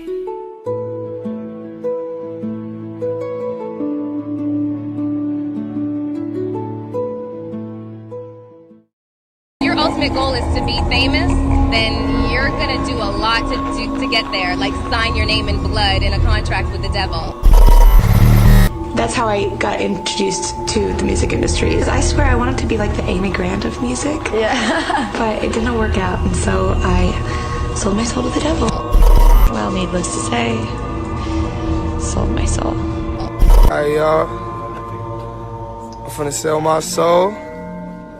I'm gonna hit y'all when I'm through. I'm gonna be rich as hell. Alright?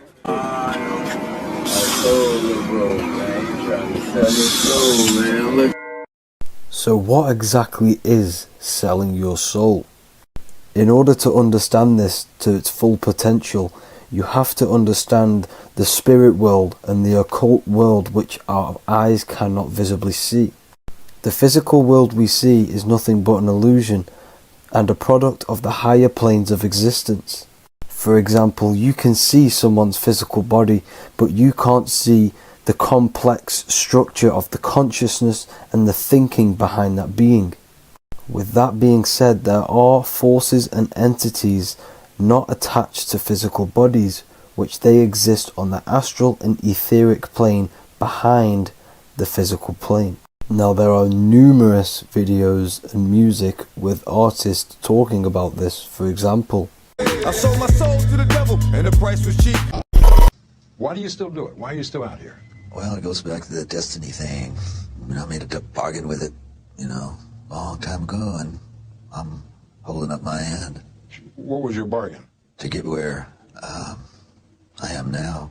Should I ask who you made the bargain with? with the chief commander. On this earth? And on this earth, and then in a world we can't see. So selling your soul is cutting a deal with an astral plane entity in exchange for wealth and fame on this physical plane. This is classed as black magic because you are bending reality against your intuition. Now, making deals with entities beyond the physical plane, you always have to give something in exchange. When it comes with demonic entities, it always involves some sort of sacrifice, bloodshed, or humiliation. Now, there are countless of rappers who someone close to them have died just before their career takes off to the next level.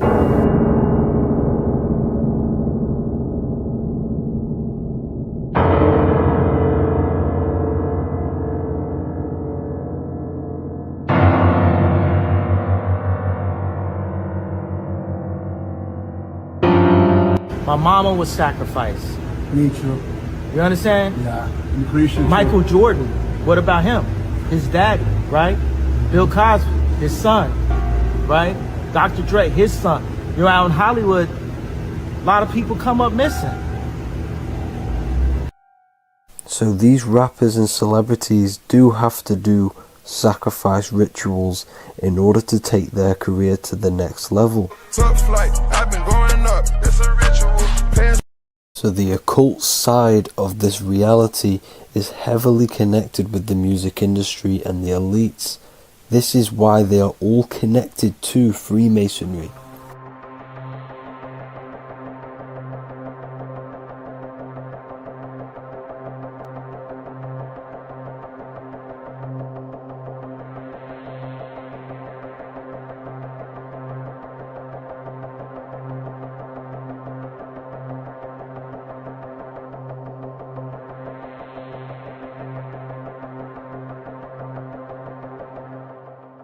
Now this is why the music industry is one of the most important industries for the elites to stay in control and keeping the masses on low states of consciousness. Frequency is one of the most powerful things in reality because it's the only thing which can enter your soul and body without consent. The frequency on Spotify and all major platforms are all tuned to 440 Hz, which was set by the Rockefellers. 440 Hz turns off the whole right side of your brain, and the right side of your brain is to do with critical thinking, imagination, and your intuition. Music has the ability to influence your intent, your emotions, your thoughts, and your actions just by frequency itself. By controlling the music the celebrities put out and the things they talk about, they're actually molding society because of the celebrities' huge amount of influence over the younger generation and cultures within society.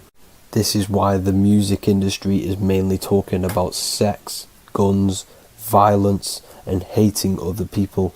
These are all very low vibrational acts and things to do which destroys humanity and societies, keeping us all conquered and divided in order for them to stay in power. Music can actually reprogram your subconscious mind, and it is a form of MK Ultra, which is mind control. It's in my brain. Do you know that? It's living rent free. I can't get it out. You did that. Yeah, it's hypnosis. Yeah, it's hypnosis. You're so awesome and dope. You do need to be very careful with what you're listening to and what frequency it's playing at, because all of this has an effect on your electromagnetic field and your state of consciousness. Now let's go back to selling your soul. When these rappers and celebrities sell their soul, they now gain eternal life on this physical plane. When you do sell your soul, you are allowed to live forever.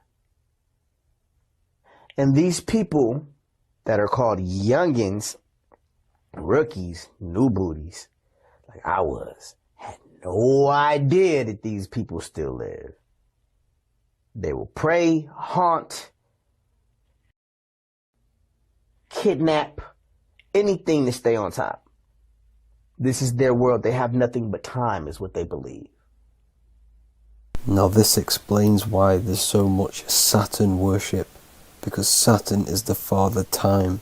He's the god of time and crystallization in the physical realm.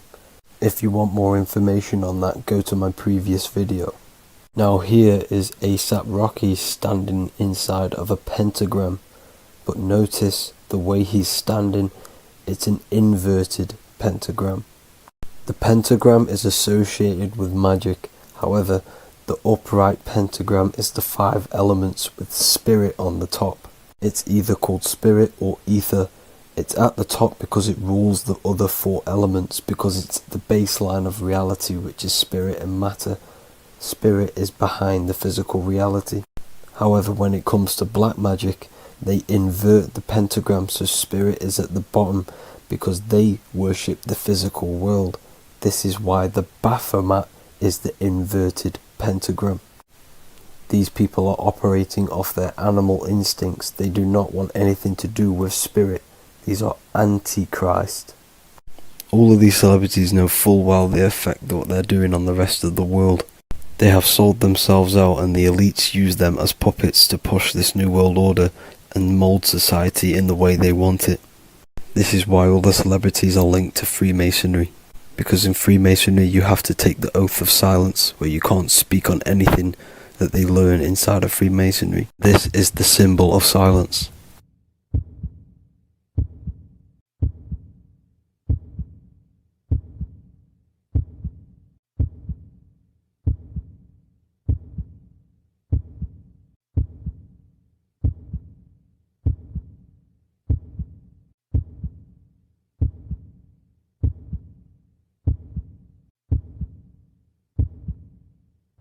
The elites need them under this oath, so they do not talk about certain topics and certain things to the public because of the amount of influence they have on society. Now, even the name Hollywood is an occult term, because back in the ancient days when they used to create wands, they used to create them out of Hollywood, out of the holly tree, because each wood has certain attributes and virtues when it comes to magic. And the holly tree was known as the holy wood, and they used to create the wands out of it to cast spells. And Hollywood are still casting magic to this day through the films and through the music to the masses. That's it for this video, people. Hope you enjoyed. Please like and comment and subscribe. Peace and much love.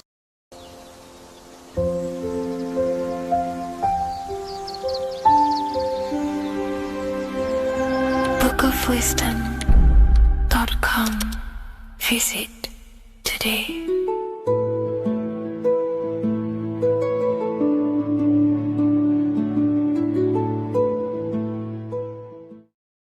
What if I told you that the seasons don't just change the external world, they also change your internal world? They have a psychological and a spiritual effect on your consciousness. If you're new to esotericism, you may not really understand this. But if you have some deep understanding of as above, so below, you already know this. But today we're going to be explaining it in great detail. So tune in, take a pen and paper, maybe make some notes. So we have 4 seasons. The sun is the main source of life on the earth, and it changes the circumstances on the earth in 4 different ways. Of course, we have spring, summer, winter, and autumn. These are the 4 states of the earth due to the sun's cycle. Not only do they take place on the earth, they also take place on you, your body, your mind, your spirit, your consciousness. They change things internally and externally. The first thing we need to understand is that we have a dual nature. We have a mind, and in that mind, we have an internal self. That's what we call the spiritual self.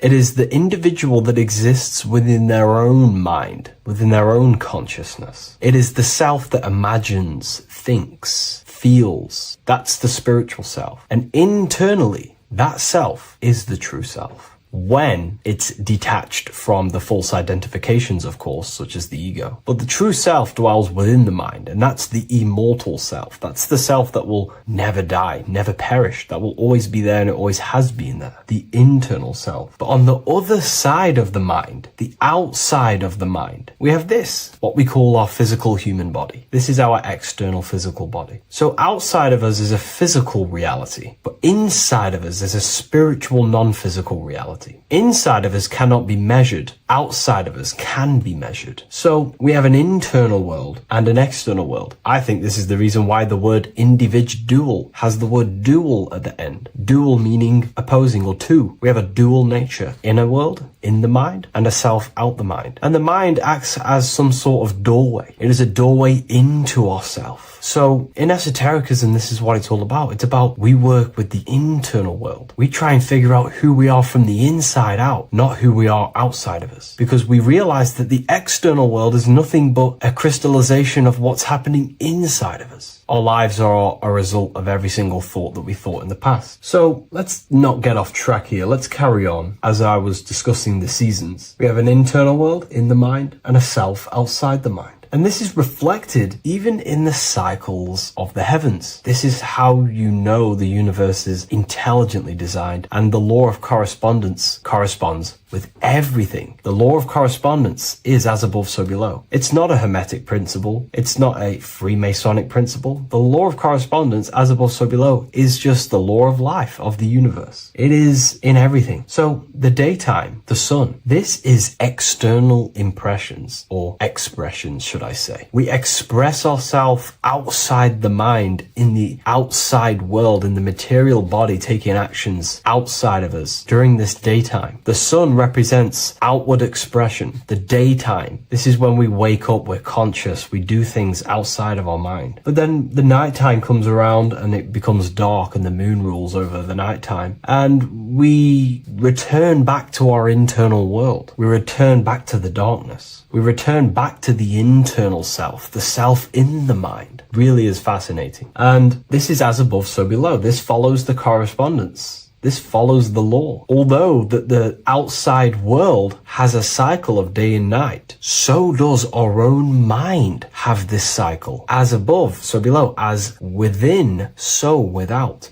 What's happening outside of us is also happening inside of us. The mind is also going in a cycle. Because in the daytime, the mind wakes up and we express things externally. But when the sun goes away and the electromagnetic rays of the sun are not very strong, our brainwave decreases, our body activity decreases. It slows down and we return to the internal self. The body switches off and we return to the internal self in the mind. We enter in the doorway of the mind and return to the internal, the spiritual self. And when the body is less active, this is when we are more connected to the internal world, our spiritual true self. So as above, so below corresponds with the day and night, the sun and the moon. The moon represents our internal world, the world inside our mind, the self inside the mind. And the sun represents the external self, in the external world. So not only are these cycles happening in nature, the darkness outside of us when the sun goes away is the same darkness that we go within ourselves when we go to sleep. It's the same cycle. Our bodies are in the cycle of the external world also, as above, so below. But then we can even take this even further. This fractals down even further. If we look at the cycle of the yearly cycle of the sun, which is what we call the 12 zodiac signs, we notice that these 4 seasons also take place in every single cycle of the day. So a yearly cycle can be seen as a big version of a daily cycle, or a daily cycle can be seen as a smaller version of a yearly cycle. For example, we look at Aries, which is spring. This is when the sun springs everything back to life in the spring. This is when the crops start to spring up and start to grow again. But we could see that at 6 a.m. in the morning when the sun rises and just cracks over the horizon and starts to bring light into our day. Aries is associated with the morning time also as spring. Morning time is a smaller version of spring. Then we look at the summertime. The summertime is midday when the sun is at the top of the middle of the sky. This is when the sun is most powerful, most radiant in our day. This could be seen as the summertime. Then when the sun starts to set, this is associated with autumn. Autumn time is the sunset. Then the winter time is associated with the nighttime, the midnight, when everything's very dark. So a daily cycle is basically a smaller version of a yearly cycle. And just how I explained how the cycle of the sun outside of us also happens inside of us with our consciousness falling asleep when the sun goes away, is also happening to us on a yearly cycle also. So the daytime is associated with the summer and the nighttime is associated with the winter. The winter is like the inhale. The summer is like the exhale. It's the breath of the universe, just like how we breathe in and out of our lungs. Everything takes this rhythm and polarity, okay? So winter is associated with the self and the world inside of ourselves, inside of our mind, the spiritual self, the internal. Because the winter is when the sun's rays, electromagnetic rays, are not very powerful. And this decreases brainwave activity, making us more connected to our internal world, inside the mind. But the summer's the complete opposite. The summer is when the sun is very, very powerful. And the sun's powerful electromagnetic rays increase brain activity, making us more actionable in the physical world outside of our mind, in the external world. So summer is the daytime and winter is a big version of the nighttime. Vice versa. Just like how in the winter, we're more in the house. We're inside buildings because it's very cold outside. Animals hibernate. They go inside. They go into little places. They collect all their food and prepare for the winter. They go inside. They go in darkness to hibernate. So does our consciousness, our spirit, the self inside of our mind. We can use these cycles to our advantage, to evolve spiritually, to connect and be more balanced. You know, I've mentioned a lot of this inside the university to my members, to the family inside of there. We discussed this. We had a great discussion about this. And, you know, the live calls we have are priceless. The conversations you can have with someone when they're awake, you never forget them. You always have deep, meaningful conversations. And we discussed this deeply, and we're going into some interesting things about how we can use these types of changes in the seasons for our spiritual growth. We even discussed about spring and autumn and how they're associated with the different spiritual bodies that we have. But anyways, let's not get off track. Lucid dreaming, dreaming itself, and astral projections, I find are more easily accessible during the winter and the night times. Like I said, because the brain activity is decreased due to the sun being not powerful, we are more reconnected with the self inside the mind, the spiritual self, the immortal self. Wintertime is a great time to work on yourself, to start to gaining discipline, to meditating, to really working on the subconscious. Because spiritual work is harder than any physical labor. You really got to dig deep within yourself and be honest and true with yourselves. I think this is the reason why, you know, a lot of people convert to spirituality from religion. They come into spirituality and then they go back to religion because they realize spirituality is it's difficult. You have to be honest with yourself. You have to really face the traumas, the negative aspects of yourself, the dark side of yourself, and bring it to light and transform it. And that sort of work is a lot more difficult to do than any physical labor. So the winter time is the time that we go inside ourselves. We reflect a lot more. We need to work on ourselves, on our mind, on our negative habits, on our dark traits, on our things that we have been pushing away and not controlling. The winter time is that time we can really start to connect with the internal self, work on our imagination, work on our mental willpower, work on all of these things like lucid dreaming, astral projections, and purifying ourselves, removing any mental barriers, any negative belief systems that may be subconsciously holding us back. It's easier to access the subconscious in the nighttime and in the winter, especially the winter. That's why I made this video, because we're in autumn now. We're transitioning into the winter. So I thought I'd share this with you all. And it's important to understand that you are a microcosm of God. Like I said, the law of correspondence associates with everything in the universe, people. Everything. And that's the best thing with the law of correspondence. And I've been using this for the past 3 to 4 years, right? The law of correspondence has determined and filtered out so many lies that was given to me, that's given to you, that's given to everyone in the world. The law of correspondence is like a filter. If someone gives you a piece of information, for example, gravity, and it does not apply with the law of correspondence, then you know it's a lie, because it's a universal thing. What happens inside of me also happens outside of me. What happens in my astral world happens in my material world, more than likely. As above, so below corresponds with everything. The same structure in my veins, in my nervous system, is the same structure in the trees, in galaxies, in everything. As above, so below. The universe is a fractal universe. Therefore, the point that I was getting at is that you are a microcosm of God. The same mind that God manifested things through thinking. He thought the stars, the earth, nature, the human body, designed everything with the God mind. He thought everything into existence. And that mind, them powers that God used to manifest everything into physical existence through the power of thought, is the same mind that you possess, but on a smaller scale. God manifested the macrocosm through thought. As the universe is a mental universe, everything you see around you was thought, then manifested into physical reality. God manifested the macrocosm, the world, through thought, and that same force of thought you use to create the microcosm, to create your own world. You think your life into reality, your world into reality. Your body is a microcosm, a miniature universe. Every thought you think commands 50 trillion cells in your body, and your cells religiously execute on every command that you give it. You're in charge of 50 trillion cells. You're literally commanding a whole civilization inside your body. And this is how you are a reflection of the divine. The God mind created the macrocosm, the world, and you create your own world inside that world using the same power as thought. Very powerful. So everything that happens outside of you is also happening inside of you. The law of correspondence is the most important, the law that you could possibly learn, because it makes everything so clear for you in the universe. Makes life so clear. You see the reality for what it truly is. It's a reflection of the higher dimensions. Just like how reality right now is a reflection of what's happening inside of people's minds and consciousness. We can't blame the elites for all the negative things that's happening in reality, because all the negative things that's happening in reality is the negative things that's happening in people's minds. We need to take control of ourselves. So with that being said, thank you all, everyone. If you wish to read more, 90% of you watching this video have already got this book. I want to say thank you for your support. It means the world to me. It makes me research more and write more books, and the book of symbolism is coming very soon. So thank you, everyone. I'll leave a link in the description for the university, for the live calls, and for the book if you wish to join. Have an amazing day.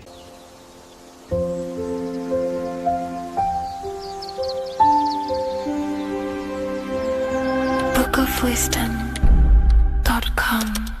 Visit today.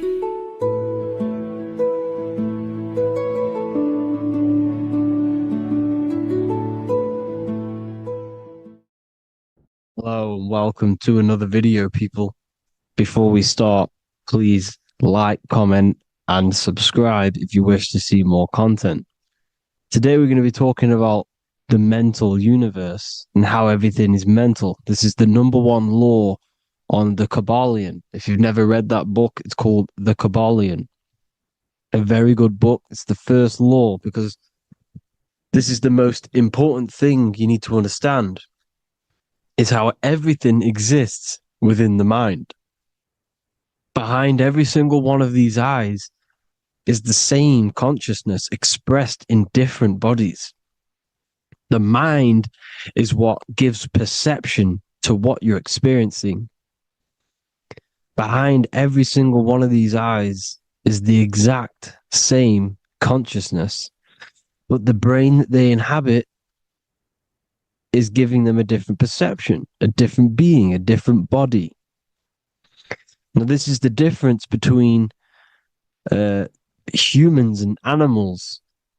Humans possess a advanced consciousness, an advanced mind that gives us the ability to be aware of ourselves mentally, physically, and spiritually. We can reflect on ourselves.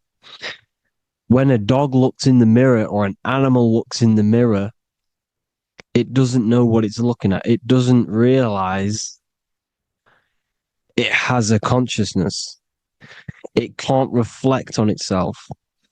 It can't say, I want to improve in this area. It doesn't have that consciousness. We have a divine consciousness. Take away the N for divine, and you get with a D, put it with a D, you get divide, because we have a divided two-way consciousness. An animal only has one. However, it's still the same mind. We're all mind. We're all mental. We all exist within the mental plane. Look at this person walking. The body, the brain is sending electrical signals through the 12 cranial nerves, which the 12 disciples that spread the gospel of Jesus, right? You have 12 cranial nerves in your brain. There are 12 disciples which spread the gospel of Jesus. Jesus represents the mind, the intelligence, the invisible intelligence that we all are, the same intelligence, the same exact consciousness, which then sends a command into the brain. Then the brain sends these 12 electrical signals through the 12 cranial nerves to control the rest of the body through the nervous system. This person walking is not, the body is not walking. The mind is telling it to walk. And the brain is it's a supercomputer which is decoding these demands given to it by the mind. Because the pineal gland will have something to do with the ether, because the ether is physical and non-physical. The mind is sending the commands through the ether to the pineal gland, which is then getting broken down into electrical codes within the brain and sent throughout the nervous system to control the body. And this is why in the Sims simulation, because the body's the simulation, it's a false reality. It's the fake reality. It's not the real you. You are formless. There is no form. But the third dimension is a dimension within your mind. Matter, mind, light is all a product of your mind. It's all in the mind. Now, this is why The Sims has this green little diamond on top of the head. Because this is you. This is your invisible intelligence controlling the character. Okay? It's controlling the character. And this character is in the world. Your consciousness isn't in the world. The world exists within you, but the body is a vehicle for that realm that you land in. When you have a dream, your mind transcends this body into another body, duplicates your body into another universe, unite. Unite is one. We're all one. It's all one universe, expressed in many different ways, infinitely. And the vehicle that you land in is the body to operate in that realm. This is the all-seeing eye, as you see here. The eye, this is all the intelligence. This is the ball of consciousness, God, expressed in different bodies. We're all this same one in different bodies. As you can see here. And this intelligence is expressing infinitely throughout the universe. An infinite universe. There's no beginning, no end. There was no beginning of the universe. There is no end. It's infinite, always has and always will. But the mind is what gives you the ability to explore the universe, to make perception of it. We are God in disguise. We are God in disguise. We are God in flesh. But the body can become attached to the mind can become attached to the body if the mind is not aware of itself. When the mind is that blinded by matter, and we lack knowledge and understanding of what we truly are, a formless, infinite being, a traveler. This is why Freemasons are called Freemasons. Mason means traveler. Free. You're a free traveler because your consciousness is a traveler of the universe. When we lack understanding, our mind bounds to the body because we don't separate the body with our different layers of consciousness. When we separate them and identify that we are mind, body, emotion, you then can apply this knowledge to when you want to astral travel and explore the different realms of your mind, because the mind is the universe. People, this is what we need to understand. The mind is the universe. I am you and you are me. This is the Egyptians showing you this. The Ankh is the symbol of life. This is the one ball of consciousness, mind, giving it the Ankh life to all the different life forms. The cows, the birds, the snakes, and the big Ankh given to the humans, because the humans are the most intelligent. We have the most advanced consciousness. We have the most advanced consciousness. This is why the one is giving a big Ankh to the humans here. Here you see again, this is not the sun. This is also showing Ankh giving out its life to all things infinitely. And this is the Most High. We are the Most High in disguise. When we strip off the body, we strip off the desires for the physical world, we strip off all of these fake identities that the mind gets attached to. That is God. The universe. You are the universe experiencing itself. I and I. The letter I and the number 1 is just one line. The letter I is the number 1.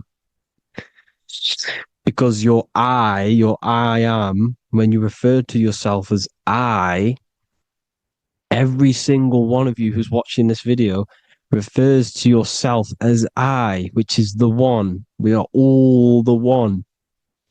We are all intelligence. We are all invisible. We are all the one. 1 is the only number.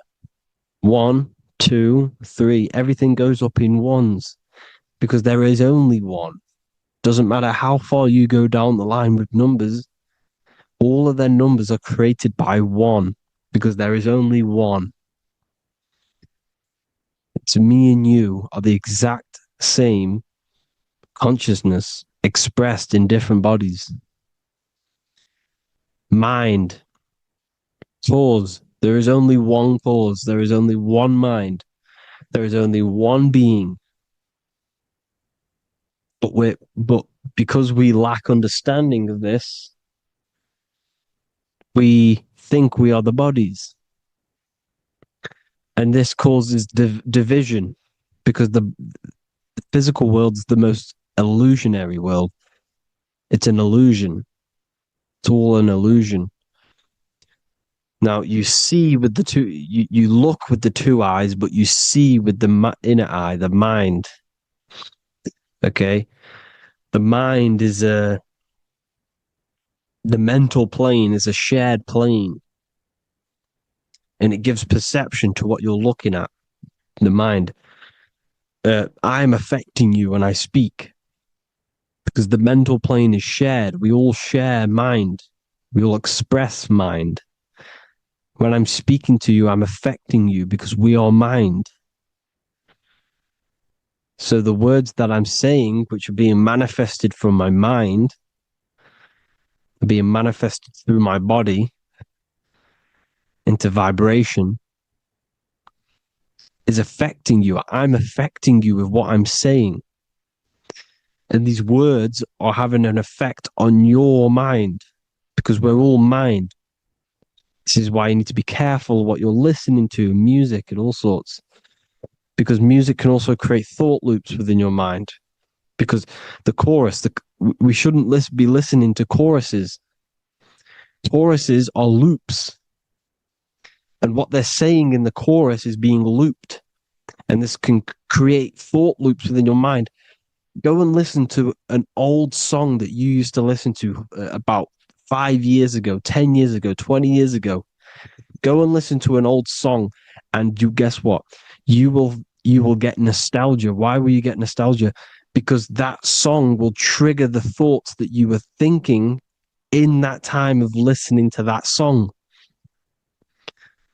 So songs with choruses create thought loops, and they reprogram your subconscious mind. It's important why music is very powerful. Mine and mind, same word.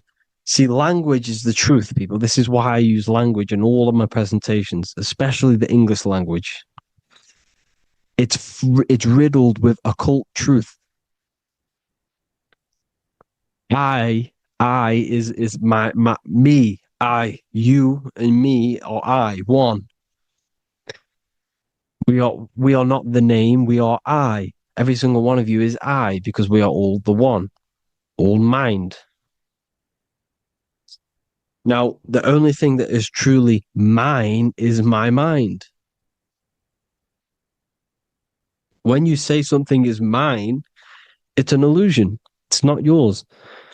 The only thing that is mine is mind, my mind. Okay? It's my mind. It's the only thing. It's the same word, mind and mind. Like I said before, everything's one. Hot and cold is different degrees of the same thing, of the one substance, of degrees. The 7 colors are different frequencies of the one white light. Everything is one. There is only one. We are all one. Everything is one. Hot, cold, day, night. It's the same degree of one, which is mind. The mind's perception is what's giving it, labeling it hot or cold. The mind's perception of colors is what is giving it red or purple, hot or cold. There is only mind. The mind gives things perception. There is only one, that is mind. The conscious and the subconscious mind. The male and the female, these are married. The subconscious mind is your hidden part of the mind.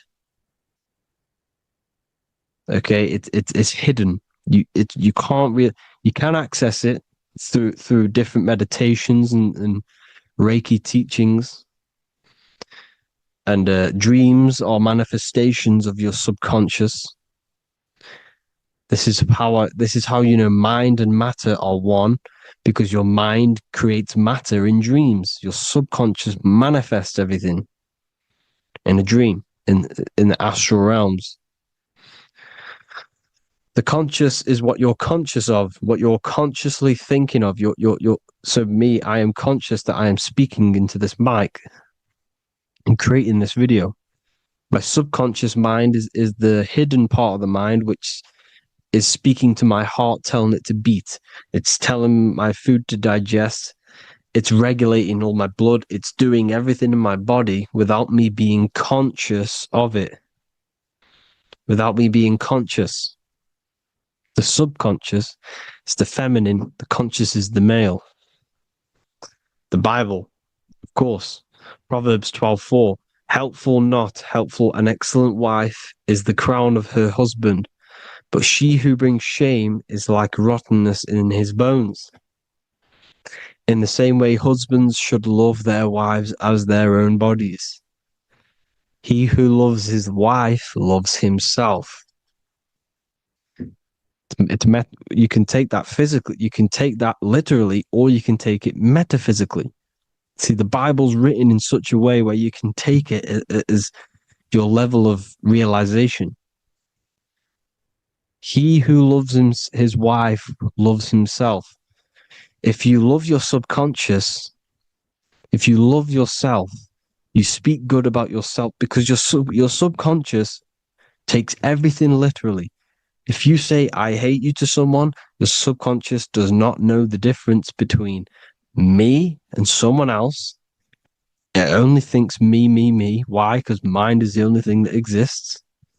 You are mind, I am mind. If I say, I hate you, you're saying that to yourself. Your subconscious picks that up and says, I hate myself. And that's telling your subconscious that's what you want. Because your subconscious manifests 90% of your behavior. The programs within your subconscious. Tying your shoelace is a program. You don't need to be conscious of it. You can just do it because it's a program. It's deeply interwoven in the subconscious. Driving your car, texting on your phone. You don't have to think about what letter. You just do it because you know where the letters are. It's a program. Therefore, if you look after your subconscious, they are a married couple. It's your wife. Your subconscious is your wife. And it manifests 90% of your daily basis thought patterns, actions, behaviors, emotions, all the things that you all the trauma that you've experienced is stored within your subconscious, which is affecting you. So let's say you were in a car crash 10 years ago and you had a really traumatic event, you really hurt yourself, and you had a very, very, very strong emotion that you felt of pain. That will still affect you today. And why? Because it will manifest into your behavior.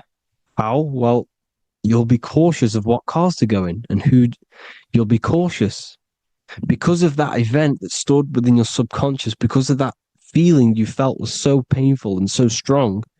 It's still manifesting into your behavior today. For example, you won't go in certain cars, you won't go with certain drivers. The subconscious stores everything, all your memories, the programs, and everything. So if you trick your subconscious, that's how you manifest your life. If you trick the subconscious, you already have something. And therefore it will manifest into your life, into your behavior, thoughts, and actions. This is why the golden rule is to treat others like you want to be treated. Because I am you and you are me. We are all subconscious. We all have subconscious. Whatever I do to you, I do to me. Because my subconscious picks that up and thinks I'm speaking to me. Mind is very powerful. Whatever I do to you, I do to me. Treat others like you want to be treated. The golden rule. That is the only rule we need in this realm, in the universe. If everyone understood this rule and how the subconscious works and how karma works, we'd live in heaven on earth, the Garden of Eden, the Golden Age. As a man thinketh in his heart, so is he. Proverbs 23:7. Where your heart is, there will be your treasure. Your heart's the emotions. This is the storehouse of emotions. This is where you feel emotions. You have to let your emotions move through you, not become you. You can't let your emotions become you. But accept, be like the sky and let them pass through you. Be like the clouds and the stars passing over. Let them pass through you. Do not let them become you. And this is how emotions can take over your mind. We are driven by, when a man is driven by emotions, he has no self to control. You must control the mind, because the mind can be corrupted. Because your thoughts are electrical in the brain. Your thoughts come from the mental plane. So how the mind works is that you place your attentions on something in the mind, and infinite information just flows in. Think about it. When you think of a certain topic, as soon as you think of that topic, information comes flying into your mind. Different ideas, ping, ping, ping. It's all connected. It's why we call it a mindset, because your mind sets itself to frequencies. And when we think of something, we tap into that frequency, and just the universe, the mind, the mental plane just flows in information based on that frequency and that thought. The universe is just information. All of the information out there, nothing is new. It's all there. You just have to tap into it. You can tap into these different thoughts, and it's all there. Everything already exists within the mental plane. You don't think anything. You receive thoughts. We all share the mental plane. We affect each other. I'm affecting you. Listening to me is affecting your mental plane, your mind.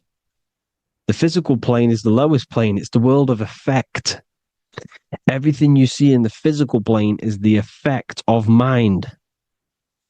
Like I said, the person walking is the effect of their mind telling the body to walk. The physical plane is the lowest dimension of your mind.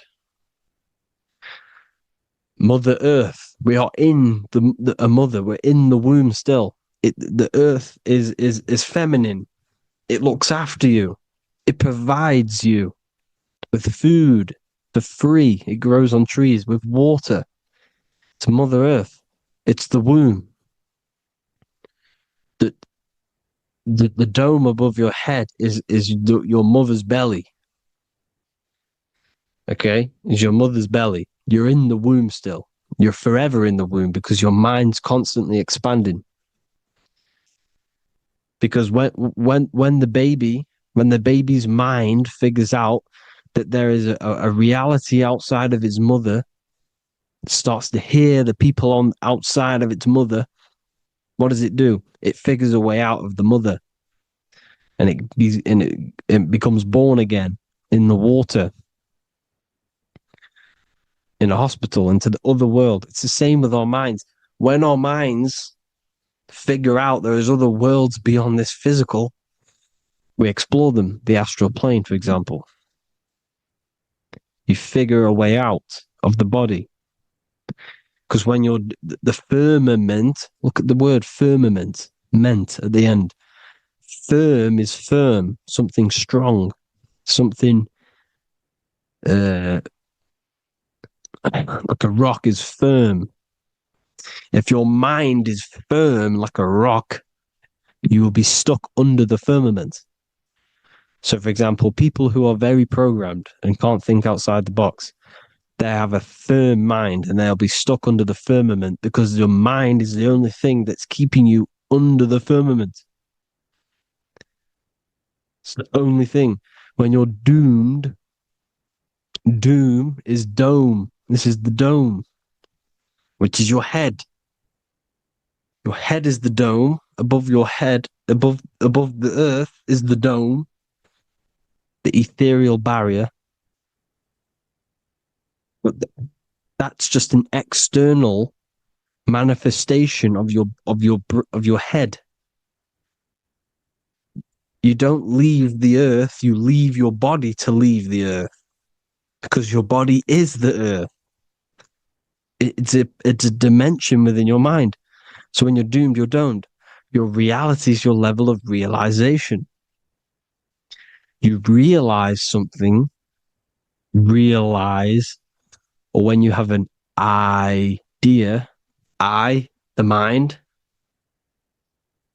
and the EYE or I, same thing, mind, it's all mind. Reality is your level of realization. You realize there's other worlds, that's your reality. Your perception's your reality. Mind in Latin is mens. Jesus was known as the fisher of men, which is the fisher of minds. He was fishing minds worthy of knowing the higher truth, the deeper occult knowledge. Jesus figured out that we are all God. And he got killed for it, because in that age they were trying to suppress this information. Jesus figured out he was God because we are all God, every single one of you, and they killed him because we're all mind. We are not the body. We're the invisible intelligence, which is God. But you are not God if your mind is attached to this physical world, to the worldly pleasures. If you master your mind and travel the depths of your mind, that is God. Mental and men. Look at the word mental. It has men in it. Men in the Bible means mind. Here you see the Masonic symbol with the eye, the mind. Looking over, everything is the one. Everything comes from the one. All the lines coming off it, giving its life to all of the life forms. Down here on the bottom, you have duality, black and white. Up here, you have singularity. One and the two. Unification and division. The lower self is divided into the left and the right. So the Bible even says, I forgot what verse it is, but it says, it's better to go through life with one eye than to have two and be cast into the fiery abyss of hell. I'm not sure what verse it is, but you can research it yourself. It's better to go through life with one eye, to be unified consciousness, dimension. No-brainer. The language tells you the truth, people. Dimension. The dimensions are in your mind. Entertainment. Entertain the mind. Disappointment. It's all in the mind. Environment. The environment that you are in is a product of your mind. Within, rearrange spells high twin. Within is your mind, and your external world is mirrored from the decisions you make in your mind.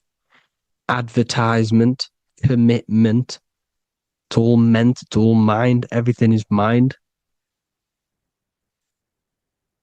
Everything.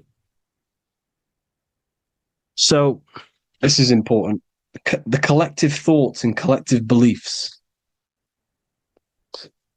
The collective, because we all share the mental plane. And because of this is why we are in a weakened state of consciousness at the moment. Because the collective thoughts and the collective minds overall are asleep. And they don't believe in anything. You see, everything is true within the mind. You think of something, it is there instantly. You think of a chair, it's there in your mind. You think of anything, it's there instantly. So everything's true within the mind. Anything can happen in the mind. anything can happen on the physical plane if the collective consciousness, the collective minds, believe it to be true. This is why back in the days, in the ancient days, you look at all the old world stuff, you see all this crazy technology, and it's because as a collective, as humanity back then, they believed that they had much more open minds. Therefore, the things manifested in the physical world were a lot more out of the box, so to say, compared to today. For example, magic is not as powerful today because the masses don't believe in it. It's still powerful, don't get me wrong, but if the masses believed, or if everyone knew magic could be real, because it is, anything's real in the mind, it would be a lot more powerful. You see? So and what they're trying to do is create a hive mind worldwide. They're trying to make one religion, an external god. What happens when you worship something external? You give energy to it, because where attention goes, energy flows. Where your mind gives attention to, energy goes there. And when we all believe in external gods and give our worship and our power to these external things, we all give energy to it, which will manifest as a demon in the astral planes. It's a hive mind. They're trying to make a hive mind to summon our energy. Trying to summon our energy. And it's through mind, through collective thoughts, the hive mind. They want one religion, one government, one currency, one belief system. And that will create a hive mind, which will limit our consciousness, which will limit what we can do in the physical world. Because if everyone doesn't believe in certain things, it cannot happen, because it's all in mind. Mind is so powerful. I am you and you are me. I hope you all enjoyed this video, people. If you haven't already, join the Wisdom Academy. The Wisdom Academy, we have many occult lectures just like this one.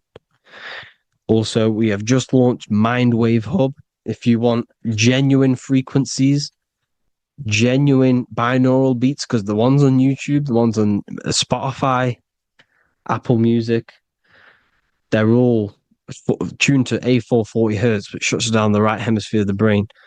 If you want to gain access to your true consciousness, your mind, you need to balance the two hemispheres and balance the chakras. You can do that externally by listening to binaural beats. If you want true frequencies, true binaural beats to hemisync the chakras, hemisync the brain, to gain access to the different dimensions of your mind, well, you can gain access anyway, but it's going to help you if you're trying to learn this. Join Mindwave Hub. The link will be in the description. Listen to the binaural beats, meditate to them, listen to when you go to sleep. They'll massively benefit you.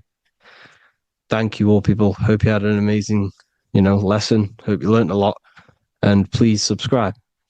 God bless you all.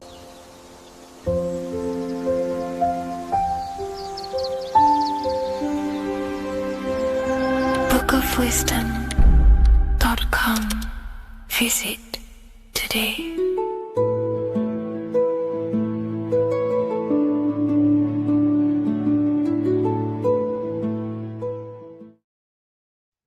Hello, everyone. Today we're going to be discussing the esoteric and occult meaning behind the story inside of Genesis, the story of Adam and Eve. This is a widely known story, but not many people know the true esoteric meaning behind it.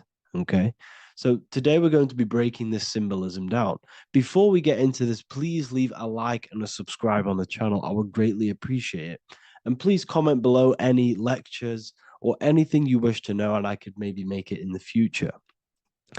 The first thing we must understand about the Bible is that it is an esoteric and occult book. It is written in allegory. It is written in such a way that we understand the book compared to our level of perception. Now, what do I mean? If a child read the Bible, they would gain a standard meaning and story behind it. They would gain a normal interpretation of the book, of being good, praise God, and be a good person. However, me, who have studied the occult and esoteric and symbolism for a very long time, when I read the Bible, I see a deeper meaning. I can read between the lines of the allegories, which means the Bible is written in such a genius way that it speaks to your level of intelligence. Depending on how advanced you are mentally and with knowledge, will depend on how you decipher this book and how the parables inside the book can speak to you in your personal life. Okay? So the Bible is the greatest psychological book ever written in history. This is why it's known as the greatest story ever told. It's a story. What we must understand with the Bible is that the Bible creates on the surface a logical way of thinking, which is what we call religion. We read the Bible and if we think logically and we take that book literally, then we gain a religion. But if we look beyond the surface, this is what we call esoteric, metaphorical, symbolic. You can read between the lines using our right hemisphere of the brain in deciphering this book and what it truly means to us and the evolution of our mind, body, and soul. What this book actually reveals between the lines is instructions and stories which teach you how to level up your consciousness, how you can sync the mind, body, and spirit and the soul all together so you can live like a god. This is what the esoteric is. It's the purification of consciousness. Now, when it comes to Adam and Eve, okay, what we must understand is that this is the beginning of creation. This represents the beginning of your life in an esoteric way. This is symbolic for the beginning of your incarnation into this physical world. Okay. And we have Adam, masculine, Eve representing feminine. These are the two masculine and feminine energies which create the whole material universe. Okay. And as we are born with a pure consciousness. We are born with pure consciousness. Well, now, what do I mean? As a baby, we have no knowledge. We are pure essence of the soul. You know, we don't gain the knowledge of good and evil. We are pure. Yes, we're not happy all the time as a baby, and we're not sad all the time, but we have no ego. This is what I mean. Our consciousness is not split. As a baby, you are whole. You have a whole consciousness. You are yourself. You have no false identifications, no limiting belief systems, nothing. You are pure awareness and the pure soul and the pure mind. Now, this is what Genesis is representing. As we grow older, the more experiences we gain, the more thoughts we start to think, the more knowledge we gain of this world, the more impure our mind, our heart, our soul, our spirit becomes, the more impure our body becomes. As we grow older, we're infected with negative beliefs, negative thoughts, and society norms. This is a big one. As we grow older, we are molded by society. We shut off areas of ourself and we push them away so that we fit in with society. We all know this. We all did this in school. We pushed away parts of ourselves to act cool or to fit in, whatever it may be. Whatever type of person you were in school, we all went through this because society and culture is programmed. So as we grow older, our consciousness splits. We gain a persona, an ego, and we and we gain a shadow self, the subconscious, and we gain an ego. Now, the ego is what you show to people. It's that character that you show, that you put on to your culture, to your family, to your friends. This is a false identification. And we also gain a shadow self. The shadow self is gained through experience. This is the subconscious. Our ego is created through experience. And so is the subconscious and the shadow self. Okay. So as we gain age in this material body, we fall from the Garden of Eden. We gain the knowledge of good and evil.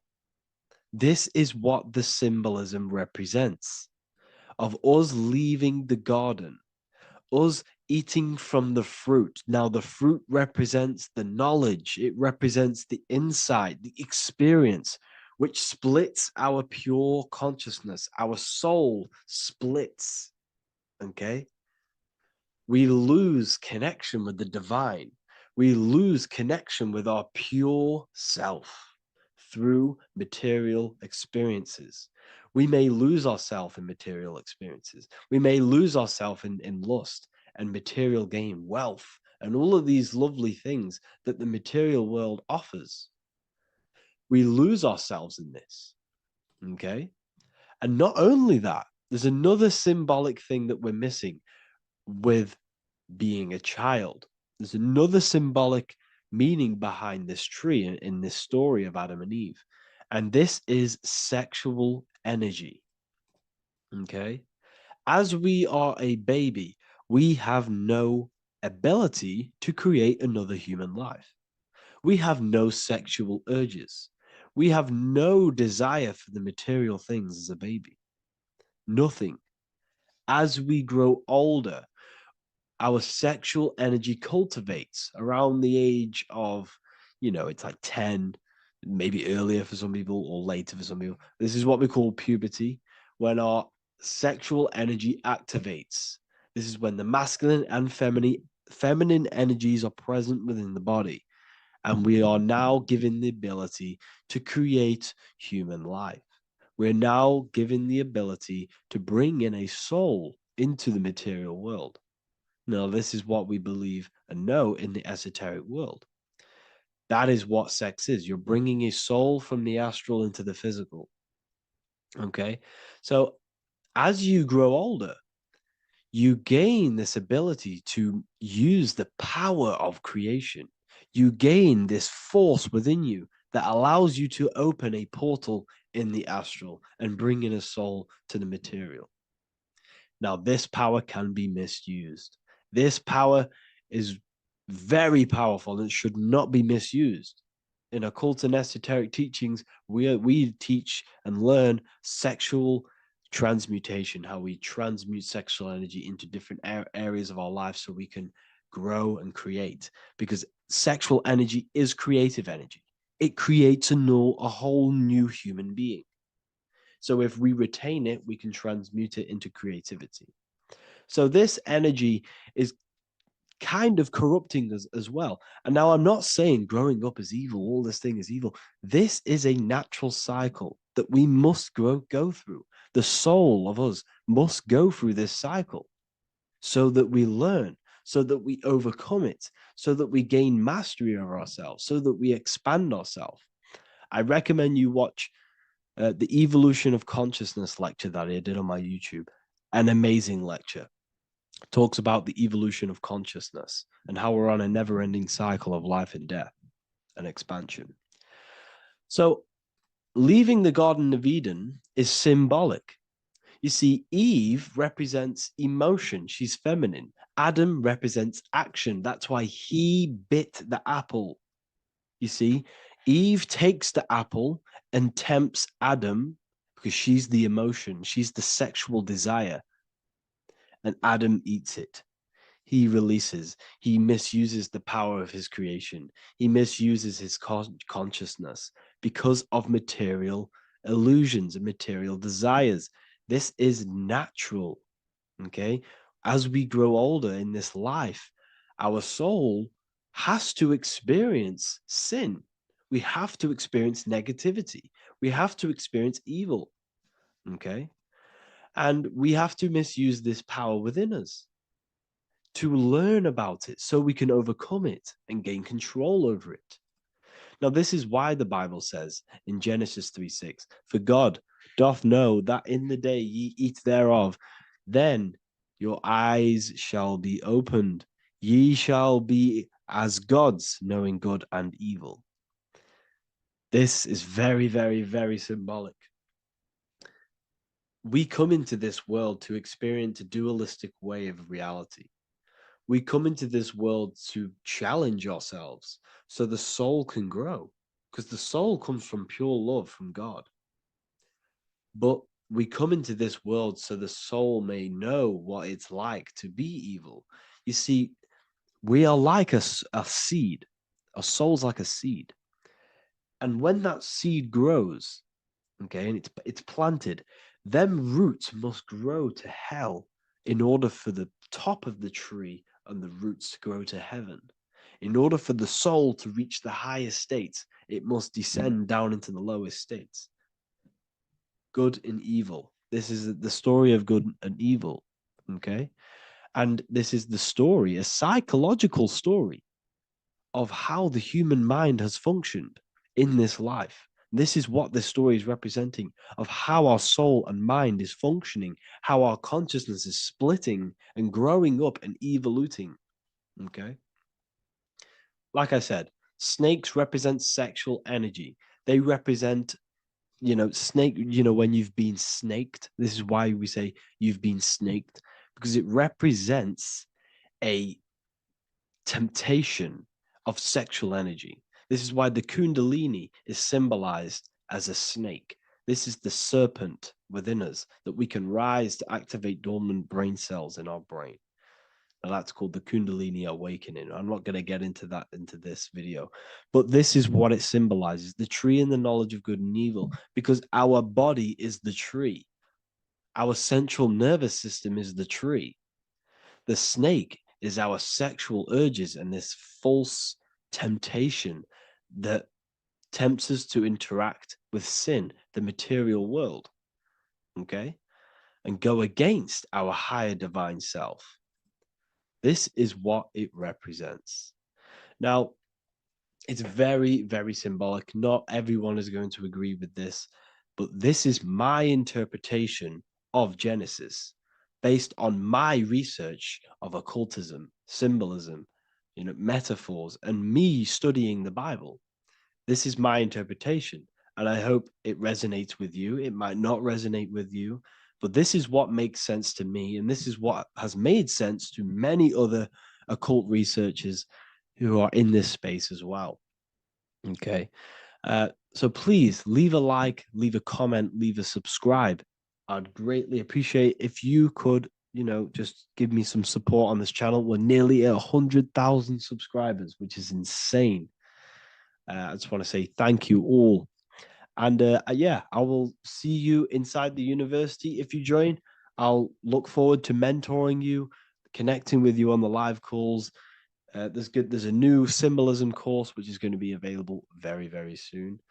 And yeah, if you join the university, you also get a 30% discount on all of my products, astrology readings, one-on-one calls, all of my books.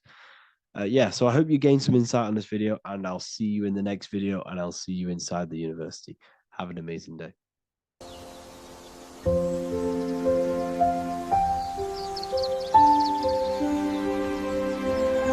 bookofwisdom.com. Visit today.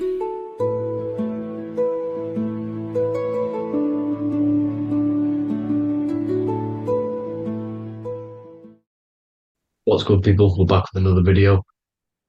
This is going to just be a quick video. Manifestation, magic, bending reality. So let's jump straight into this. So you have a conscious and a subconscious part of your mind. The conscious is what you're conscious of, what you're actually doing, where you can choose or not. However, the subconscious is the part of your brain which is automatic. So all of the systems in your body, like the digestive system, your heartbeat, these are automatically being ran, and you do not have to tell these systems to do anything. You do not have to consciously tell your heart to beat. It's automatically doing it. And this is what the subconscious mind is controlling. It's like the dark aspect of your brain or your mind. It is the way bigger aspect of your mind. Okay, it controls all the systems in your body. Okay, and this is where all of your programs are.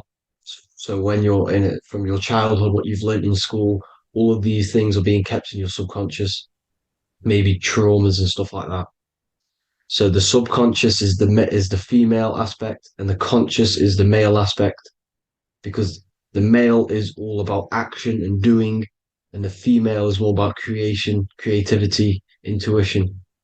So you have a right and a left hemisphere of your brain, and these are obviously male and female. The right side of your brain is your female. It's to do with creativity, imagination, intuition, insight. Okay. And this is one of the most important sides of the brain. This side of the brain is the most attacked by the elites, whatever you want to call them. This side is one of the most important because obviously your intuition is a massive part of reality. And if you don't have intuition, then you lose track of the things around you. You can't consciously feel if things are wrong or right. They don't want you to have intuition or creativity or imagination. They want you in the left side of your brain, which is just reasoning, logic, and basic things. So they just want you to tell you what you want, tell you what to learn, and then that's it. They don't want you thinking for yourself, which is the right side of the brain. So whatever the conscious side of your mind impresses the subconscious side of your mind. So if you do affirmations, for example, if you consciously do affirmations every day, you're reprogramming your subconscious mind. You're impressing a vibration and a word into your subconscious mind, and therefore it will reprogram it. So the male and female aspect are symbolized by the Star of David as well. The male being the upside triangle, the female being the downside, connected all in one, because we both have male and female energy. So every thoughts are electric, which is the male aspect. Emotions are magnetic, which is the female. Each thought creates a wave of vibration in all directions.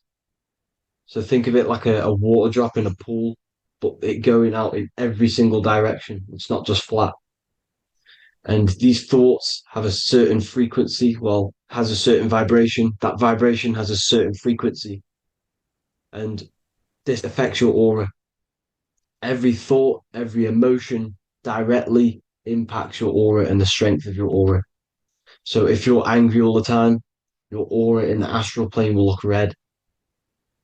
However, if you're happy, it'll be more like blue and green. So it's very important. Your electromagnetic field is created out of your emotions and thoughts, and that affects reality because you're 60% water, and frequency and vibration create certain patterns and has a certain effect on water. We'll get into that after this slide. So each thought that people are thinking around you, you are actually subconsciously picking up these thoughts because it's emitting this vibration in all directions. So this is why you can pick up thoughts of other people on the odd occasion. However, when you're more in tune with your intuition, your right side of your brain, you can start to pick up on vibrations, thoughts, and other people's auras. You can pick up on the energy once your third eye is open, and you know whether you should be in that environment or not. This is what we call an atmosphere when we go into a room and you can feel the tension if someone's been arguing, for example. This is the atmosphere, this is the vibrations, these are people's auras emitting these certain frequencies and vibrations. Okay? So our aura is contained of multiple layers. Obviously, we have the physical body. This is the electromagnetic layer. However, you have the different planes of existence: the spirit, mental, astral, etheric, and then physical. The physical is the lowest plane of existence. And the physical plane is a product of all of the planes above. So the mental impresses on the astral impresses into the etheric, and then the etheric creates the physical object. So the mind is the root cause of reality. The mind is the cause of everything. Your consciousness is pure cause. There's no effect. Everything you see in this reality is the effect. Everything that you experience is the effect, because the root cause was the mind. The decisions you made you experience that certain experience. And that decision was created on the mental plane. And this is just pure thoughts. And thoughts are things. If it exists in your mind, it is a thing. It's a certain frequency. So if you have a certain level of thoughts, if you're thinking positive, for example, you're going to have a strong aura, you're going to have a higher vibration. And that attracts like. Like attracts like when it comes to thoughts and vibrations and electromagnetism. So if you're thinking positive all the time, speaking positive, doing positive, you're then creating a higher vibration, and that's going to attract people on that similar frequency to you. Everything is electromagnetism, frequency, and vibration. Everything. You see, so this is why, for example, if I put my hand to a TV screen, if my finger was the same vibration as the TV screen, it would go straight through it. However, the particles in my hand and the particles on the TV screen are two separate vibrations, and this is what causes the friction to stop and not my finger to go straight through it. So, like I said, when you don't feel the vibe of someone, when you don't feel right, you don't really get along with someone, this is a vibration.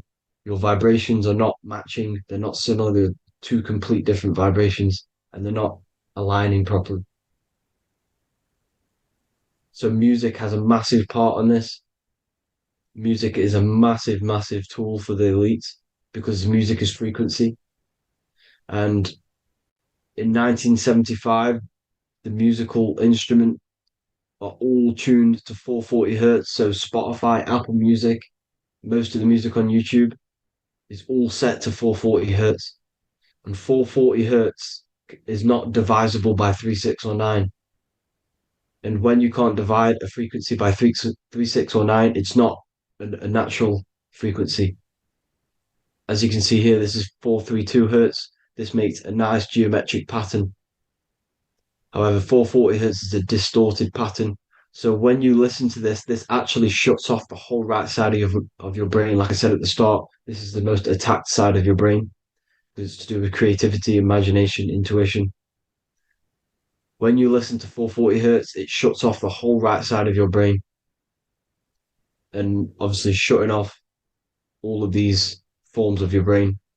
Music is a very, very powerful tool for the elites because it's the only thing which can enter your soul or your ears without consent, your body without consent. Everything else has to be through consent. You choose whether to eat something, you choose whether to drink something, but frequency, you're going to hear it no matter what. This is why it's so powerful. And music influences the body in many different ways. It's the most powerful imitator of everything. It directly affects all listeners. It directly affects intentions, gestures, movements, and actions. It stimulates your mind, and certain songs, certain catchy songs, can reprogram your subconscious mind, invoking certain emotions. This is why when you listen to slow beat songs, it makes you feel more sad. When you listen to upbeat songs, you feel more energetic. This is because these frequencies have a profound influence on reality and on how you feel. Because like I said, you are 60% water. And as you can see here, each frequency creates a different geometric pattern. And inside of you is 60% water. So, like I said, 440 hertz is going to make a distorted pattern in your water, and this is going to have a profound effect on your emotions and your reality. So, like I said, health is not just the body. It's you are made of body, mind, and spirit. You need to look after what you put in your body. You need to look after your spirit and look after your mind. It's very important to keep all these in balance because once one of these are unbalanced, it affects the other two. So if you're eating wrong, it's going to affect your spirit and mind. If you're thinking wrong, it's going to affect your body and spirit. These are all interlocked. You have to look after them all. So it's very important you understand music. Stop listening to low vibrational music. To be honest, you want to listen to music without any sort of speaking inside of it. You just want pure uh, frequencies, which are the solfeggio scale, like one of these, for example, 432, 528 hertz. These are all good frequencies. It's called the solfeggio scale. And these frequencies make you more in tune with nature. 528 hertz is what the earth vibrates at. So it's very important. And the Rockefellers are the one who changed this to 440 hertz. The Rockefellers, one of the elite families. So if you want to manipulate reality, it's very important to have your chakras aligned and having a high vibration, because the higher your vibration, the more powerful your words and your intentions are on reality. So the lower your vibration, the harder it is to affect reality because you're on a lower state of consciousness. Like I said, you have the mental, astral, etheric, and physical. Everything is a product of the one above. As above, so below. This is what Hermes Trismegistus was saying in the Egyptian days. This is where it comes from. As above, so below. If you affect above, it directly affects below. So, like I said, meditation helps on this, helps align your chakras. Think positive, feel positive. Like I said, your feelings are magnetic, your thoughts are electric. So once you combine these two together, you're then creating an electromagnetic frequency, and that will have profound effect on reality. So the law of cause and effect. The law of cause and effect. Every effect has the root cause. Like I said, your mind is the root cause of everything. Every decision you make is having a different effect on reality. Everything happens for a reason due to the root cause, which is your mind. You choose everything that happens in your life. Okay? So it's very important you understand this and you constantly make the right decisions, the good decisions to have good effects on your reality. You have to be very conscious of this law because nothing escapes this law. This is the law of all consciousness. So think about it. Imagine a massive ball of consciousness. However, off this ball are different sparks, and each one of these sparks are in each and everyone's body.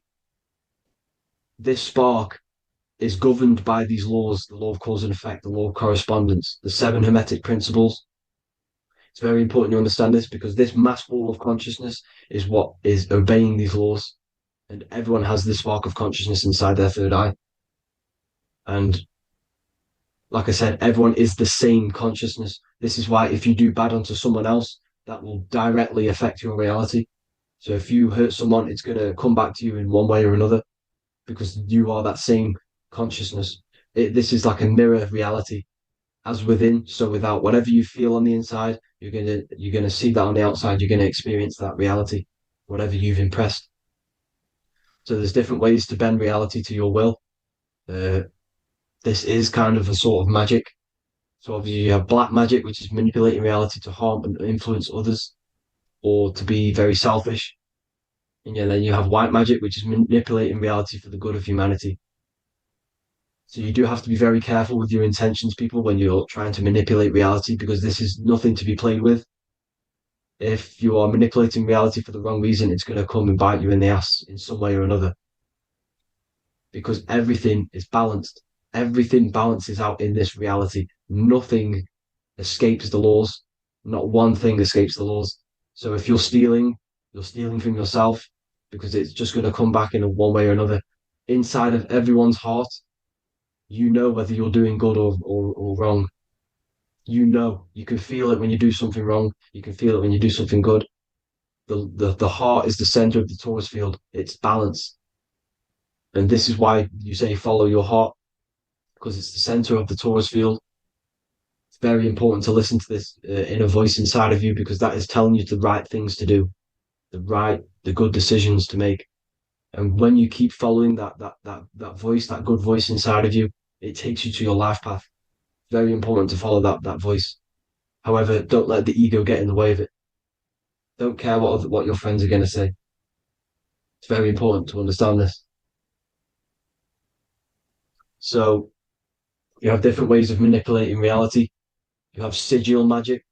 This is where you create your own sigil or symbol. You create your own sigil and symbol, and then you charge it. You behind that symbol, you have an intention. So, for example, if you want to manifest wealth, you create a sigil which represents what you want. You create that sigil, you draw it out, you charge it, because wherever your attention goes, energy flows. So whatever your attention is, you're sending energy that way. So what you do with your eyes and your hands, you place attention on the sigil. Imagine that it's glowing. Imagine that you're sending energy to the sigil, and then you burn the piece of paper once you've done this. And then after this, you meditate on that symbol. You constantly think about that symbol, because that symbol is the frequency, is the thing that you want to manifest. So that's one way. Or you can just meditate on your reality. So imagine yourself having already what you have. This is what they call a mindset. You must set your mind to the frequency what you want to manifest. Okay. So if you want to manifest wealth, for example, imagine yourself being wealthy. What would it feel like? What would you be doing? Imagine a scene in your mind. Constantly do this, and you're putting out that frequency. Like I said, you must think, because the thoughts are electric, and then you must feel, which is magnetic. Together, this creates an electromagnetic frequency, and this is how you attract things to you. You will attract the certain people to come in your life to bend reality to your will. Okay. Or you've got mirror magic. Stare yourself in the mirror, because a mirror reflects light. It also reflects energy. So you've got to be very careful with what you say to a mirror. You've got to be very, very, very careful, because whatever you send into that mirror is directly sent straight back to you. So if you're thinking negative, you're sending negative energy back straight to you, and that's going to have an effect on your reality. Affirmations are very important, because your words are frequency, your words are vibrations, and each word you say has a certain frequency. If it's positively charged, it's going to affect you positively. If it's negatively charged, because like I say, your brain and your mind is like the director of energy. That's what your brain is. And it directs energy into certain things. You can either positively charge it or negatively charge it. And this brain is creating your reality constantly. It's manifesting your reality constantly in the present moment. So this is what the government knows. The government know your mind is the root cause of reality. This is why they call themselves a government. Government. The New World Order is not being manifested by them. They are controlling the information. They are controlling your perception of this reality. And they know the mind is the root cause of reality. Therefore, if they control your perception of reality and your information, what you believe, you're going to manifest that information, that perception. So we, the people as a collective consciousness, are the ones manifesting this New World Order. You see, so this isn't black magic. They're actually tricking us into manifesting their own their plans, this New World Order. You see, this is how smart these people are. They know how to get around the laws of reality. They know how to bend reality to their will without facing the consequences. They're getting humanity to do it. You see, there is a collective consciousness. As like I said, we all have that same spark of consciousness, right? So as a collective consciousness, we are on a very low vibration at the moment. However, we are waking up rapidly. There are more and more people waking up at the moment, and light always chases away the shadow. Light is a lot more powerful than darkness, you see. So one person waking up has a massive effect than one person being asleep. It has a profound effect. Because, like I say, the light always chases away the darkness. It's more powerful. The light is always more powerful. High vibrations are more powerful than lower. So that's it for this, people. I hope you all enjoyed. This is a short, quick video. God bless you all.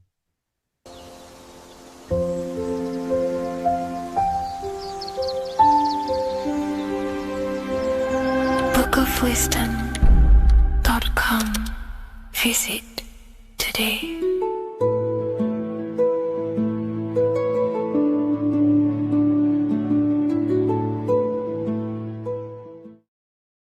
What if the word Yahweh is proof that God is embedded in our very own being? Stay with me, because what I'm about to show you might change the way you see yourself forever.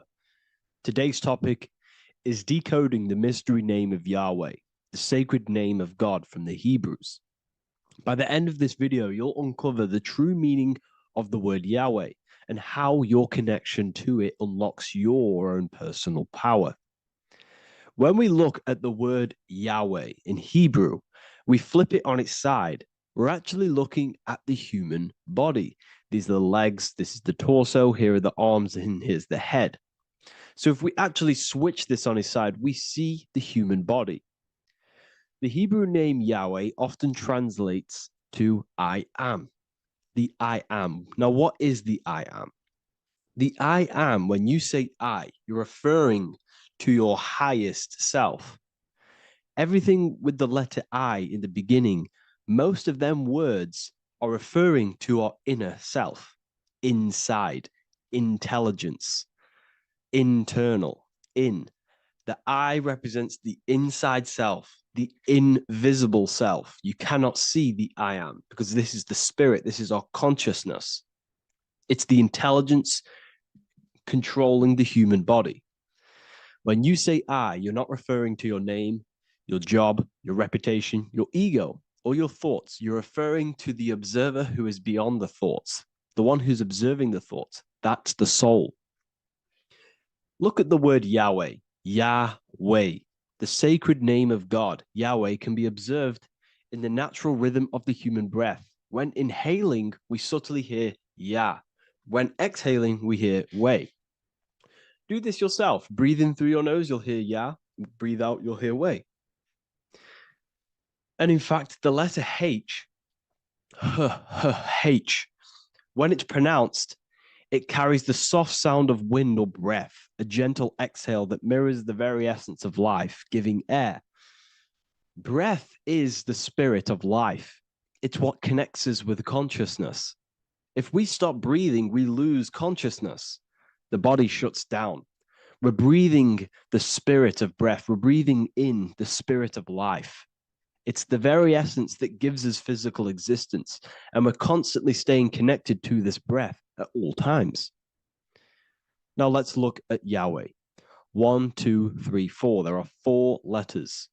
The Tetragrammaton is the 4-letter Hebrew name for God. Okay? Tetra, meaning 4. We have 4 Gospels of Jesus. Jesus is depicted with a cross with 4 sections. Jesus has the 4 sacred animals around the side of him, always depicted with these 4. A bull or an ox, an eagle, a man, and a lion. These are the 4 fixed signs of the zodiac. Aquarius, the man, Scorpio, the eagle, Leo, the lion, Taurus, the bull or the ox, which are related to the elements. Leo is a fire sign. Aquarius is an air sign. Taurus is an earth sign. Scorpio is a water sign. These are the 4 elements. And the 4 elements correspond to the 4 bodies of consciousness, as we see here. This is fire. This is air. This is water. This is earth. So we are made out of the 4 elements, which represent the 4 bodies of consciousness: mind, emotion, spirit, and body. The soul is incarnated into 4 sections. Hence why Jesus has 4 gospels. Hence why Yahweh is a 4-named word, because we are tetraform. We have 4 bodies of consciousness. There are 4 pillars to reality: the mind, emotion, spirit, and the body. So what we're actually looking at here is the name of the very essence of the self. Yahweh represents the universal consciousness that we're all tapped into, because the body is like a radio. The body is basically a radio antenna, which is picking up the stream of consciousness, and we're all the same consciousness, just experiencing it in a different body. And Yahweh is the name for this intelligence that we're all acting out, that we're all manifestations of.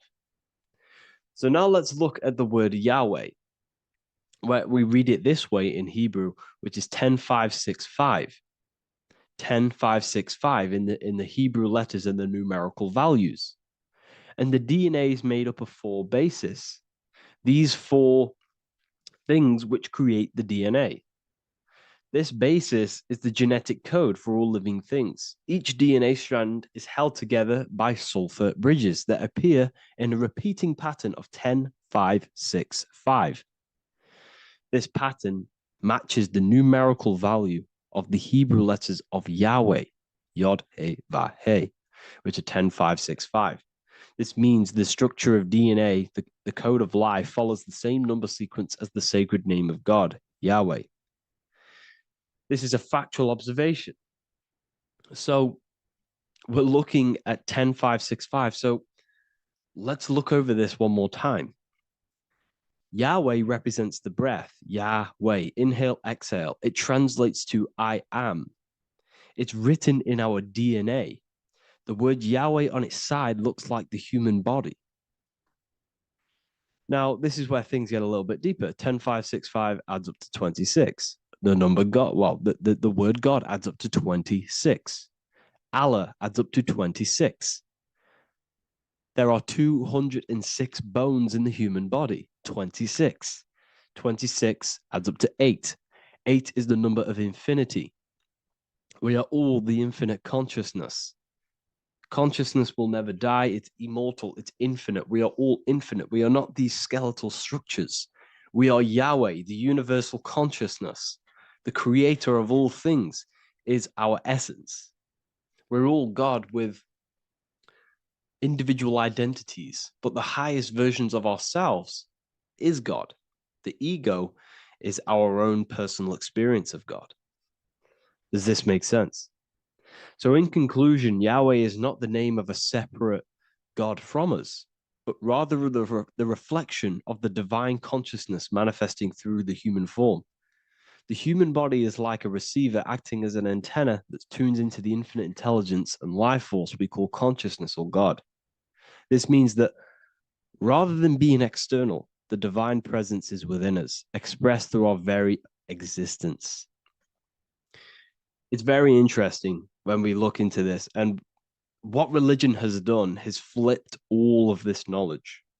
All of this sacred knowledge has been externalized. They've externalized God so that we worship God and we view God as something separate from the human experience. They do this so that we don't find the God within us, so that we don't find that we have the power of creation. The mind is the creative force of God. The body is the will to act out that thought. They don't want us to figure out that we are creators and we're all creating our own earthly experience. We're all projecting this reality. And they don't want us connecting with the divine intelligence within us because they want to be the creators. They want to keep this knowledge. They don't want the masses to wake up to this powerful knowledge. So what they've done is that they've taken the scriptures, they've externalized it so that we start worshiping and giving away our power to these external things. And when God is external, we start to fear God because we start to think that God has power over us. He can send us to hell or heaven. So this is what's going on. They've been externalizing this for thousands of years to keep us in a suppressed state. Okay? Humans are very advanced because we possess self-awareness. We possess the ability to move our awareness and our thoughts outside of the instinctual nature. For example, a a cat or a dog. These things can only live in their instinct. They live based on instinct. They smell, they eat. That's pretty much what they do. But humans, we have the ability to rise above that nature and turn to our infinite selves, our higher selves. We can move beyond our instinctual nature and create very advanced things. That's why humans are made in the image of Yahweh. We are literally God in human form. So this is what we all need to realize. And I hope this video has helped. Please leave a like, a comment on inside of the description. I'll have some links to my books and my university. The people who have read them have just absolutely changed their lives. You could probably see that in the comment sections if someone leaves a review of the book. We also have Trustpilot. But yeah, I thank you all. And I'll see you in the next one.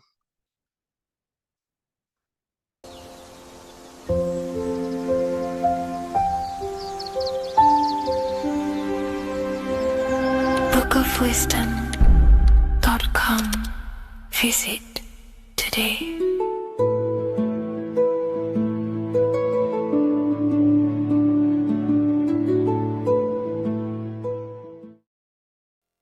Welcome people, we're back with another video. I will now be keeping track of my YouTube and trying to upload every week. In this video, we'll be talking about the chakras. The chakras are the 7 attributes of God, and they are the 7 planets. These are literally vortex portals within us that connect us to these vices and characteristics of God. Each one of these energy centers are a spinning wheel of energy which controls the cells and organs in that particular area of the body. For example, it's literally a mini brain for that area of the body. Each chakra has a vice which you need to turn to a virtue in order to climb up through the system. They work like a stairway system. You have to go through each chakra in order to unlock the one above. This process is turning matter into spirit as you descended from spirit to matter. Saturn is Satan, that's why it's the lowest chakra, and that's why the devil is red, because red is the lowest vibrational color.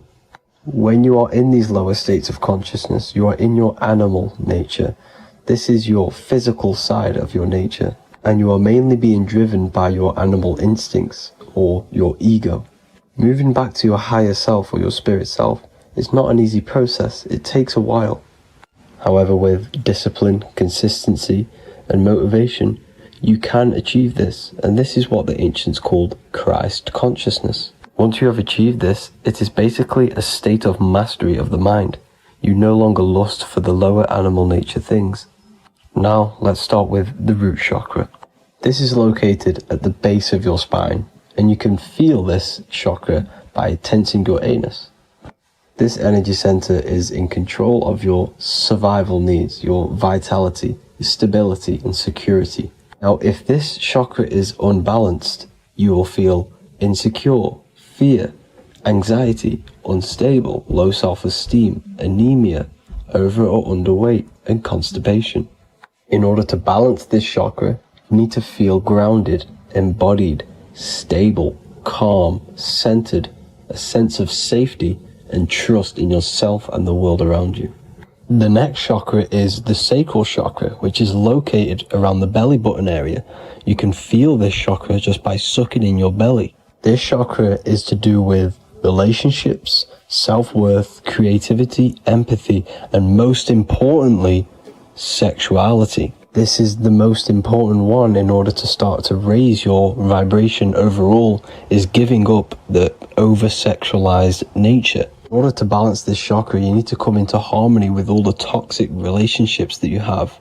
Get rid of the fear, the anxiety, the isolation, and 100% get rid of the over-sexualized nature. Lust is one of the most lowest vibrations you could possibly feel. It is literally manifesting hell. In order to work on this chakra, you need to feel self-worth. You need to do creative things, empathy, healthy relationships, and 100% being confident.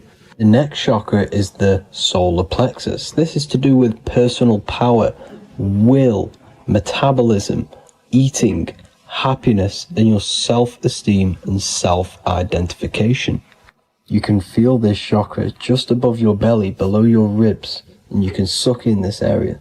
If this chakra is blocked, you will feel lack of confidence, difficulty in manifesting your desires, low self-esteem, misuse of power, misuse of dominance, weak will, and shame in yourself. Biggest one for this chakra is overeating, as it's to do with metabolism. If you are overeating, you are literally unbalancing a lot of your lower chakras, not just the solar plexus.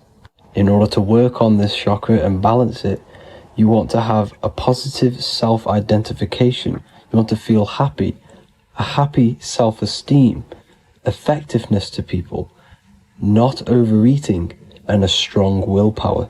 Now for the heart chakra, one of the most important chakras. Chakra is to do with love, understanding, trust, hope, openness, compassion, balance, and forgiveness.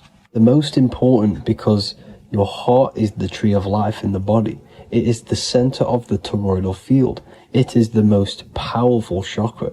Your heart is 5,000 times stronger magnetically than your brain. Once you have hit the heart chakra and you start surpassing the heart chakra, you are now turning matter into spirit, as the lower three chakras are dense and physical, and the above the heart chakra are turning to spirit. As you can see already, this is a hard and long process of working on yourself physically and internally. The symptoms of a blocked heart chakra would be lack of love or too much love, difficulty to accepting or giving love, lack of compassion, loneliness, and lack of emotional fulfillment. Finally, a lack of connection with a divine or to nature. In order to balance this chakra, the most important thing and the most powerful thing you can do is loving people, accepting and giving lots of love. Second most important thing to balance the heart chakra is balance. You need a balanced life. You need balance in all aspects of your life. Now for the throat chakra. This is a very important chakra as it's to do with communication. A symptom of this being unbalanced is a lack of self-expression and putting on a front all the time, acting with the ego. In order to balance this chakra, you need to constantly self-express yourself. You can't be putting on a front. That voice inside your head, you have to let it come outward. Don't just block it off with a wall. Self-expression will lead to you gaining friends who actually like you for being you, and not these fake friends that you have to put on an ego for. In order to balance this chakra, you need to express yourself, express the word that's within you. Don't be lying to people, don't deceive or be deceptive. The next chakra is the third eye chakra. This is starting to get very advanced and you are coming very close to spirit. Just before we head on, I want to announce the PDF is now available, containing all the presentations I've ever made, all into a condensed 38-page PDF. The link will be below this video for you to access. And if you want to learn how to create reality using your mind, how to attract your desires, how to get out of the situation you are in, the link will also be there for the Manifestation Mastery course. Now for the third eye chakra. The third eye chakra controls the pineal gland, which is your first eye. It's to do with your psychic abilities, channeling, telepathy, astral travel, visions, and connection to the higher self. You need all of the chakras aligned to get the full potential out of your third eye or pineal gland chakra. For example, if you're astral traveling and you fear something, you will be instantly shot back to your body.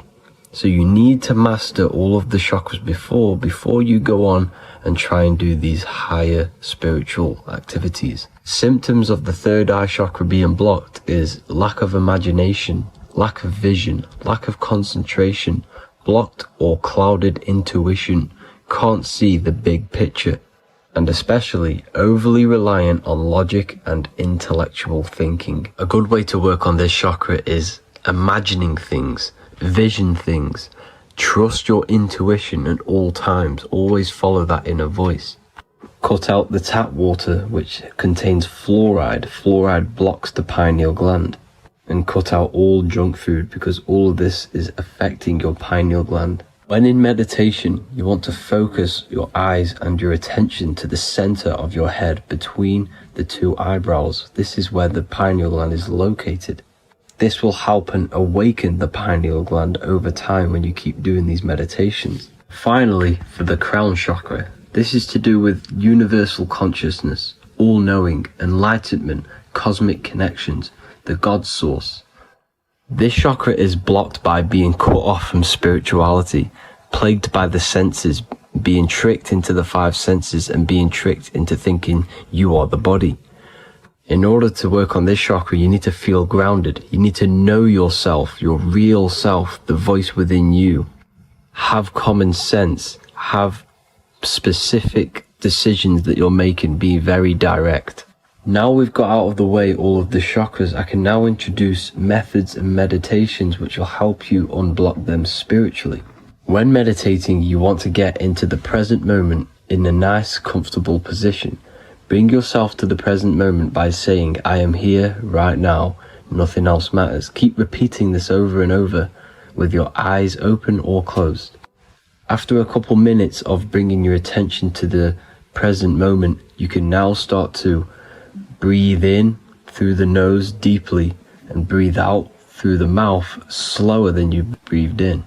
Place your attention on the chakra that you want to balance. Think of a high vibrational emotion like love, and think of this while placing your attention on that chakra. You can do this exercise every day for 10 to 20 to 30 minutes. The longer the better. Another practice you can do is by chanting the Bijis for each chakra. They are here starting from the root chakra all the way to the crown chakra. Or you can chant the 7 vowels. There are not 5, there are actually 7. A, I, A, O, U, M. A,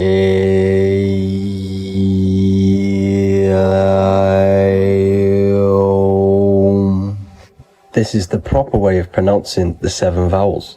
These are so powerful because these are the only things that exist. It is literally the sound of God. By pronouncing them right, you can actually create a lot of power within you and align your chakras. That's it for this video, people. I'd appreciate a comment and a like to help the algorithm. I appreciate you all. Love and light.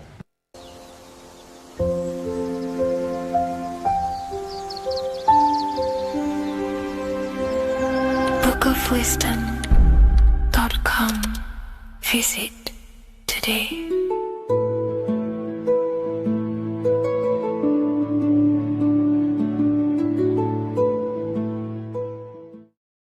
Do the elites actually worship Saturn? In this video, we're going to be discussing the occult and esoteric meaning of the 7 planets and the abuse of the Saturnic energy within today's world. This will help you gain a deeper understanding of reality, yourself, how you create reality, and what these 7 planetary energies actually truly are. In order to understand anything within the universe, we have to understand the law of correspondence, the law of as above, so below. There is one consciousness expressed in infinite forms. Me, you, the squirrel, everyone who possesses consciousness within this universe is an expression of the one divine consciousness, what we like to call Source, God, or the grand architect of the universe. We have to understand there is a large scale, but the large scale is mirrored in the small scale. If we look at lightning, this is a large scale. This is the macrocosm. Then we go a bit smaller to the trees. We see the same pattern. Then we look a little bit smaller into the human body. We see the same pattern of the nervous system. Then if we zoomed into the microcosm, brain cells, we still see the same pattern. This reveals the universe is a fractal universe. The large is reflected in the small. And this is the symbol of the Fibonacci sequence, which represents this as above, so below principle. The big spiral represents the macrocosm, but then this spirals into the tiny spiral. This symbol goes for eternity, never touching, never finishing. The large is mirrored in the small. With understanding this, we can realize that we are a microcosm of God. We are our own universe. We are our own world. Your body is the earth. Your mind is the mind of God, just in a smaller version. You are a drop in the ocean of the vast collective consciousness. With that being said, everything you see outside of you is inside of you. As above, so below. The 7 planetary energies on a macrocosmic scale are the 7 energies that form the physical world. The physical dimension is crystallized thought. Everything you see around you was thought made manifest. Thought imagined, then created in the physical reality. Therefore, these 7 planetary energies are 7 astral forces that create and weave the material existence. For example, if we look at a tree has 7 categories of consciousness, 7 creational forces that create the tree. This is the reason why we have 7 days of creation in the Bible. This is the reason why we have 7 days of the week for the 7 planetary energies. Monday is for the moon, Mars is for Tuesday, Mercury for Wednesday, Jupiter for Thursday, which is Thor. Thor is Jupiter. Venus for Friday, Saturn day for Saturn, Sunday for the sun. This is also the reason why we have 7 major energy centers within the body. The 7 life forces that flow through the body to give physical existence to the physical form. Man is a microcosm of the universe. With that being said, if we look at a tree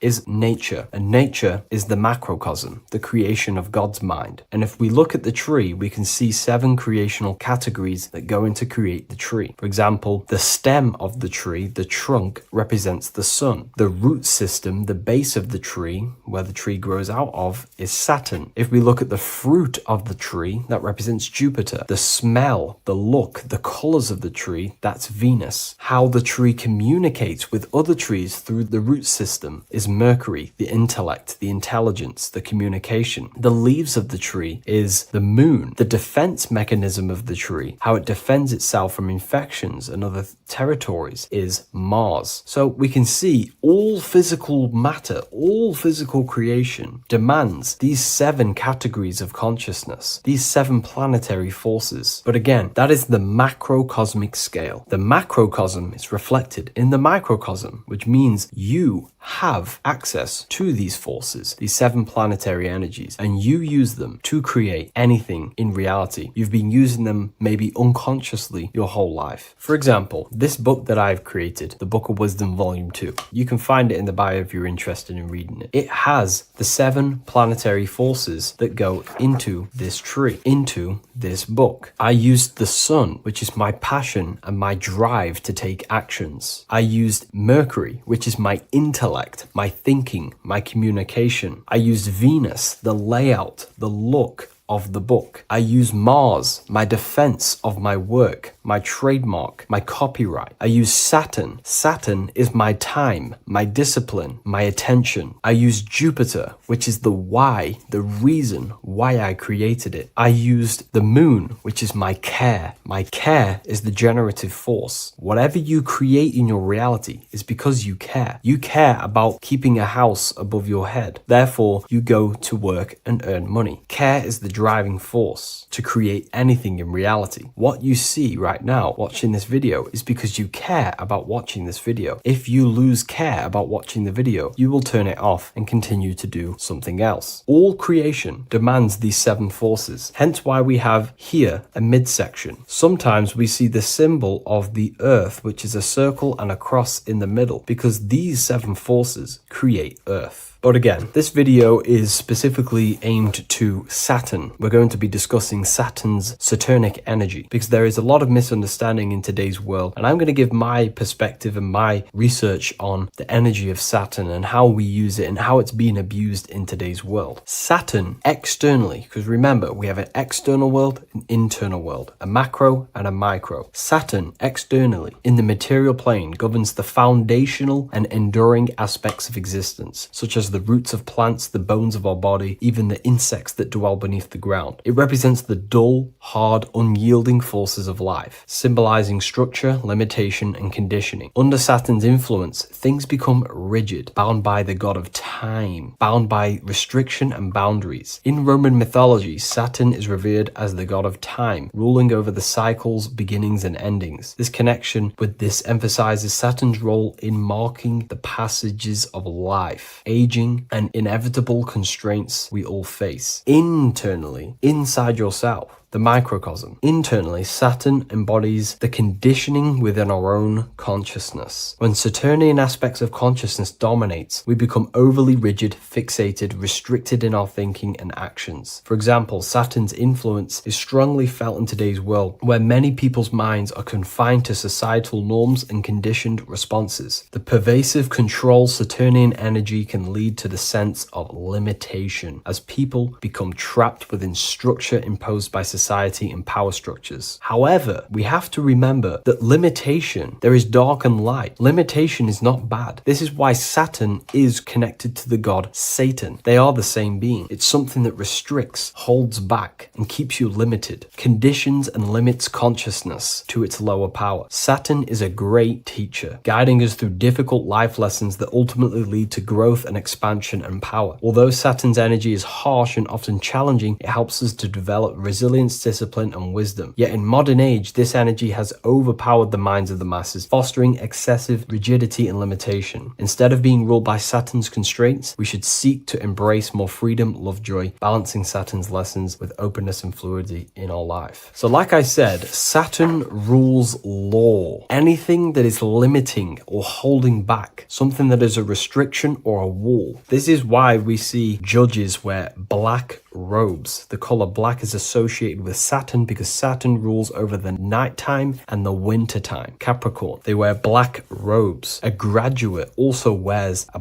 black robe with a black square cap on its head because black is associated with Saturn, restriction, limitation. University graduates wear this. Personally, not to offend anyone, these educational systems that we have in today's world are not here to give you power, to find you the power of consciousness or yourself. They are simply to restrict you, to keep the mind limited in a certain belief system. That's not to say the things in university are completely useless, but what I'm saying is it is a conditioning by the educational system. And if we actually look at the top of the hat, it's a square over a circle. And in Freemasonry, we see the compass on top of the square. In Freemasonry, we see the square underneath the compass on top of the square. The square creates squares and the compass creates circles. So this is symbolizing the square, which is matter, the circle, which is spirit, matter over spirit when it needs to be spirit over matter. This is a symbol of conditioning, limiting the mind into being locked in the five senses and base consciousness. Saturn's energy is keeping people restricted. This is why there is so much Saturn symbolism in today's world, because Saturn is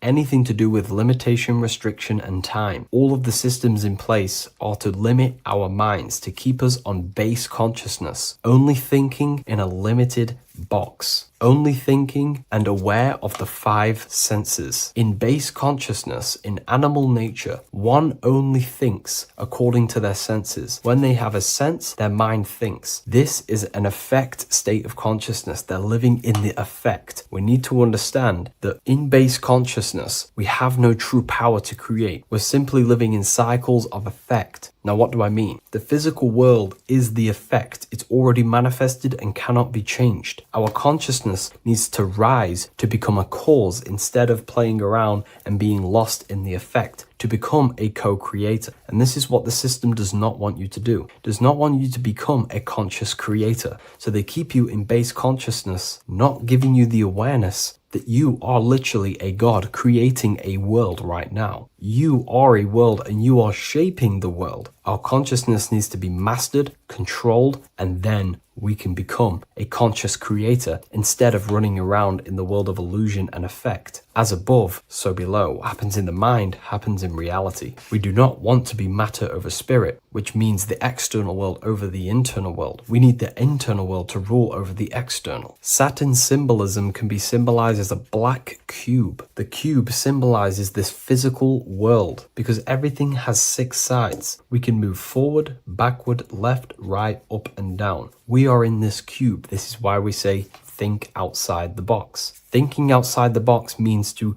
become a cause and not an effect. The mind needs to be a cause, an instruction center, and not just thoughts that are reinforcing the effect and lost in the effects of the material world. Instead of reacting, we need to become a commander. This is a symbol of conditioning and the physical plane. Black is dull, lifeless. The physical world is lifeless. It has no power to create. It has no power to do anything. It is simply a projection and an effect. You, the mind, consciousness, are the cause. You can create the effect. In today's system, Saturn's energy is heavily relied on, which is just simply man-made laws, restrictions, time wasting, and keeping people in base consciousness, only aware of the physical 5 senses. Let's get something straight about the elites. They do not worship Saturn. There is nothing to worship. They simply use the energy of Saturn to keep people limited. They're not using the planet Saturn, but they're limiting people in their belief systems and physically where they can go, restricting boundaries, countries, restricting people's minds through mass media, which is all symbolism of limitation and restriction of Saturn. They're not worshipping it, they're using it and abusing it. Saturn could be anything in your mind that keeps you limited. If you have a limited thought that does not allow you to take action on something, that is a Saturnic energy within your own mind. Anything that is indoctrination, anything that is boundaries on you, that is a Saturnic energy. Some people say that the Saturn and the moon are working together to trap our soul. This is highly symbolic. Saturn and the moon are not forming a matrix to trap your soul and keep you reincarnated. Again, this is symbolic, and in the esoteric version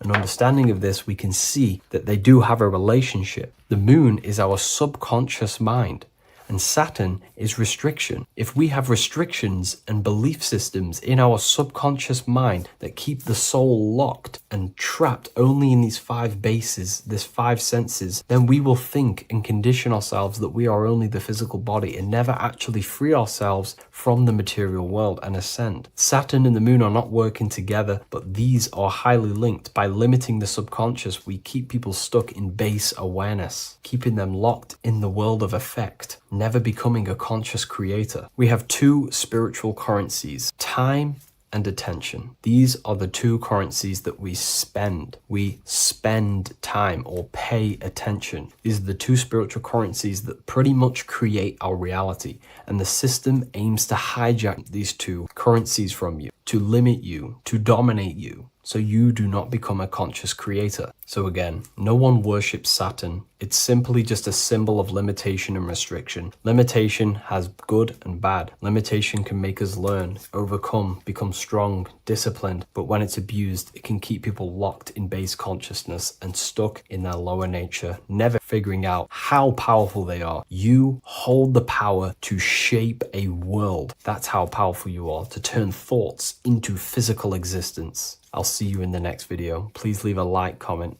and a subscribe.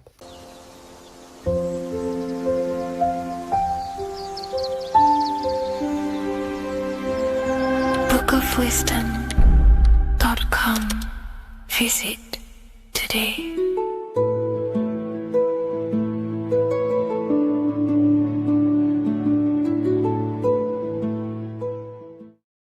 Welcome to Revival of Wisdom. This video is going to be about the flat earth and the breakdown of the whole cosmology. We're going to be digging very deep. I've got a lot of pictures and images to show you, and a lot of dots to connect.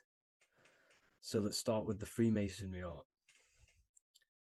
So this artwork we have here is the Freemasonic cosmology as they know and believe. So what is it symbolizing? obviously have to start off with the 4 pillars representing the 4 corners of the earth. The 4 corners with duality. You see, there's everything on earth. There's good and evil. Good, evil, positive, negative. Good, bad. This is the checkerboard. This is what it symbolizes. Okay. Obviously, we have the sun, the moon. The sun gives you energy. It's the anode. The moon is the cathode. It's the opposite. It takes your energy. So therefore, you become sleepy when the moon comes out. You see, everything on Earth, everything in the universe is balanced. There's complete balance symbolized by duality. There's always 2 opposites. We have the all-seeing eye, and obviously 7 stars representing the 7 planets, but not planets as in we know planets. They're not physical spinning balls of gas. They are energies. They are lights emitting from the realm above this realm. They are lights through the firmament, through the electromagnetic field.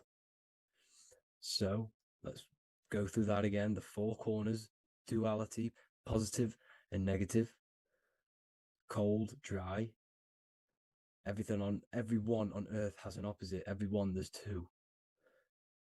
Okay, and then we have the sun, the moon, the 7 planets with a 5-pointed star.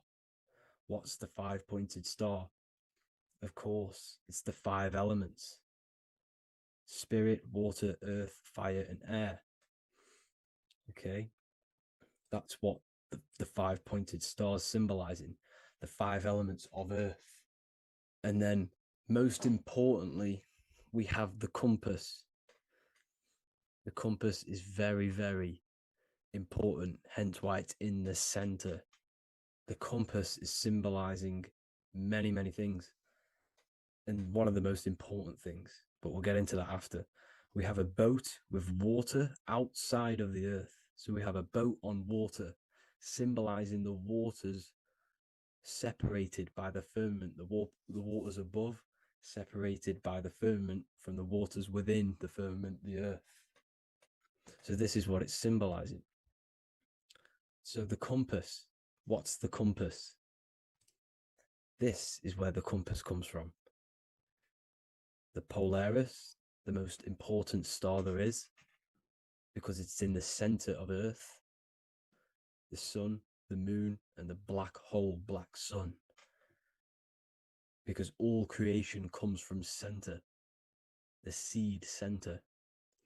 Okay, but we'll get into this after.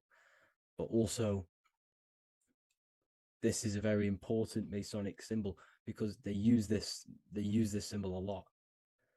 This is one of their main symbols, hence why Neil Armstrong has the Masonic ring with the compass on it.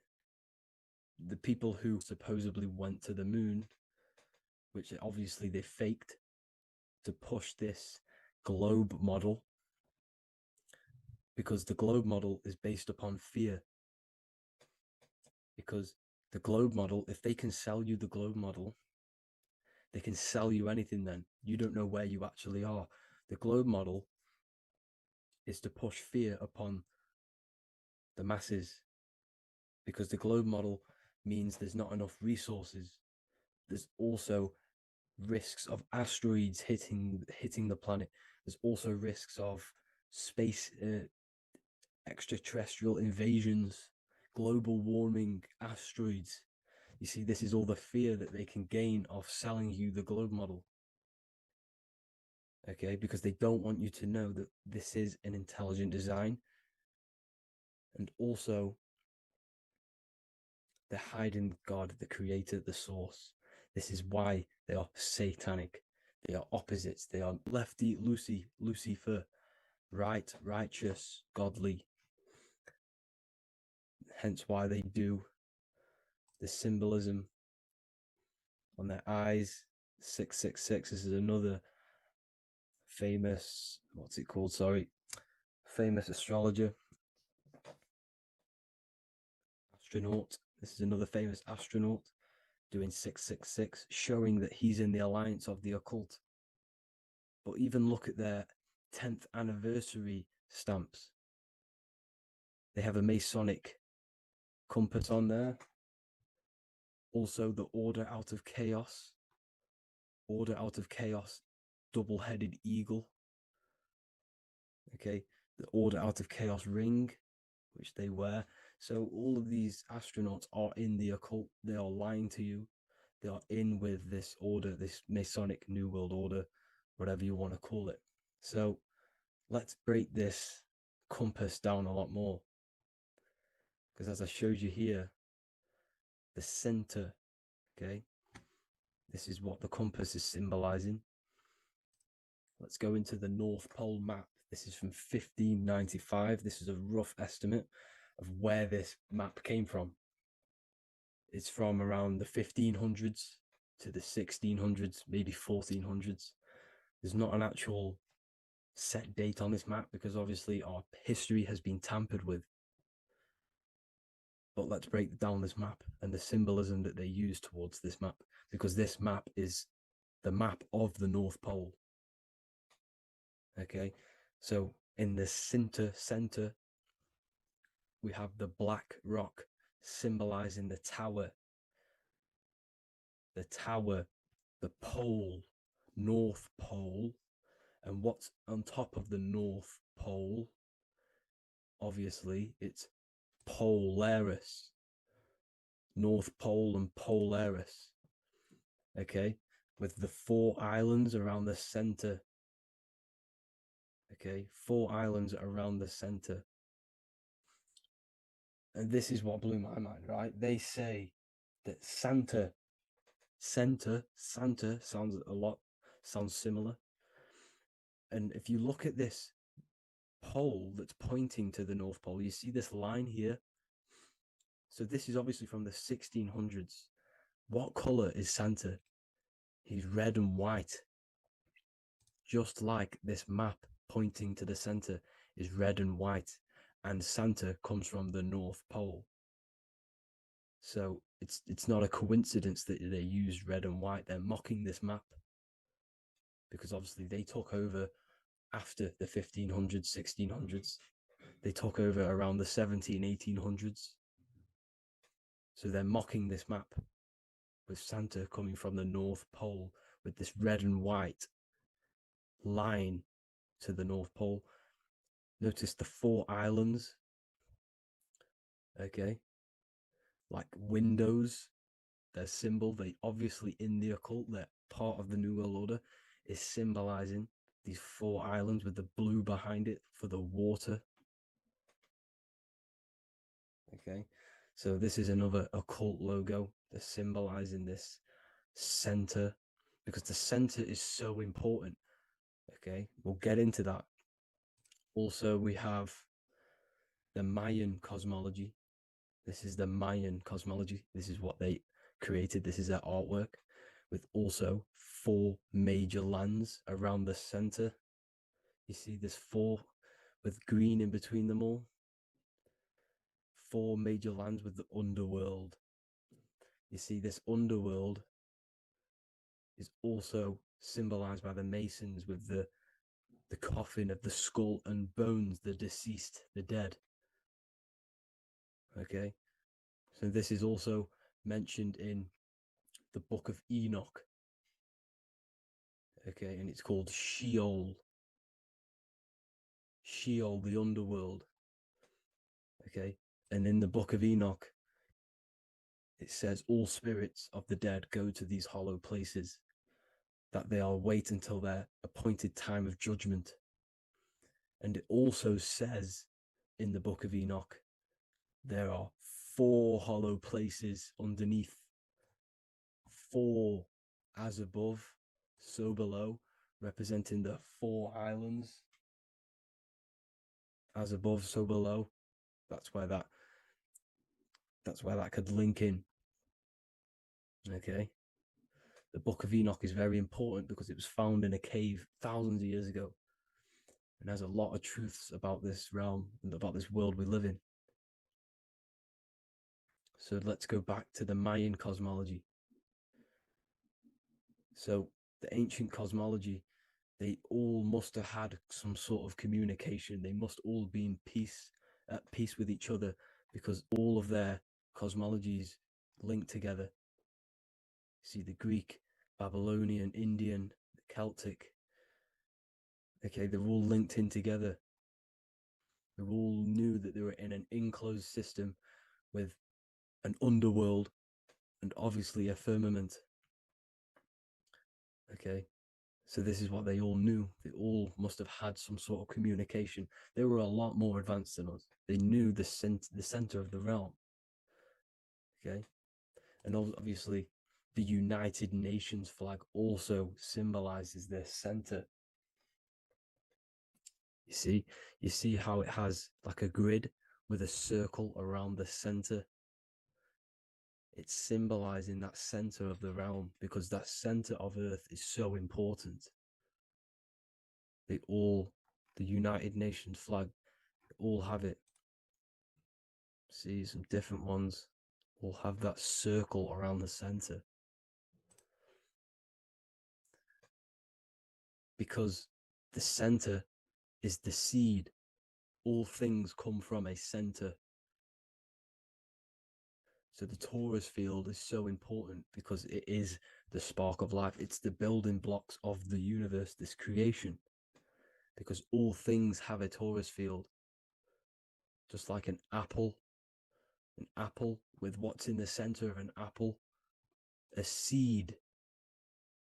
Because the center is where the energies hold, is where the energies meet, and it creates that spark of life.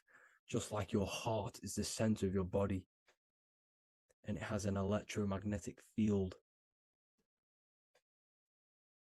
Because the center, all things come from the center. So this is why the North Pole is so important, because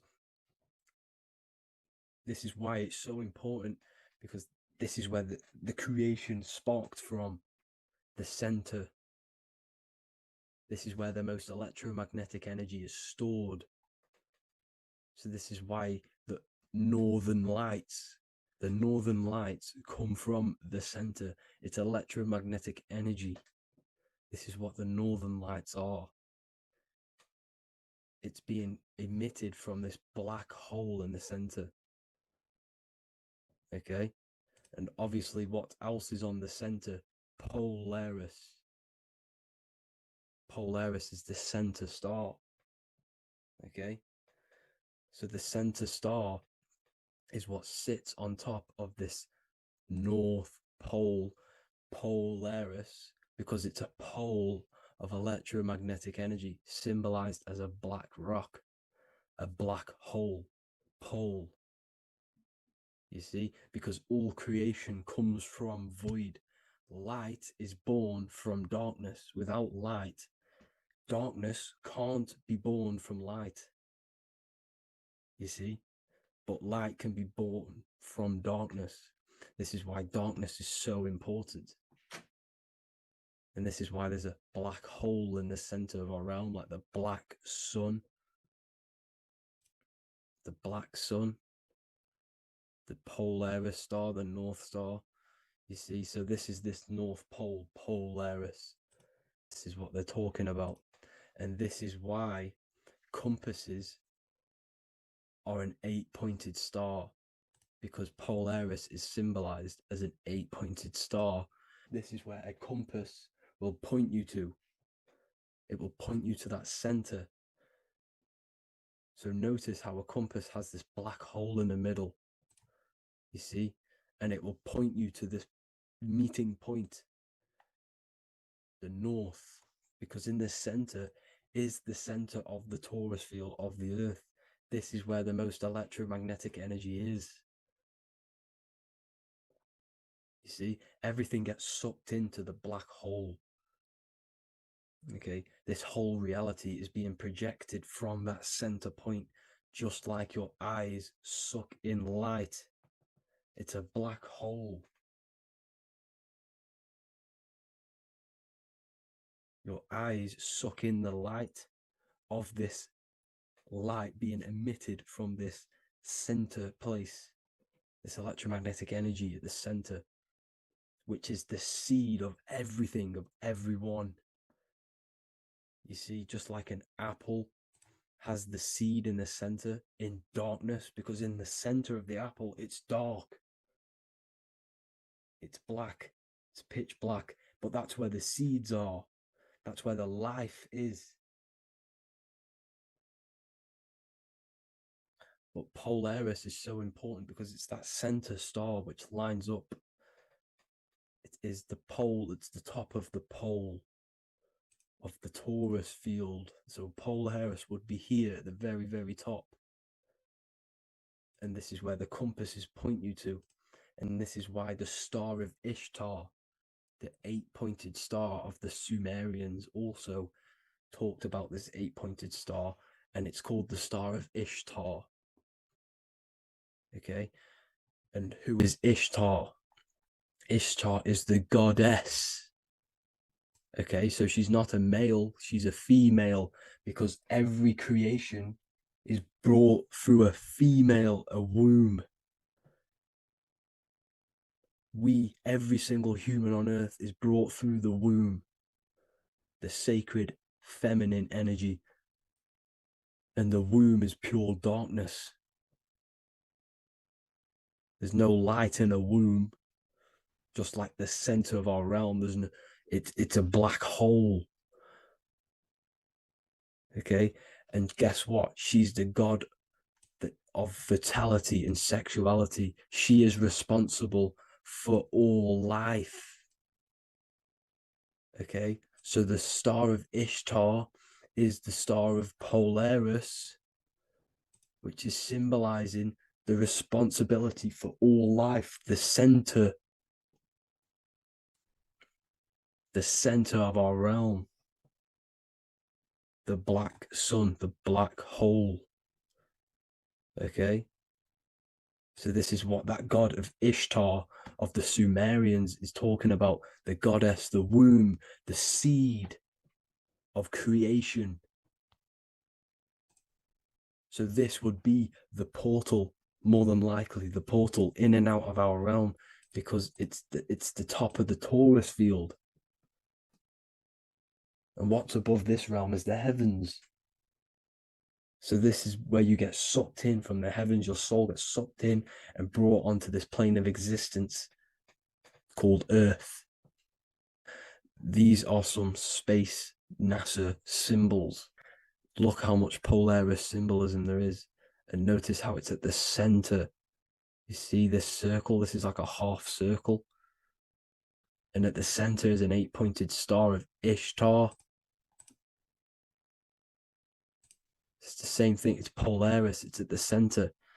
And notice on some of these, look, this one is a bear holding the key and an arrow pointing to the Polaris star, so that they hold the key to Polaris.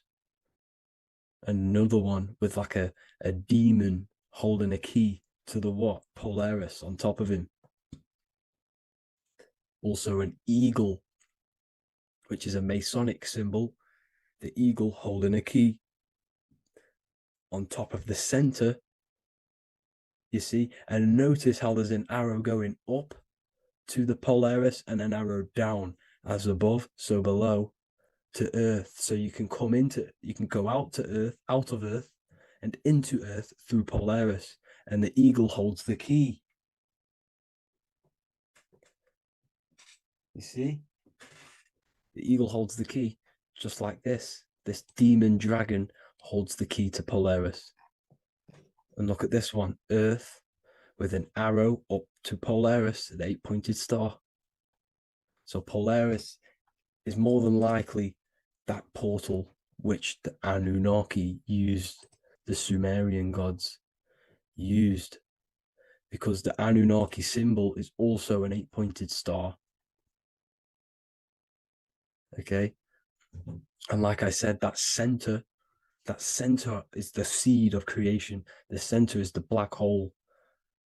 Okay, just like your pineal gland is at the center of your brain. The pineal gland is at the center of your brain. And that's what connects you to that spirit realm, to the source. That's it for this video, guys. Thank you all for tuning in. I hope you all learned something today. Please leave a like, a comment, and please subscribe to the channel for more content. God bless you all.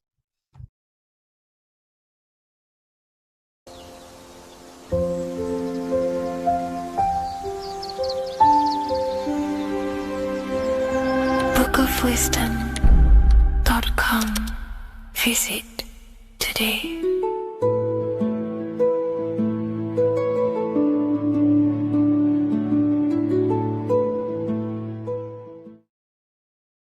What is good, people? We're back with another video, and today we're talking about the chakras.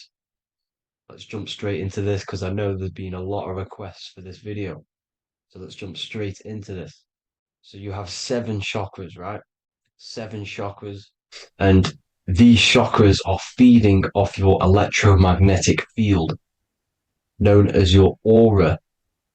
This is both positive and a negative pole, male and female, right? This electromagnetic field is made out of electric and magnetism, and together they come as electromagnetic. Now, your chakras, the word chakra just means wheel, spinning wheel, because that's what they are. They are spinning wheels of energy. They do not exist on this physical plane. They exist on the etheric plane. Okay. Now, these energy centers are known to regulate your emotions, and each energy center controls the organs and cells in that particular area of the body. So, for example, your sacral chakra will control the cells and organs of your sexual reproduction area. Okay, the navel chakra or solar plexus will control the digestion in your body. Same with the heart, same with the throat, right? So they are like mini brains for each center of your body. They run along up the spine, but notice the crown chakra exists outside the body. It's just above the head. Now, this process of the chakras is obviously the 7 colors of the rainbow, starting from red, which is the lowest vibrational color, all the way to violet, which is the highest vibrational color. This, like I said, these energy centers are feeding off your electromagnetic field. So if these chakras are unbalanced, they are taking too much energy from your electromagnetic field, making it weaker.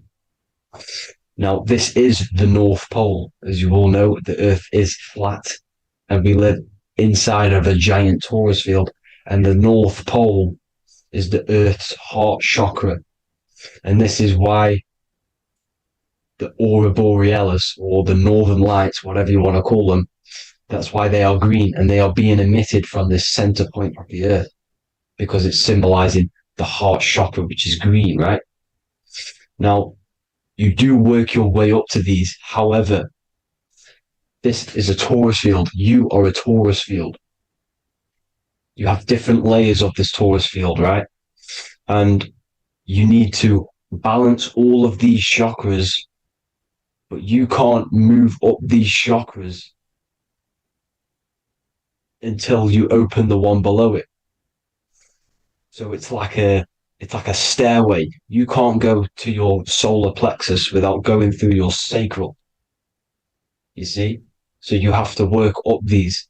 However, you have to work up these and then live from the heart, because the heart is the center of the torus field. It's the balance between male and female poles, positive and negative poles. So you have to balance all of these chakras and then bring them all into one, which is the heart chakra. Now, they exist on the etheric plane. They exist on the etheric plane, and the etheric plane is a layer of the material plane. It's the one higher than the material plane. And then after the etheric plane, it melts into the astral plane. So they exist just between the physical and the astral aspect. Now, this is the yin and yang matter, which is the lowest root chakra, physical matter, and then to spirit, because high vibrational matter turns into spirit, low vibrational spirit turns into matter. So they're interchangeable. This is the yin and yang. Now, when you see ancient paintings with the halos, you see this is like a toroidal field coming out the top of his head, you see, with a halo. This was symbolizing in the old days, in the ancient days, that they've aligned their chakra, they've reached Christ consciousness, which is God consciousness, right? Now, this electromagnetic field is the apple that we bit out of in the Bible, because you see that apple is a torus field. So they were metaphorically or personifying the torus field.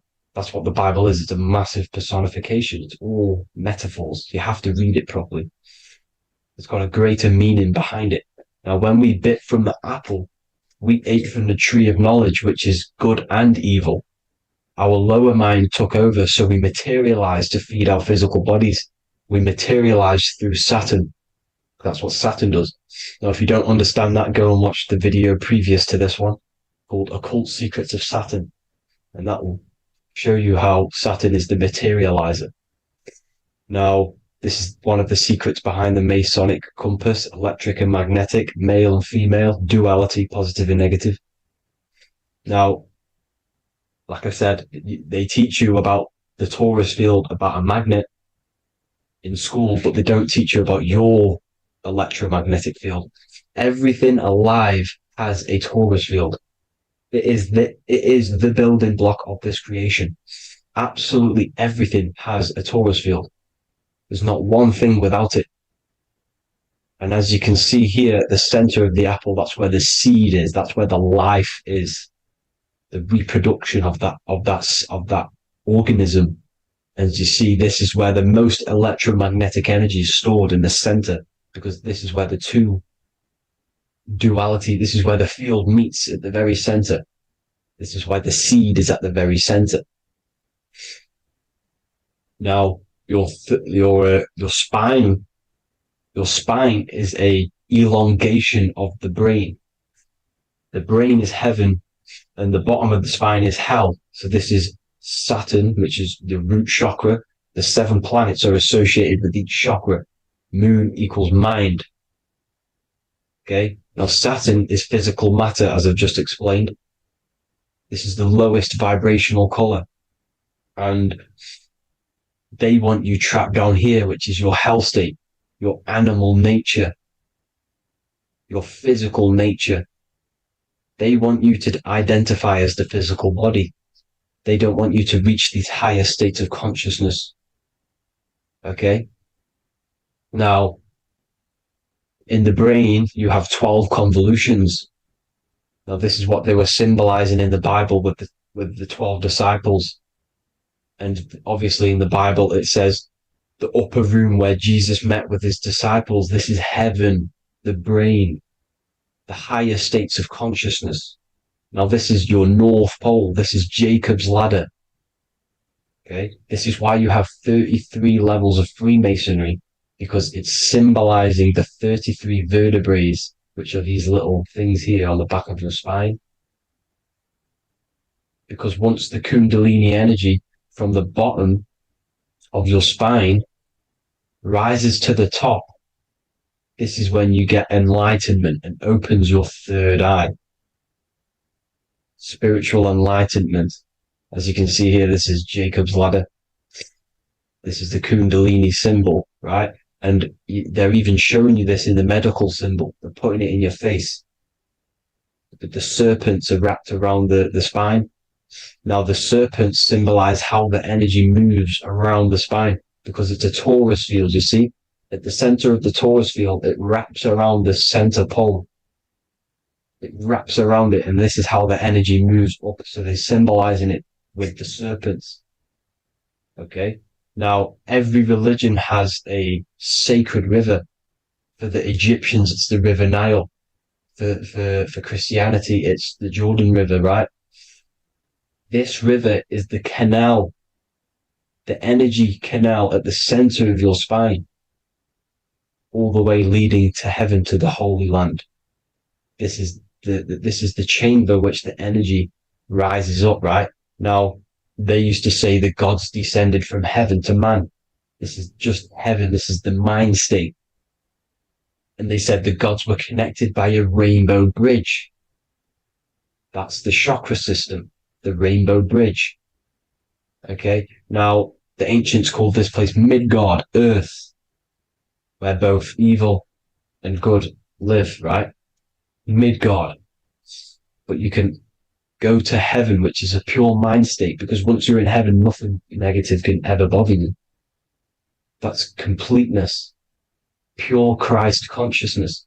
Now, this is why Jesus dies at 33. He didn't actually die, but it's symbolizing the death of the physical body. Not the death of the physical body, but his consciousness rising above the physical body to, as I said here, matter to spirit. Matter died off and he came spirit consciousness.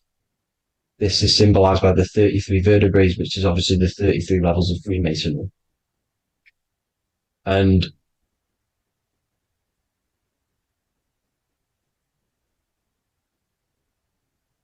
now the pineal gland, which is at the very top of this Jacob's ladder, or the River Jordan, the canal, your 33 vertebrae on your spine. This is where the pineal gland sits, right? At the very top, at the center of your brain. Now, there's multiple ways this was symbolized. The Eye of Ra, which is used by the Egyptians. Now, this pineal gland is the seat of consciousness. This is where your consciousness is stored, right?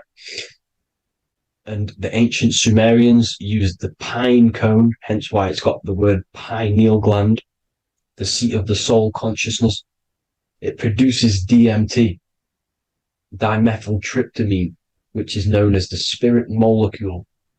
And the pineal gland is wrapped in microcrystals, and we all know crystals transfer frequency and energy. Now, radios use crystals. A radio is a frequency transmitter, turning a frequency into a frequency that we can hear with our ears, right? Because all the radios are actually playing right now in your ears. However, our ears can't pick it up, so the radio transmits it into a frequency that we can hear using crystals. So this is the power of crystals, and this is what our third eye is wrapped in, crystals. Now, this third eye is not actually your third eye, it's your first eye. When you're being materialized in your mother's womb, this is the first gland that is produced, and everything's built around it, because it is the consciousness. It is your consciousness. Your consciousness never dies, ever. It's an eternal essence. It lives forever. You never actually die. Only the mortal body dies. Now that's what we call life. Life is abided by time, and time is change. And change is what we call life, because everything's constantly moving and transforming into different things, right? Now let's not get off track. The pine cone is obviously, this is in the Vatican here. The pine cone is symbolized as the pineal gland, pine. And this is the opened pine cone. The opened pine cone means, or symbolizes, the awakened man, the awakened third eye. But the ones here, which the Sumerian gods are holding, these are shut pine cones, symbolizing the unawakened man. But let's not get confused, people. These gods were not gods. They are human beings just like you. They reached Christ consciousness. They are nothing more special than you. They just had the ability to reach Christ consciousness. And obviously their knowledge was far more intelligent than ours, far more advanced than ours. They knew the truth about this reality to the depths. Now, the ancient Hindus had a goddess called Kundalini, which is said that she descended by the means of a ladder or a cord from heaven. which is symbolizing the spinal cord. Now, this is what hickory hickory dock, the mouse went up the clock and came back down. This is all these stories, like Santa as well. Santa comes up and then down the chimney. This is symbolizing the Christ oil. There's an oil which is produced in your pineal gland, right? And this oil travels down the spine. And once it's down on the spine, you must have to raise your consciousness, just like I said, with the chakras. You have to raise your consciousness, raise your vibration to heat up this oil and turn it into a gas. And it travels back up the spine through like the serpents up the spine. And this awakens the third eye once it's coming back up the spine and hits the pineal gland. This is the secret behind Santa and hickory hickory dock, because Santa comes down and feeds the presents and goes back up the chimney. And he lives in the North Pole, the positive pole. This is the North Pole, people, and the presence is your sacred oil. This oil, your physical body is the furnace. It's the spiritual furnace, which you have to heat up this oil by raising your frequency and turning it into a gas to rise up this chamber, the River Jordan, to your third eye, right? Now, this is an alchemical process. Your body is the alchemical furnace. It says in the Bible, if therefore thine eye be single, thy whole body shall be filled with light. I shouldn't have cut that out, but that's what it says. The light of the body is thine eye. If therefore thine eye be single, thy eye shall be filled, their body shall be filled with light. This is symbolizing the pineal gland, enlightening the body, the spiritual body, filled with light. Now, as I said, they want you kept down here, which is the root chakra, which is your animal nature, which is obviously mind, matter over mind. This is the symbol of Saturn, right? As you say, we're built of body, mind, and spirit, the Holy Trinity. That is the sun, moon, and earth. The sun's your soul, solar. Moon is your mind. Earth, which is the cross, which is your physical body, the 5 elements, right? So body, mind, and spirit. So the Saturn symbol is actually made out of the cross on top, which is the earth, and the moon on the bottom, which is symbolizing matter over mind, because earth is physical matter. You don't want to be matter over mind. You need to be mind over matter. See, they want you identifying as your physical body. They don't want you to realize you're an eternal consciousness. You're an eternal essence of consciousness which never dies. They want you trapped in your animal nature. And this is why the Baphomet has a goat head, because it's symbolizing your animal nature, which is evil. Not evil, but you're more likely to do evil things, right? Which brings bad karma. That's your animal side. This is why the Baphomet has an animal goat head. As you can see here, he's got the Kundalini energy here. So when you see the inverted cross, the cross is your body, as you can see here. The inverted cross means your chakras downwards, down here. Your head's down here. Your mind is down here. But your mind needs to be up here, which is the upwards cross, which is Christ consciousness. And as we all know, 7 colors of the rainbow, 7 planets, 7 chakras. Red light is low frequency and long range. This is why Saturn is the slowest moving celestial body. And it's the lowest chakra, because it's low frequency, long range. The moon being the crown chakra, which is high frequency. This is why the moon moves around the quickest. The moon is your crown chakra, which moon in mind. See, so there are multiple ways of your chakras becoming blocked.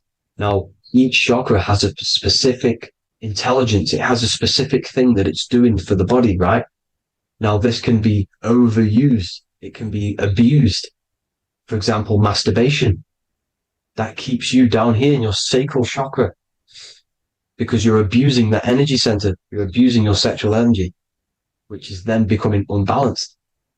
So this is how energy this is why these centers are pulling more energy out your electromagnetic field, because these centers are wheels. The chakras just mean spinning wheel of energy.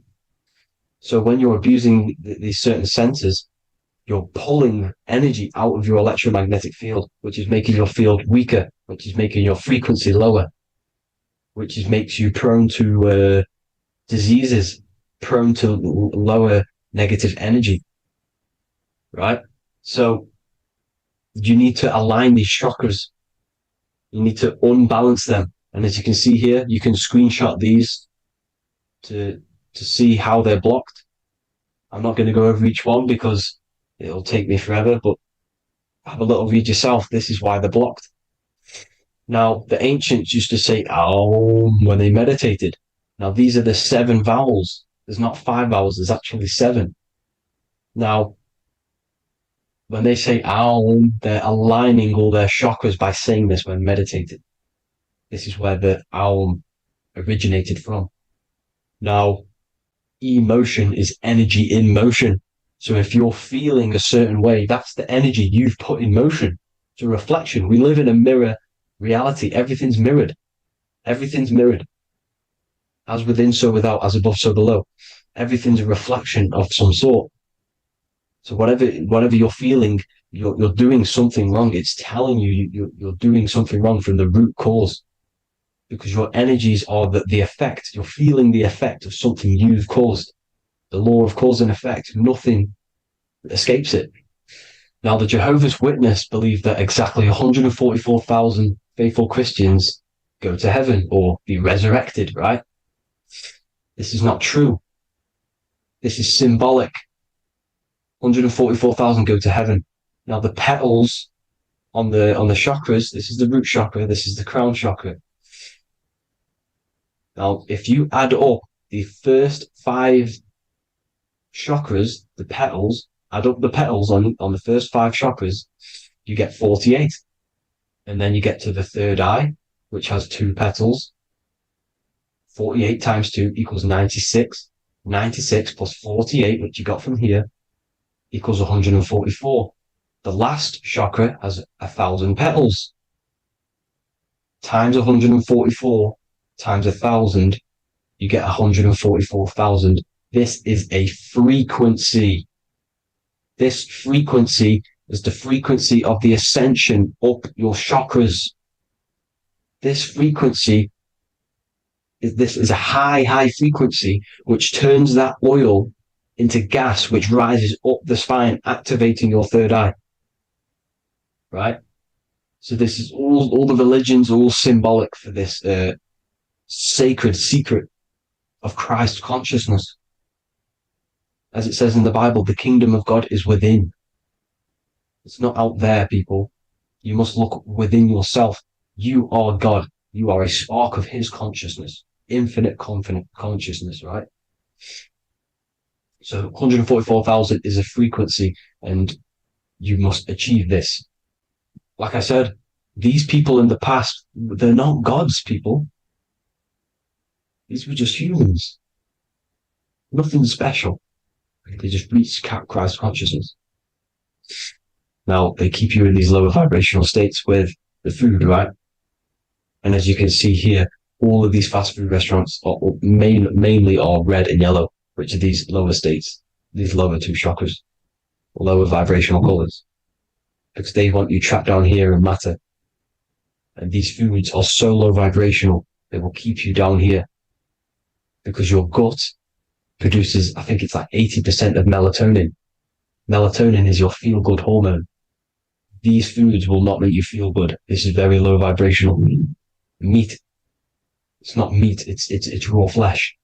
These animals are stripped from their family, put on a conveyor belt, watch their friends be tortured, and then get slaughtered in a slaughterhouse. Think of all the fear that's running through their blood. All the hormones, all the fear. And you're going to go and eat that very low vibrational energy. As you can see here, this is the light photons within fruit. You can see the life force in this fruit.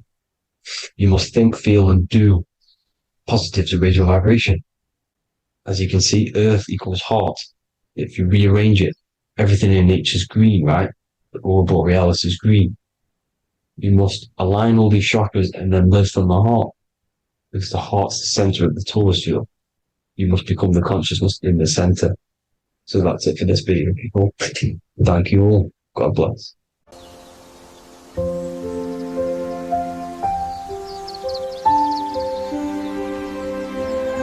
bookofwisdom.com. Visit today.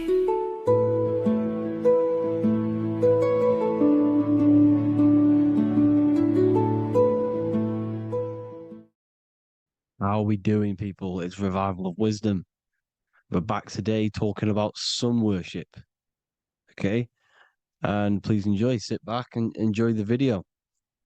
First thing we need to understand is that the sun is the risen savior. It's the light of the world. Without the sun, we have nothing. Now, the sun is the Son of God. We didn't make the sun. No one owns the sun. But who created the sun? Obviously, the Creator created the sun. Therefore, it is the Son of God.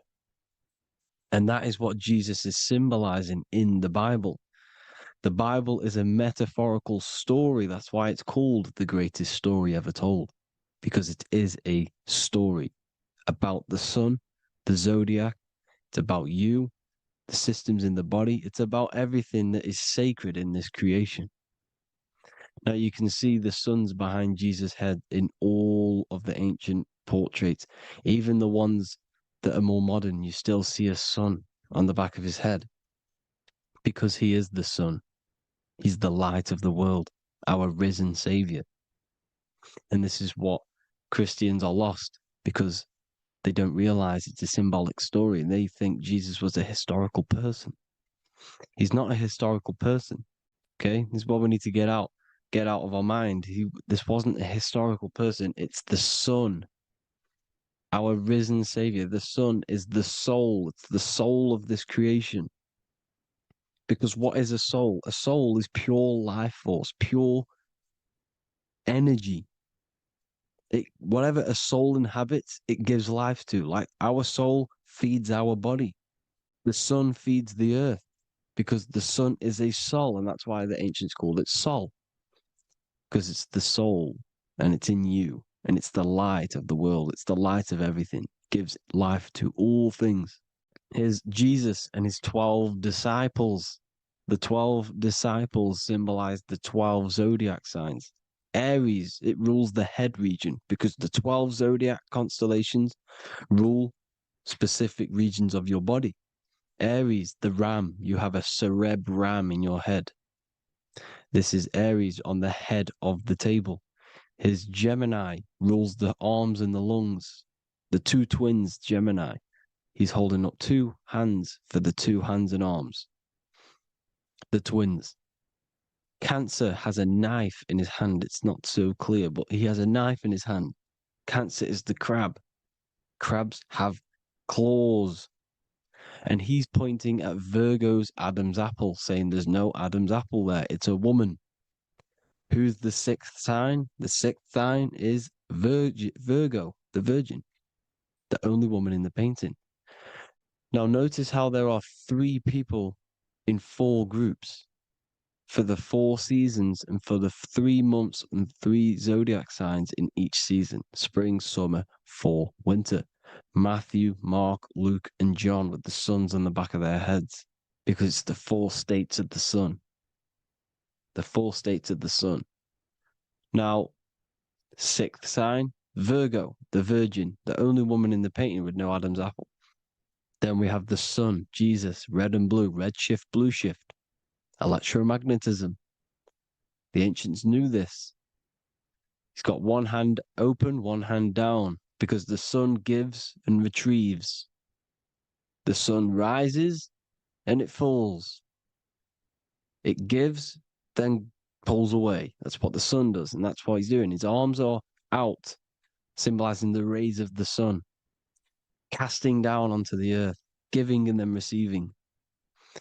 Libra, his 2 hands are equal. He's holding his arms out equally because Libra is the 2 balanced scales. Libra is when the sun is balanced between the summer and the winter. It's being judged. The sun isn't balanced. That's what Libra is, the two scales. Capricorn is the goat. Goats have two horns, and you can see the two horns on his head here. See? So this is astrology. This what Leonardo da Vinci is depicting here. It's astrology. He knew the story of the Bible is all astrology. It's all based on astrology. The Son of God, the real sun. Now here are some Bible verses. I am the light of the world. Obviously, that's the sun. What other light is there that lights up the world? The moon can't do it. It's the sun, the one and only sun, our risen Savior. Because if the sun didn't rise, we'd all be dead. So it's our risen Savior. And it dies for our sins every night and then gets reborn every day. Now, Jesus calms the storm. Mark 4:35-41. The disciples are all on a boat and there's a heavy storm. But Jesus is asleep. The disciple says, Jesus is asleep.